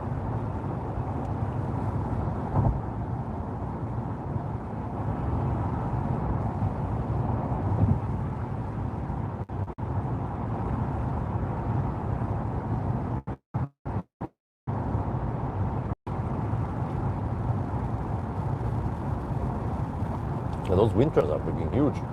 But hey, wait, so wind turbines generate AC because it's motion. In general, motion. Anything that has motion, like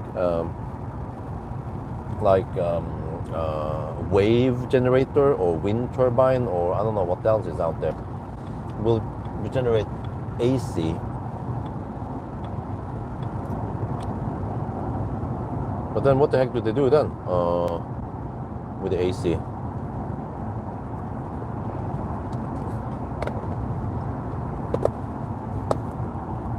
So what kind of voltages do they operate on? Is it one phase or three phase? I would assume it's three phase, right?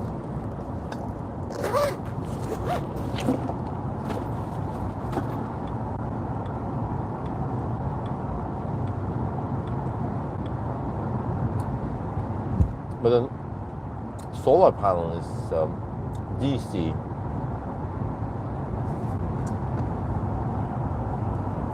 And then they need an inverter, huh? Wind turbines are, wow, really? Even the big ones, dude, they must be operating on massive current. I would assume that they will be operating at like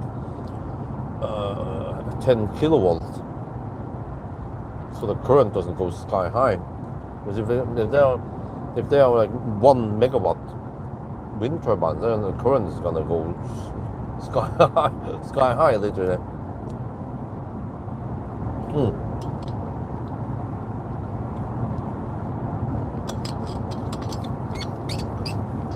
Yeah, so they can stay on AC. I wonder if that introduces less losses versus having to go from DC to AC in the solar panels. And also, I'm kind of curious to know how much power you can get, or how much, like how much power can you actually harvest from the wind in a smaller wind turbine? Because I noticed that we have significant amount of wind around Yesholm. It just happened to be kind of open there, so I very often get around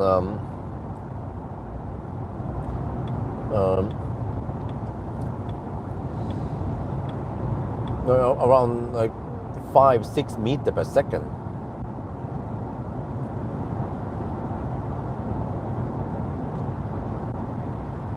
But I mean, it requires a standalone unit somewhere that could make noise, and it could be, yeah, and also the problem is that it has moving parts, so it probably requires some maintenance, whereas solar panels are rock solid.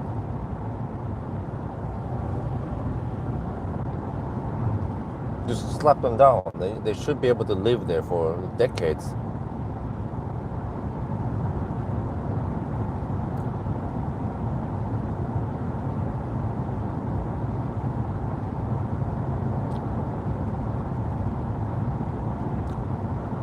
But I wonder, you need a fairly tall unit to really catch the wind. Yeah, I think so also. And then that will probably trigger a noble washer to install. And plus, was that wind turbines are like for home use, they're not that common. So, what I've seen, the prices are kind of high, and for that price, you can get a lot more power from solar.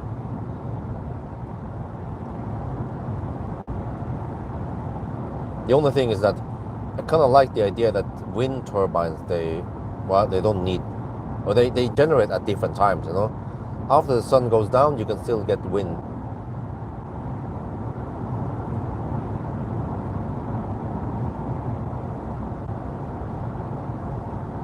Well, I mean, if I had a farm or something, shit like that, then no problem. Then you can just put in the middle of the farm or somewhere, nobody cares. But in my neighborhood, you need to take, I mean, you have to consider the neighbors also.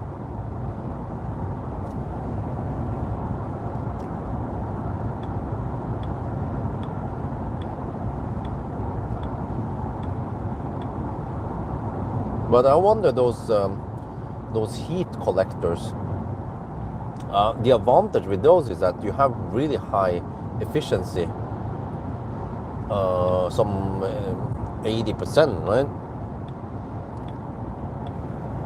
But then they can just generate heat, or they can collect heat, which is of course useful in winter, or actually many parts of the year. But then there will be parts of the year when summer where it's not that much needed. But it depends, because you always need hot water regardless. Yeah, that's true.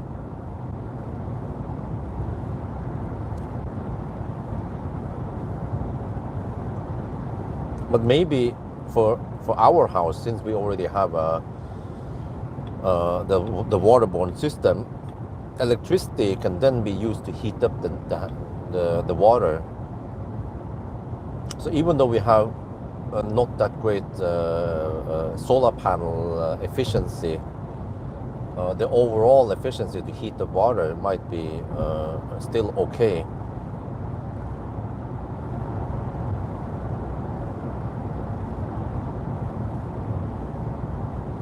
But I think in the theory, one of the physical laws should say that if you take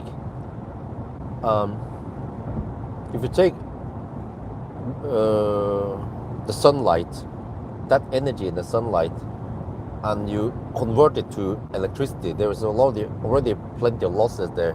And then you take that electricity and run it on a heat pump to heat up the water. I think it can never beat direct sunlight hitting the water. Let's say, I don't know, a black pipe or something, a black radiator, so that you get more or less almost 100% efficiency. There is of course some losses, some heat gets lost in the ambient around it, that whatever unit that is, heat collector.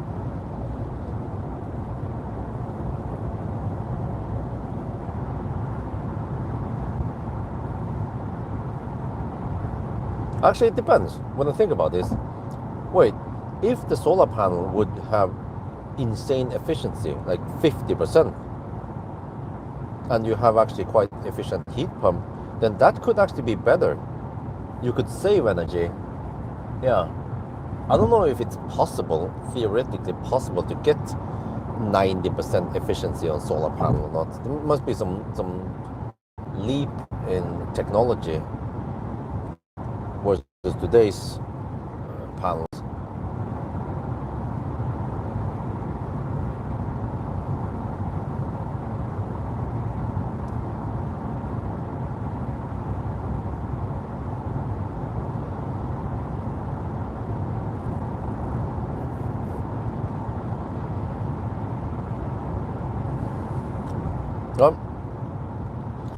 I was gonna thought about the idea of kind of tucking, get like a vertical solar, a vertical wind turbine about 2 meters tall. I can tuck in between the house and the garage or shed or something, so it's not that visible, right?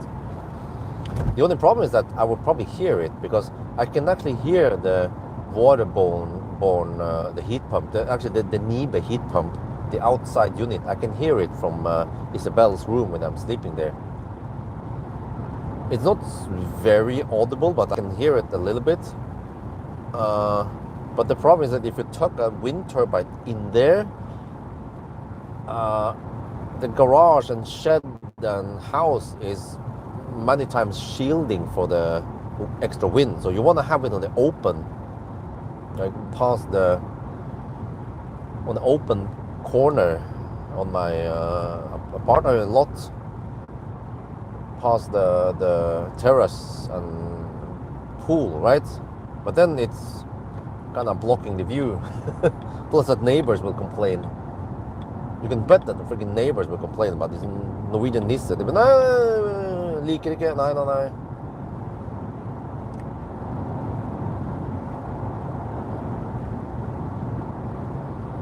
So whatever. Solar panels are cheap, we just go for massive panels instead. And batteries. That'll be good enough. And the batteries can also do other good shit.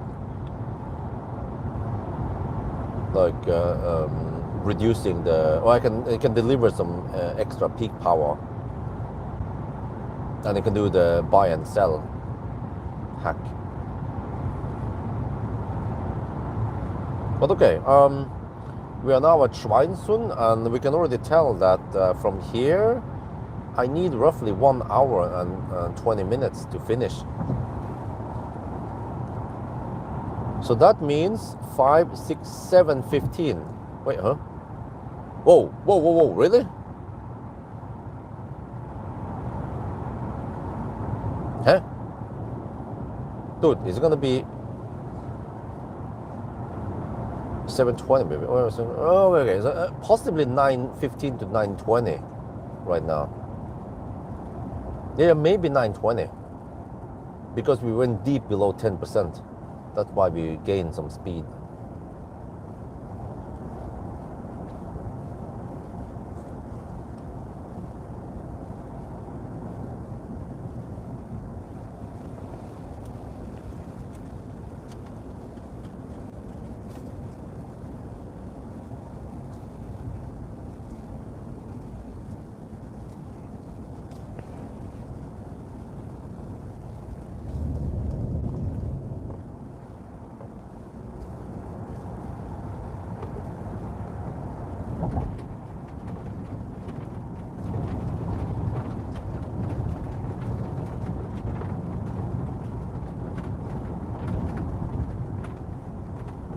Okay, so they're in the process of resurfacing the bridge, or slapping down new asphalt, but it actually takes a bit of time.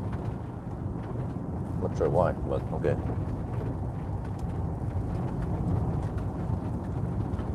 It isn't that long distance though.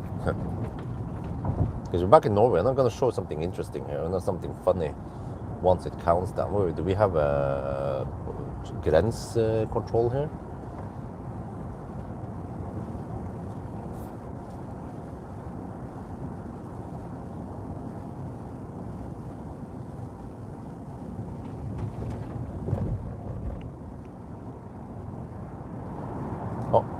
Consumption dropped to 280, right? But it seems like it's wide open tonight. Okay, good. Alles gut. Welcome back to Norway.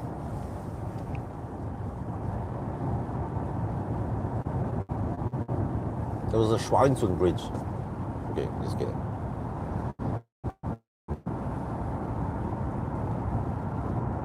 %3% at arrival now, huh? Oh, we'll see about that.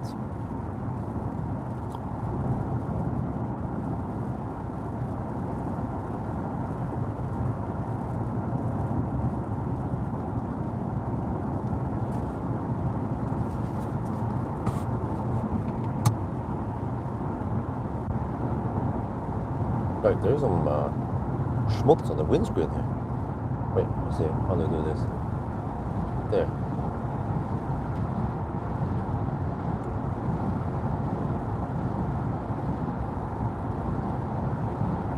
Oh, now I get the nice streaks on the windscreen. Uh-oh.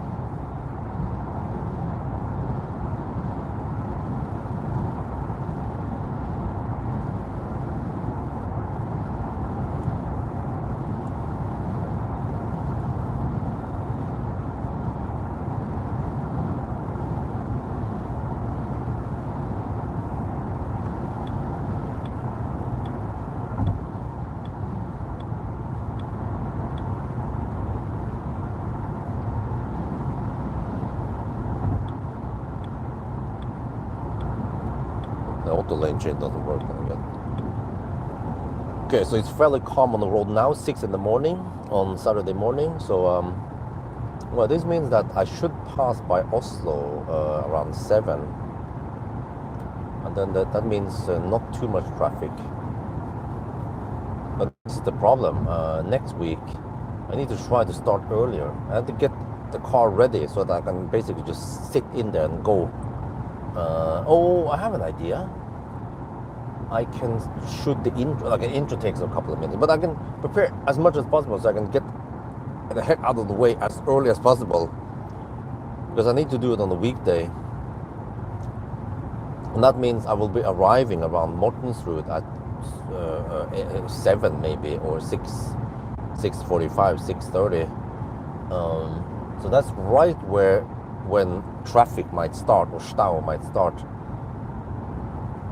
And then if I get caught in Stau, then I will be delayed by maybe half an hour. It depends how severe it is. 15 minutes to half an hour delay. So that's of course not ideal.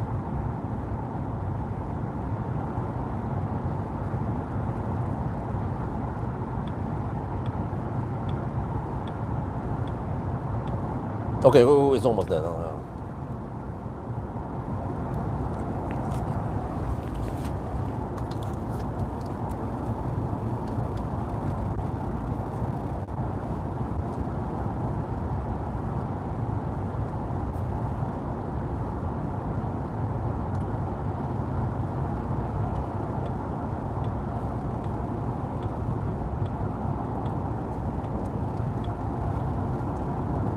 Well, back in Norway now, I'm gonna show you guys something funny here. See here, the distance here, it counts, right? Look at that, 99. It was like 998, and then 99, and then 100, and now it stays at 100. So I don't know how the heck we're gonna do the countdown because the distance here doesn't show decimal. So we just have to try to guess. We just watch it until it turns 989, right?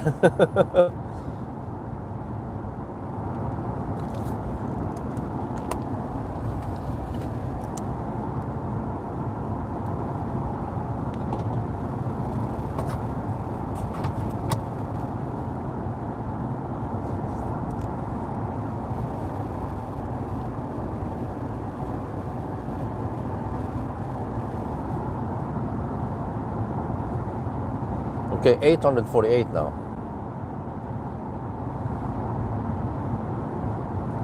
And then consumption on this leg is 280 for now. But that means it must go down once we pass through Oslo. And then actually, yeah, from the 90 stretch around Ski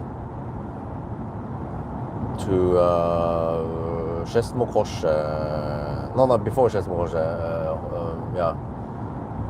Then we have a long stretch with lower speed limits. Olavsgård actually, that's when the 100 zone starts.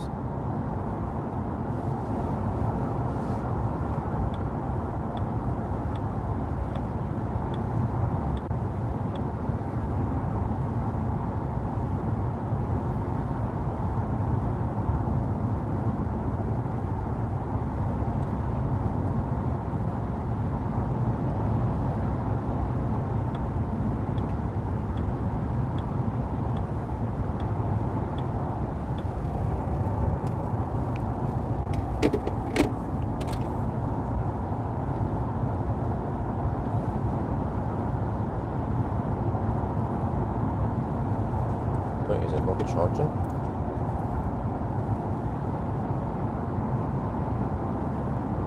Two. Heck, man.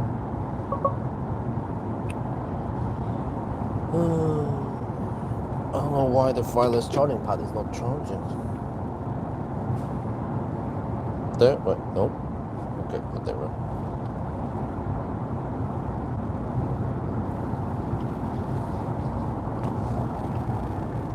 Borrow this for a bit. Oh, wait, no. Ah, man. No.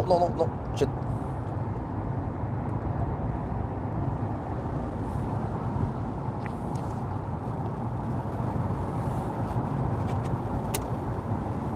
Okay, whatever.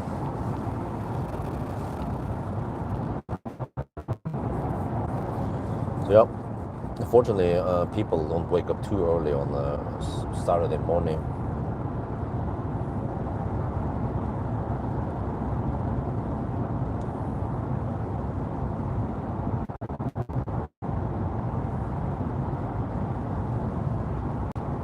Now, this is crazy. GOM claims 120 kilometers, and then we have to go 134 kilometers. But GOM is kind of dumb. It doesn't seem like it knows where we are going. Unlike the German cars, they tend to calculate GOM. Well, there's a deer over there on the other side of the fence.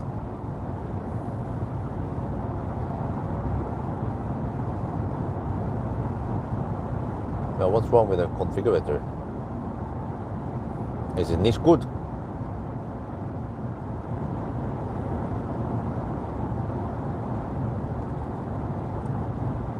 Yeah, I wonder how it's gonna be if I take Millennium Falcon on a Europe trip. It's gonna be like good old times from 2014. So that, yeah, 12 years after, 12 years later. But of course, I'm nowhere as epic as that German Model S, 0.7 million kilometers or something. That's crazy. Well, the charging stop. Well, there's one kind of unwanted stop. We had a problem, 150 kilowatt only at Kungsbacka, so we had to move over to Varberg. So technically, that should have been only one charging stop. We had to do it two there, but it was Varberg, Falkenberg, and then the last one was Håkstorp. So this it was 4 stop, but it should have been 3 if things were more working better. You know? ABC always blame charger. But as shown in the challenge, in the video, that it was only at that first stop that things are going kind of slow, strangely.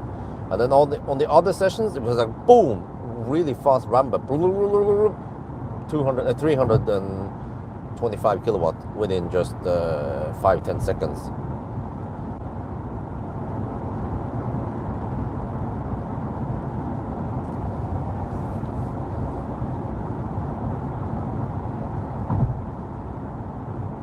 Spinning the well, maybe they didn't test the things properly.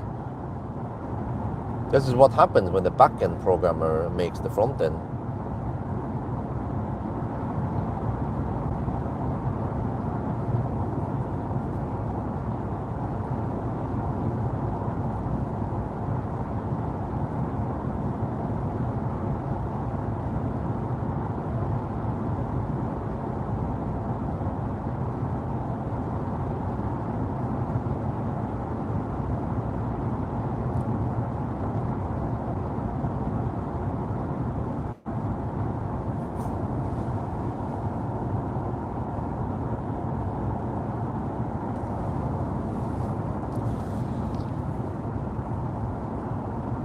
It's going to be rainy tomorrow, so I can't do any banana box test unless I do it in the garage.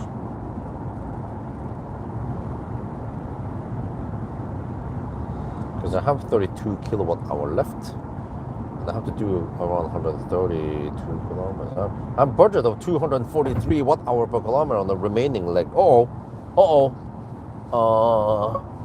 We better have really low consumption past Oslo then.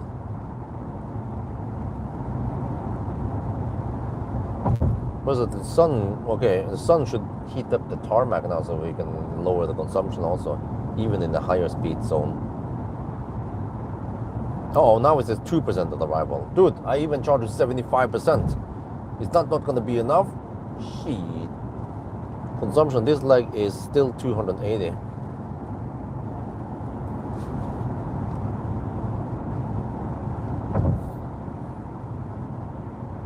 But I've seen before that I was guessing that, oh, okay, no, the consumption must be really high, and then I charge a lot, and then by the end of the day, I ended up finishing the challenge with over 10%, right? Because the Oslo stretch wasn't that heavy on the consumption. So we just have to hope that once we hit Oslo or the 90 zone and beyond, then we will save a lot of energy in the low speed zone.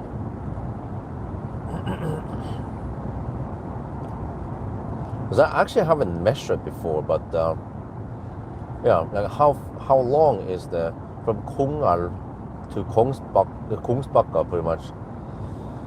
How long is that stretch, right? And what's the average speed there versus Norway side? Also, yeah, when the 110 zone ends until at least the 100 zone starts, Norway side. FSD, huh? Well, it's not legal yet, but even if it was legal, I can do it for fun maybe, but it's gonna be slower because FSD doesn't go that fast.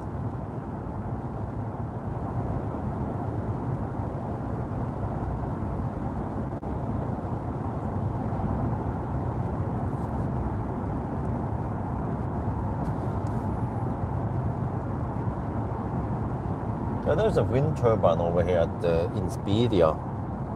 It's actually placed kind of high to be able to catch enough wind. But I wonder what kind of power we're getting over there. I mean, is that a 5 kilowatt system or more?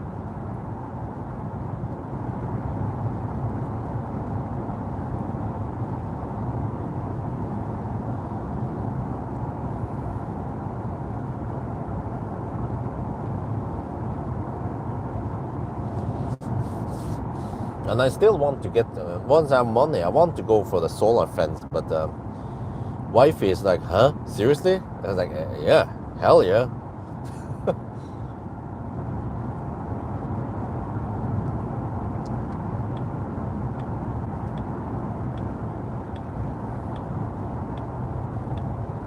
Or would you call it the electric fence? Yeah, don't pee on it.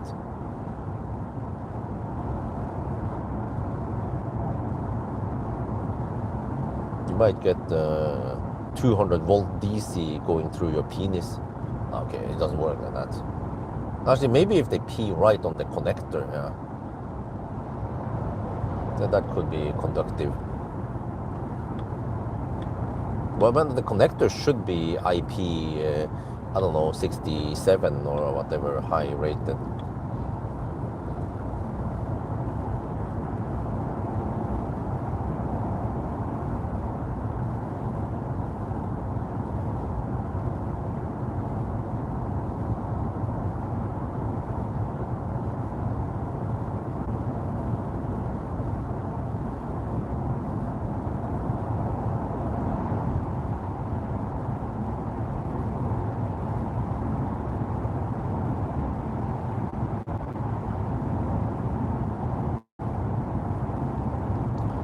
Okay, now I start feeling the fatigue after driving all night.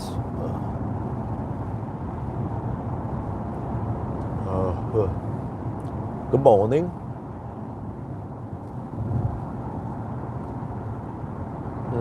No, it's 2.5 tons.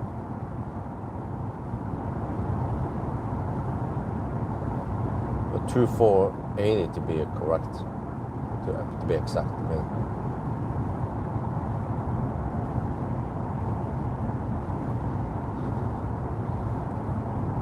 With an 80 kilogram driver in the car.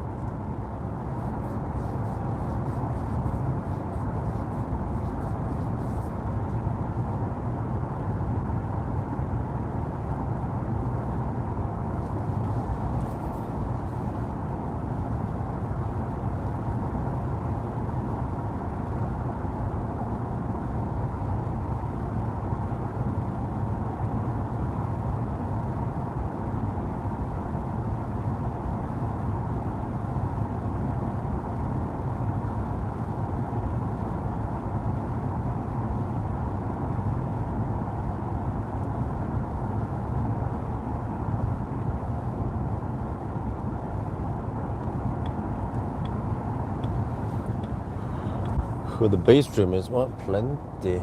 Oh. Well, I don't know. The ultra trim that this has probably includes lots of goodies that people want. And if you can afford a Volvo ES90, you can probably afford the ultra trim, right? And fat tires. I wonder how expensive these tires are when you need to replace them. Gee, 285 width, 22 inch. You're gonna sting in your ball, right? Så kommer det svi pungen. Maybe 20-30k NOK each for a whole set. Pengepungen.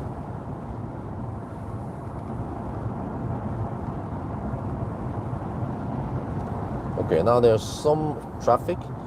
But fortunately, it's still quite low, which means that you normally don't run into any left lane huggers now. But eventually it might get worse. You'll have to get past Oslo before it gets too bad.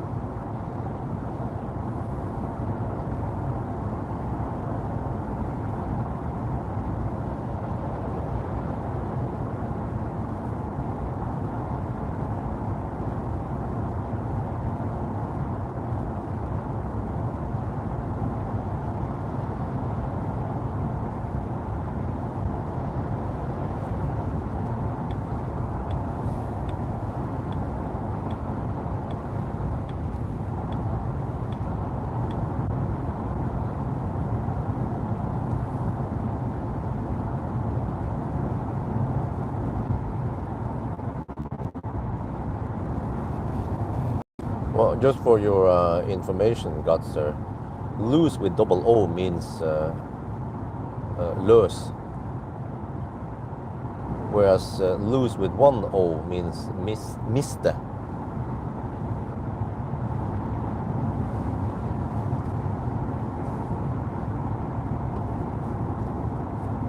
Oh, they had the slowdown here earlier, but they haven't removed all the signs yet. So it means that if it's only one side with a okay, it needs to be the speed limit sign on both sides. So actually, one you can just ignore it.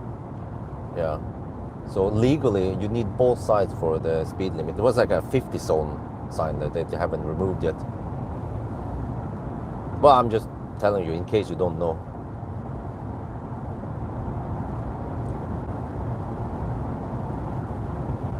Because many people generally don't know about this difference, and also the difference between T2 and 2, you know, TOO and TO.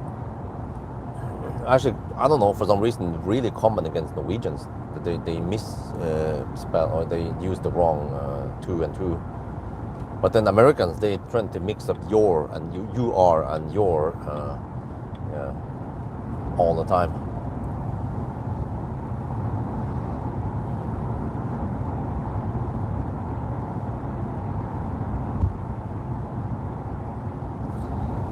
Happy owner ACE0, what the heck is that? And a Kia EV9.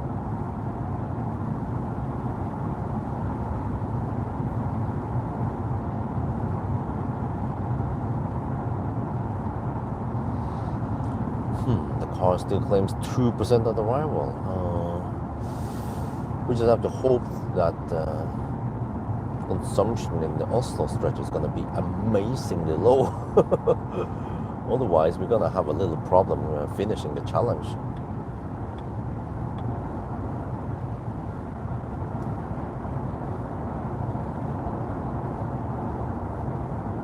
Here we have a Seeker 7X in front.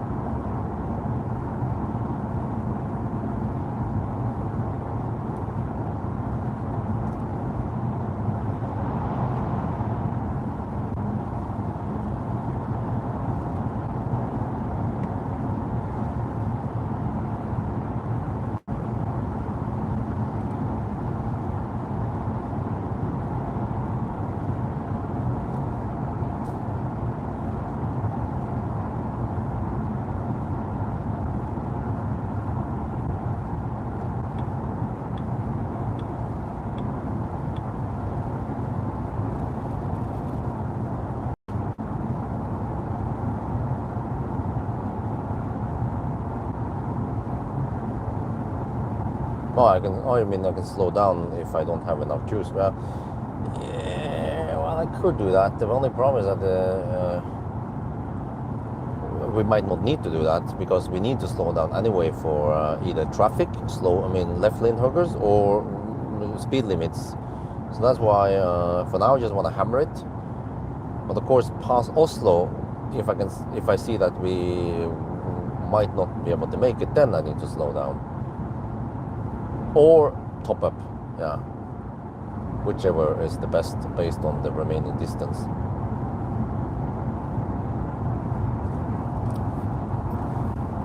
Oh yeah, we're down to 30%. And then let me check here. Now we have done 884 kilometers. Wait, so we got to go to 989. Okay, 989. That means 105 more kilometers. Oh, consumption this leg has dropped to 270, so that's good news.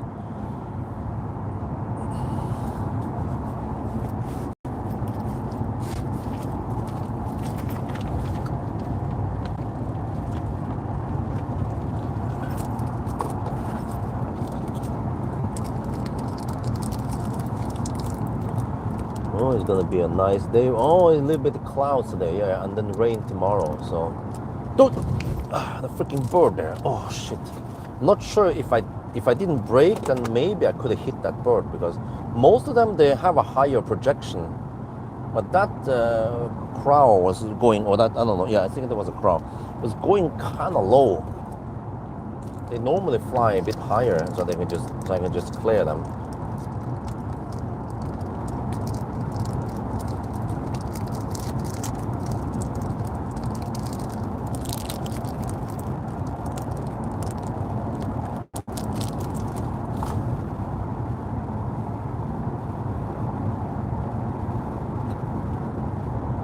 Oh, we're getting more traffic now.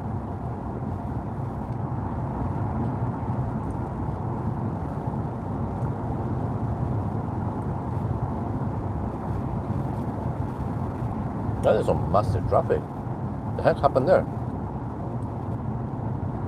A bunch of trucks? Oh, they are some kind of convoy. Oh. Seems as a kind of fire truck event, or I don't know, grouped together.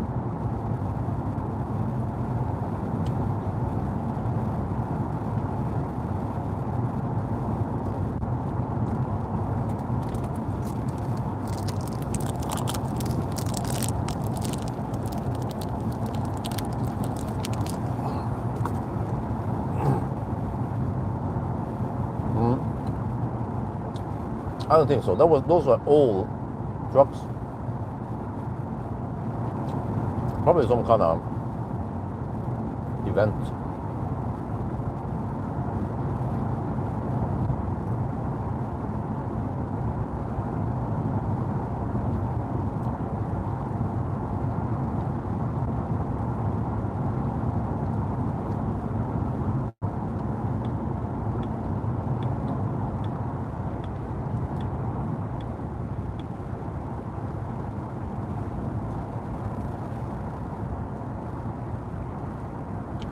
All right. Now we have a little 100 zone here. We have to go slower.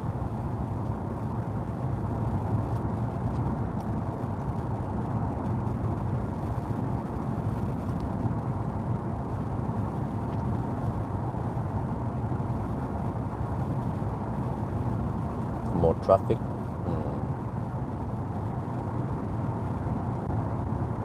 Well, yeah, I've seen it. That there's usually more traffic around here, around Moss, but then past Moss towards Westby and so on, then there's less traffic again on a Saturday or weekend, or Saturday or Sunday. But then in weekdays, then the closer to Oslo you get, the more and more traffic you get. And then also out of Oslo, then there's less traffic. So that's why I figured out that Saturdays works okay also, or I mean going on Friday night.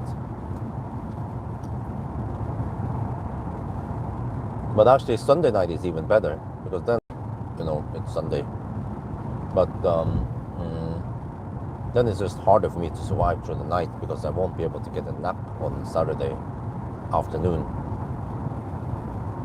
Now maybe next year I can do that. Depends on Isabel, pretty much. Axel, wifey can take care of Axel. It depends if Isabel can not be so naggy, or you know how it is with small kids.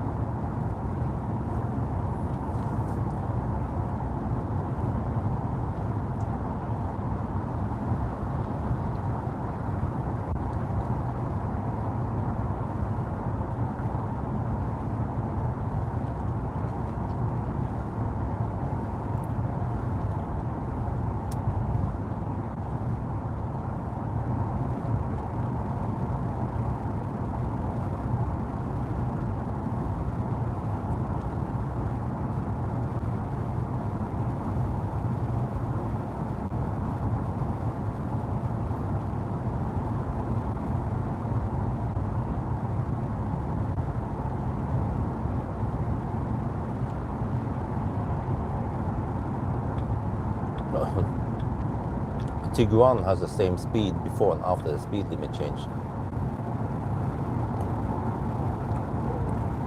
Well, Dad is working, so he needs to sleep. like if you're doing shit. Yeah, well, yeah. But small children, they just, I mean, anyone who has small children with so close age like that, you know, or small age gap, they know how it is. I spoke to, it was Ina from Neo when she worked there. She also has 2 small kids, and it's like whatever she tells me, you know, about the kids, like they would be like, they would be what do you call it, grinete, you know, they would be nagging, or like they would be in bad mood, and they was like, they want this, they want this, they want this, you know, they will not stop nagging you, they want this, and then you were like, okay, here, but then once they get it, then they don't care, they don't want it anymore. It's like, seriously, what like, they're trying to annoy you, you know.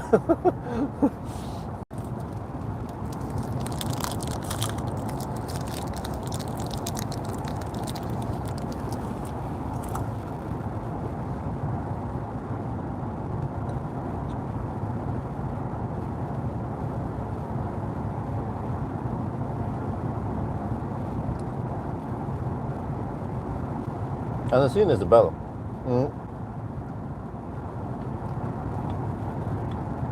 When Isabel is with me alone, no problem. She's like an angel. Also, same when Keith or Sven met her, they were like, wow, this is going great, you know. She's not in bad mood or anything. I'm like, yeah, well. And the same when Isabel was sick and she had to stay home alone. I mean, she had to stay home, but Axel went to the kindergarten. Then wifey said that as long as Isabel is alone with wifey, she's a good girl. But once they go together, Axel and Isabel, they become freaking trolls, both of them, in every bad way. Because it becomes really tiring to take care of both of them. It's not like double the work needed. It's more like 4 times more hassle with them.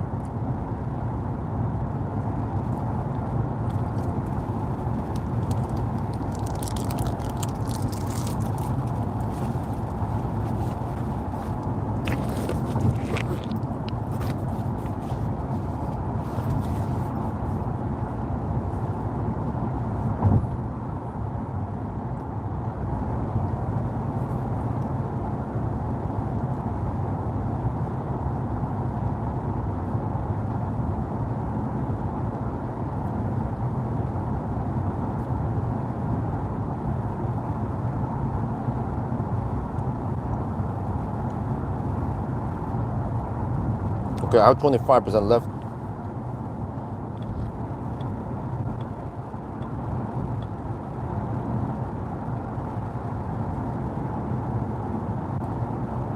Around 22 kilowatt hour left. 24 actually. Oh.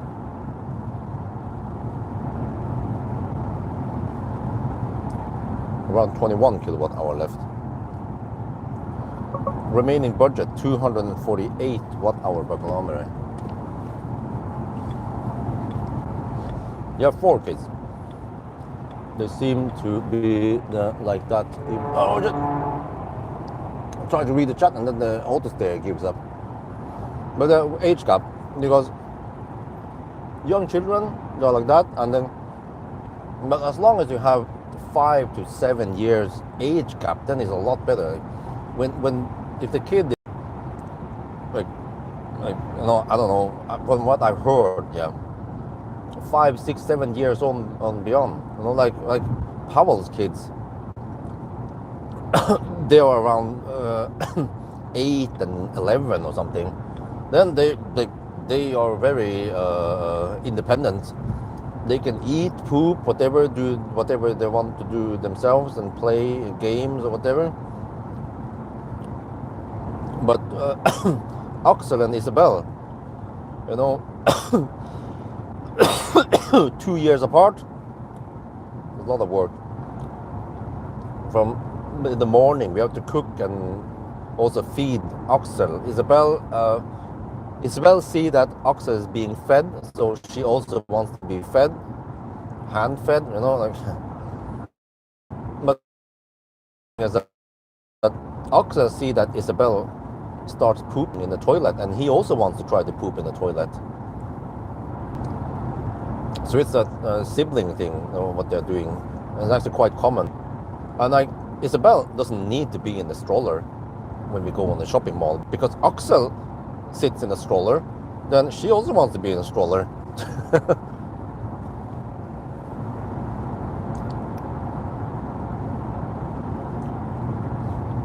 But I seen the positive side, which is that Isabel and Axel, they are so close in age, height, weight, whatever, right? So they, I think Isabel, well, I don't remember. Isabel is almost 1 meter tall, and Axel is around 85 centimeters. So they are roughly the same size, and which means that they play together really well when they jump in the trampoline or whatever they do. But if you have big age gap, then it doesn't become that fun to play together, like a 2-year-old and a 9-year-old.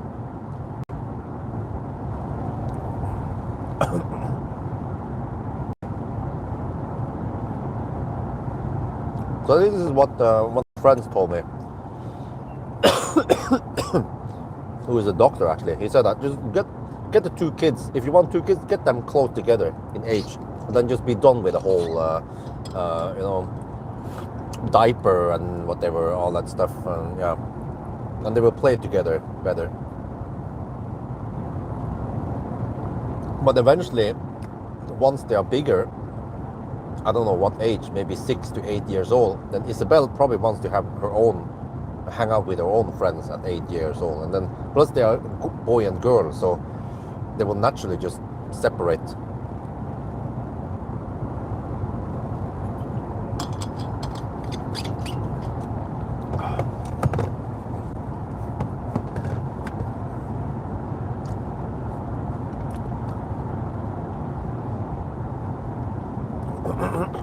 Uh-oh, the car claims 1% at arrival now. Oh. Well, just have to hope that my calculations were correct. If not, then we just have to bail out somewhere. Well, I mean, it's gonna be Furuset, the bailout point, in case I miscalculate. Take a really quick pit stop there. Like, I don't know, 2 minute stop, 1 minute charging stop, whatever. But actually, I'm wondering if it's, maybe it would be better to drive a bit slower. Yeah. Okay, we'll see once we get there. We'll see total trip. Oh, okay, current leg still 270. It needs to drop a lot. But see, the current leg was quite long so far, 166 kilometers. 74 left, 73 left, but that means that we have around 40 kilometers with slow stretch. It's not going to be enough to bring down the whole consumption though. We'll see.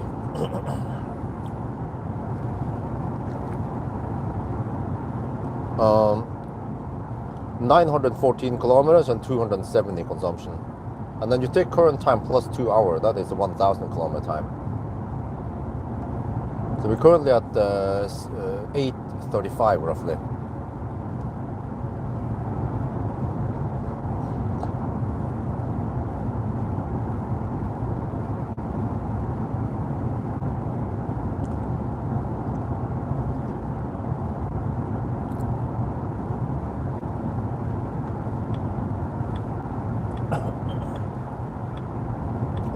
Okay, we are almost at the end of the 110 zone now. Not too long. But we are down to 20% already. Dude, 20% and 60 kilometers on gone. And we still need to drive around 75 more kilometers. Oh, okay, we'll see. But once after 99, I can take it super easy and then bail out at Gardermoen, or yeah, if I need to. We'll see about that. But I mean, I don't want to charge to 80% because that's going to take some time and it will be somewhat slow. So and then I don't want to charge you 80% just to arrive at 10%, right? Then it's better to go 75% and then arrive at 5%. But right now it doesn't seem like we will arrive at 5%. It could be 1 or 2%.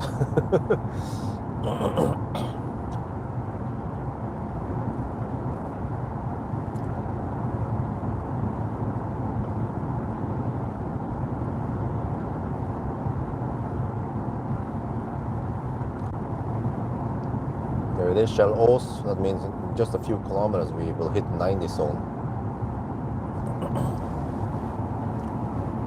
How many cars are within the minute gap in this chat? Wait. Oh, I'm not sure what you say. What you mean in the 9.5 hour gap? Or there are actually more and more cars out there, especially Teslas. Lots of Teslas, but also some of the sedans and stuff for some of the fast charging cars out there. So I don't remember. It could be around 10 cars in this area. 10, 20 cars actually.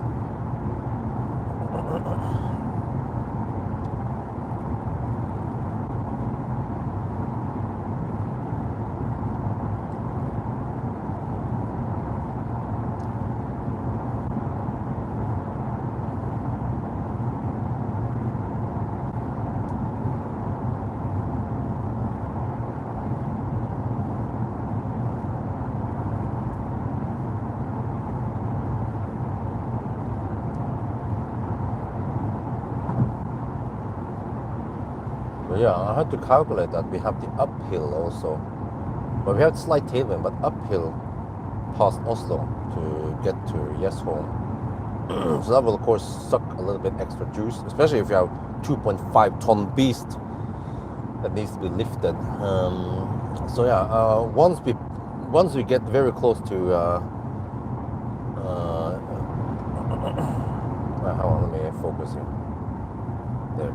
Once we get very close to Furuset, I will recalculate and figure out whether we need to do a quick top up or not. But driving slower can only help some. This car is not that boxy. If we don't have enough juice to lift the car up 100 meters or whatever is needed, then or 50 meters maybe, at Allenbru, then we need to bail out a quick one. That'll be interesting. I can record the whole 2-3 minute session it takes. That'll be actually the first time I need to bail out. If that happens, we'll see. But I mean, already beforehand, I calculated that we have a budget of 260 watt-hour per kilometer. And right now, we are hovering around 270. We are close to the target consumption. And from here, it's going to be lower for a long time.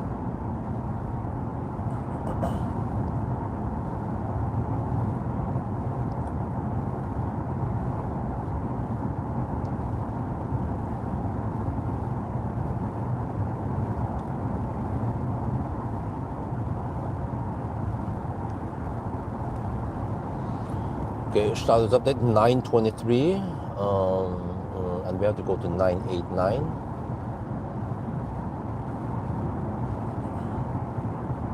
%, left.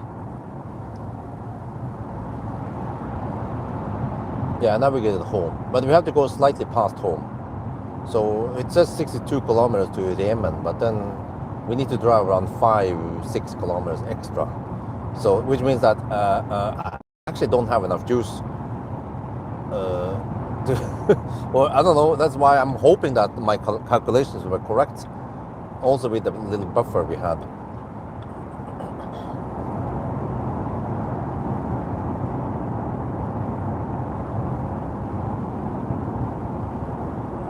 But it seems like the car is not that good at estimating, because when we were hammering in Sweden, it was like, oh, we're not going to make it.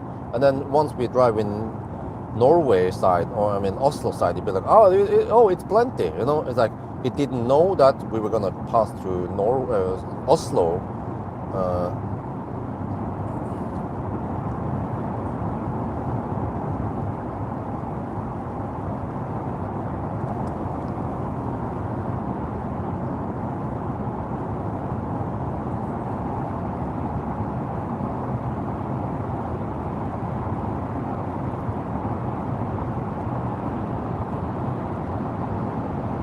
Well, there's actually someone hammering it here.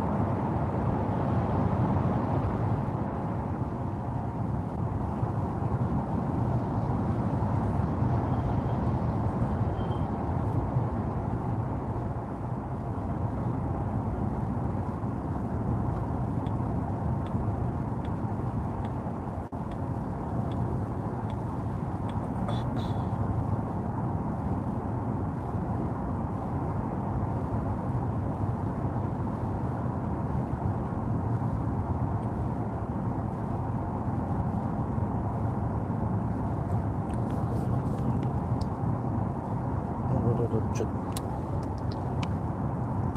No, shit, man. The stupid cable keeps bumping into the screen. No. What the heck did I hit now? No.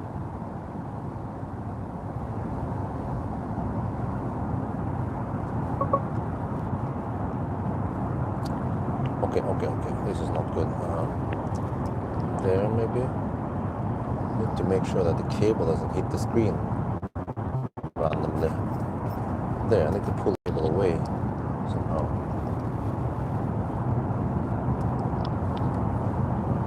This is actually a problem also with the Polestar, I think.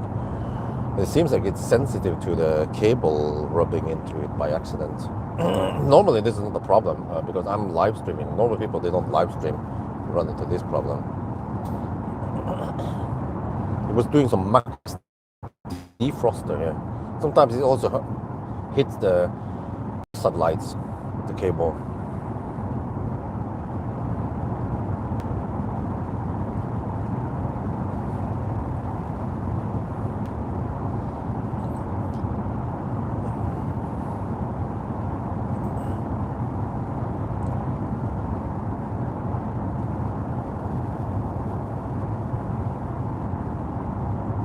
At 17% left. Has the consumption dropped now? Oh, we are currently at 260 on this leg. Oh yeah, now we're cooking. Now people are gonna hug the left lane, so I'm gonna use the rightmost lane because nobody uses them. Even trucks don't use this lane. It's kind of sad.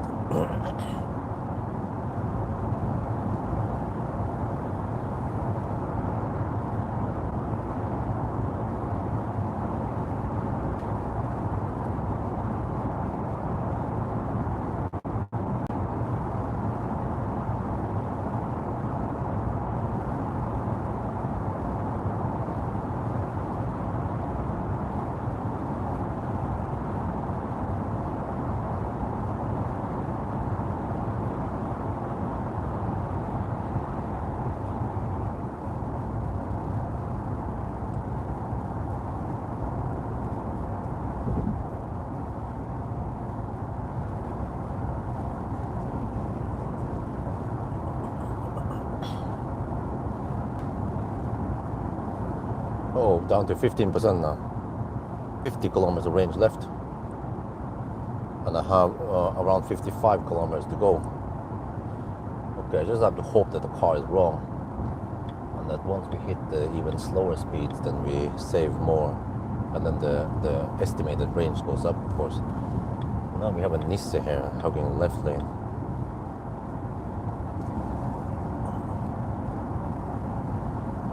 That rightmost lane? I don't think so. It's been a regular lane for a long time.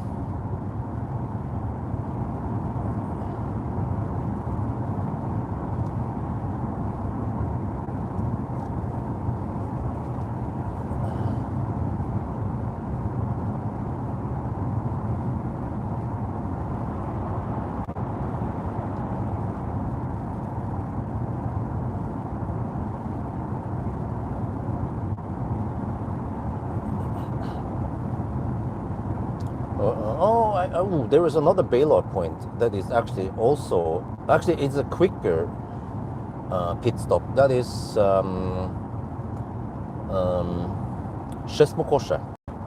Yeah, if I can make it there. But yeah, I should be able to make it to Sześmokoshe. So real quick pit stop there if needed, and then finish it. But then I better arrive at Sześmokoshe with 0%, right? Or 1%, and then I realize, okay, I can't make it further, and it will be way too slow if I would slowpoke at 90 kilometers per hour. I will lose a lot of time. So that's what I need to consider soon.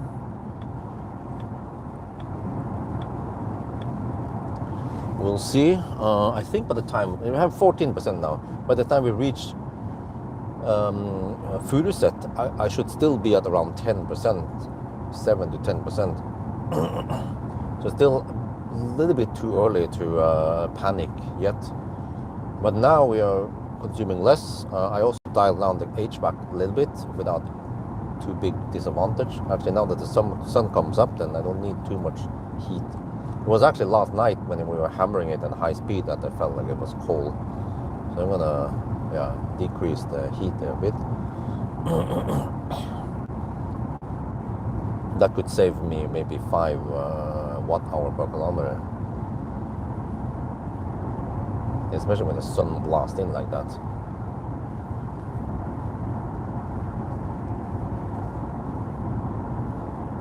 Okay, here comes the 80 zone. I have to go långsamt.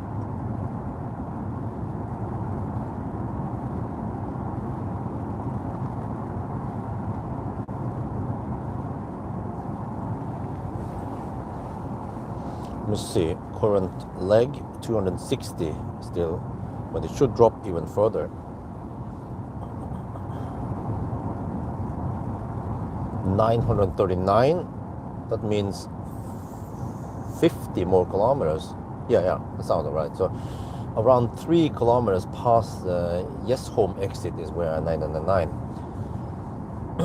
And then I could bail out and just crawl over to the Fortum charger if I have like 1 or 0% left.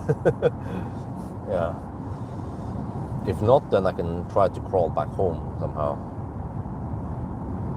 And I just plug it in and charge. Yeah. But then I don't have any to rush. This is the last long driving test I have. We only have the banana box test, and well, I don't know if I need to do an interior view. Yeah, I might do that, because the first impression I did, that was just at some expo. Don't remember where the heck it was. It was Thailand or somewhere else. Yeah. But I want to test with the car seat and also measure the length and everything.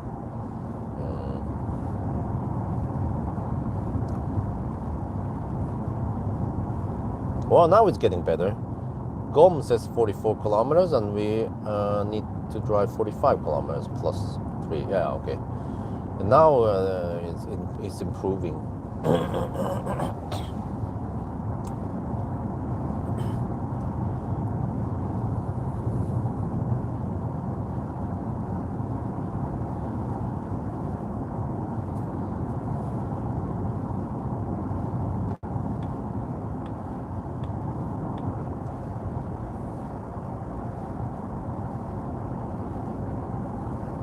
Oh, there's a Dane.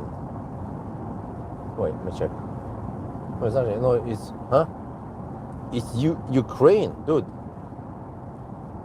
There's a Model 3 from Ukraine here. UA, right? That's Ukraine. Damn. That's a long drive. So it's not far enough past the exit. Oh. Well, I probably have to go past that exit and then drive a little bit to 99, then U-turn. Or what I could do, no, that exit is a slow turnaround. So I don't know. We'll figure out something. I didn't bring protection. 13% now. Yeah, over here in the low speed, we are consuming a lot less. Because actually in the 90 test, I was consuming only around around 165, no, 100, 170, 167, I think it was in the 90 test. So yeah, I mean that's somewhat big difference between there and 300, whatever we had last night, in the 120 zone and lower temperatures. So now we have 6 degrees, so it's getting better and better now. Temperature should be rising as the sun goes higher.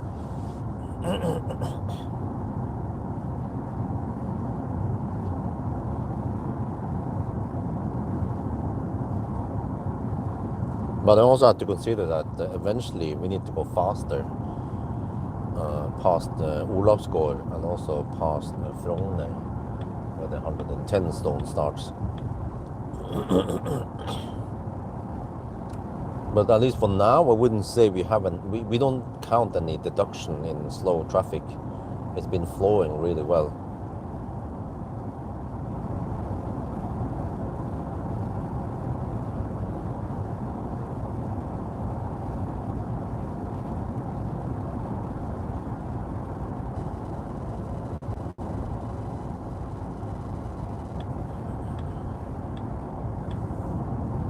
%12 now. Yeah, it seems like it might be 10% at Furuset then. So okay, Furuset.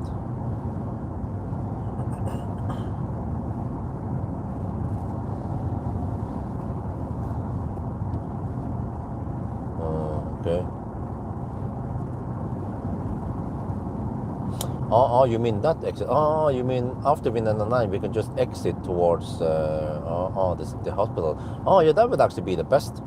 Because many times I need to go past that point. But actually, when I think about it, yeah, that would be the best. So I don't have to go the extra distance there, and then it becomes even harder to just get back home or get to the Fortum charger.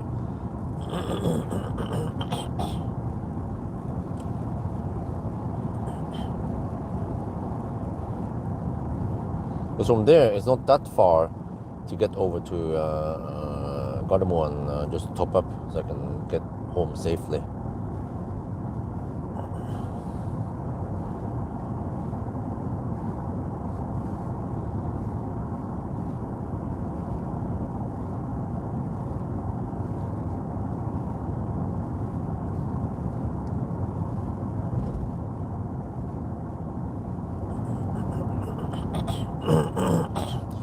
Yeah, this is the slowest stretch now, but it was 60 for the longest time during winter, but now it's 70 limit here. That's an electric bus. U18, what is that? I'm sure if this is the Chinese or the... Oh, it's the Chinese thing, I think. Yeah, it has the light like the Rivian. The two vertical, what do they call it? Vertical circles. Yeah, the Rivian lights, you guys know it, right? Rivian DRL. I think that was, what is it, Yutong or what they was called again? From the 15 to the Charger SO is 1.6. I say that's a very short distance. Well, I still have 12% because we went downhill, so the percentage in here lasts really long. This is what I was gambling for, you know. This is what I was calculating, and then based on many times when I charged way too much and I arrived with 10% or almost 15% sometimes. I remember that. You have to expect that on the Oslo side here we dropped the consumption by a lot. So let me see now. Yeah, it's still 260 on this leg and 270 total. 950 kilometers now. And now it starts speeding up soon after this merge at Ulven. And then they go faster and faster and faster. And this is where I could stop, but I feel like it's too early to stop at Furuset. So I have a few bailout points. Kløfta is not super, I mean, it's still fairly quick at Kløfta. I just have to take a little loop before you get back on the main road, but yeah, still fairly quick.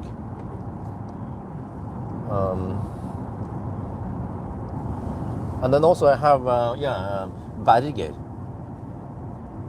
We have Berger, and then Olavsgård. There is a place you can exit and drive a little bit, and then you get to some gas station. But that's actually a slow detour, so I will avoid Berger bailout. But Skedsmokorset, quite fast. ST1, just tap with the card, beep, and then yeah, they don't have an app. It's kind of funny, kind of strange, but ST1, they just like, screw that, fuck that app. We're just gonna have card payment. That's it. Keep it simple. We don't waste money on app development or using someone else's platform. Just card only. Yeah, keep it simple. I kind of like that idea because it means only one price. Whatever price you see, that's the only price. Many other places is like, oh, if you use the app, you have this price. If you pay on the terminal, you have a higher price. You know, like, oh, silly. Yeah, Uno X also the same there. Also no app. You just have the price on the column. Simple as that. You know.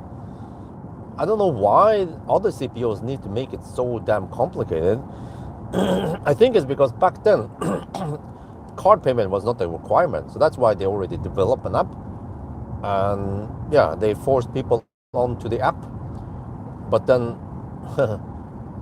the law in Norway forced them over to card payment. So then Uno X and ST1, they realized that it's probably a better solution,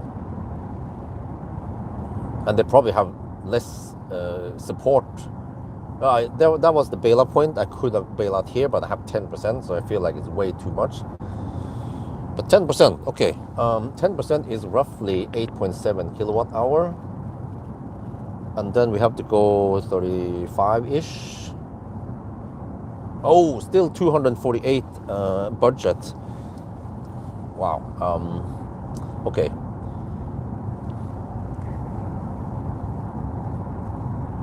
Monta. Okay, I haven't heard about that. But I mean, you know, these damn apps should not have existed in the first place. Just keep it simple. Tap like many other places you can do. Like when you want to use the freaking public toilet in Norway, you have to tap the card, pay for the toilet visit, or parking machines. They also accept parking. Credit card.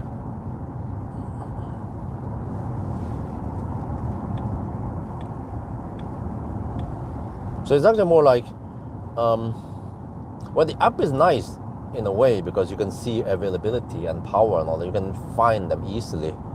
Versus if you don't have app, it's more like, oh, where the fuck are they? I don't know. Just try to look for some signs.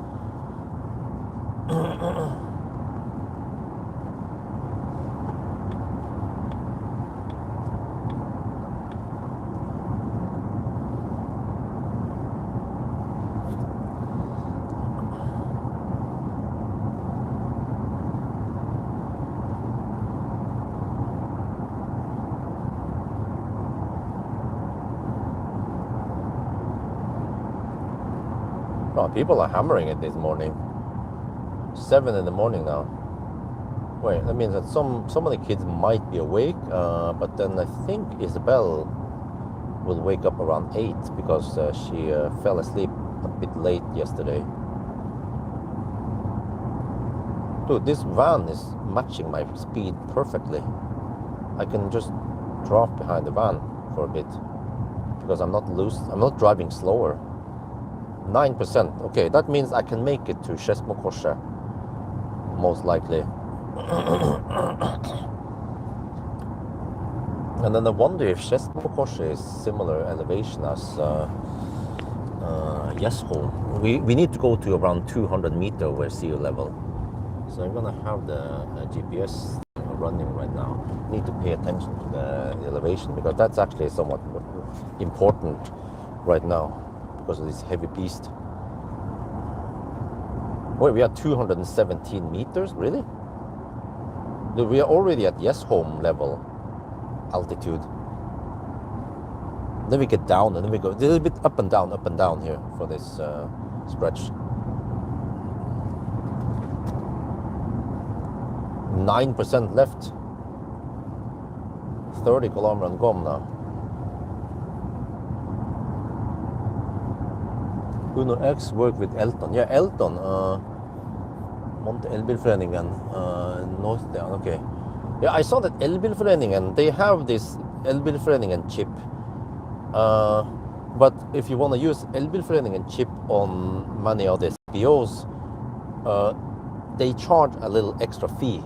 So it becomes more expensive, but the advantage is that you only need one chip and you don't have to register in many different apps. But for me though, since I live in Norway, then I will take that extra time to register in various apps, because as long as you use the native Eveny or Fortum or Circle K app, you get the lowest prices.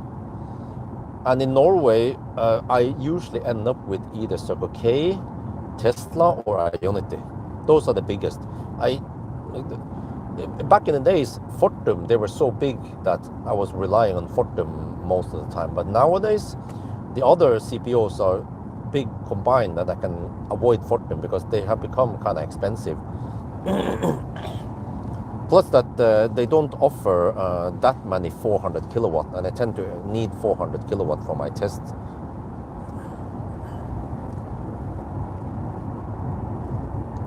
What do you mean member, huh? 8% now. Okay, what's the consumption? Oh, still 260. Oh, but the total consumption for the challenge dropped to 260 now. 962. Still need to figure out whether I need to bail out or not. 8% now.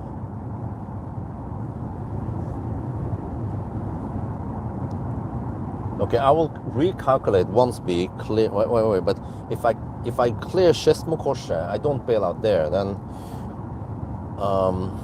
Kløfta is the last bailout point. But then I better. I mean, if I need to bail out at Kløfta, then I better roll in there with 0% or 1%, right? Then here we need to speed up, which means higher consumption. Yeah, Tesla has become very expensive. I talked about this earlier last night.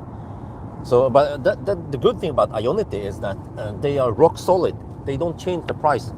Very stable price for the last actually many years.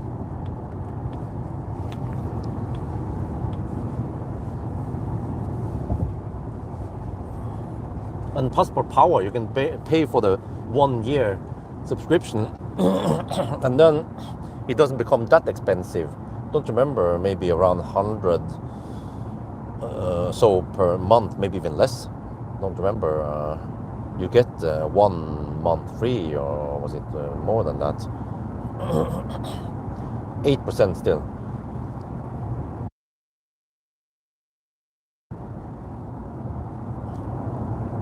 Okay, start update now. 965. 260 consumption. Oh, 250 on the current leg. Okay. All right. This 100 zone will last for a little bit at least until we have to go 110 zone. But the car still claims 1% fortfarande at yes home exit. So it almost sounds to me like I can make it there and then just crawl over to the Fortum charger and top up 1 minute or 30 seconds, and then I go home. 6.2 NOK. Wow. Yeah, I only man. Dude, get Passport Power. Just try it, man. You're gonna be hooked. Suget. Gå etter suget. But Passport Power, 3 NOK per kilowatt hour. Ferdig snakka. Doesn't matter what time of the day you charge. Why do you think I charge so often at Ionity? I would be bankrupt if I went for the more expensive shit. Okay, for you it doesn't pay off. I forgot. And for me, I'm like freaking big consumer. Then Ionity pays big time off for me. And then Tesla also used to be quite good, but then they have become expensive now. And also in daytime, like sometimes I roll up at Yes Home, you know, Yemen. I was like, oh, what the heck, man? 540 per kilowatt hour. They almost Fortune prices, right? Okay, 6% now.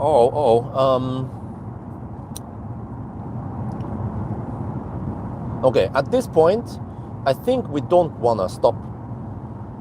We want to slow down instead and then drive behind some van or some shit.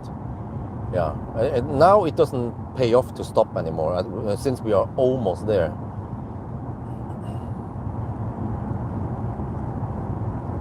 Well, 216 meters over sea level. Huh? Really? Over here? This is the same level as Yes Home then. It's gonna go down a bit and then up a bit and then yeah, and then we get to the plateau before cleavage. 6%, very low range. Okay, keeps lots of warnings and shit now. 970 kilometers. Almost done now.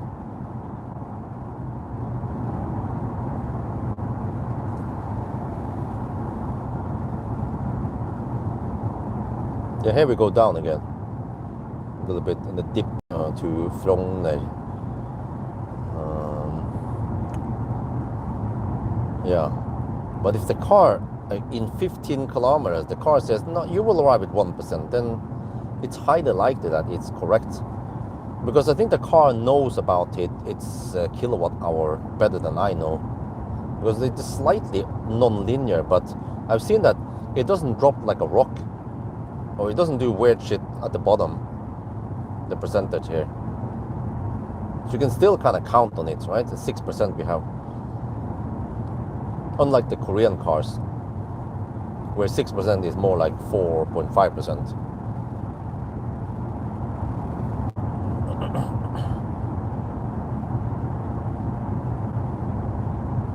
So at least no one can say that I didn't charge too much.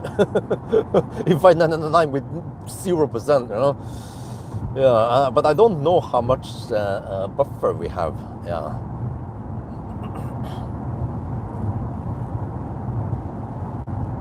And it didn't bring protection.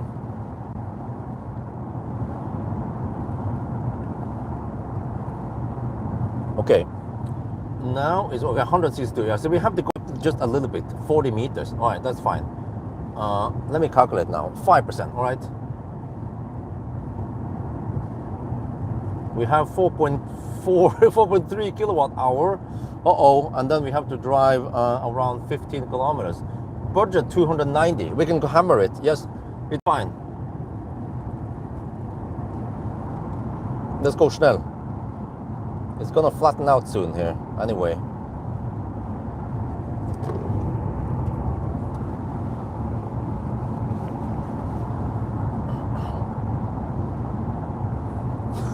Now we are bringing YOLO in it. We have 5%. Normally we would count down at 5% or higher. No, we still need to drive around 15 more kilometers. Status 975. Auto lane change is not working anymore. Again, 975, we need 13 more kilometers. No, 14 more, okay. But I don't know how the heck I'm gonna count down, man. There is no decimal to count down here. I have to just guess. Yeah, we have to guess when it ticks over. And I will just guess how it is. Okay, so we can switch it over to the big screen there.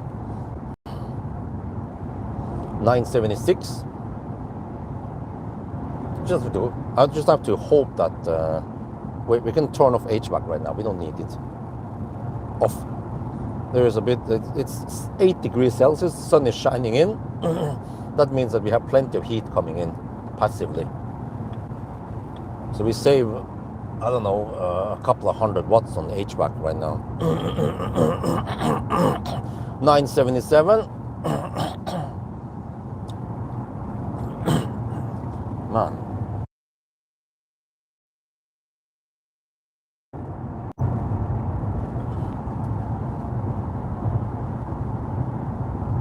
No, I had 3 chop stop. It was technically 4, but it should have been 3 because one of the charging site were bad at, okay, whatever. 978, so 989, right? If I calculate correctly, 989 should be 1.1% underreported. And it should also match perfectly, because once we pass by yes home exit a little bit, that's usually when we count down anyway. So it would be weird if we count down here, for example, right? And it would be weird if I had to go all the way to Dal to count down. So every time I check the distance error, it actually matches very well against the place where we usually count down.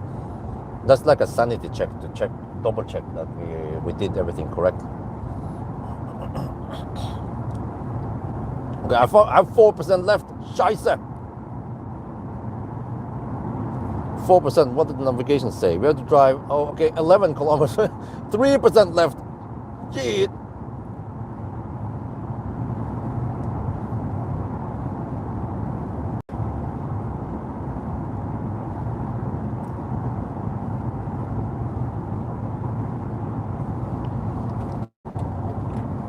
Okay, I'm gonna slow down a little bit because I think by the end now it doesn't matter. It's actually, reduce power. Hilfe, Hilfe.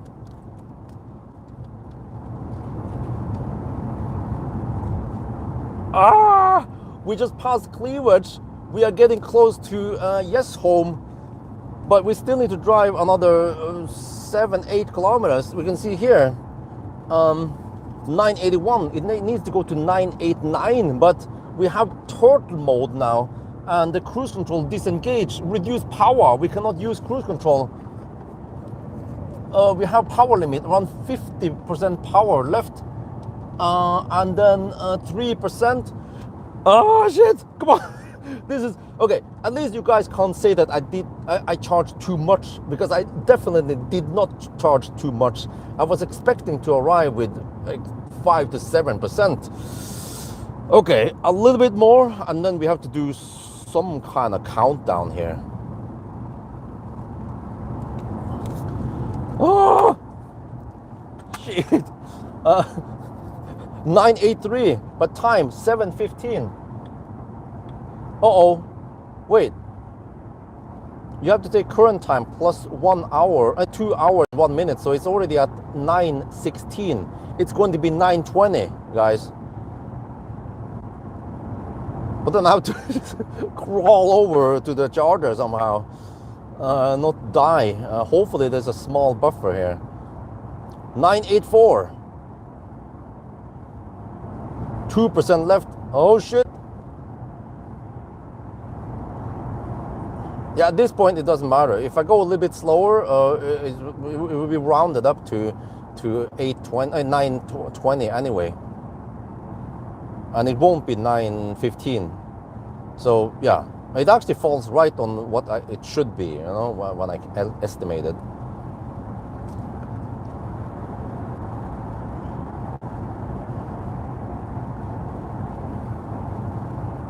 $985.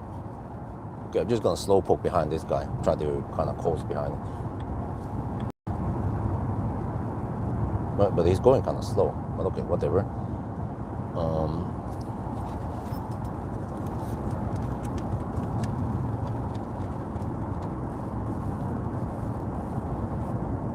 That was the yes home exit. We're down to 6 kilometers, 2%. Still not there yet. But I turn off HVAC, because remember that no fans is always better than running out of juice in a 1,000 kilometer challenge. 986.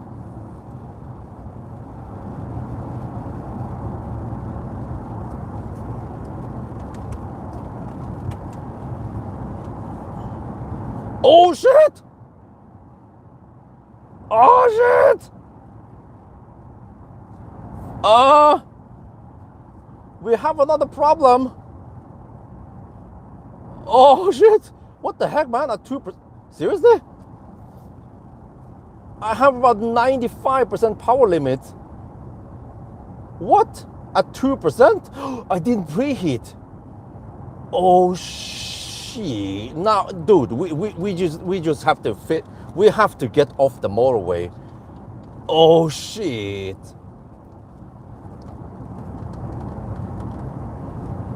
Oh shit! I just noticed, dude. I have 2%, but 5 kilometers range left. But I have like 95% power left. I have very little power left.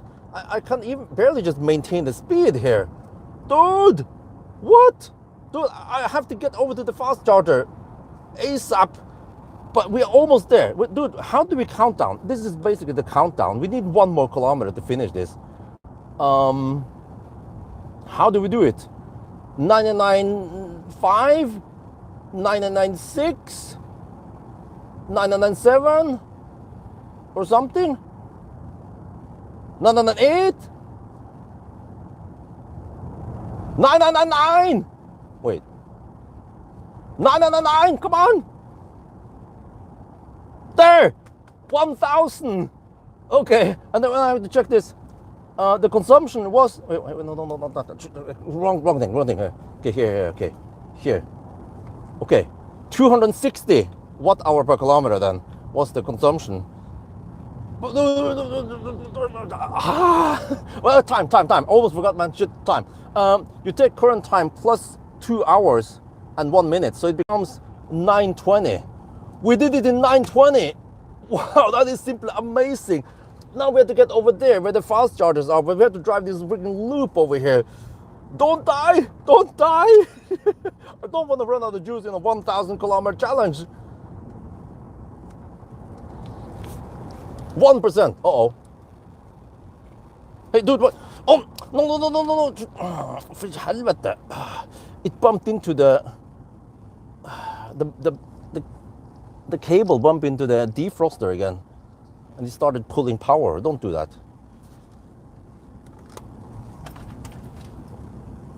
Okay, if the car claims 3%, it better have... If the car claims 3 kilometers left, it better have 3 kilometers left. I need to I have to move the cable away so it doesn't accidentally push something again. But the car becomes quite sluggish right now. Yeah, so I bet the battery is cool-ish. That's why I have power limit. I don't normally have that when I preheat the battery. Holy macaroni, this is kind of scary.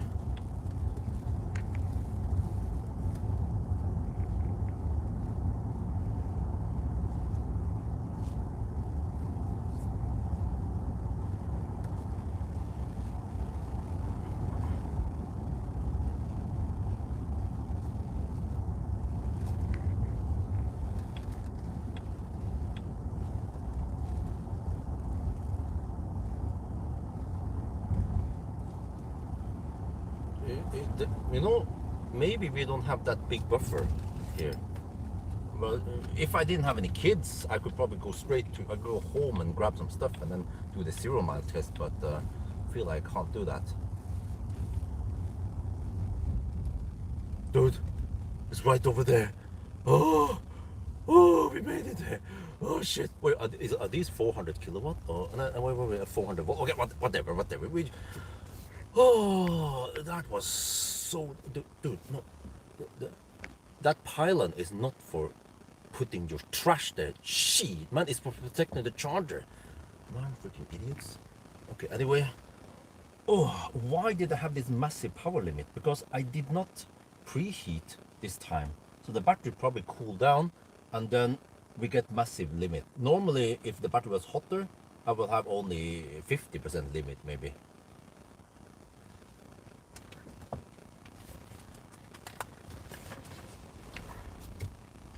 Okay, let me see. Can I just do this so I don't get the sun right in my face? Oh, I forgot the charge port is on the other side. Mistake. Okay, let me see.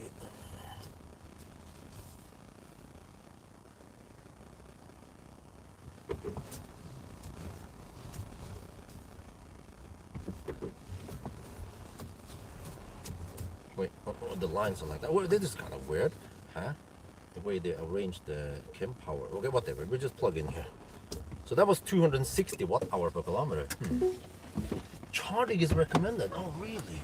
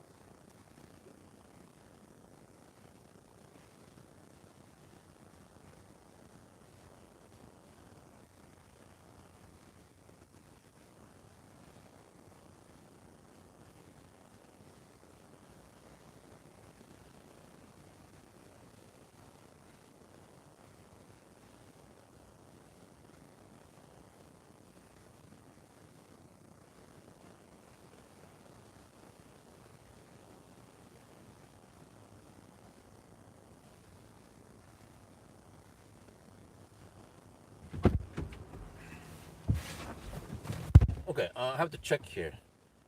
Yeah, these are 400 volt, but whatever, that's fine. I could hammer back home now. I have 18 kilometers of range, but it's just that that limp mode is kind of scary. So can I just stay here one extra minute and then I hammer back home? That was so scary, man. Yeah, it actually charges pretty fast. This is why many people don't know this. That this car is actually quite kick-ass, despite that it has not that big battery and blah blah blah.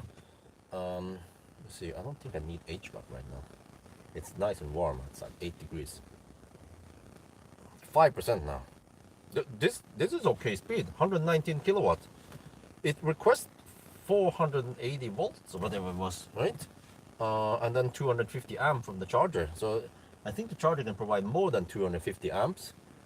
So I'm not sure what it's doing. Maybe it's doing a variable voltage conversion. But I don't think, no, the voltage here is not that high. I saw it earlier. It was capping at 500 amp and, wait, what was it? Wait, it was 325. Yeah, it was 650 roughly. I saw at low state of charge, 650. So it's doing a variable voltage conversion, not a flat 2x step down or step up like the Taycan. So I don't know what kind of device it uses. Maybe the rear drive unit. Well, it only has one drive unit. No, it doesn't show battery temp. Oh, the charging. Oh, let me check. Where is it? There. Settings, charging. Nope, it doesn't show any stats actually. Very basic there. Okay, I have 8%. I think that should be more than plenty enough. The car claims I will arrive at 5% now. Even at 5%, I'm not going to get any limp mode. So let's go. EX6 is okay. I start packing some of the stuff. I can also start moving this over. I need to reconfigure it. And then I think the kids, well, it's 7:30. Wow, that's kind of early. Yeah, that's the thing. In the past, the other cars I tested, they needed over 10 hours, right? 11 hours or something. So just 920 is actually quite snel. Despite that we had a few delays. Okay, 9%, that should be plenty, right? Okay, let me just do this just to be 100% sure, but then we can go. There, and then on this, prepare this anyway, at home or whatever. There, okay, now we're good to go. Let's go. Well, I can, this cable again, hopefully it doesn't rub into the screen.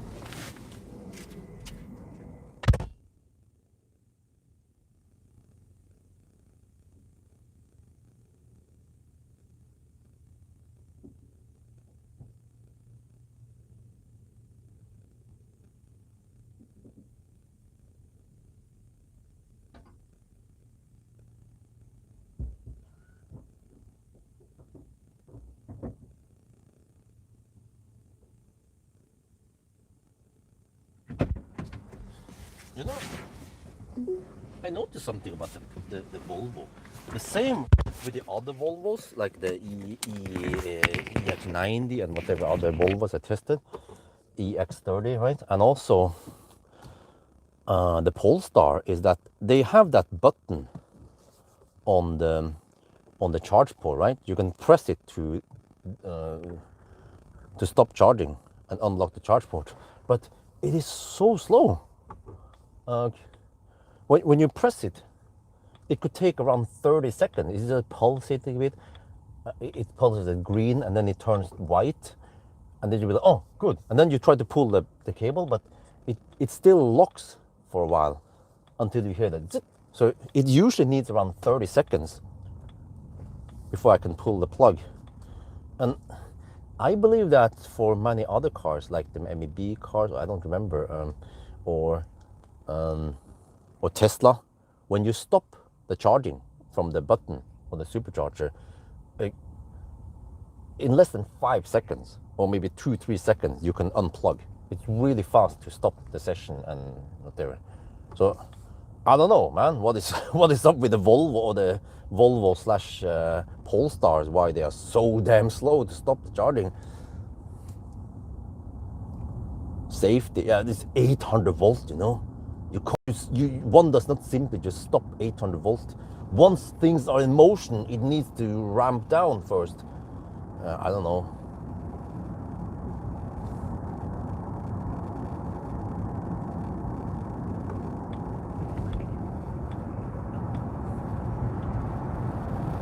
Yeah, 10% plenty. Let's hammer it.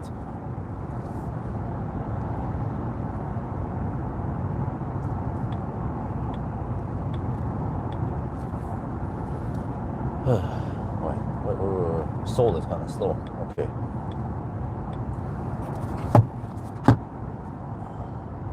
I was about to say the soul was hammering. This soul was charging at the Chem Power charger when I came there.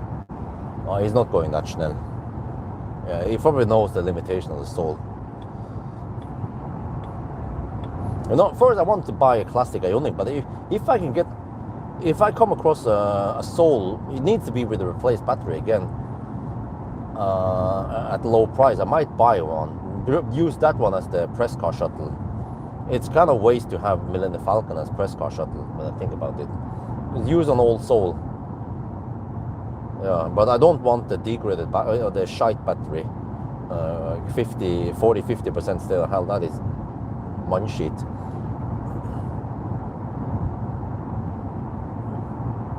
Or maybe I could get an original 30 battery, but they are usually higher priced. You just have to find that hidden gem like I found. Because it seems like classic Ioniqs, they are just too expensive. Unless Valdemar can find one for me. He tends to get those classic, broken classic Ioniqs dumped into his lap all the time.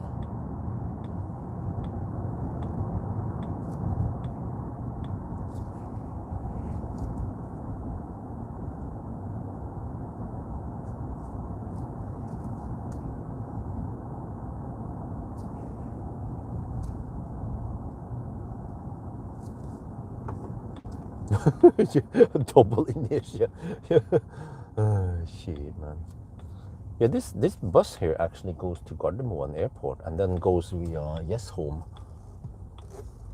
There was one time I took this bus from the Gardermoen, and by the time it had to drive all over the city Yes Home before it stopped at the bus station.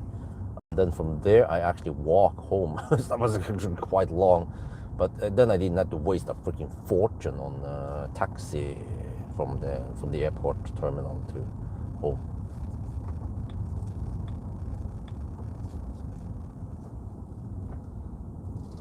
Yeah, there is actually also some kind of auto parking here, but it seems like it wants to sandwich between cars. It doesn't scan open space or anything. I was like, okay, maybe I should test it. But maybe I did a test with some of the Volvo Polestar before.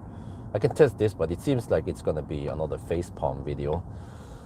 Auto parking, yeah. It seems like the more expensive the car is, the more shite the auto parking is. I should test it on the Model 3 standard also to see how good it is in a poor man's Tesla.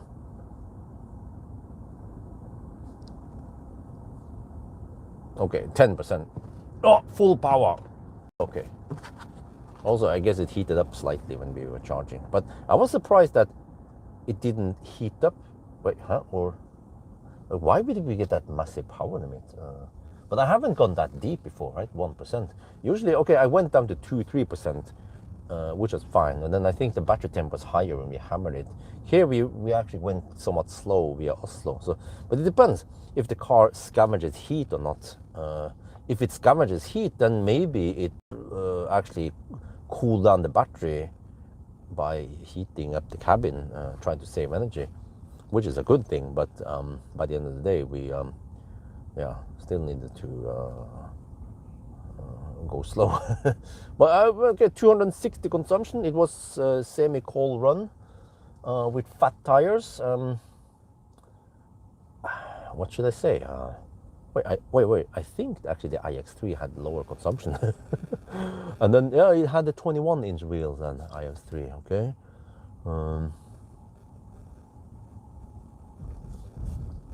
Yeah, 10. I don't have to plug in yet.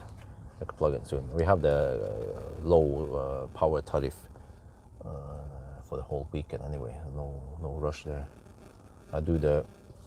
Okay, yeah. The kids are still in. They are not up yet.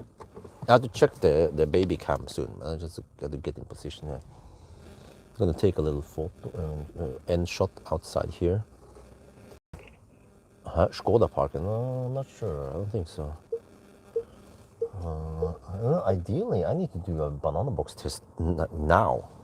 Dude, no, how the heck did, oh, I get in, now I know what happens. When I back up, freaking cable rubs into the max defrost and one pedal drive disables it. Okay, that's what happens. Oh, this way, this way.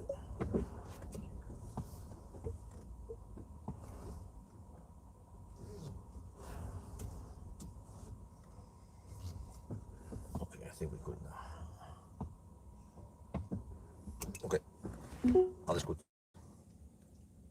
iX3 had, okay, but iX3 actually had a pretty cold run. So see, that was actually very impressive, the iX3. You can blame the tires here, okay, but the iX3 was a very efficient car. That's what I've been saying all the time. But I don't remember a Model Y. I think Model Y could be a competitor, right? Or whatever, something to compare against. Let me see. How did I discharge this long enough? No? Oh, 25% now. Okay. Check here. 94. Okay.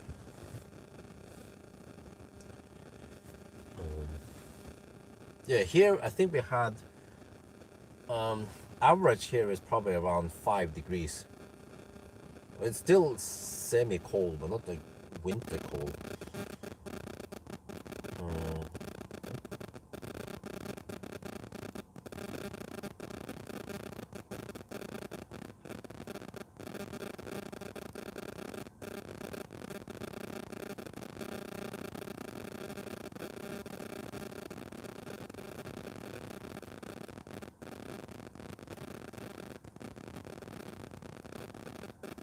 Let me check on the children first. That is the important part. The child status. The Kinderstatus. Axel is asleep. The Frauen is also asleep. 7:38. Okay. And what about Isabel? The princess. The princess is also asleep. They're all asleep right now. They've been sleeping peacefully while Daddy's been out working all night. Yeah, okay.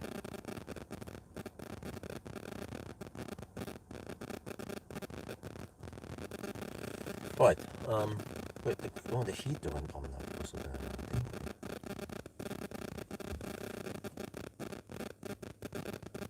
the heat pump shouldn't be that bad. Yeah, but mostly the drag part. Yeah, when it gets colder, you get more friction when you drive fast. You know, especially the 120 zone, right? So, okay, but check that quickly. Need to set up the camera, and then do a wrap up, and then finish.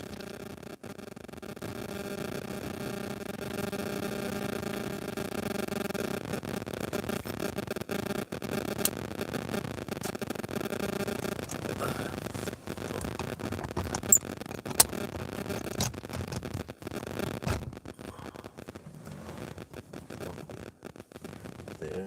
Oh, look here, look here. You go see that.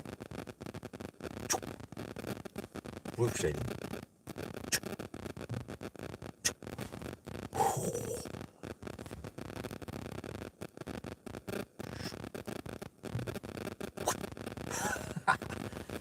Like a ninja, huh? Ancient Chinese secret.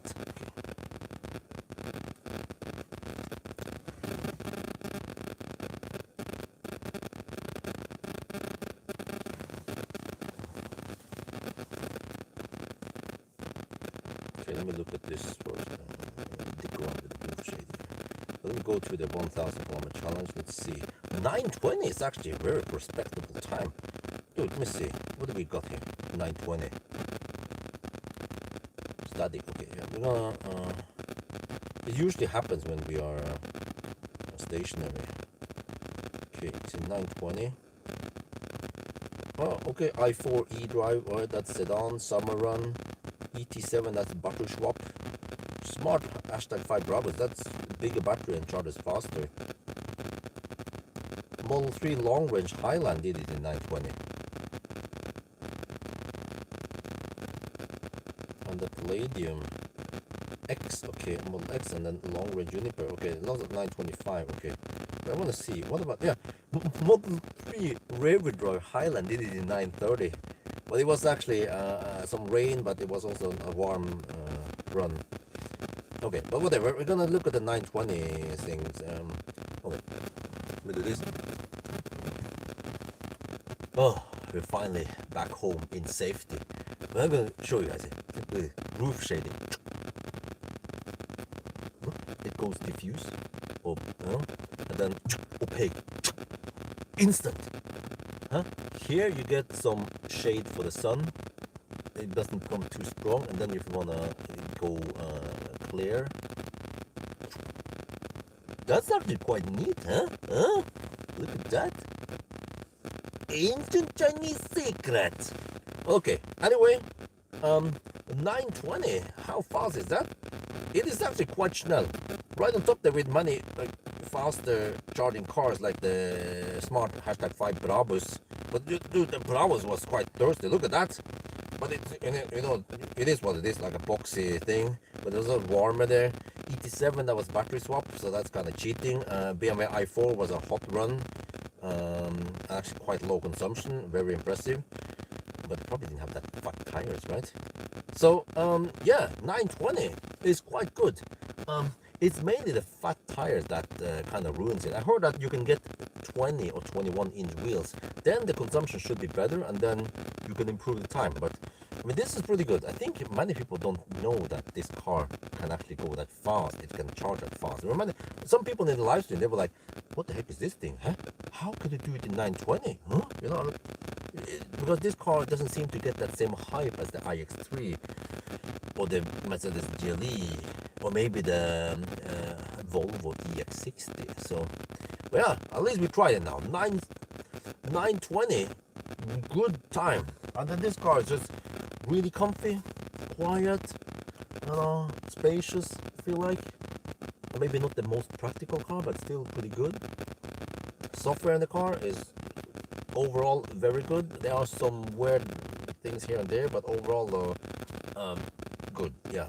Wait, are we offline now with this, or okay, whatever. But yeah, anyway, that's gonna be it for now. Hope you guys enjoyed this video. As always, thank you for watching, and talk to you later. I forgot I need that view of this. Now I'm gonna go inside.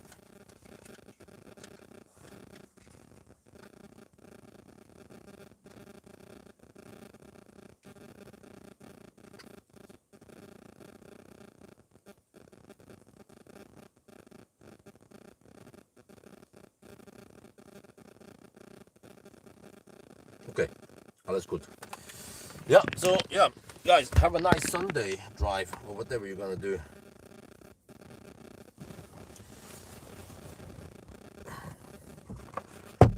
Test high plastic drain, huh? Oh, you mean vampire drain?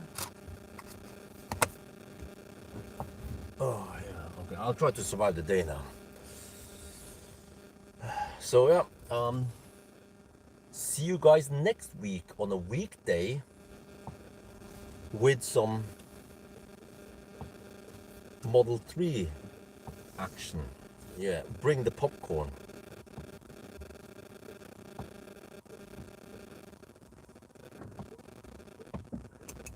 Maybe I should do the Heil Musk. Okay. Gonna lose some of the subscribers who do that. We can be like, you know, like swastika, Nazi, and all that stuff. Every time I test the Tesla, I just talk about Tesla. Like, okay. Well, at least they help in the algorithm. Shit, man. Oh, okay. Anyway, I need to plug in, do a lot of stuff here. Okay.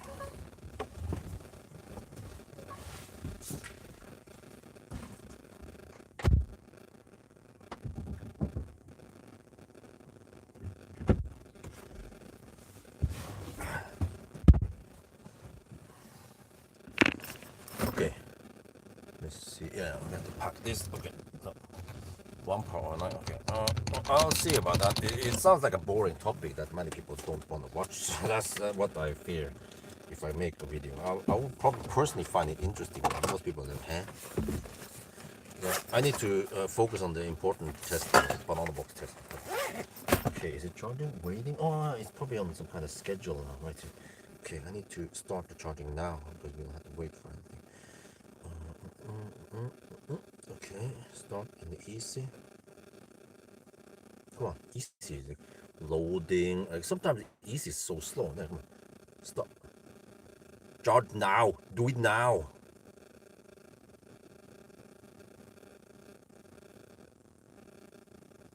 Come on. Look. There. There. There. Okay. All is good. You see the numbers, right? Oh, it's mirrored. Yeah. 10.9 kilowatt. Okay. Man. I survived this challenge without over-tiredness for now. So the afternoon nap did help big time. So it's always to stay safe. Don't fall asleep while driving or hit an animal.